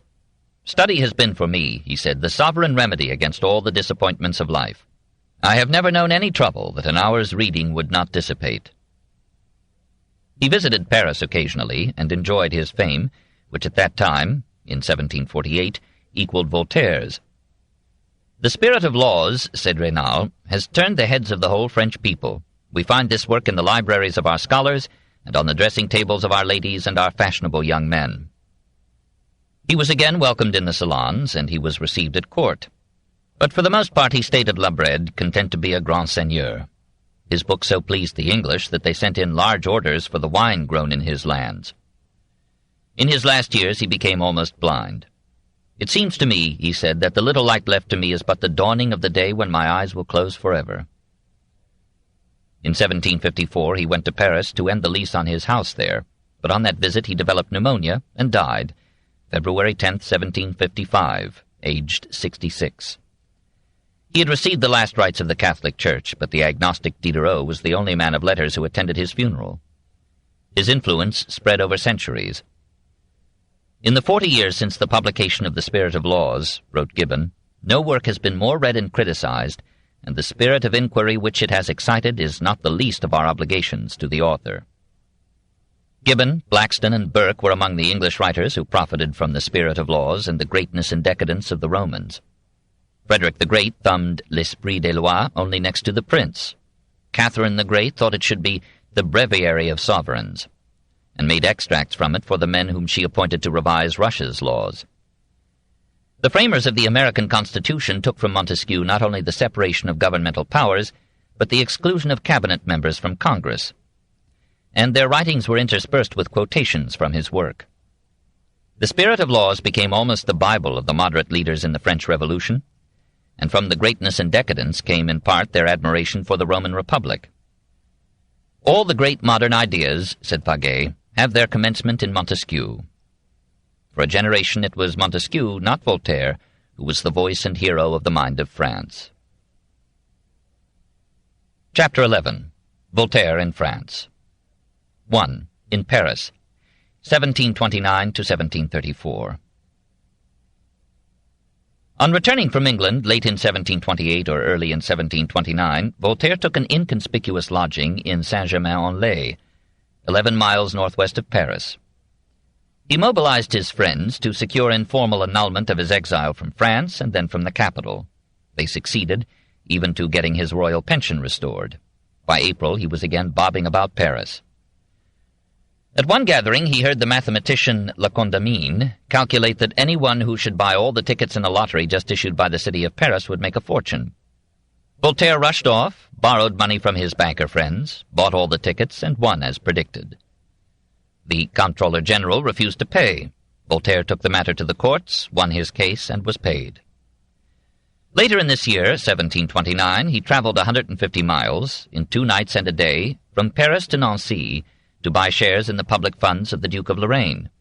This venture, too, brought him substantial gains.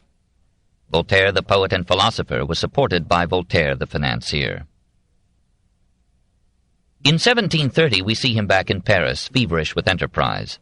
He had usually several literary irons in the fire, passing from one to another as if finding refreshment in the change without losing time. Now he was writing Letters on the English, and a History of Charles XII, and the death of Mademoiselle Le Couvreur, and the beginnings of La Pucelle, the maid. One day in 1730, the guests of the Duc de Richelieu, discussing Jeanne d'Arc, suggested to Voltaire that he write her history. Jeanne had not yet been accepted as the uncanonized patron saint of France. To the freethinker Voltaire, the supernatural elements in her legend seemed to invite a humorous treatment. Richelieu dared him to try it. Voltaire composed the proem that day. His Plaint for Le Couvreur was not yet published, but his bumbling friend Nicolas Thierrot recited it too widely, and the theological hornets resumed their buzzing around Voltaire's head. As if hungry for enemies, he staged on December 11th the story of Lucius Junius Brutus, who, in Livy's account, had expelled King Tarquinius and shared in setting up the Roman Republic. The play denied the inviolability of kings and proclaimed the right of the people to change their rulers. The actors complained that there was no love theme in the plot. Paris agreed that this was an absurd innovation. After 15 performances, it was withdrawn. 62 years later it was revived with great success, for Paris was in a mood to guillotine Louis XVI. Meanwhile, he had secured the royal privilege to publish his Histoire de Charles XII, Roi de Suède. Here was a subject that could hardly offend Louis XV or the Church, and it should please the Queen by its very favorable treatment of her father, Stanislas. An edition of 2,600 copies was printed when, without a word of warning, the royal permission was suddenly withdrawn, and the whole edition was confiscated except a copy in Voltaire's possession. He protested to the keeper of the seals. He was informed that a change in foreign policy made it necessary to please Charles's opponent and victim, Augustus the Strong, who was still King of Poland. Voltaire resolved to ignore the prohibition. He moved in disguise to Rouen, lived there for 5 months as an English lord, and directed the secret printing of his history. By October 1731 it was circulating freely and selling like fiction. Some critics claimed there was too much fiction in it. A learned historian has called it a romance, vivid in narrative, inaccurate in detail. Yet Voltaire had prepared the book with scholarly care. He had not only examined masses of state papers, but he had gone out of his way to consult men who would give him first-hand information. Ex-King Stanislas, the Maréchal de Saxe, the Duchess of Marlborough, Bolingbroke, Axel Sparre, who had been at the Battle of Narva, Fonseca, a Portuguese physician who had served in Turkey during Charles's stay there, and Baron Fabrice, former secretary to Charles. Moreover, Voltaire had lived for a while with Baron von Goetz, Charles's favorite minister. The execution of von Goetz in 1719 may have turned Voltaire to study the Lion of the North. In 1740, Joran Nordberg, who had served Charles as chaplain, published memoirs in which he pointed out inaccuracies in Voltaire's narrative. Voltaire incorporated these corrections in subsequent editions. There were other flaws, especially in the detailed descriptions of battles. Later critics argued that Voltaire had overrated Charles as perhaps the most extraordinary man who has ever been on earth, who united in himself all the great qualities of his ancestors, and who had no other defect or unhappiness except to have them all in excess. The last word may redeem the hypertroph. Voltaire explained that Charles carried all the heroic virtues to that excess at which they become faults. He listed these as prodigality, rashness, cruelty, tyranny, and inability to forgive.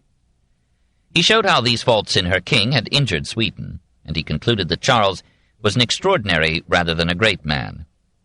In any case, the book was a work not only of scholarship, but of art, of structure, form, color, and style. Soon all educated Europe was reading Charles XII, and Voltaire's reputation achieved a spread and depth that it had not had before. After his return from Rouen, on August 5, 1731, Voltaire became the houseguest of the Comtesse de Fontaine-Martel, in her mansion near the Palais Royal. She found him such pleasant company that she continued to lodge and feed him till May 1733. He presided with incomparable vivacity over her literary suppers and staged plays, preferably his own, in her private theatre. During that stay he wrote the libretto for Rameau's Samson, this in 1732. It was presumably from the Comtesse's box at the Théâtre Français that he saw the failure of his Ariel in 1732, and the rapturous success of his romantic tragedy Zaire on August 13, 1732. He wrote to a friend, "Never piece was so well played as Zaire in the 4th presentation. I wished you there. You would have seen that the public did not hate your friend. I appeared in a box and the whole pit clapped me. I blushed, I hid myself, but I should be a hypocrite if I did not confess to you that I was sensibly touched." Of all his dramas, this remained to the end his favorite. They are all dead now, slain by changing fashions of mood and style, but we should exhume at least one of them, for they played a fond and exciting role in his life.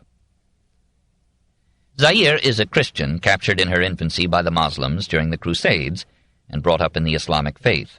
She knows little of France except that it is the land of her birth. She is now a beauty in the seraglio of the Sultan Orosman at Jerusalem. He has fallen in love with her, she with him. And when the play opens, she is about to become his wife. Another Christian captive, Fatima, reproaches her for forgetting that she was once a Christian. In Zaire's reply, Voltaire expresses the geographical determination of religious belief. "Our thoughts, our manners, our religion, all are formed by custom, and the powerful bent of early years. Born on the banks of Ganges, Zaire had worshipped pagan deities. At Paris, I had been a Christian. Here I am a happy Mussulman. We know but what we learn. The instructing parent's hand graves in our feeble hearts those characters which time retouches, and examples fix so deeply in the mind that naught but God can e'er efface. Voltaire depicts Orosmane with evident predilection as a man with all the virtues except patience. The Christians are shocked to see that a Moslem can be as decent as any Christian, and the Sultan is surprised to find that a Christian can be good. He refuses to keep a harem and pledges himself to monogamy. But Voltaire is just to his Christian characters, too. He writes gracious lines on the beauty of the truly Christian life. One Christian, Nerestam, also captured in infancy, grows up with Zaire. He is freed on his pledge to return with ransoms for 10 Christian captives. He goes, returns, devotes his private fortune to make up the required sum. Orosmane rewards him by liberating not 10 but 100 Christians. Nerestam grieves that these do not include either Zaire or Lusignan, once, from 1186 to 87, the Christian king of Jerusalem. Zaire pleads with Orosmane for Lusignan's release. It is granted. The aged king identifies Zaire as his daughter and Nerestam as his son. She is torn between her love for the generous sultan and the demand of loyalty to her father, her brother, and their faith. Lusignan appeals to her to abandon Orosmane and Islam. Oh, think on the pure blood within thy veins, the blood of 20 kings, all Christians like myself, the blood of heroes, defenders of the faith, the blood of martyrs. Thou art a stranger to thy mother's fate. Thou dost not know that in the very moment that gave thee birth I saw her massacred by those barbarians whose detested faith thou hast embraced. Thy brothers, the dear martyrs, stretched forth their hands from heaven and wished to embrace a sister. Oh, remember them, that God, whom thou betrayest, for us and for mankind, even in this place expired. Behold the sacred mountain where thy Saviour bled, the tomb whence he arose, victorious. In each path, where'er thou treadest, shalt thou behold the footsteps of thy God. Wilt thou renounce thy Maker? Zaire replies, Dear author of my life, my father, speak, what must I do? Lusignan says, Remove at once my shame and sorrow with a word, and say thou art a Christian. Zaire says, Then, my lord, I am a Christian. Lusignan says, Swear thou wilt keep the fatal secret. And Zaire answers, I swear. When Nerestam learns that she still intends to marry Orosmane, he is tempted to kill her. He relents, but insists that she accept baptism. She agrees. He sends her a note appointing time and place for the ceremony. Orosmane, not knowing that Nerestam is her brother, mistakes the message for a love note.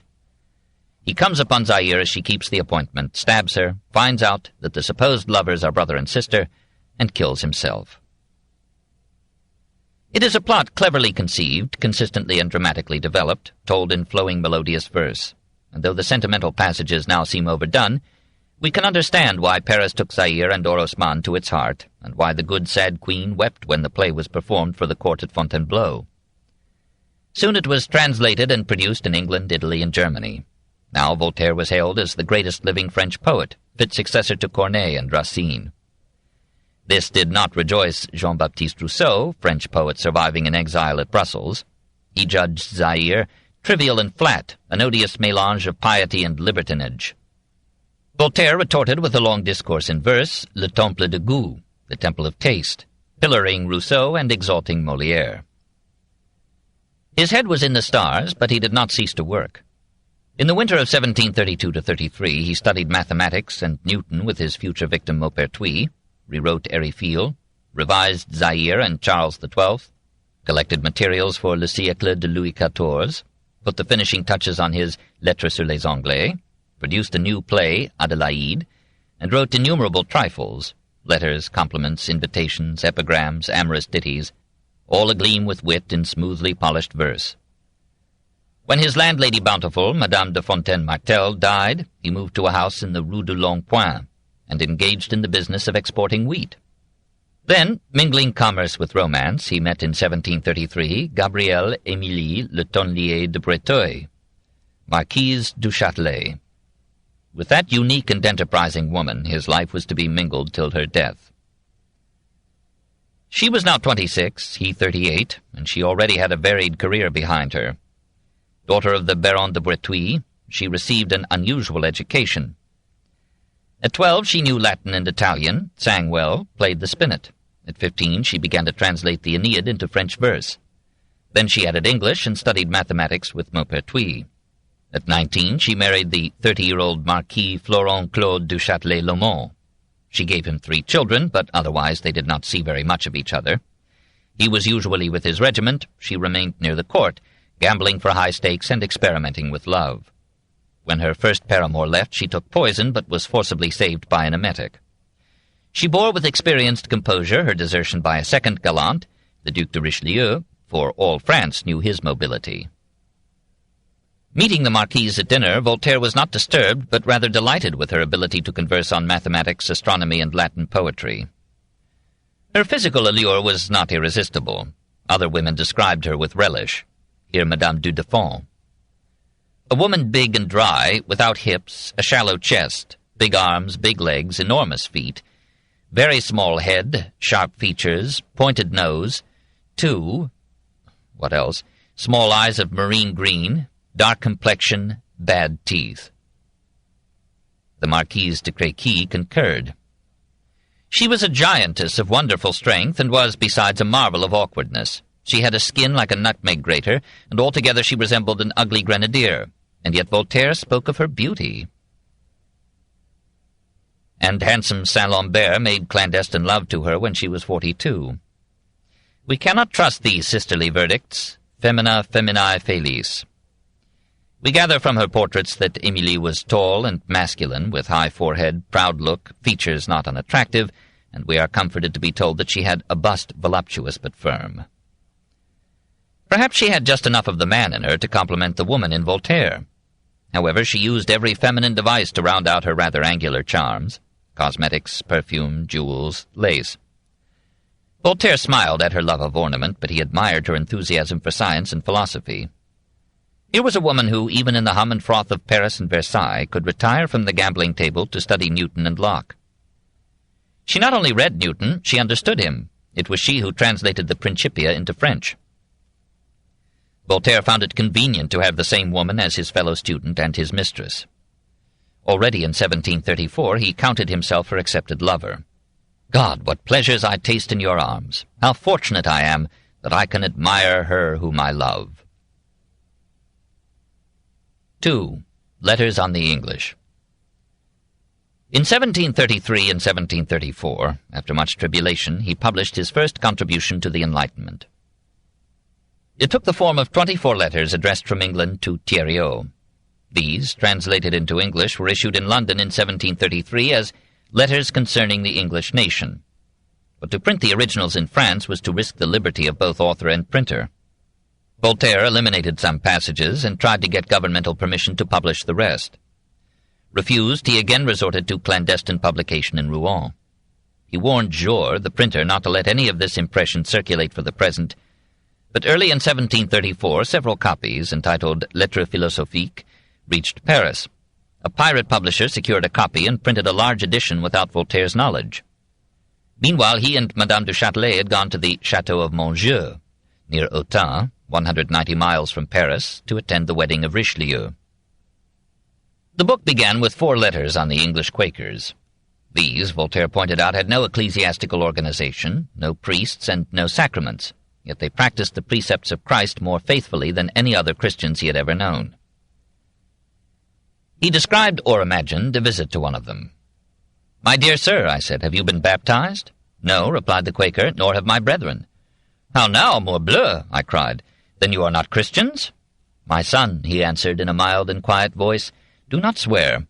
We are Christians, and try to be good Christians, but we do not think that Christianity consists in throwing cold water with a little salt upon the head."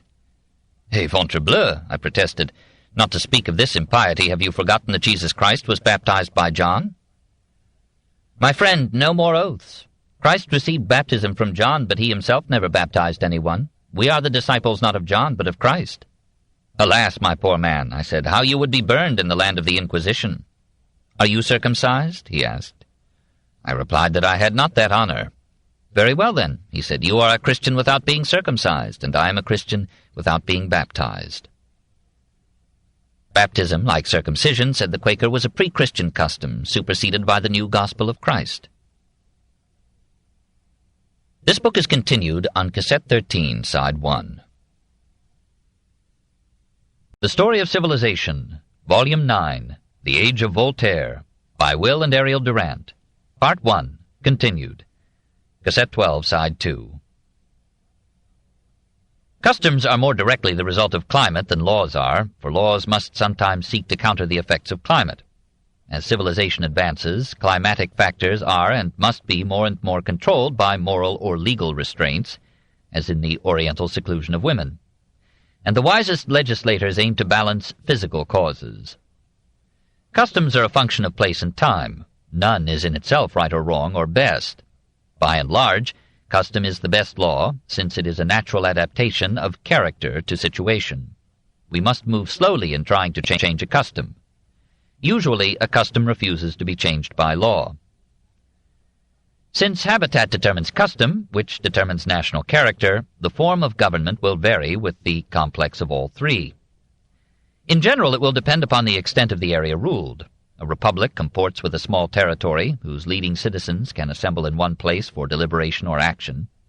If the area expands, it will require more laws and wars, and will submit to monarchical rule.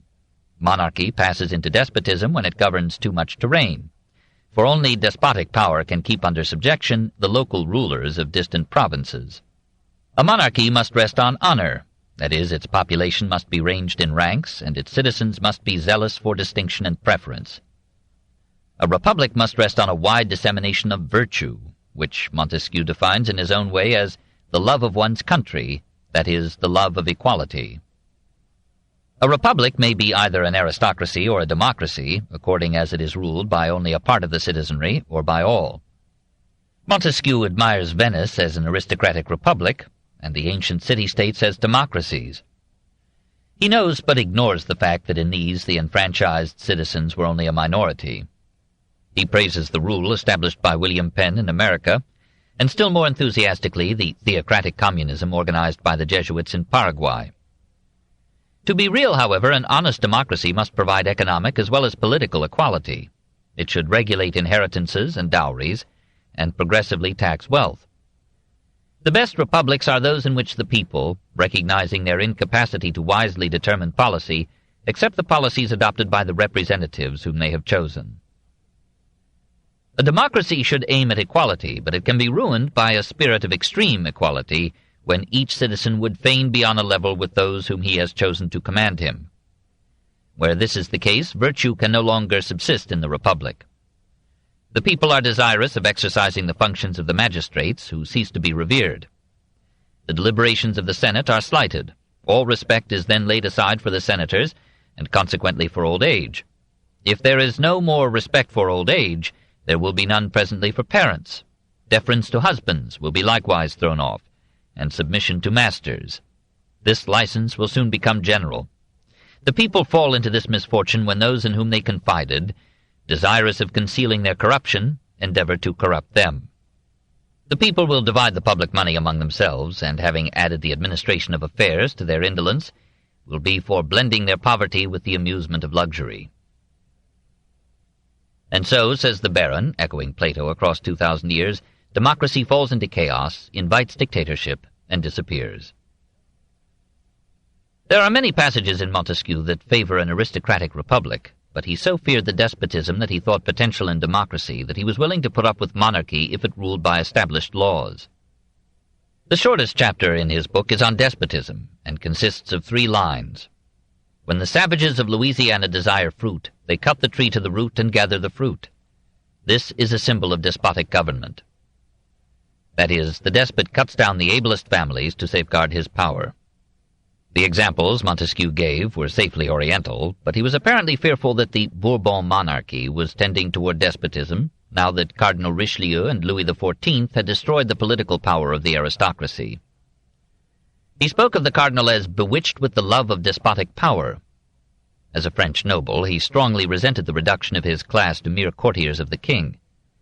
He believed that intermediate, subordinate, and dependent powers were necessary to a healthy monarchy, and by these powers he meant the landed nobility and the hereditary magistracy. to both of which he belonged. So he defended feudalism at great length, 173 pages, sacrificing the unity and symmetry of his book. Alone among the philosophers of 18th century France, he spoke with respect of the Middle Ages, and made Gothic a term of praise. In the conflict that continued throughout the reign of Louis XV between the monarch and the Parlement, the embattled magistrates found an arsenal of argument in L'Esprit des Lois. Montesquieu's resentment of absolute monarchy as the vestibule to despotism led him to favor a mixed government of monarchy, aristocracy, and democracy, kings, nobles, and Parlement or States General. Hence his most famous and influential proposal, the separation of the legislative, executive, and judicial powers in a government.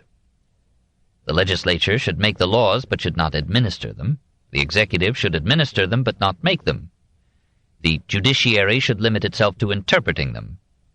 The executive should not appoint or control the judges. Ideally, the legislature would consist of two independent chambers, one representing the upper classes, the other the commonalty. Here again the baron speaks. In such a state there are always persons distinguished by their birth, riches, or honors. Were they to be confounded with the common people, and to have only the weight of a single vote like the rest, the common liberty would be their slavery, and they would have no interest in supporting it, as most of the popular resolutions would be against them. The share they have, therefore, ought to be proportioned to their other advantages in the state, which happens only where they form a body that has a right to check the licentiousness of the people, as the people have a right to oppose any encroachment upon their liberty. The legislative power is therefore committed to the body of the nobles, and to that which represents the people, each having its assemblies and deliberations apart, each its separate interest and views. Each of the three powers in the government, and each of the two chambers in the legislature, should serve as a check and balance against the others. By this complex way the liberties of the citizen will be reconciled with the wisdom, justice, and vigor of the government. These ideas on mixed government had come from Aristotle, but the plan for a separation of powers had developed in Montesquieu's mind from his study of Harrington, Algernon Sidney, and Locke, and from his experience in England. He thought he had found there, however imperfect, his ideal of a monarchy checked by democracy in the House of Commons, this checked by aristocracy in the House of Lords. And he supposed that the courts of England were an independent check on Parliament and the king. He idealized what he had seen in England under the chaperonage of Chesterfield and other nobles, but like Voltaire he used this idealization as a spur to France. He must have known that the English courts were not quite independent of Parliament, but he thought it good that France should contemplate the right of the accused in England to an early examination or release on bail, to be tried by a jury of his own class, to challenge his accusers, and to be exempt from torture. But also he thought that the nobility ought not to be cited before the ordinary court of judicature, but before that part of the legislature which is composed of their own body. They, too, should have the right of being judged by their peers. Montesquieu, like nearly all of us, became increasingly conservative with age. Conservatism is a function and obligation of old age, as radicalism is a useful function of youth, and moderation a gift and service of middle age. So we have a mixed constitution of a nation's mind, with a division and mutual checking of powers.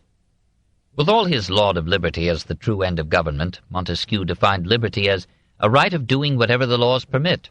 If a citizen could do what they forbid, he would no longer be possessed of liberty, because all his fellow citizens would have the same power. And he agreed with his fellow Gascon, Montaigne, in deprecating revolutions. When the form of government has been long established and affairs have reached a fixed condition, it is almost always prudent to leave them there, because the reasons, often complicated or unknown, which have allowed such a state to subsist, will still maintain it. He rejected the idea of equality in property or power, but he felt like the Gracchi about the concentration of land ownership. With land sufficient to nourish a nation, the common people have scarcely enough to nourish a family. The clergy, the prince, the cities, the great men, and some of the principal citizens insensibly become proprietors of all the land which lies uncultivated. The families who are ruined have left their fields, and the laboring man is destitute. In this situation they, the ruling classes, should distribute land to all the families that are in want, and procure the materials for clearing and cultivating it. This distribution ought to be continued as long as there is a man to receive it. He condemned the farming of tax collecting to private financiers. He denounced slavery with moral fervor and bitter irony. He acknowledged the occasional necessity of war, and stretched the concept of defense to sanction preemptive war. With a state, the right of natural defense carries along with it sometimes the necessity of attacking, as for instance when one sees that a continuance of peace will enable another to destroy her, and that to attack that nation instantly is the only way to prevent her own destruction. But he deprecated the competitive massing of armament. A new distemper has spread itself over Europe, infecting our princes and inducing them to keep up an exorbitant number of troops. It has its redoublings and of necessity becomes contagious. For as soon as one prince augments his forces, the rest of course do the same, so that nothing is gained thereby but the public ruin. Though he esteemed patriotism so highly as to identify it with virtue, he had moments in which he dreamed of a larger ethic. If I knew of something that was useful to myself but injurious to my family, I would cast it from my mind. If I knew of something which was useful to my family but not to my country, I would try to forget it. If I knew of something that was useful to my country but injurious to Europe and the human race, I should regard it as a crime. His ultimate ethic and secret religion were those of the ancient Stoics. Never were any principles more worthy of human nature and more proper to form the good man. If I could for a moment cease to think that I am a Christian, I should rank the destruction of the sect of Zeno among the misfortunes that have befallen the human race. It was this sect alone that made citizens, this alone that made great men, this alone great emperors. Laying aside for a moment revealed truths, let us search through all nature, and we shall not find a nobler object than the Antonines, not even Julian himself. A commendation thus wrested from me will not render me an accomplice of his apostasy. No, there has not been a prince since his reign more worthy to govern mankind. Visibly, Montesquieu took care, in L'Esprit des Lois, to make his peace with Christianity. He acknowledged God, for what greater absurdity could there be than a blind fatality which had brought forth intelligent beings? But he conceived this supreme intelligence as expressed in the laws of nature, and never interfering with them. For Montesquieu, said Faguet, God is the spirit of laws. He accepted supernatural beliefs as a necessary support of a moral code uncongenial to the nature of man. It is proper there should be some sacred books to serve for a rule, as the Koran among the Arabs, the books of Zoroaster among the Persians, the Veda among the Indians, and the classics among the Chinese. The religious code supplements the civil, and fixes, or limits, the extent of arbitrary sway. State and church should act as checks and balances to each other, but should always remain separate. This great distinction is the basis of the tranquility of nations. Montesquieu defended religion against Baal, but he subjected it, like everything else, to the influence of climate and national character. A moderate government is most agreeable to the Christian religion, and a despotic government to the Mohammedan. When a religion adapted to the climate of one country clashes too much with the climate of another, it cannot be there established, and if introduced, it will be discarded. The Catholic religion is most agreeable to monarchy, and the Protestant to a republic. When the Christian religion became unhappily divided into Catholic and Protestant, the people of the North embraced the Protestant, and those of the South still adhered to the Catholic. The reason is plain. The people of the North have, and will forever have, a spirit of liberty and independence, which the people of the South have not, and therefore a religion which has no visible head is more agreeable. While conceding the benefits of religion in gross, he berated it in detail. He condemned the wealth of the clergy in France, and wrote a most humble remonstrance to the inquisitors of Spain and Portugal to stop roasting heretics. He warned them that if anyone in times to come shall dare to assert that, in the age in which we live, the people of Europe were civilized, you will be cited to prove that they were barbarians. As a patriotic Gallican, he laughed at papal infallibility and insisted that the Church should be subject to the civil power. As to religious toleration, he took a middle view. When the state is at liberty to receive or reject a new religion, it ought to be rejected. When it is received, it ought to be tolerated. With all his obeisance to the censor, he remained a rationalist. Reason is the most perfect, the most noble, the most beautiful of all our faculties. What better motto could the age of reason display? 4. Aftermath. The spirit of laws was soon recognized as a major event in French literature, but it met with criticism from both right and left. The Jansenists and the Jesuits, normally at odds, united in condemning the book as a subtle repudiation of Christianity. Said the Jansenist Ecclesiastical News, "The parentheses that the author inserts to inform us that he is a Christian give slight assurance of his Catholicism. The author would laugh at our simplicity if we should take him for what he is not." And the reviewer ended with an appeal to the secular authorities to take action against the book. The Jesuits accused Montesquieu of following the philosophy of Spinoza and Hobbes. In assuming laws in history as in natural science, he left no room for freedom of the will. Father Berthier, in the Jesuit Journal de Trévoux, argued that truth and justice are absolute, not relative to place or time, and that laws should be based on God-given universal principles, rather than on diversities of climate, soil, custom, or national character.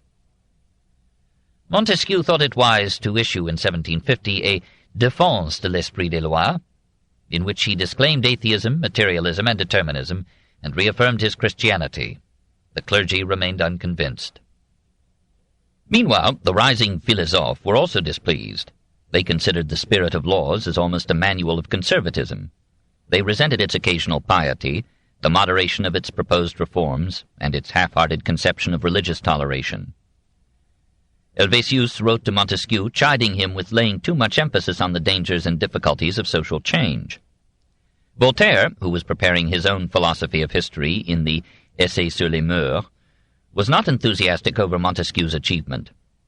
He had not forgotten that Monsieur le Président had opposed his admission to the Academy with the words, "It would be a disgrace to the Academy if Voltaire were a member, and it will one day be his disgrace that he was not one."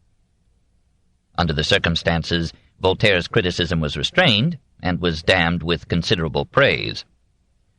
He argued that Montesquieu had exaggerated the influence of climate. He noted that Christianity had originated in hot Judea, and was still flourishing in chilly Norway, and he thought it more likely that England had gone Protestant because Anne Boleyn was beautiful than because Henry VIII was cold. If, as Montesquieu had suggested, the spirit of liberty rose chiefly in mountain regions, how explain the sturdy Dutch Republic or the liberum veto of the Polish lords? In his Philosophical Dictionary of 1764, Voltaire filled pages with examples indicating that climate has some influence, government 100 times more, religion and government combined more still. We might ask those who maintain that climate does everything, Montesquieu had not claimed this, why the Emperor Julian, in his Missapogon, says that what pleased him in the Parisians was the gravity of their character and the severity of their manners, and why these Parisians, without the slightest change of climate, are now like playful children, whom the government punishes and smiles at the same moment, and who themselves, the moment after, also smile and sing lampoons upon their masters. Voltaire found it melancholy that in so many citations and so many maxims the contrary of what is asserted should be almost always the truth. People of warm climates are timid like old men, those of cold countries are courageous like young ones. We should take great care how general propositions escape us. Need a ring into which his portrait had been engraved. Barriez graves ces traits destinés pour vos yeux, avec quelque plaisir daignez les reconnaître. Les vôtres dans mon cœur furent gravés bien mieux, mais ce fut par un plus grand maître. Barrier engraves these features for your eyes. Do look upon them with some pleasure. Your own are graved more deeply in my heart, but by a greater master still. And she, for her part, said, I could not be away from him for 2 hours without pain. Of the two, possessed as much wit as Montesquieu, observed that his book was L'Esprit sur les lois, wit about laws. It can never be more correctly defined. A still stronger reason is that the book exhibits grand views, attacks tyranny, superstition, and grinding taxation. Montesquieu was almost always in error with the learned because he was not learned, but he was almost always right against the fanatics and the promoters of slavery. Europe owes him eternal gratitude. And, he added elsewhere, humanity had lost its title deeds to freedom, and Montesquieu recovered them. Later criticism has large intellectual attainments, stirred in the sensitive Voltaire a jealousy that prepared him for his bout with Maupertuis in Berlin. Was she a real scholar, or did she put on science as a fashionable dress?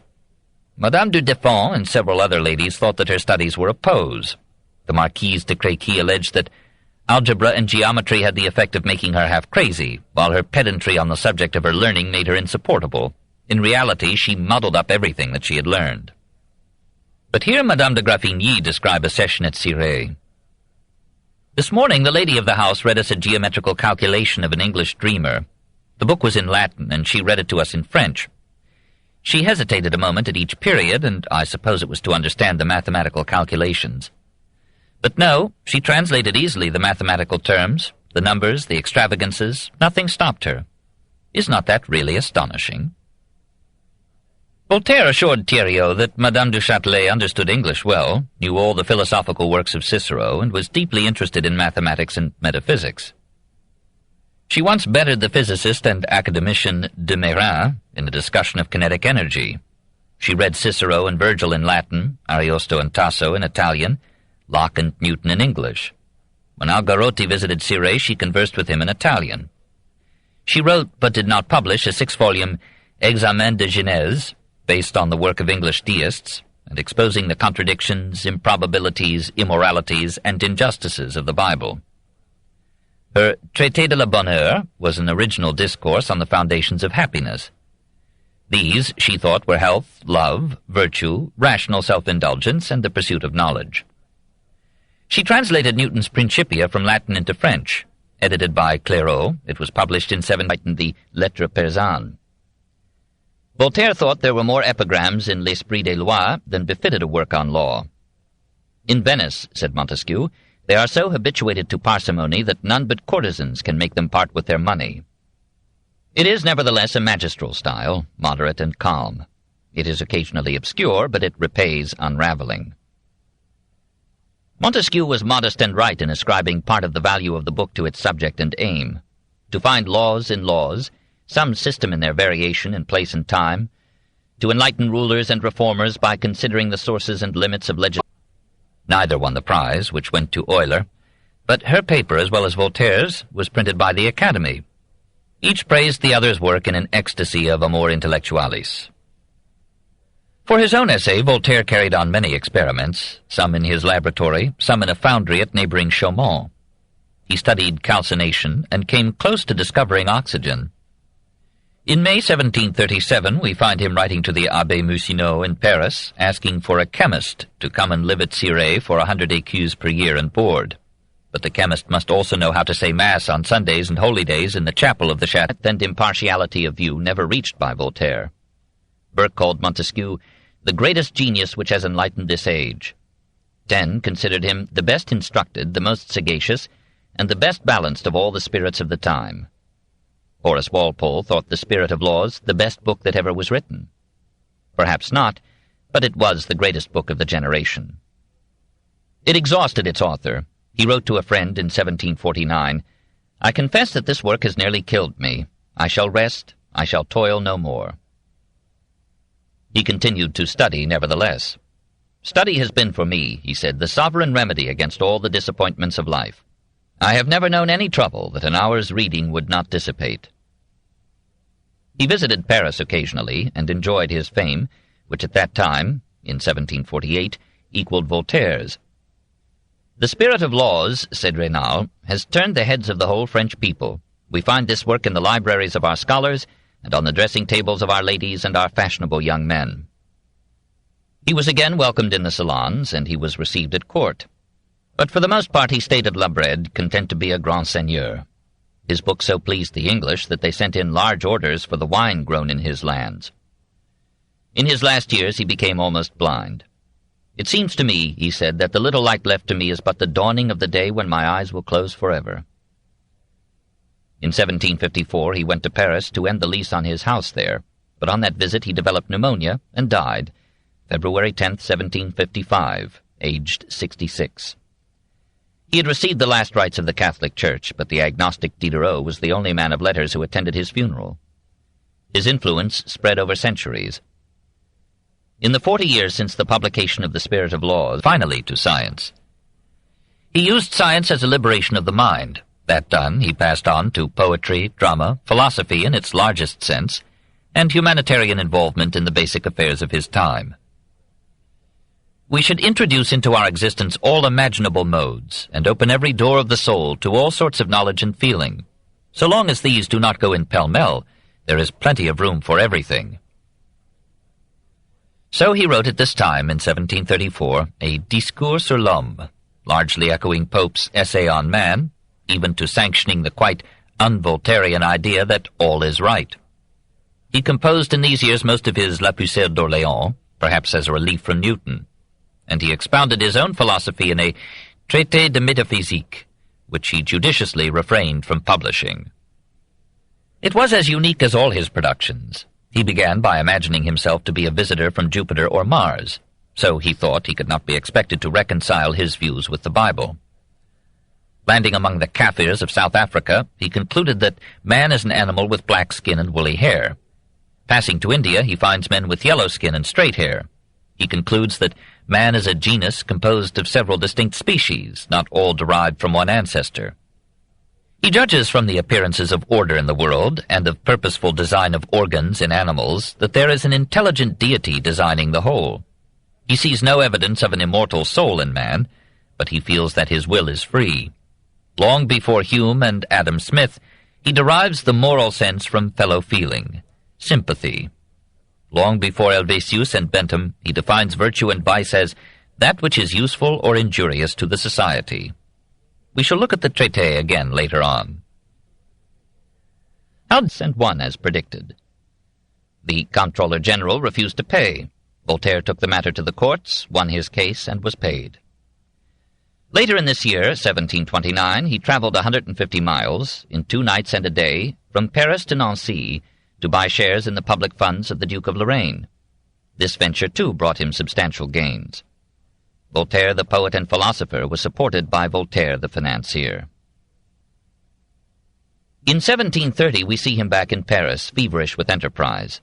He had usually several literary irons in the fire, passing from one to another as if finding refreshment that Malesherbes, a high official in the French government, learned it by heart. A sedulous search has found some mildly sensual passages in the 21 cantos. They are as forgivable as similar pictures in Ariosto, and they are redeemed by many passages of graphic description and vigorous narrative. Like many Frenchmen of his time, Voltaire thought of Jeanne as a healthy and simple peasant girl, probably of bastard birth, given to superstitions and hearing voices. And he suspected that France would have been saved from the goddams, Jeanne's name for the English invaders, even if she had never been born. Otherwise, and allowing for some historical blunders, Saint for Le Couvreur was not yet published, but his bumbling friend Nicolas Thierrot recited it too widely, and the theological hornets resumed their buzzing around Voltaire's head. As if hungry for enemies, he staged on December 11th the story of Lucius Junius Brutus, who, in Livy's account, had expelled King Tarquinius and shared in setting up the Roman Republic. The play denied the inviolability of kings and proclaimed the right of the people to change their rulers. The actors complained that there was no love theme in the plot. Paris agreed that this was an absurd innovation. After 15 performances, it was withdrawn.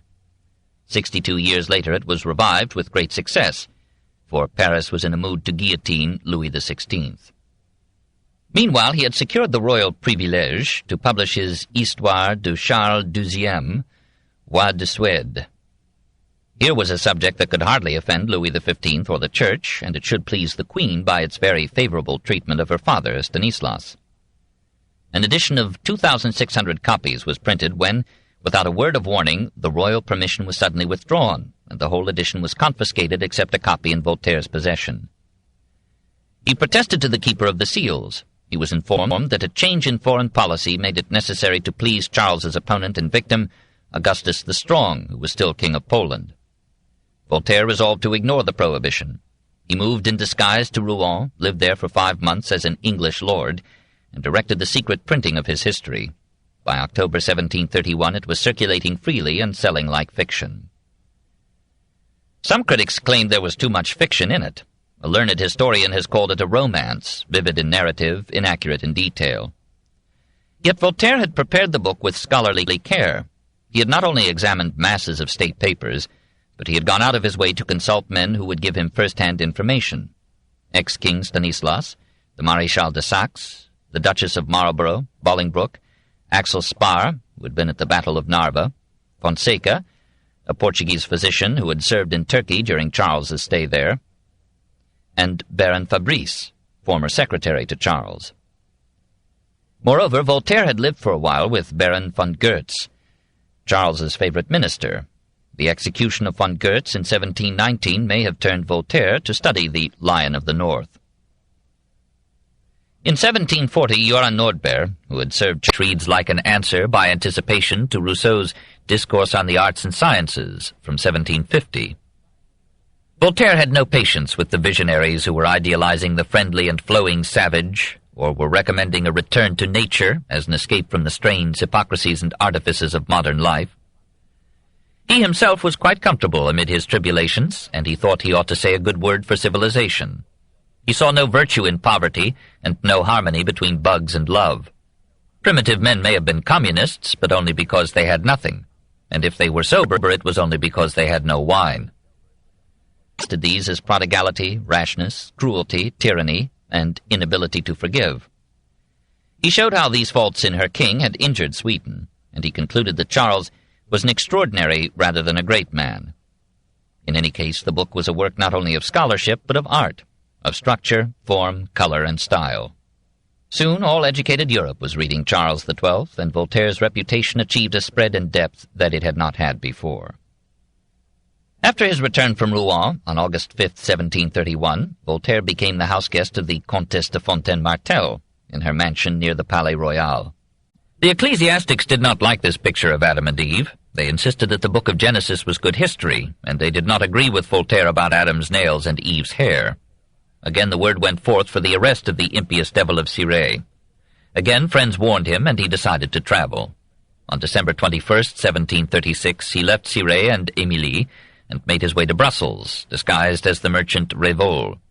His admirers there laughed at his disguise, and in his honor staged Alzire. Jean-Baptiste Rousseau warned the Bruxellois that Voltaire had come to preach atheism. Voltaire moved on to Leiden, where crowds collected to see him, and to Amsterdam, where he supervised the printing of his book on Newton. The Marquise began to fear that he would never return. 2 weeks ago, she wrote to d'Argental, I was in torture if I let 2 hours pass without seeing him. I wrote to him from my room to his. Now 2 weeks have gone by, and I don't know where he is or what he is doing. I'm in a terrible state. At last he returned in March 1737, vowing that only his love for her could keep him in a France that so hounded him. In May 1739 the lovers went to Brussels, where Voltaire used his legal and other wits to defend the Marquise in a suit affecting her property. Then, with her husband, they went on to Paris, where Voltaire offered 2 plays, Mahomet and Mérope, to the Comédie Française, and Madame saw through the press her 3-volume Institution de Physique. In these lessons she played truant from both Voltaire and Newton by favoring the monadic philosophy of Leibniz. In September they returned to Cirey, and soon afterward to Brussels for a long stay. Thence, in September 1740, Voltaire hurried to Clèves for his first meeting with Frederick, now king, who refused to include Émilie in his invitation. In November he traveled 350 painful miles to Berlin, hoping to play diplomat for Cardinal Fleury. More of this later. Émilie meanwhile went to Fontainebleau, where she labored to secure permission for Voltaire to reside in Paris. Apparently Cirey had become a bore. On November 23rd she wrote to d'Argental, I have been cruelly rewarded for all that I have done at Fontainebleau. I have adjusted the most difficult matters. I have obtained for Monsieur de Voltaire the right to return to his country openly. I won him the goodwill of the ministry and paved his way for acceptance by the academies. In a word, I have given him back in 3 weeks all that he has taken pains to lose in 6 years. And do you know how he repays such zealous devotion? He informs me dryly that he has gone to Berlin, knowing perfectly well that he is piercing my heart, and leaves me in a state of indescribable torture. A fever has seized me, and I hope soon to end my life. And would you believe that the thought that is uppermost in my mind, when I feel that my grief will kill me, is the terrible sorrow my death will bring to Monsieur de Voltaire? I cannot bear the idea that the memory of me will one day cause him unhappiness. All those who have loved him must refrain from reproaching him. Voltaire tore himself away from Potsdam and royal adulation. The aged king identifies Zaire as his daughter and Nerestam as his son. She is torn between her love for the generous sultan and the demand of loyalty to her father, her brother, and their faith. Lusignan appeals to her to abandon Orosmane and Islam. "Oh, think on the pure blood within thy veins, the blood of 20 kings, all Christians like myself, the blood of heroes, defenders of the faith, the blood of martyrs. Thou art a stranger to thy mother's fate. Thou dost not know that in the very moment that gave thee birth I saw her massacred by those barbarians whose detested faith thou hast embraced." He was reunited with Emilie at Brussels, which, because of her prolonged lawsuit, became their second home. In May 1741 they attended the premiere of Mahomet at Lille and received an ovation. They returned to Brussels elated, but sombered by a growing consciousness that their idyll was over. Her love was still strong, even if possession was its soul, but Voltaire's fire was escaping through his pen. In July 1741 he apologized to her for his failing ardor. "If you wish me still to love, bring me back the age of loves.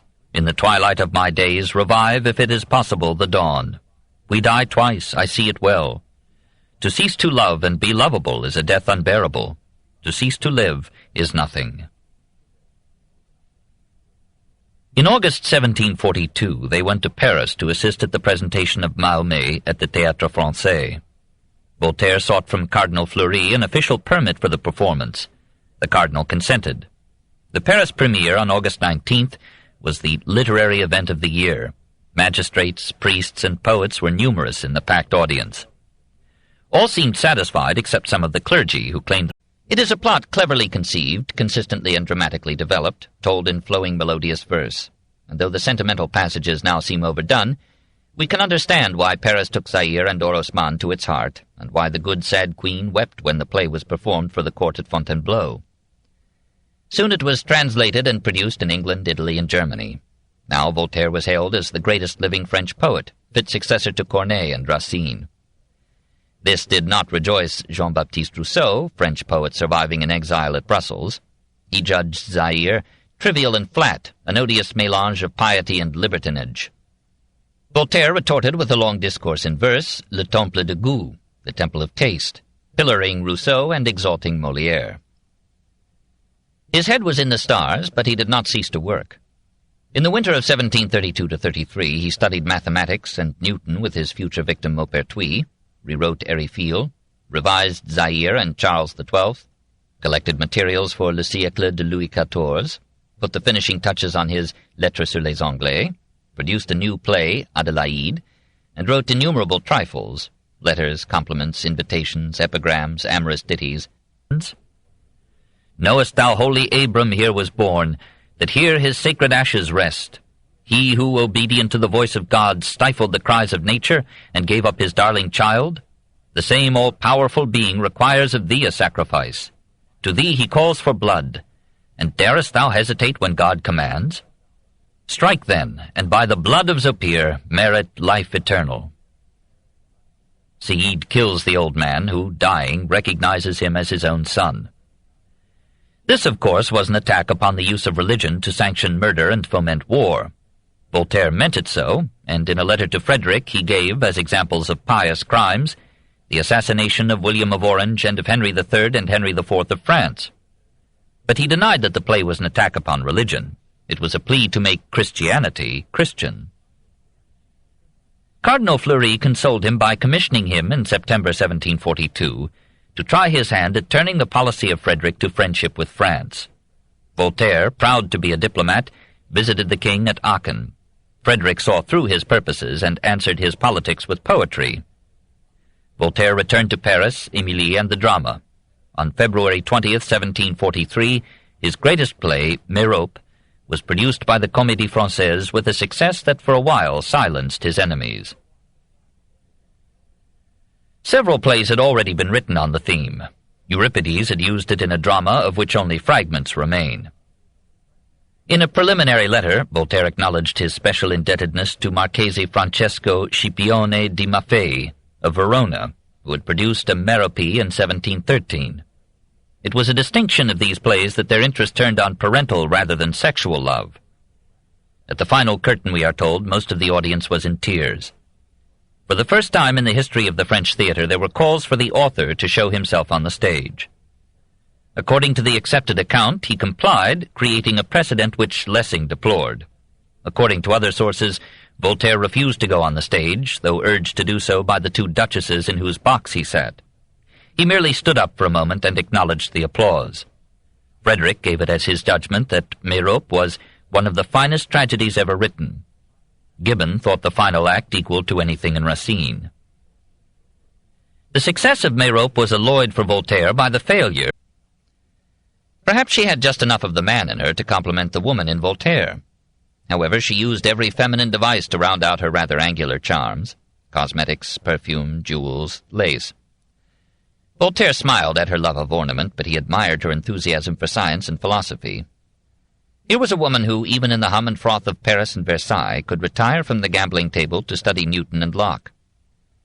She not only read Newton, she understood him. It was she who translated the Principia into French.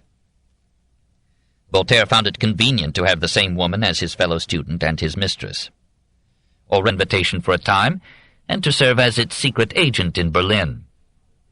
Longing to play politics, Voltaire agreed and undertook again the racking ride across France, Belgium, and Germany. He spent 6 weeks, from August 30th to October 12th, 1743, in the enterprise. Frederick again laughed at his politics and praised his poetry. Voltaire returned to Émilie at Brussels. In April 1744 they resumed their residence at Cirey and tried to revive their dying love. In her Traité de la Bonheur, the Marquise thought that, of all the passions, the desire for knowledge is the one which contributes most to happiness, for it is the one which makes us least dependent upon each other. Nevertheless, she called love the greatest of the good things that are within our grasp, the only one to which even the pleasure of study should be sacrificed. The ideal would be two individuals who would be so attracted to each other that their passions would never cool or become surfeited. But one cannot hope for such harmony of two persons. It would be too perfect. A heart which would be capable of such love, a soul which would be so steadfast and so affectionate, is perhaps born once in a century. In a touching letter, she summed up her serenitors on the English Quakers. These, Voltaire pointed out, had no ecclesiastical organization, no priests, and no sacraments, yet they practiced the precepts of Christ more faithfully than any other Christians he had ever known. He described, or imagined, a visit to one of them. "My dear sir," I said, "have you been baptized?" "No," replied the Quaker, "nor have my brethren." "How now, morbleu!" I cried. "Then you are not Christians?" "My son," he answered in a mild and quiet voice, "do not swear. We are Christians, and try to be good Christians, but we do not think that Christianity consists in throwing cold water with a little salt upon the head." "Eh, ventrebleu," I protested. "Not to speak of this impiety, have you forgotten that Jesus Christ was baptized by John?" "My friend, no more oaths. Christ received baptism from John, but he himself never baptized anyone. We are the disciples not of John, but of Christ." "Alas, my poor man," I said, "how you would be burned in the land of the Inquisition." "Are you circumcised?" he asked.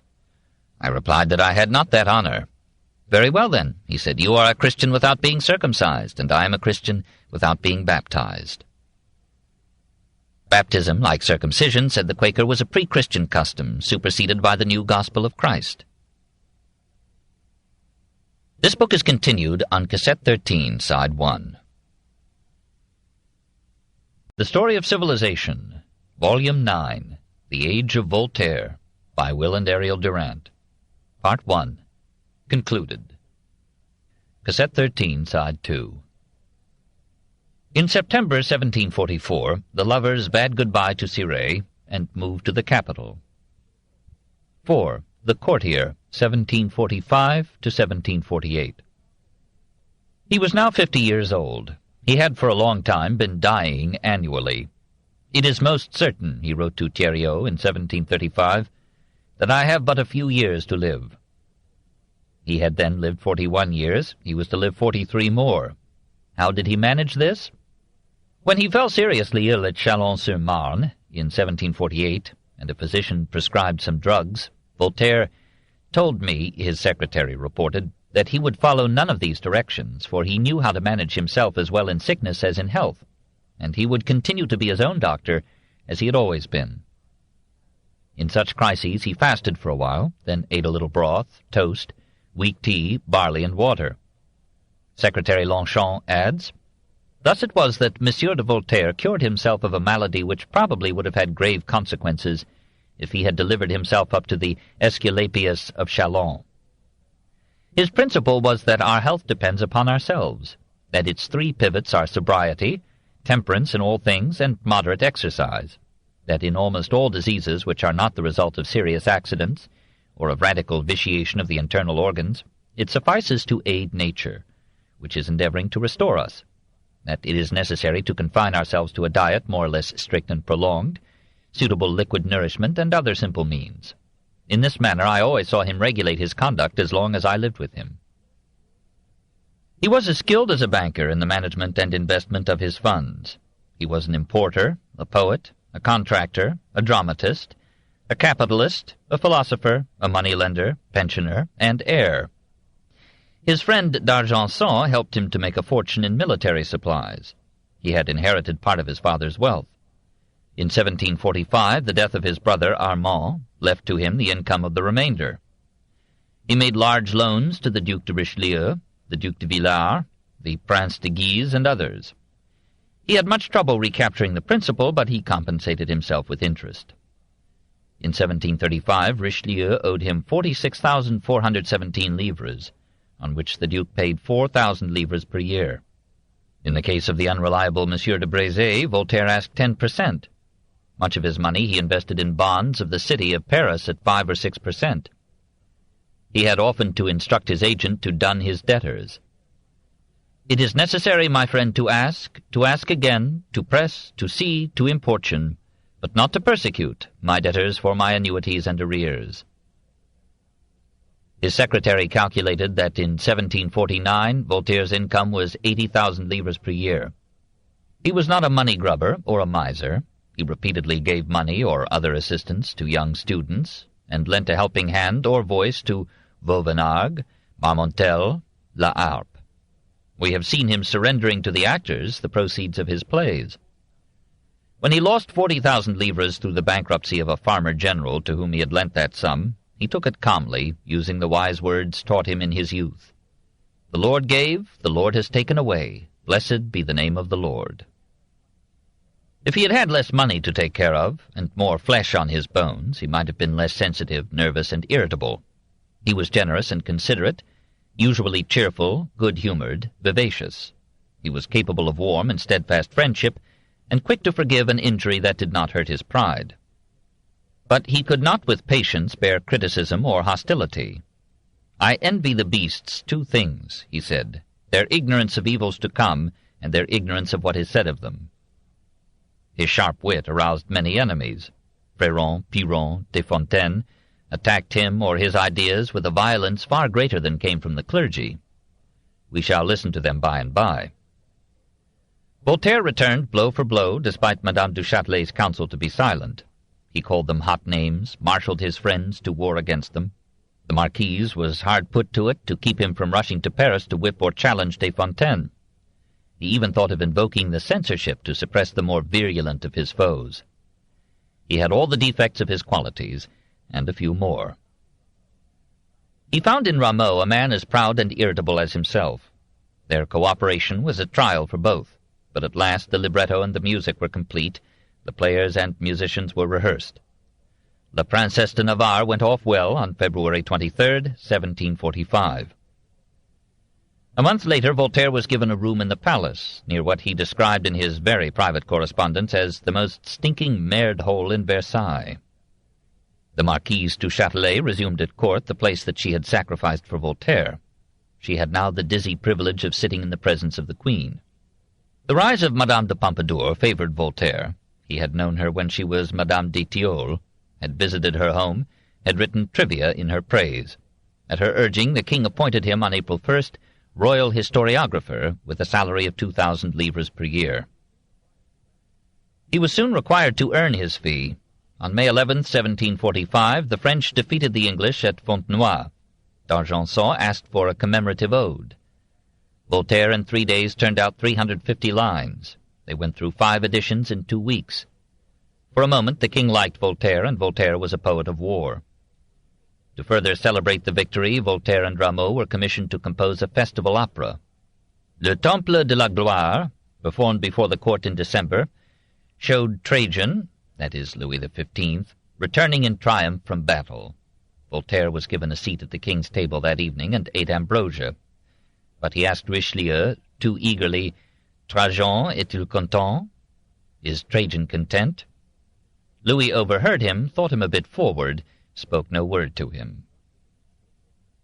Drunk with the mixture of fame and royalty, Voltaire began another campaign for admission to the Academy. He left no stone unturned. On August 17, 1745, he sent a copy of Mahomet to Benedict XIV, asking might he dedicate it to him. The amiable Pope replied on September 19th, "This day, seven-night, I was favoured with your excellent tragedy of Mahomet, which I have read with great pleasure. I have the highest esteem for your merit, which is so universally acknowledged. I have the highest opinion of your honour and sincerity. I here give you my apostolical benediction."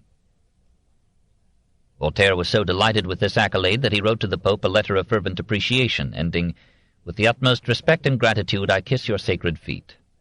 He proclaimed to Paris his attachment to the Catholic faith and his admiration for the Jesuits. He multiplied his praises of Pompadour and the king.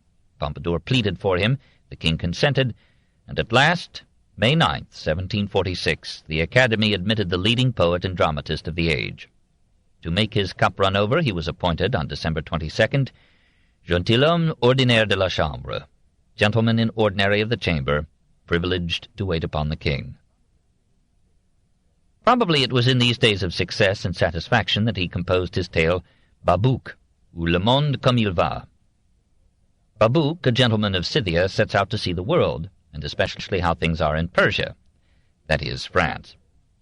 He is shocked by the wars, the political corruption, the purchase of offices, the farming of taxes, the wealth of the magi, meaning the clergy. But he is entertained by a lady, Pompadour, whose beauty, culture, and courtesy reconcile him to civilization. He notes here and there actions of generosity, instances of honesty. He visits the Prime Minister, a memory of Fleury, and finds him laboring earnestly to save Persia from chaos and defeat. He concludes that matters are as good as they can be in the current condition of human nature and education, and that the world as it goes does not yet deserve destruction. Reform is better than revolution. As for himself, however, he will imitate the truly wise who live among themselves in retirement and tranquillity. Was Voltaire already lonesome for Cirey? In any case, he was not fashioned for a courtier. With incredible tactlessness, he celebrated the success of the French at Bergen-op-Zoom with a poem in which he spoke of Louis as flying from the victory to the arms of Pompadour, and charged both of them to keep what they had conquered. The Queen was outraged, so were her children. Half the court denounced the poet's impudence. Meanwhile, Madame du Châtelet had relapsed into gambling. In one evening she lost 84,000 francs. Voltaire on her shoulder warned her in English that she was playing with cheats. Some of the players understood and protested. News of this scandalous candour ran through the court, leaving the poet scarcely a friend in Versailles or Fontainebleau. Voltaire and Émilie fled to Sceaux in 1747, and the still surviving Duchesse de Maine. There he remained for 2 months in a remote apartment, hidden from public view. And there he tried to forget his plight by writing some of those delightful contes or romans, which helped to make him the most popular author in all the literature of France. Apparently he read them of an evening to the intimate guests who constituted the Duchess's private court, hence their brevity, their gay satire, and bubbling wit. The longest of these stories, written in the years 1746 to 50, was Zadig, or The Mystery of Fate. Zadig is an amiable, rich, well-educated young Babylonian, as wise as it is possible for a man to be. Instructed in the sciences of the ancient Chaldeans, he understood the principles of natural philosophy and knew as much of metaphysics as has ever been known in any age, that is, little or nothing at all. He is about to marry the lovely Semina when he is attacked by brigands and suffers a wound that develops into an abscess in the left eye. The famous physician Hermes is brought in from Memphis. He examines the wound and announces that Zadig will lose the eye. Had it been the right eye, I could easily have cured it, but the wounds of the left eye are incurable. Semina, declaring that she has an unconquerable aversion to one-eyed men, abandons Zadig and marries his rival. In 2 days the abscess breaks of its own accord. Soon the eye is completely cured.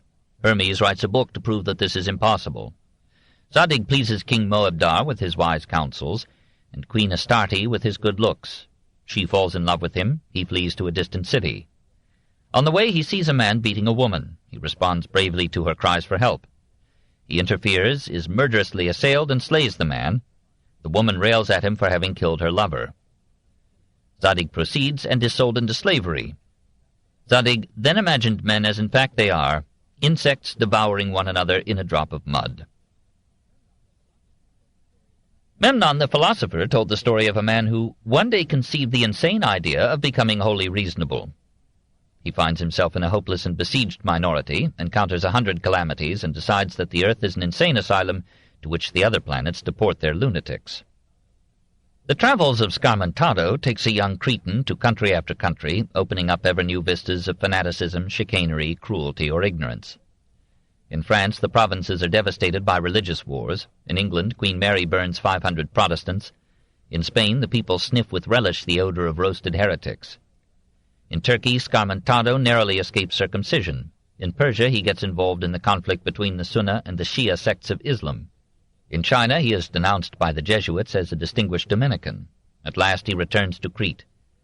As I had now seen all that was rare, good, or beautiful on earth, I resolved for the future to see nothing but my own home. I took a wife, and soon suspected that she deceived me. But notwithstanding this doubt, I still found that, of all conditions of life, this was much the happiest. Micromegas developed the ideas of relativity exploited by Swift in the travels of Lemuel Gulliver. Mr. Micromegas, as befitted an inhabitant of the great star Sirius, is 120,000 royal feet tall and 50,000 around the waist. His nose is 6,333 feet long from stem to stern. In his 670th year he travels to polish his education. Roaming about space, he alights upon the planet Saturn. He laughs at the pygmy stature, only 6,000 feet or so, of its people, and wonders how these underprivileged Saturnians, with only 72 senses, can ever know reality. "To what age do you commonly live?" he asks an inhabitant. "Alas," cries the Saturnian, "few, very few on this globe outlive 500 revolutions around the sun." These, according to our way of reckoning, amount to about 15,000 years. So you see, we in a manner begin to die the very moment we are born. Scarce do we learn a little when death intervenes before we can profit by experience. The Syrian invites the Saturnian to join him in visiting other stars. They stumble upon the planet Earth. The Syrian wets his feet. The Saturnian is nearly drowned as they walk through the Mediterranean. Reaching soil, they see masses of tiny inhabitants moving about in great excitement. When the Syrian discovers that 100,000 of these earthlings, covered with hats, are slaying or being slain by an equal number covered with turbans, in a dispute, the Crusades, over a pitiful molehill, Palestine, no longer than his heel, he cries out indignantly, "Miscreants! I have a good mind to take 2 or 3 steps and trample the whole nest of such ridiculous assassins under my feet." All this was general and genial, and might have passed without a stir. But in 1748 Voltaire troubled the winds of Paris with a little pamphlet called The Voice of the Sage and the People, which attacked the French Church at a very sensitive point, its property. In France, where reason becomes more developed every day, reason teaches us that the Church ought to contribute to the expenses of the nation in proportion to its revenues, and that the body set apart to teach justice ought to begin by being an example of it. He claimed that monasteries were wasting the seed of men and the resources of the land in vain idleness. He accused superstition of assassinating rulers and shedding streams of blood in persecution and war, and reminded sovereigns that no philosopher had ever raised his hand against his king. If kings would unite with reason and divorce themselves from superstition, how much happier the world would be. Rarely has so short an essay roused so long a storm. 15 counter-voices were published to answer the anonymous sage. During Voltaire's hibernation at Sceaux, Madame du Châtelet paid her gambling debts and quieted the resentment of the winners at Voltaire's description of them. She brought him back to Paris, where he supervised the publication of his novelettes. Uncomfortable, nevertheless, he thought it wise to accept the invitation of Stanislas Leszczynski to visit his court at Lunéville, some 18 miles from Nancy, the capital of Lorraine. After a laborious journey, the tired lovers reached Lunéville in 1748. But a fortnight later a letter from d'Argental informed Voltaire that the actors of the Comédie Française were ready to go into rehearsal of his play Semiramis, and needed him to coach them in the interpretations of his lines. This play meant much to him. Pompadour, in the goodness of her sinful soul, had brought the impoverished Crébillon pair back to the stage, and had given a lead to the applause. Marivaux had dared to rank the old man's dramas above Voltaire's. The thin-skinned poet had resolved to prove his superiority by writing plays on the same themes that Crébillon had used. So he hurried back to Paris, leaving Émilie in perilous freedom at Lunéville, and on August 29, 1748, Semiramis had a successful premiere. After the second performance, he hastened in disguise to the Café Procope and listened to the comments of those who had seen his play. There were some favorable judgments, which he accepted as his due, and some unfavorable, which pained him all the more because he had to bear them in silence. He profited from the criticisms to revise the play. It had a good run, and now it ranks among his best. He hastened back through September storms halfway across France to Lunéville, nearly dying en route at Salons. When Frederick urged him to continue on to Potsdam, he excused himself on the ground that his illnesses had made him lose half his hearing and several teeth, so that he would be merely carrying a corpse to Berlin. Frederick replied, "Come without teeth, without ears, if you cannot come otherwise, so long as that indefinable something which makes you think and inspires you so beautifully comes with you." Voltaire chose to stay with Émilie. 5. Liebestod. Good King Stanislas loved literature, had read Voltaire, was infected with enlightenment. In 1749 he would publish his own manifesto, The Christian Philosopher, which his daughter the Queen of France would read with sad displeasure. She warned him that his ideas smelled strongly of Voltaire's, but the old man relished the ideas as well as the wit of Voltaire, and as he too had a mistress, the Marquise de Boufflers, he saw no contradiction in making the poet a favorite at his court. Moreover, he appointed Émilie's broad-minded husband Grand Marshal of his household at 2,000 crowns a year. Another officer of Stanislas's court was Marquis Jean-François de Saint-Lambert, captain of the guards. Madame du Châtelet had first met him in 1747, when he was 31 and she 41. It was a dangerous age for a woman whose lover had become only a devoted friend. By the spring of 1748 she was writing to the handsome officer love letters of almost girlish abandon. "Come to me as soon as you are dressed. I shall fly to you as soon as I have supped." Saint-Lambert responded gallantly. Sometime in October, Voltaire surprised them in a dark alcove, conversing amorously. Only the greatest philosopher can accept cuckoldom graciously. Voltaire did not at once rise to the occasion. He reproached them volubly, but retired to his room when Saint-Lambert offered to give him satisfaction, that is, to kill him at dawn. Émilie came to Voltaire at 2 o'clock in the morning. She assured him of her eternal love, but gently reminded him that, "For a long time you have complained that your strength abandons you. Ought you to be offended that it is one of your friends who supplies your place?" She embraced him, called him the old pet names. His anger melted. "Ah, madame," he said, "you are always right. But since things must be as they are, at least let them not pass before my eyes." The next evening Saint-Lambert called upon Voltaire and apologized for his challenge. Voltaire embraced him. "My child," he told him, "I have forgotten all. It was I who was in the wrong. You are in the happy age of love and delight. Enjoy those moments, too brief. An old invalid like me is not made for these pleasures." The next night all three supped together. This ménage à trois continued until December, when Madame decided she must go to Cirey to arrange her finances. Voltaire accompanied her. Frederick renewed his invitation. Voltaire was now inclined to accept it. But soon after her arrival at Cirey, the Marquise confided to him that she was pregnant, and that at her age, now 43, she did not expect to survive childbirth. Voltaire sent word to Frederick not to expect him, and asked Saint-Lambert to come to Cirey. There the three lovers devised a plan to secure the legality of the child. Madame urged her husband to come home to accelerate some business. He was not disturbed to find two lovers supplementing him. He enjoyed the hospitality they gave him. The Marquise put on all her charms of dress and caress. He drank and consented to make love. Some weeks later she told him that she had indications of pregnancy. He embraced her with pride and joy. He proclaimed the expected event to all and sundry, and everyone offered him congratulations. But Voltaire and Saint-Lambert agreed to class the child among Madame du Châtelet's miscellaneous works, œuvres mêlées.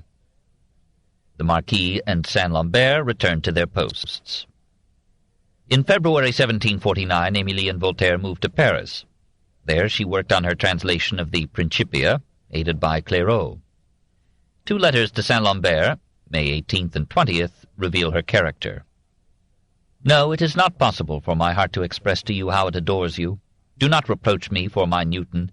I am sufficiently punished for it. Never have I made a greater sacrifice to reason than in remaining here to finish it. I get up at 9, sometimes at 8. I work till 3, then I take my coffee. I resume work at 4. At 10 I stop. I talk till midnight with Monsieur de Voltaire, who comes to supper with me. At midnight I go to work again and continue till 5 in the morning. I finish the book for reason and honor, but I love only you. On June 10th, Frederick, thinking Voltaire freed by Saint-Lambert from further responsibility for Madame du Châtelet, urgently renewed his invitation to Potsdam. Voltaire replied, "Not even Frederick the Great can prevent me from carrying out a duty from which nothing can dispense me. I will not leave a woman who may die in September. Her lying in has every likelihood of being very dangerous. But if she escapes, I promise you, sire, that I will come and pay my court in October."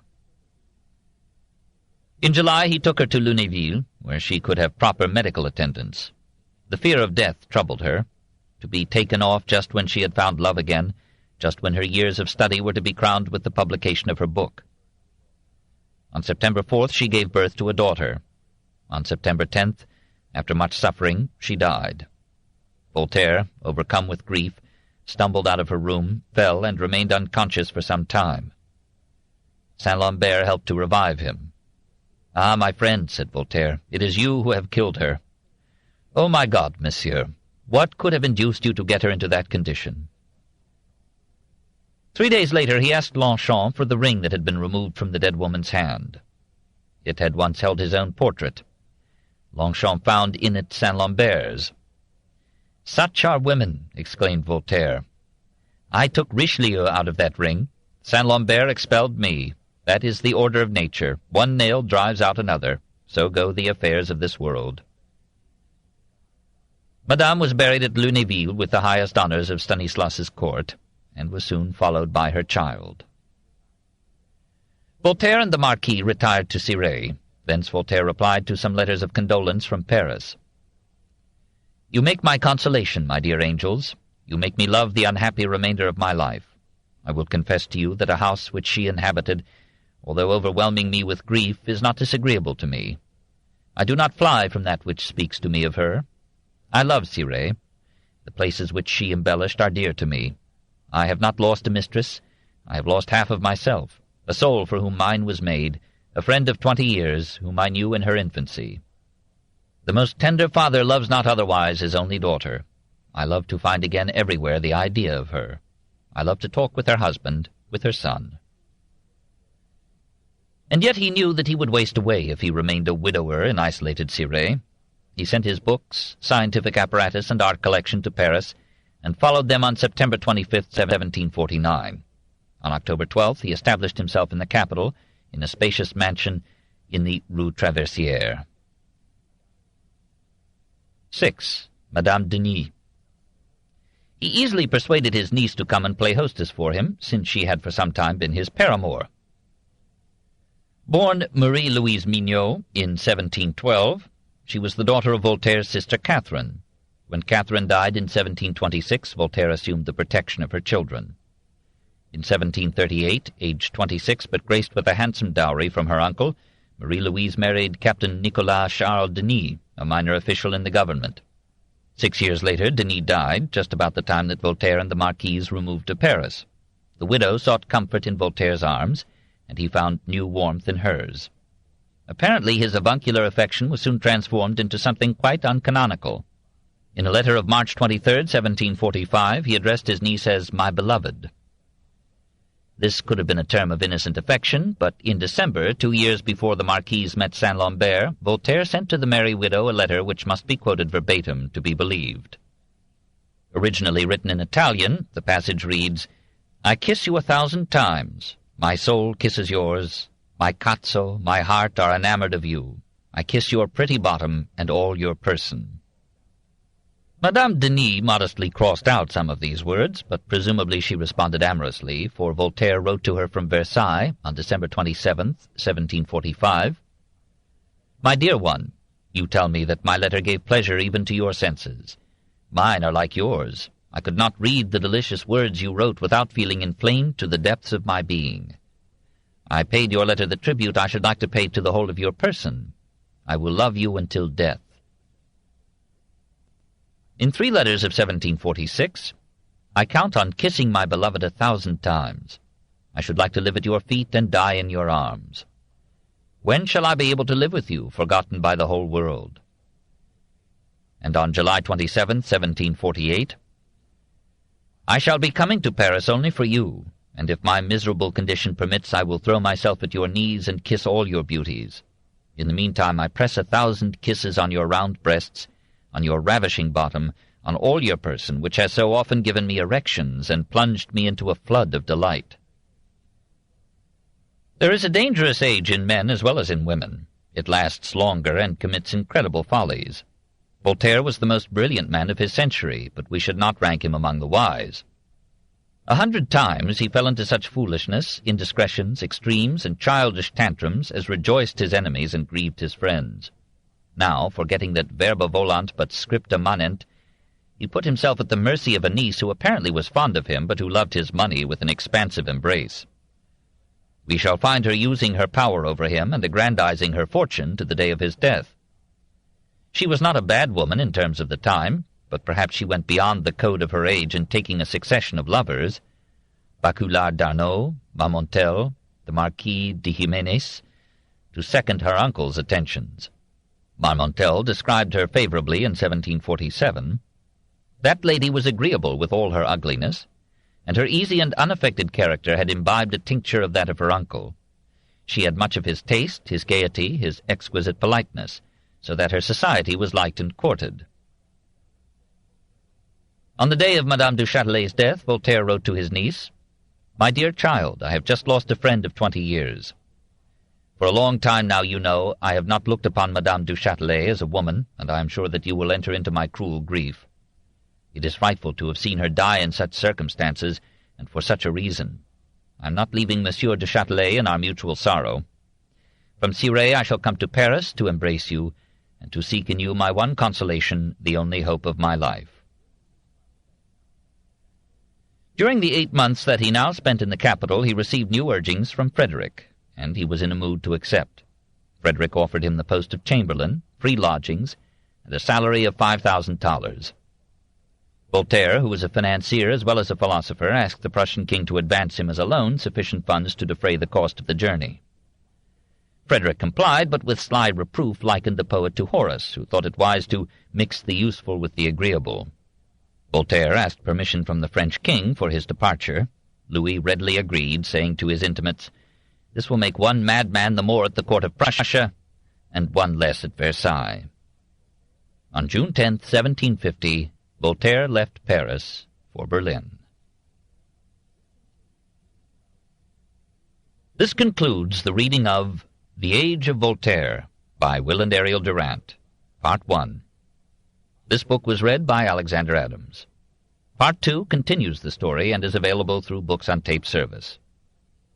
Additional titles by Will and Ariel Durant in the Books on Tape library include Our Oriental Heritage and Caesar and Christ.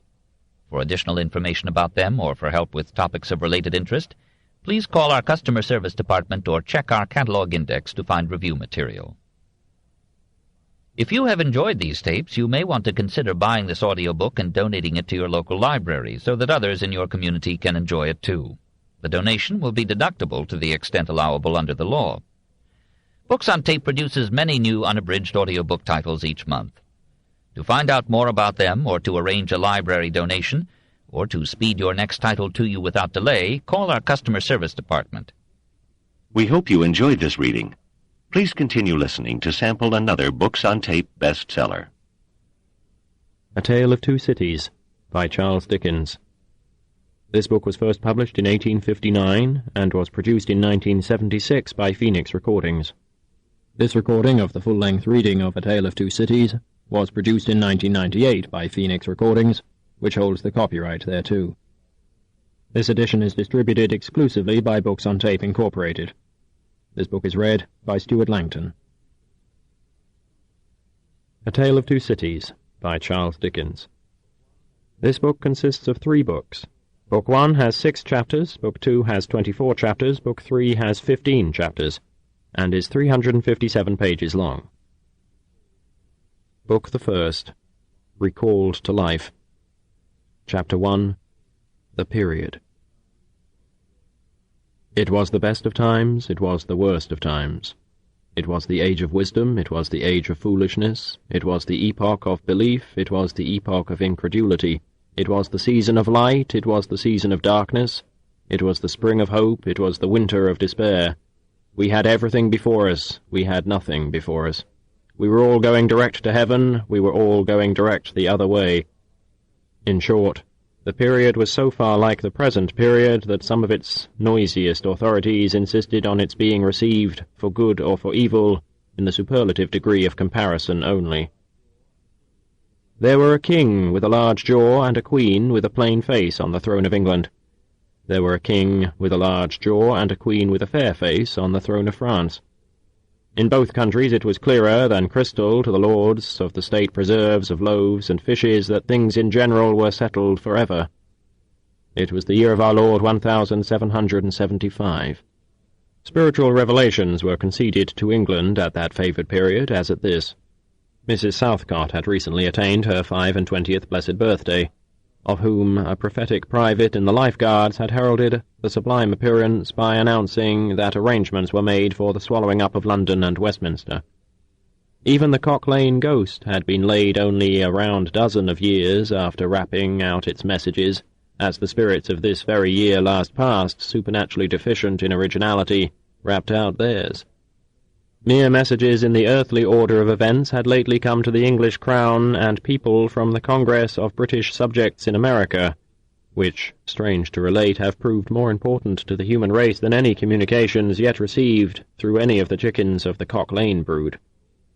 France, less favourable on the whole as to matters spiritual than her sister of the Shield and Trident, rolled with exceeding smoothness downhill, making paper money and spending it. Under the guidance of her Christian pastors, she entertained herself, besides, with such human achievements as sentencing a youth to have his hands cut off, his tongue torn out with pincers, and his body burned alive because he had not kneeled down in the rain to do honour to a dirty procession of monks, which passed within his view at a distance of some 50 or 60 yards. It is likely enough that, rooted in the woods of France and Norway, there were growing trees, when that sufferer was put to death, already marked by the woodman Fate, to come down and be sawn into boards to make a certain movable framework, with a sack and a knife in it, terrible in history. It is likely enough that in the rough outhouses of some tillers of the heavy lands adjacent to Paris, there were sheltered from the weather that very day rude carts, bespattered with rustic mire, snuffed about by pigs and roosted in by poultry, which the farmer Death had already set apart to be his tumbrils of the Revolution. But that woodman and that farmer, though they work unceasingly, work silently, and no one heard them as they went about with muffled tread. The rather, for as much as to entertain any suspicion that they were awake, was to be atheistical and traitorous. In England, there was scarcely an amount of order and protection to justify much national boasting. Daring burglaries by armed men and highway robberies took place in the capital itself every night. Families were publicly cautioned not to go out of town without removing their furniture to upholsterers' warehouses for security. The highwayman in the dark was a city tradesman in the light, and being recognized and challenged by his fellow tradesman, whom he stopped in his character of the captain, gallantly shot him through the head and rode away. The mail was waylaid by 7 robbers, and the guard shot 3 dead and then got shot dead himself by the other 4, in consequence of the failure of his ammunition, after which the mail was robbed in peace. That magnificent potentate, the Lord Mayor of London, was made to stand and deliver on Turnham Green by one highwayman, who despoiled the illustrious creature in sight of all his retinue.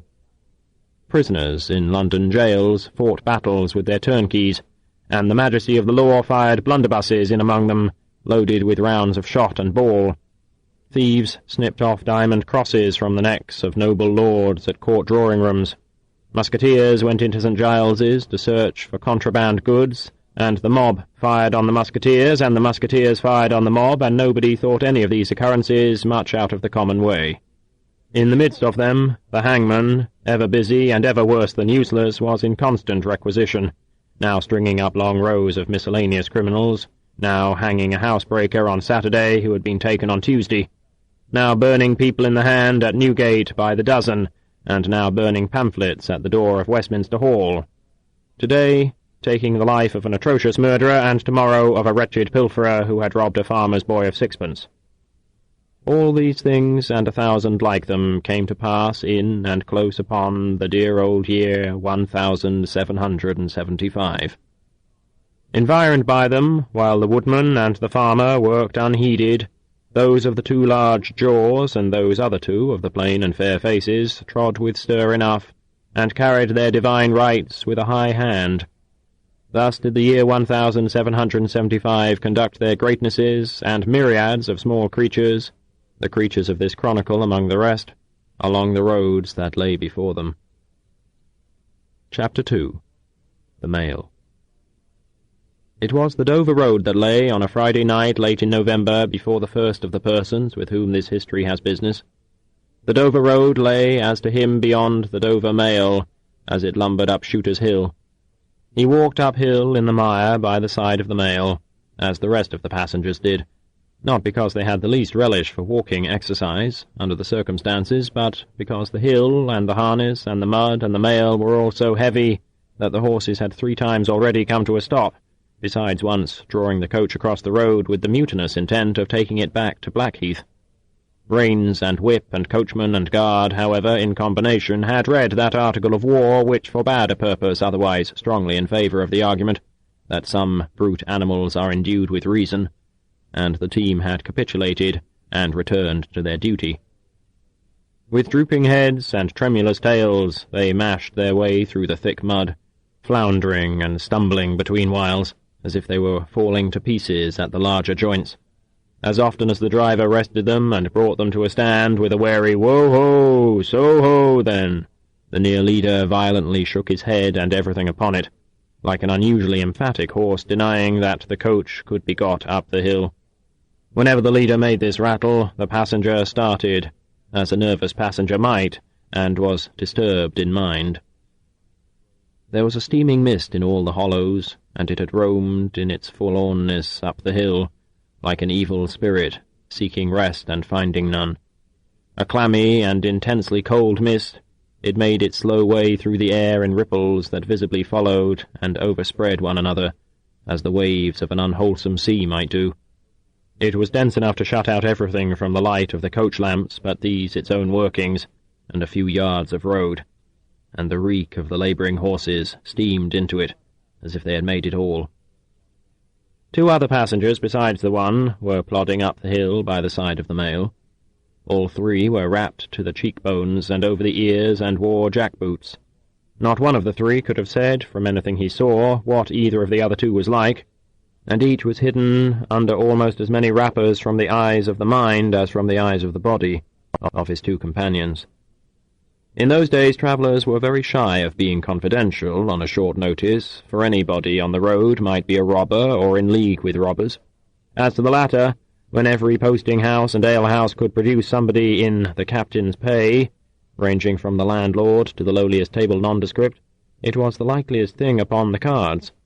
So the guard of the Dover Mail thought to himself that Friday night in November 1775, lumbering up Shooter's Hill, as he stood on his own particular perch behind the mail, beating his feet and keeping an eye and a hand on the arm-chest before him, where a loaded blunderbuss lay, at the top of 6 or 8 loaded horse pistols deposited on a subterraneum of cutlass. The Dover Mail was in its usual genial position, that the guard suspected the passengers suspected one another and the guard, they all suspected everybody else, and the coachman was sure of nothing but the horses, as to which cattle he could with a clear conscience have taken his oath on the 2 testaments that they were not fit for the journey. "Whoa-ho!" said the coachman. "So then. One more pull and you're at the top, and be damned to you, for I've had trouble enough to get you to it." "Joe?" "Hello?" the guard replied. "What o'clock do you make it, Joe?" 10 minutes good past 11. "My blood!" ejaculated the vexed coachman. "And not a top of shooters yet." "Yah! Get on with you!" The emphatic horse, cut short by the whip in a most decided negative, made a decided scramble for it, and the 3 other horses followed suit.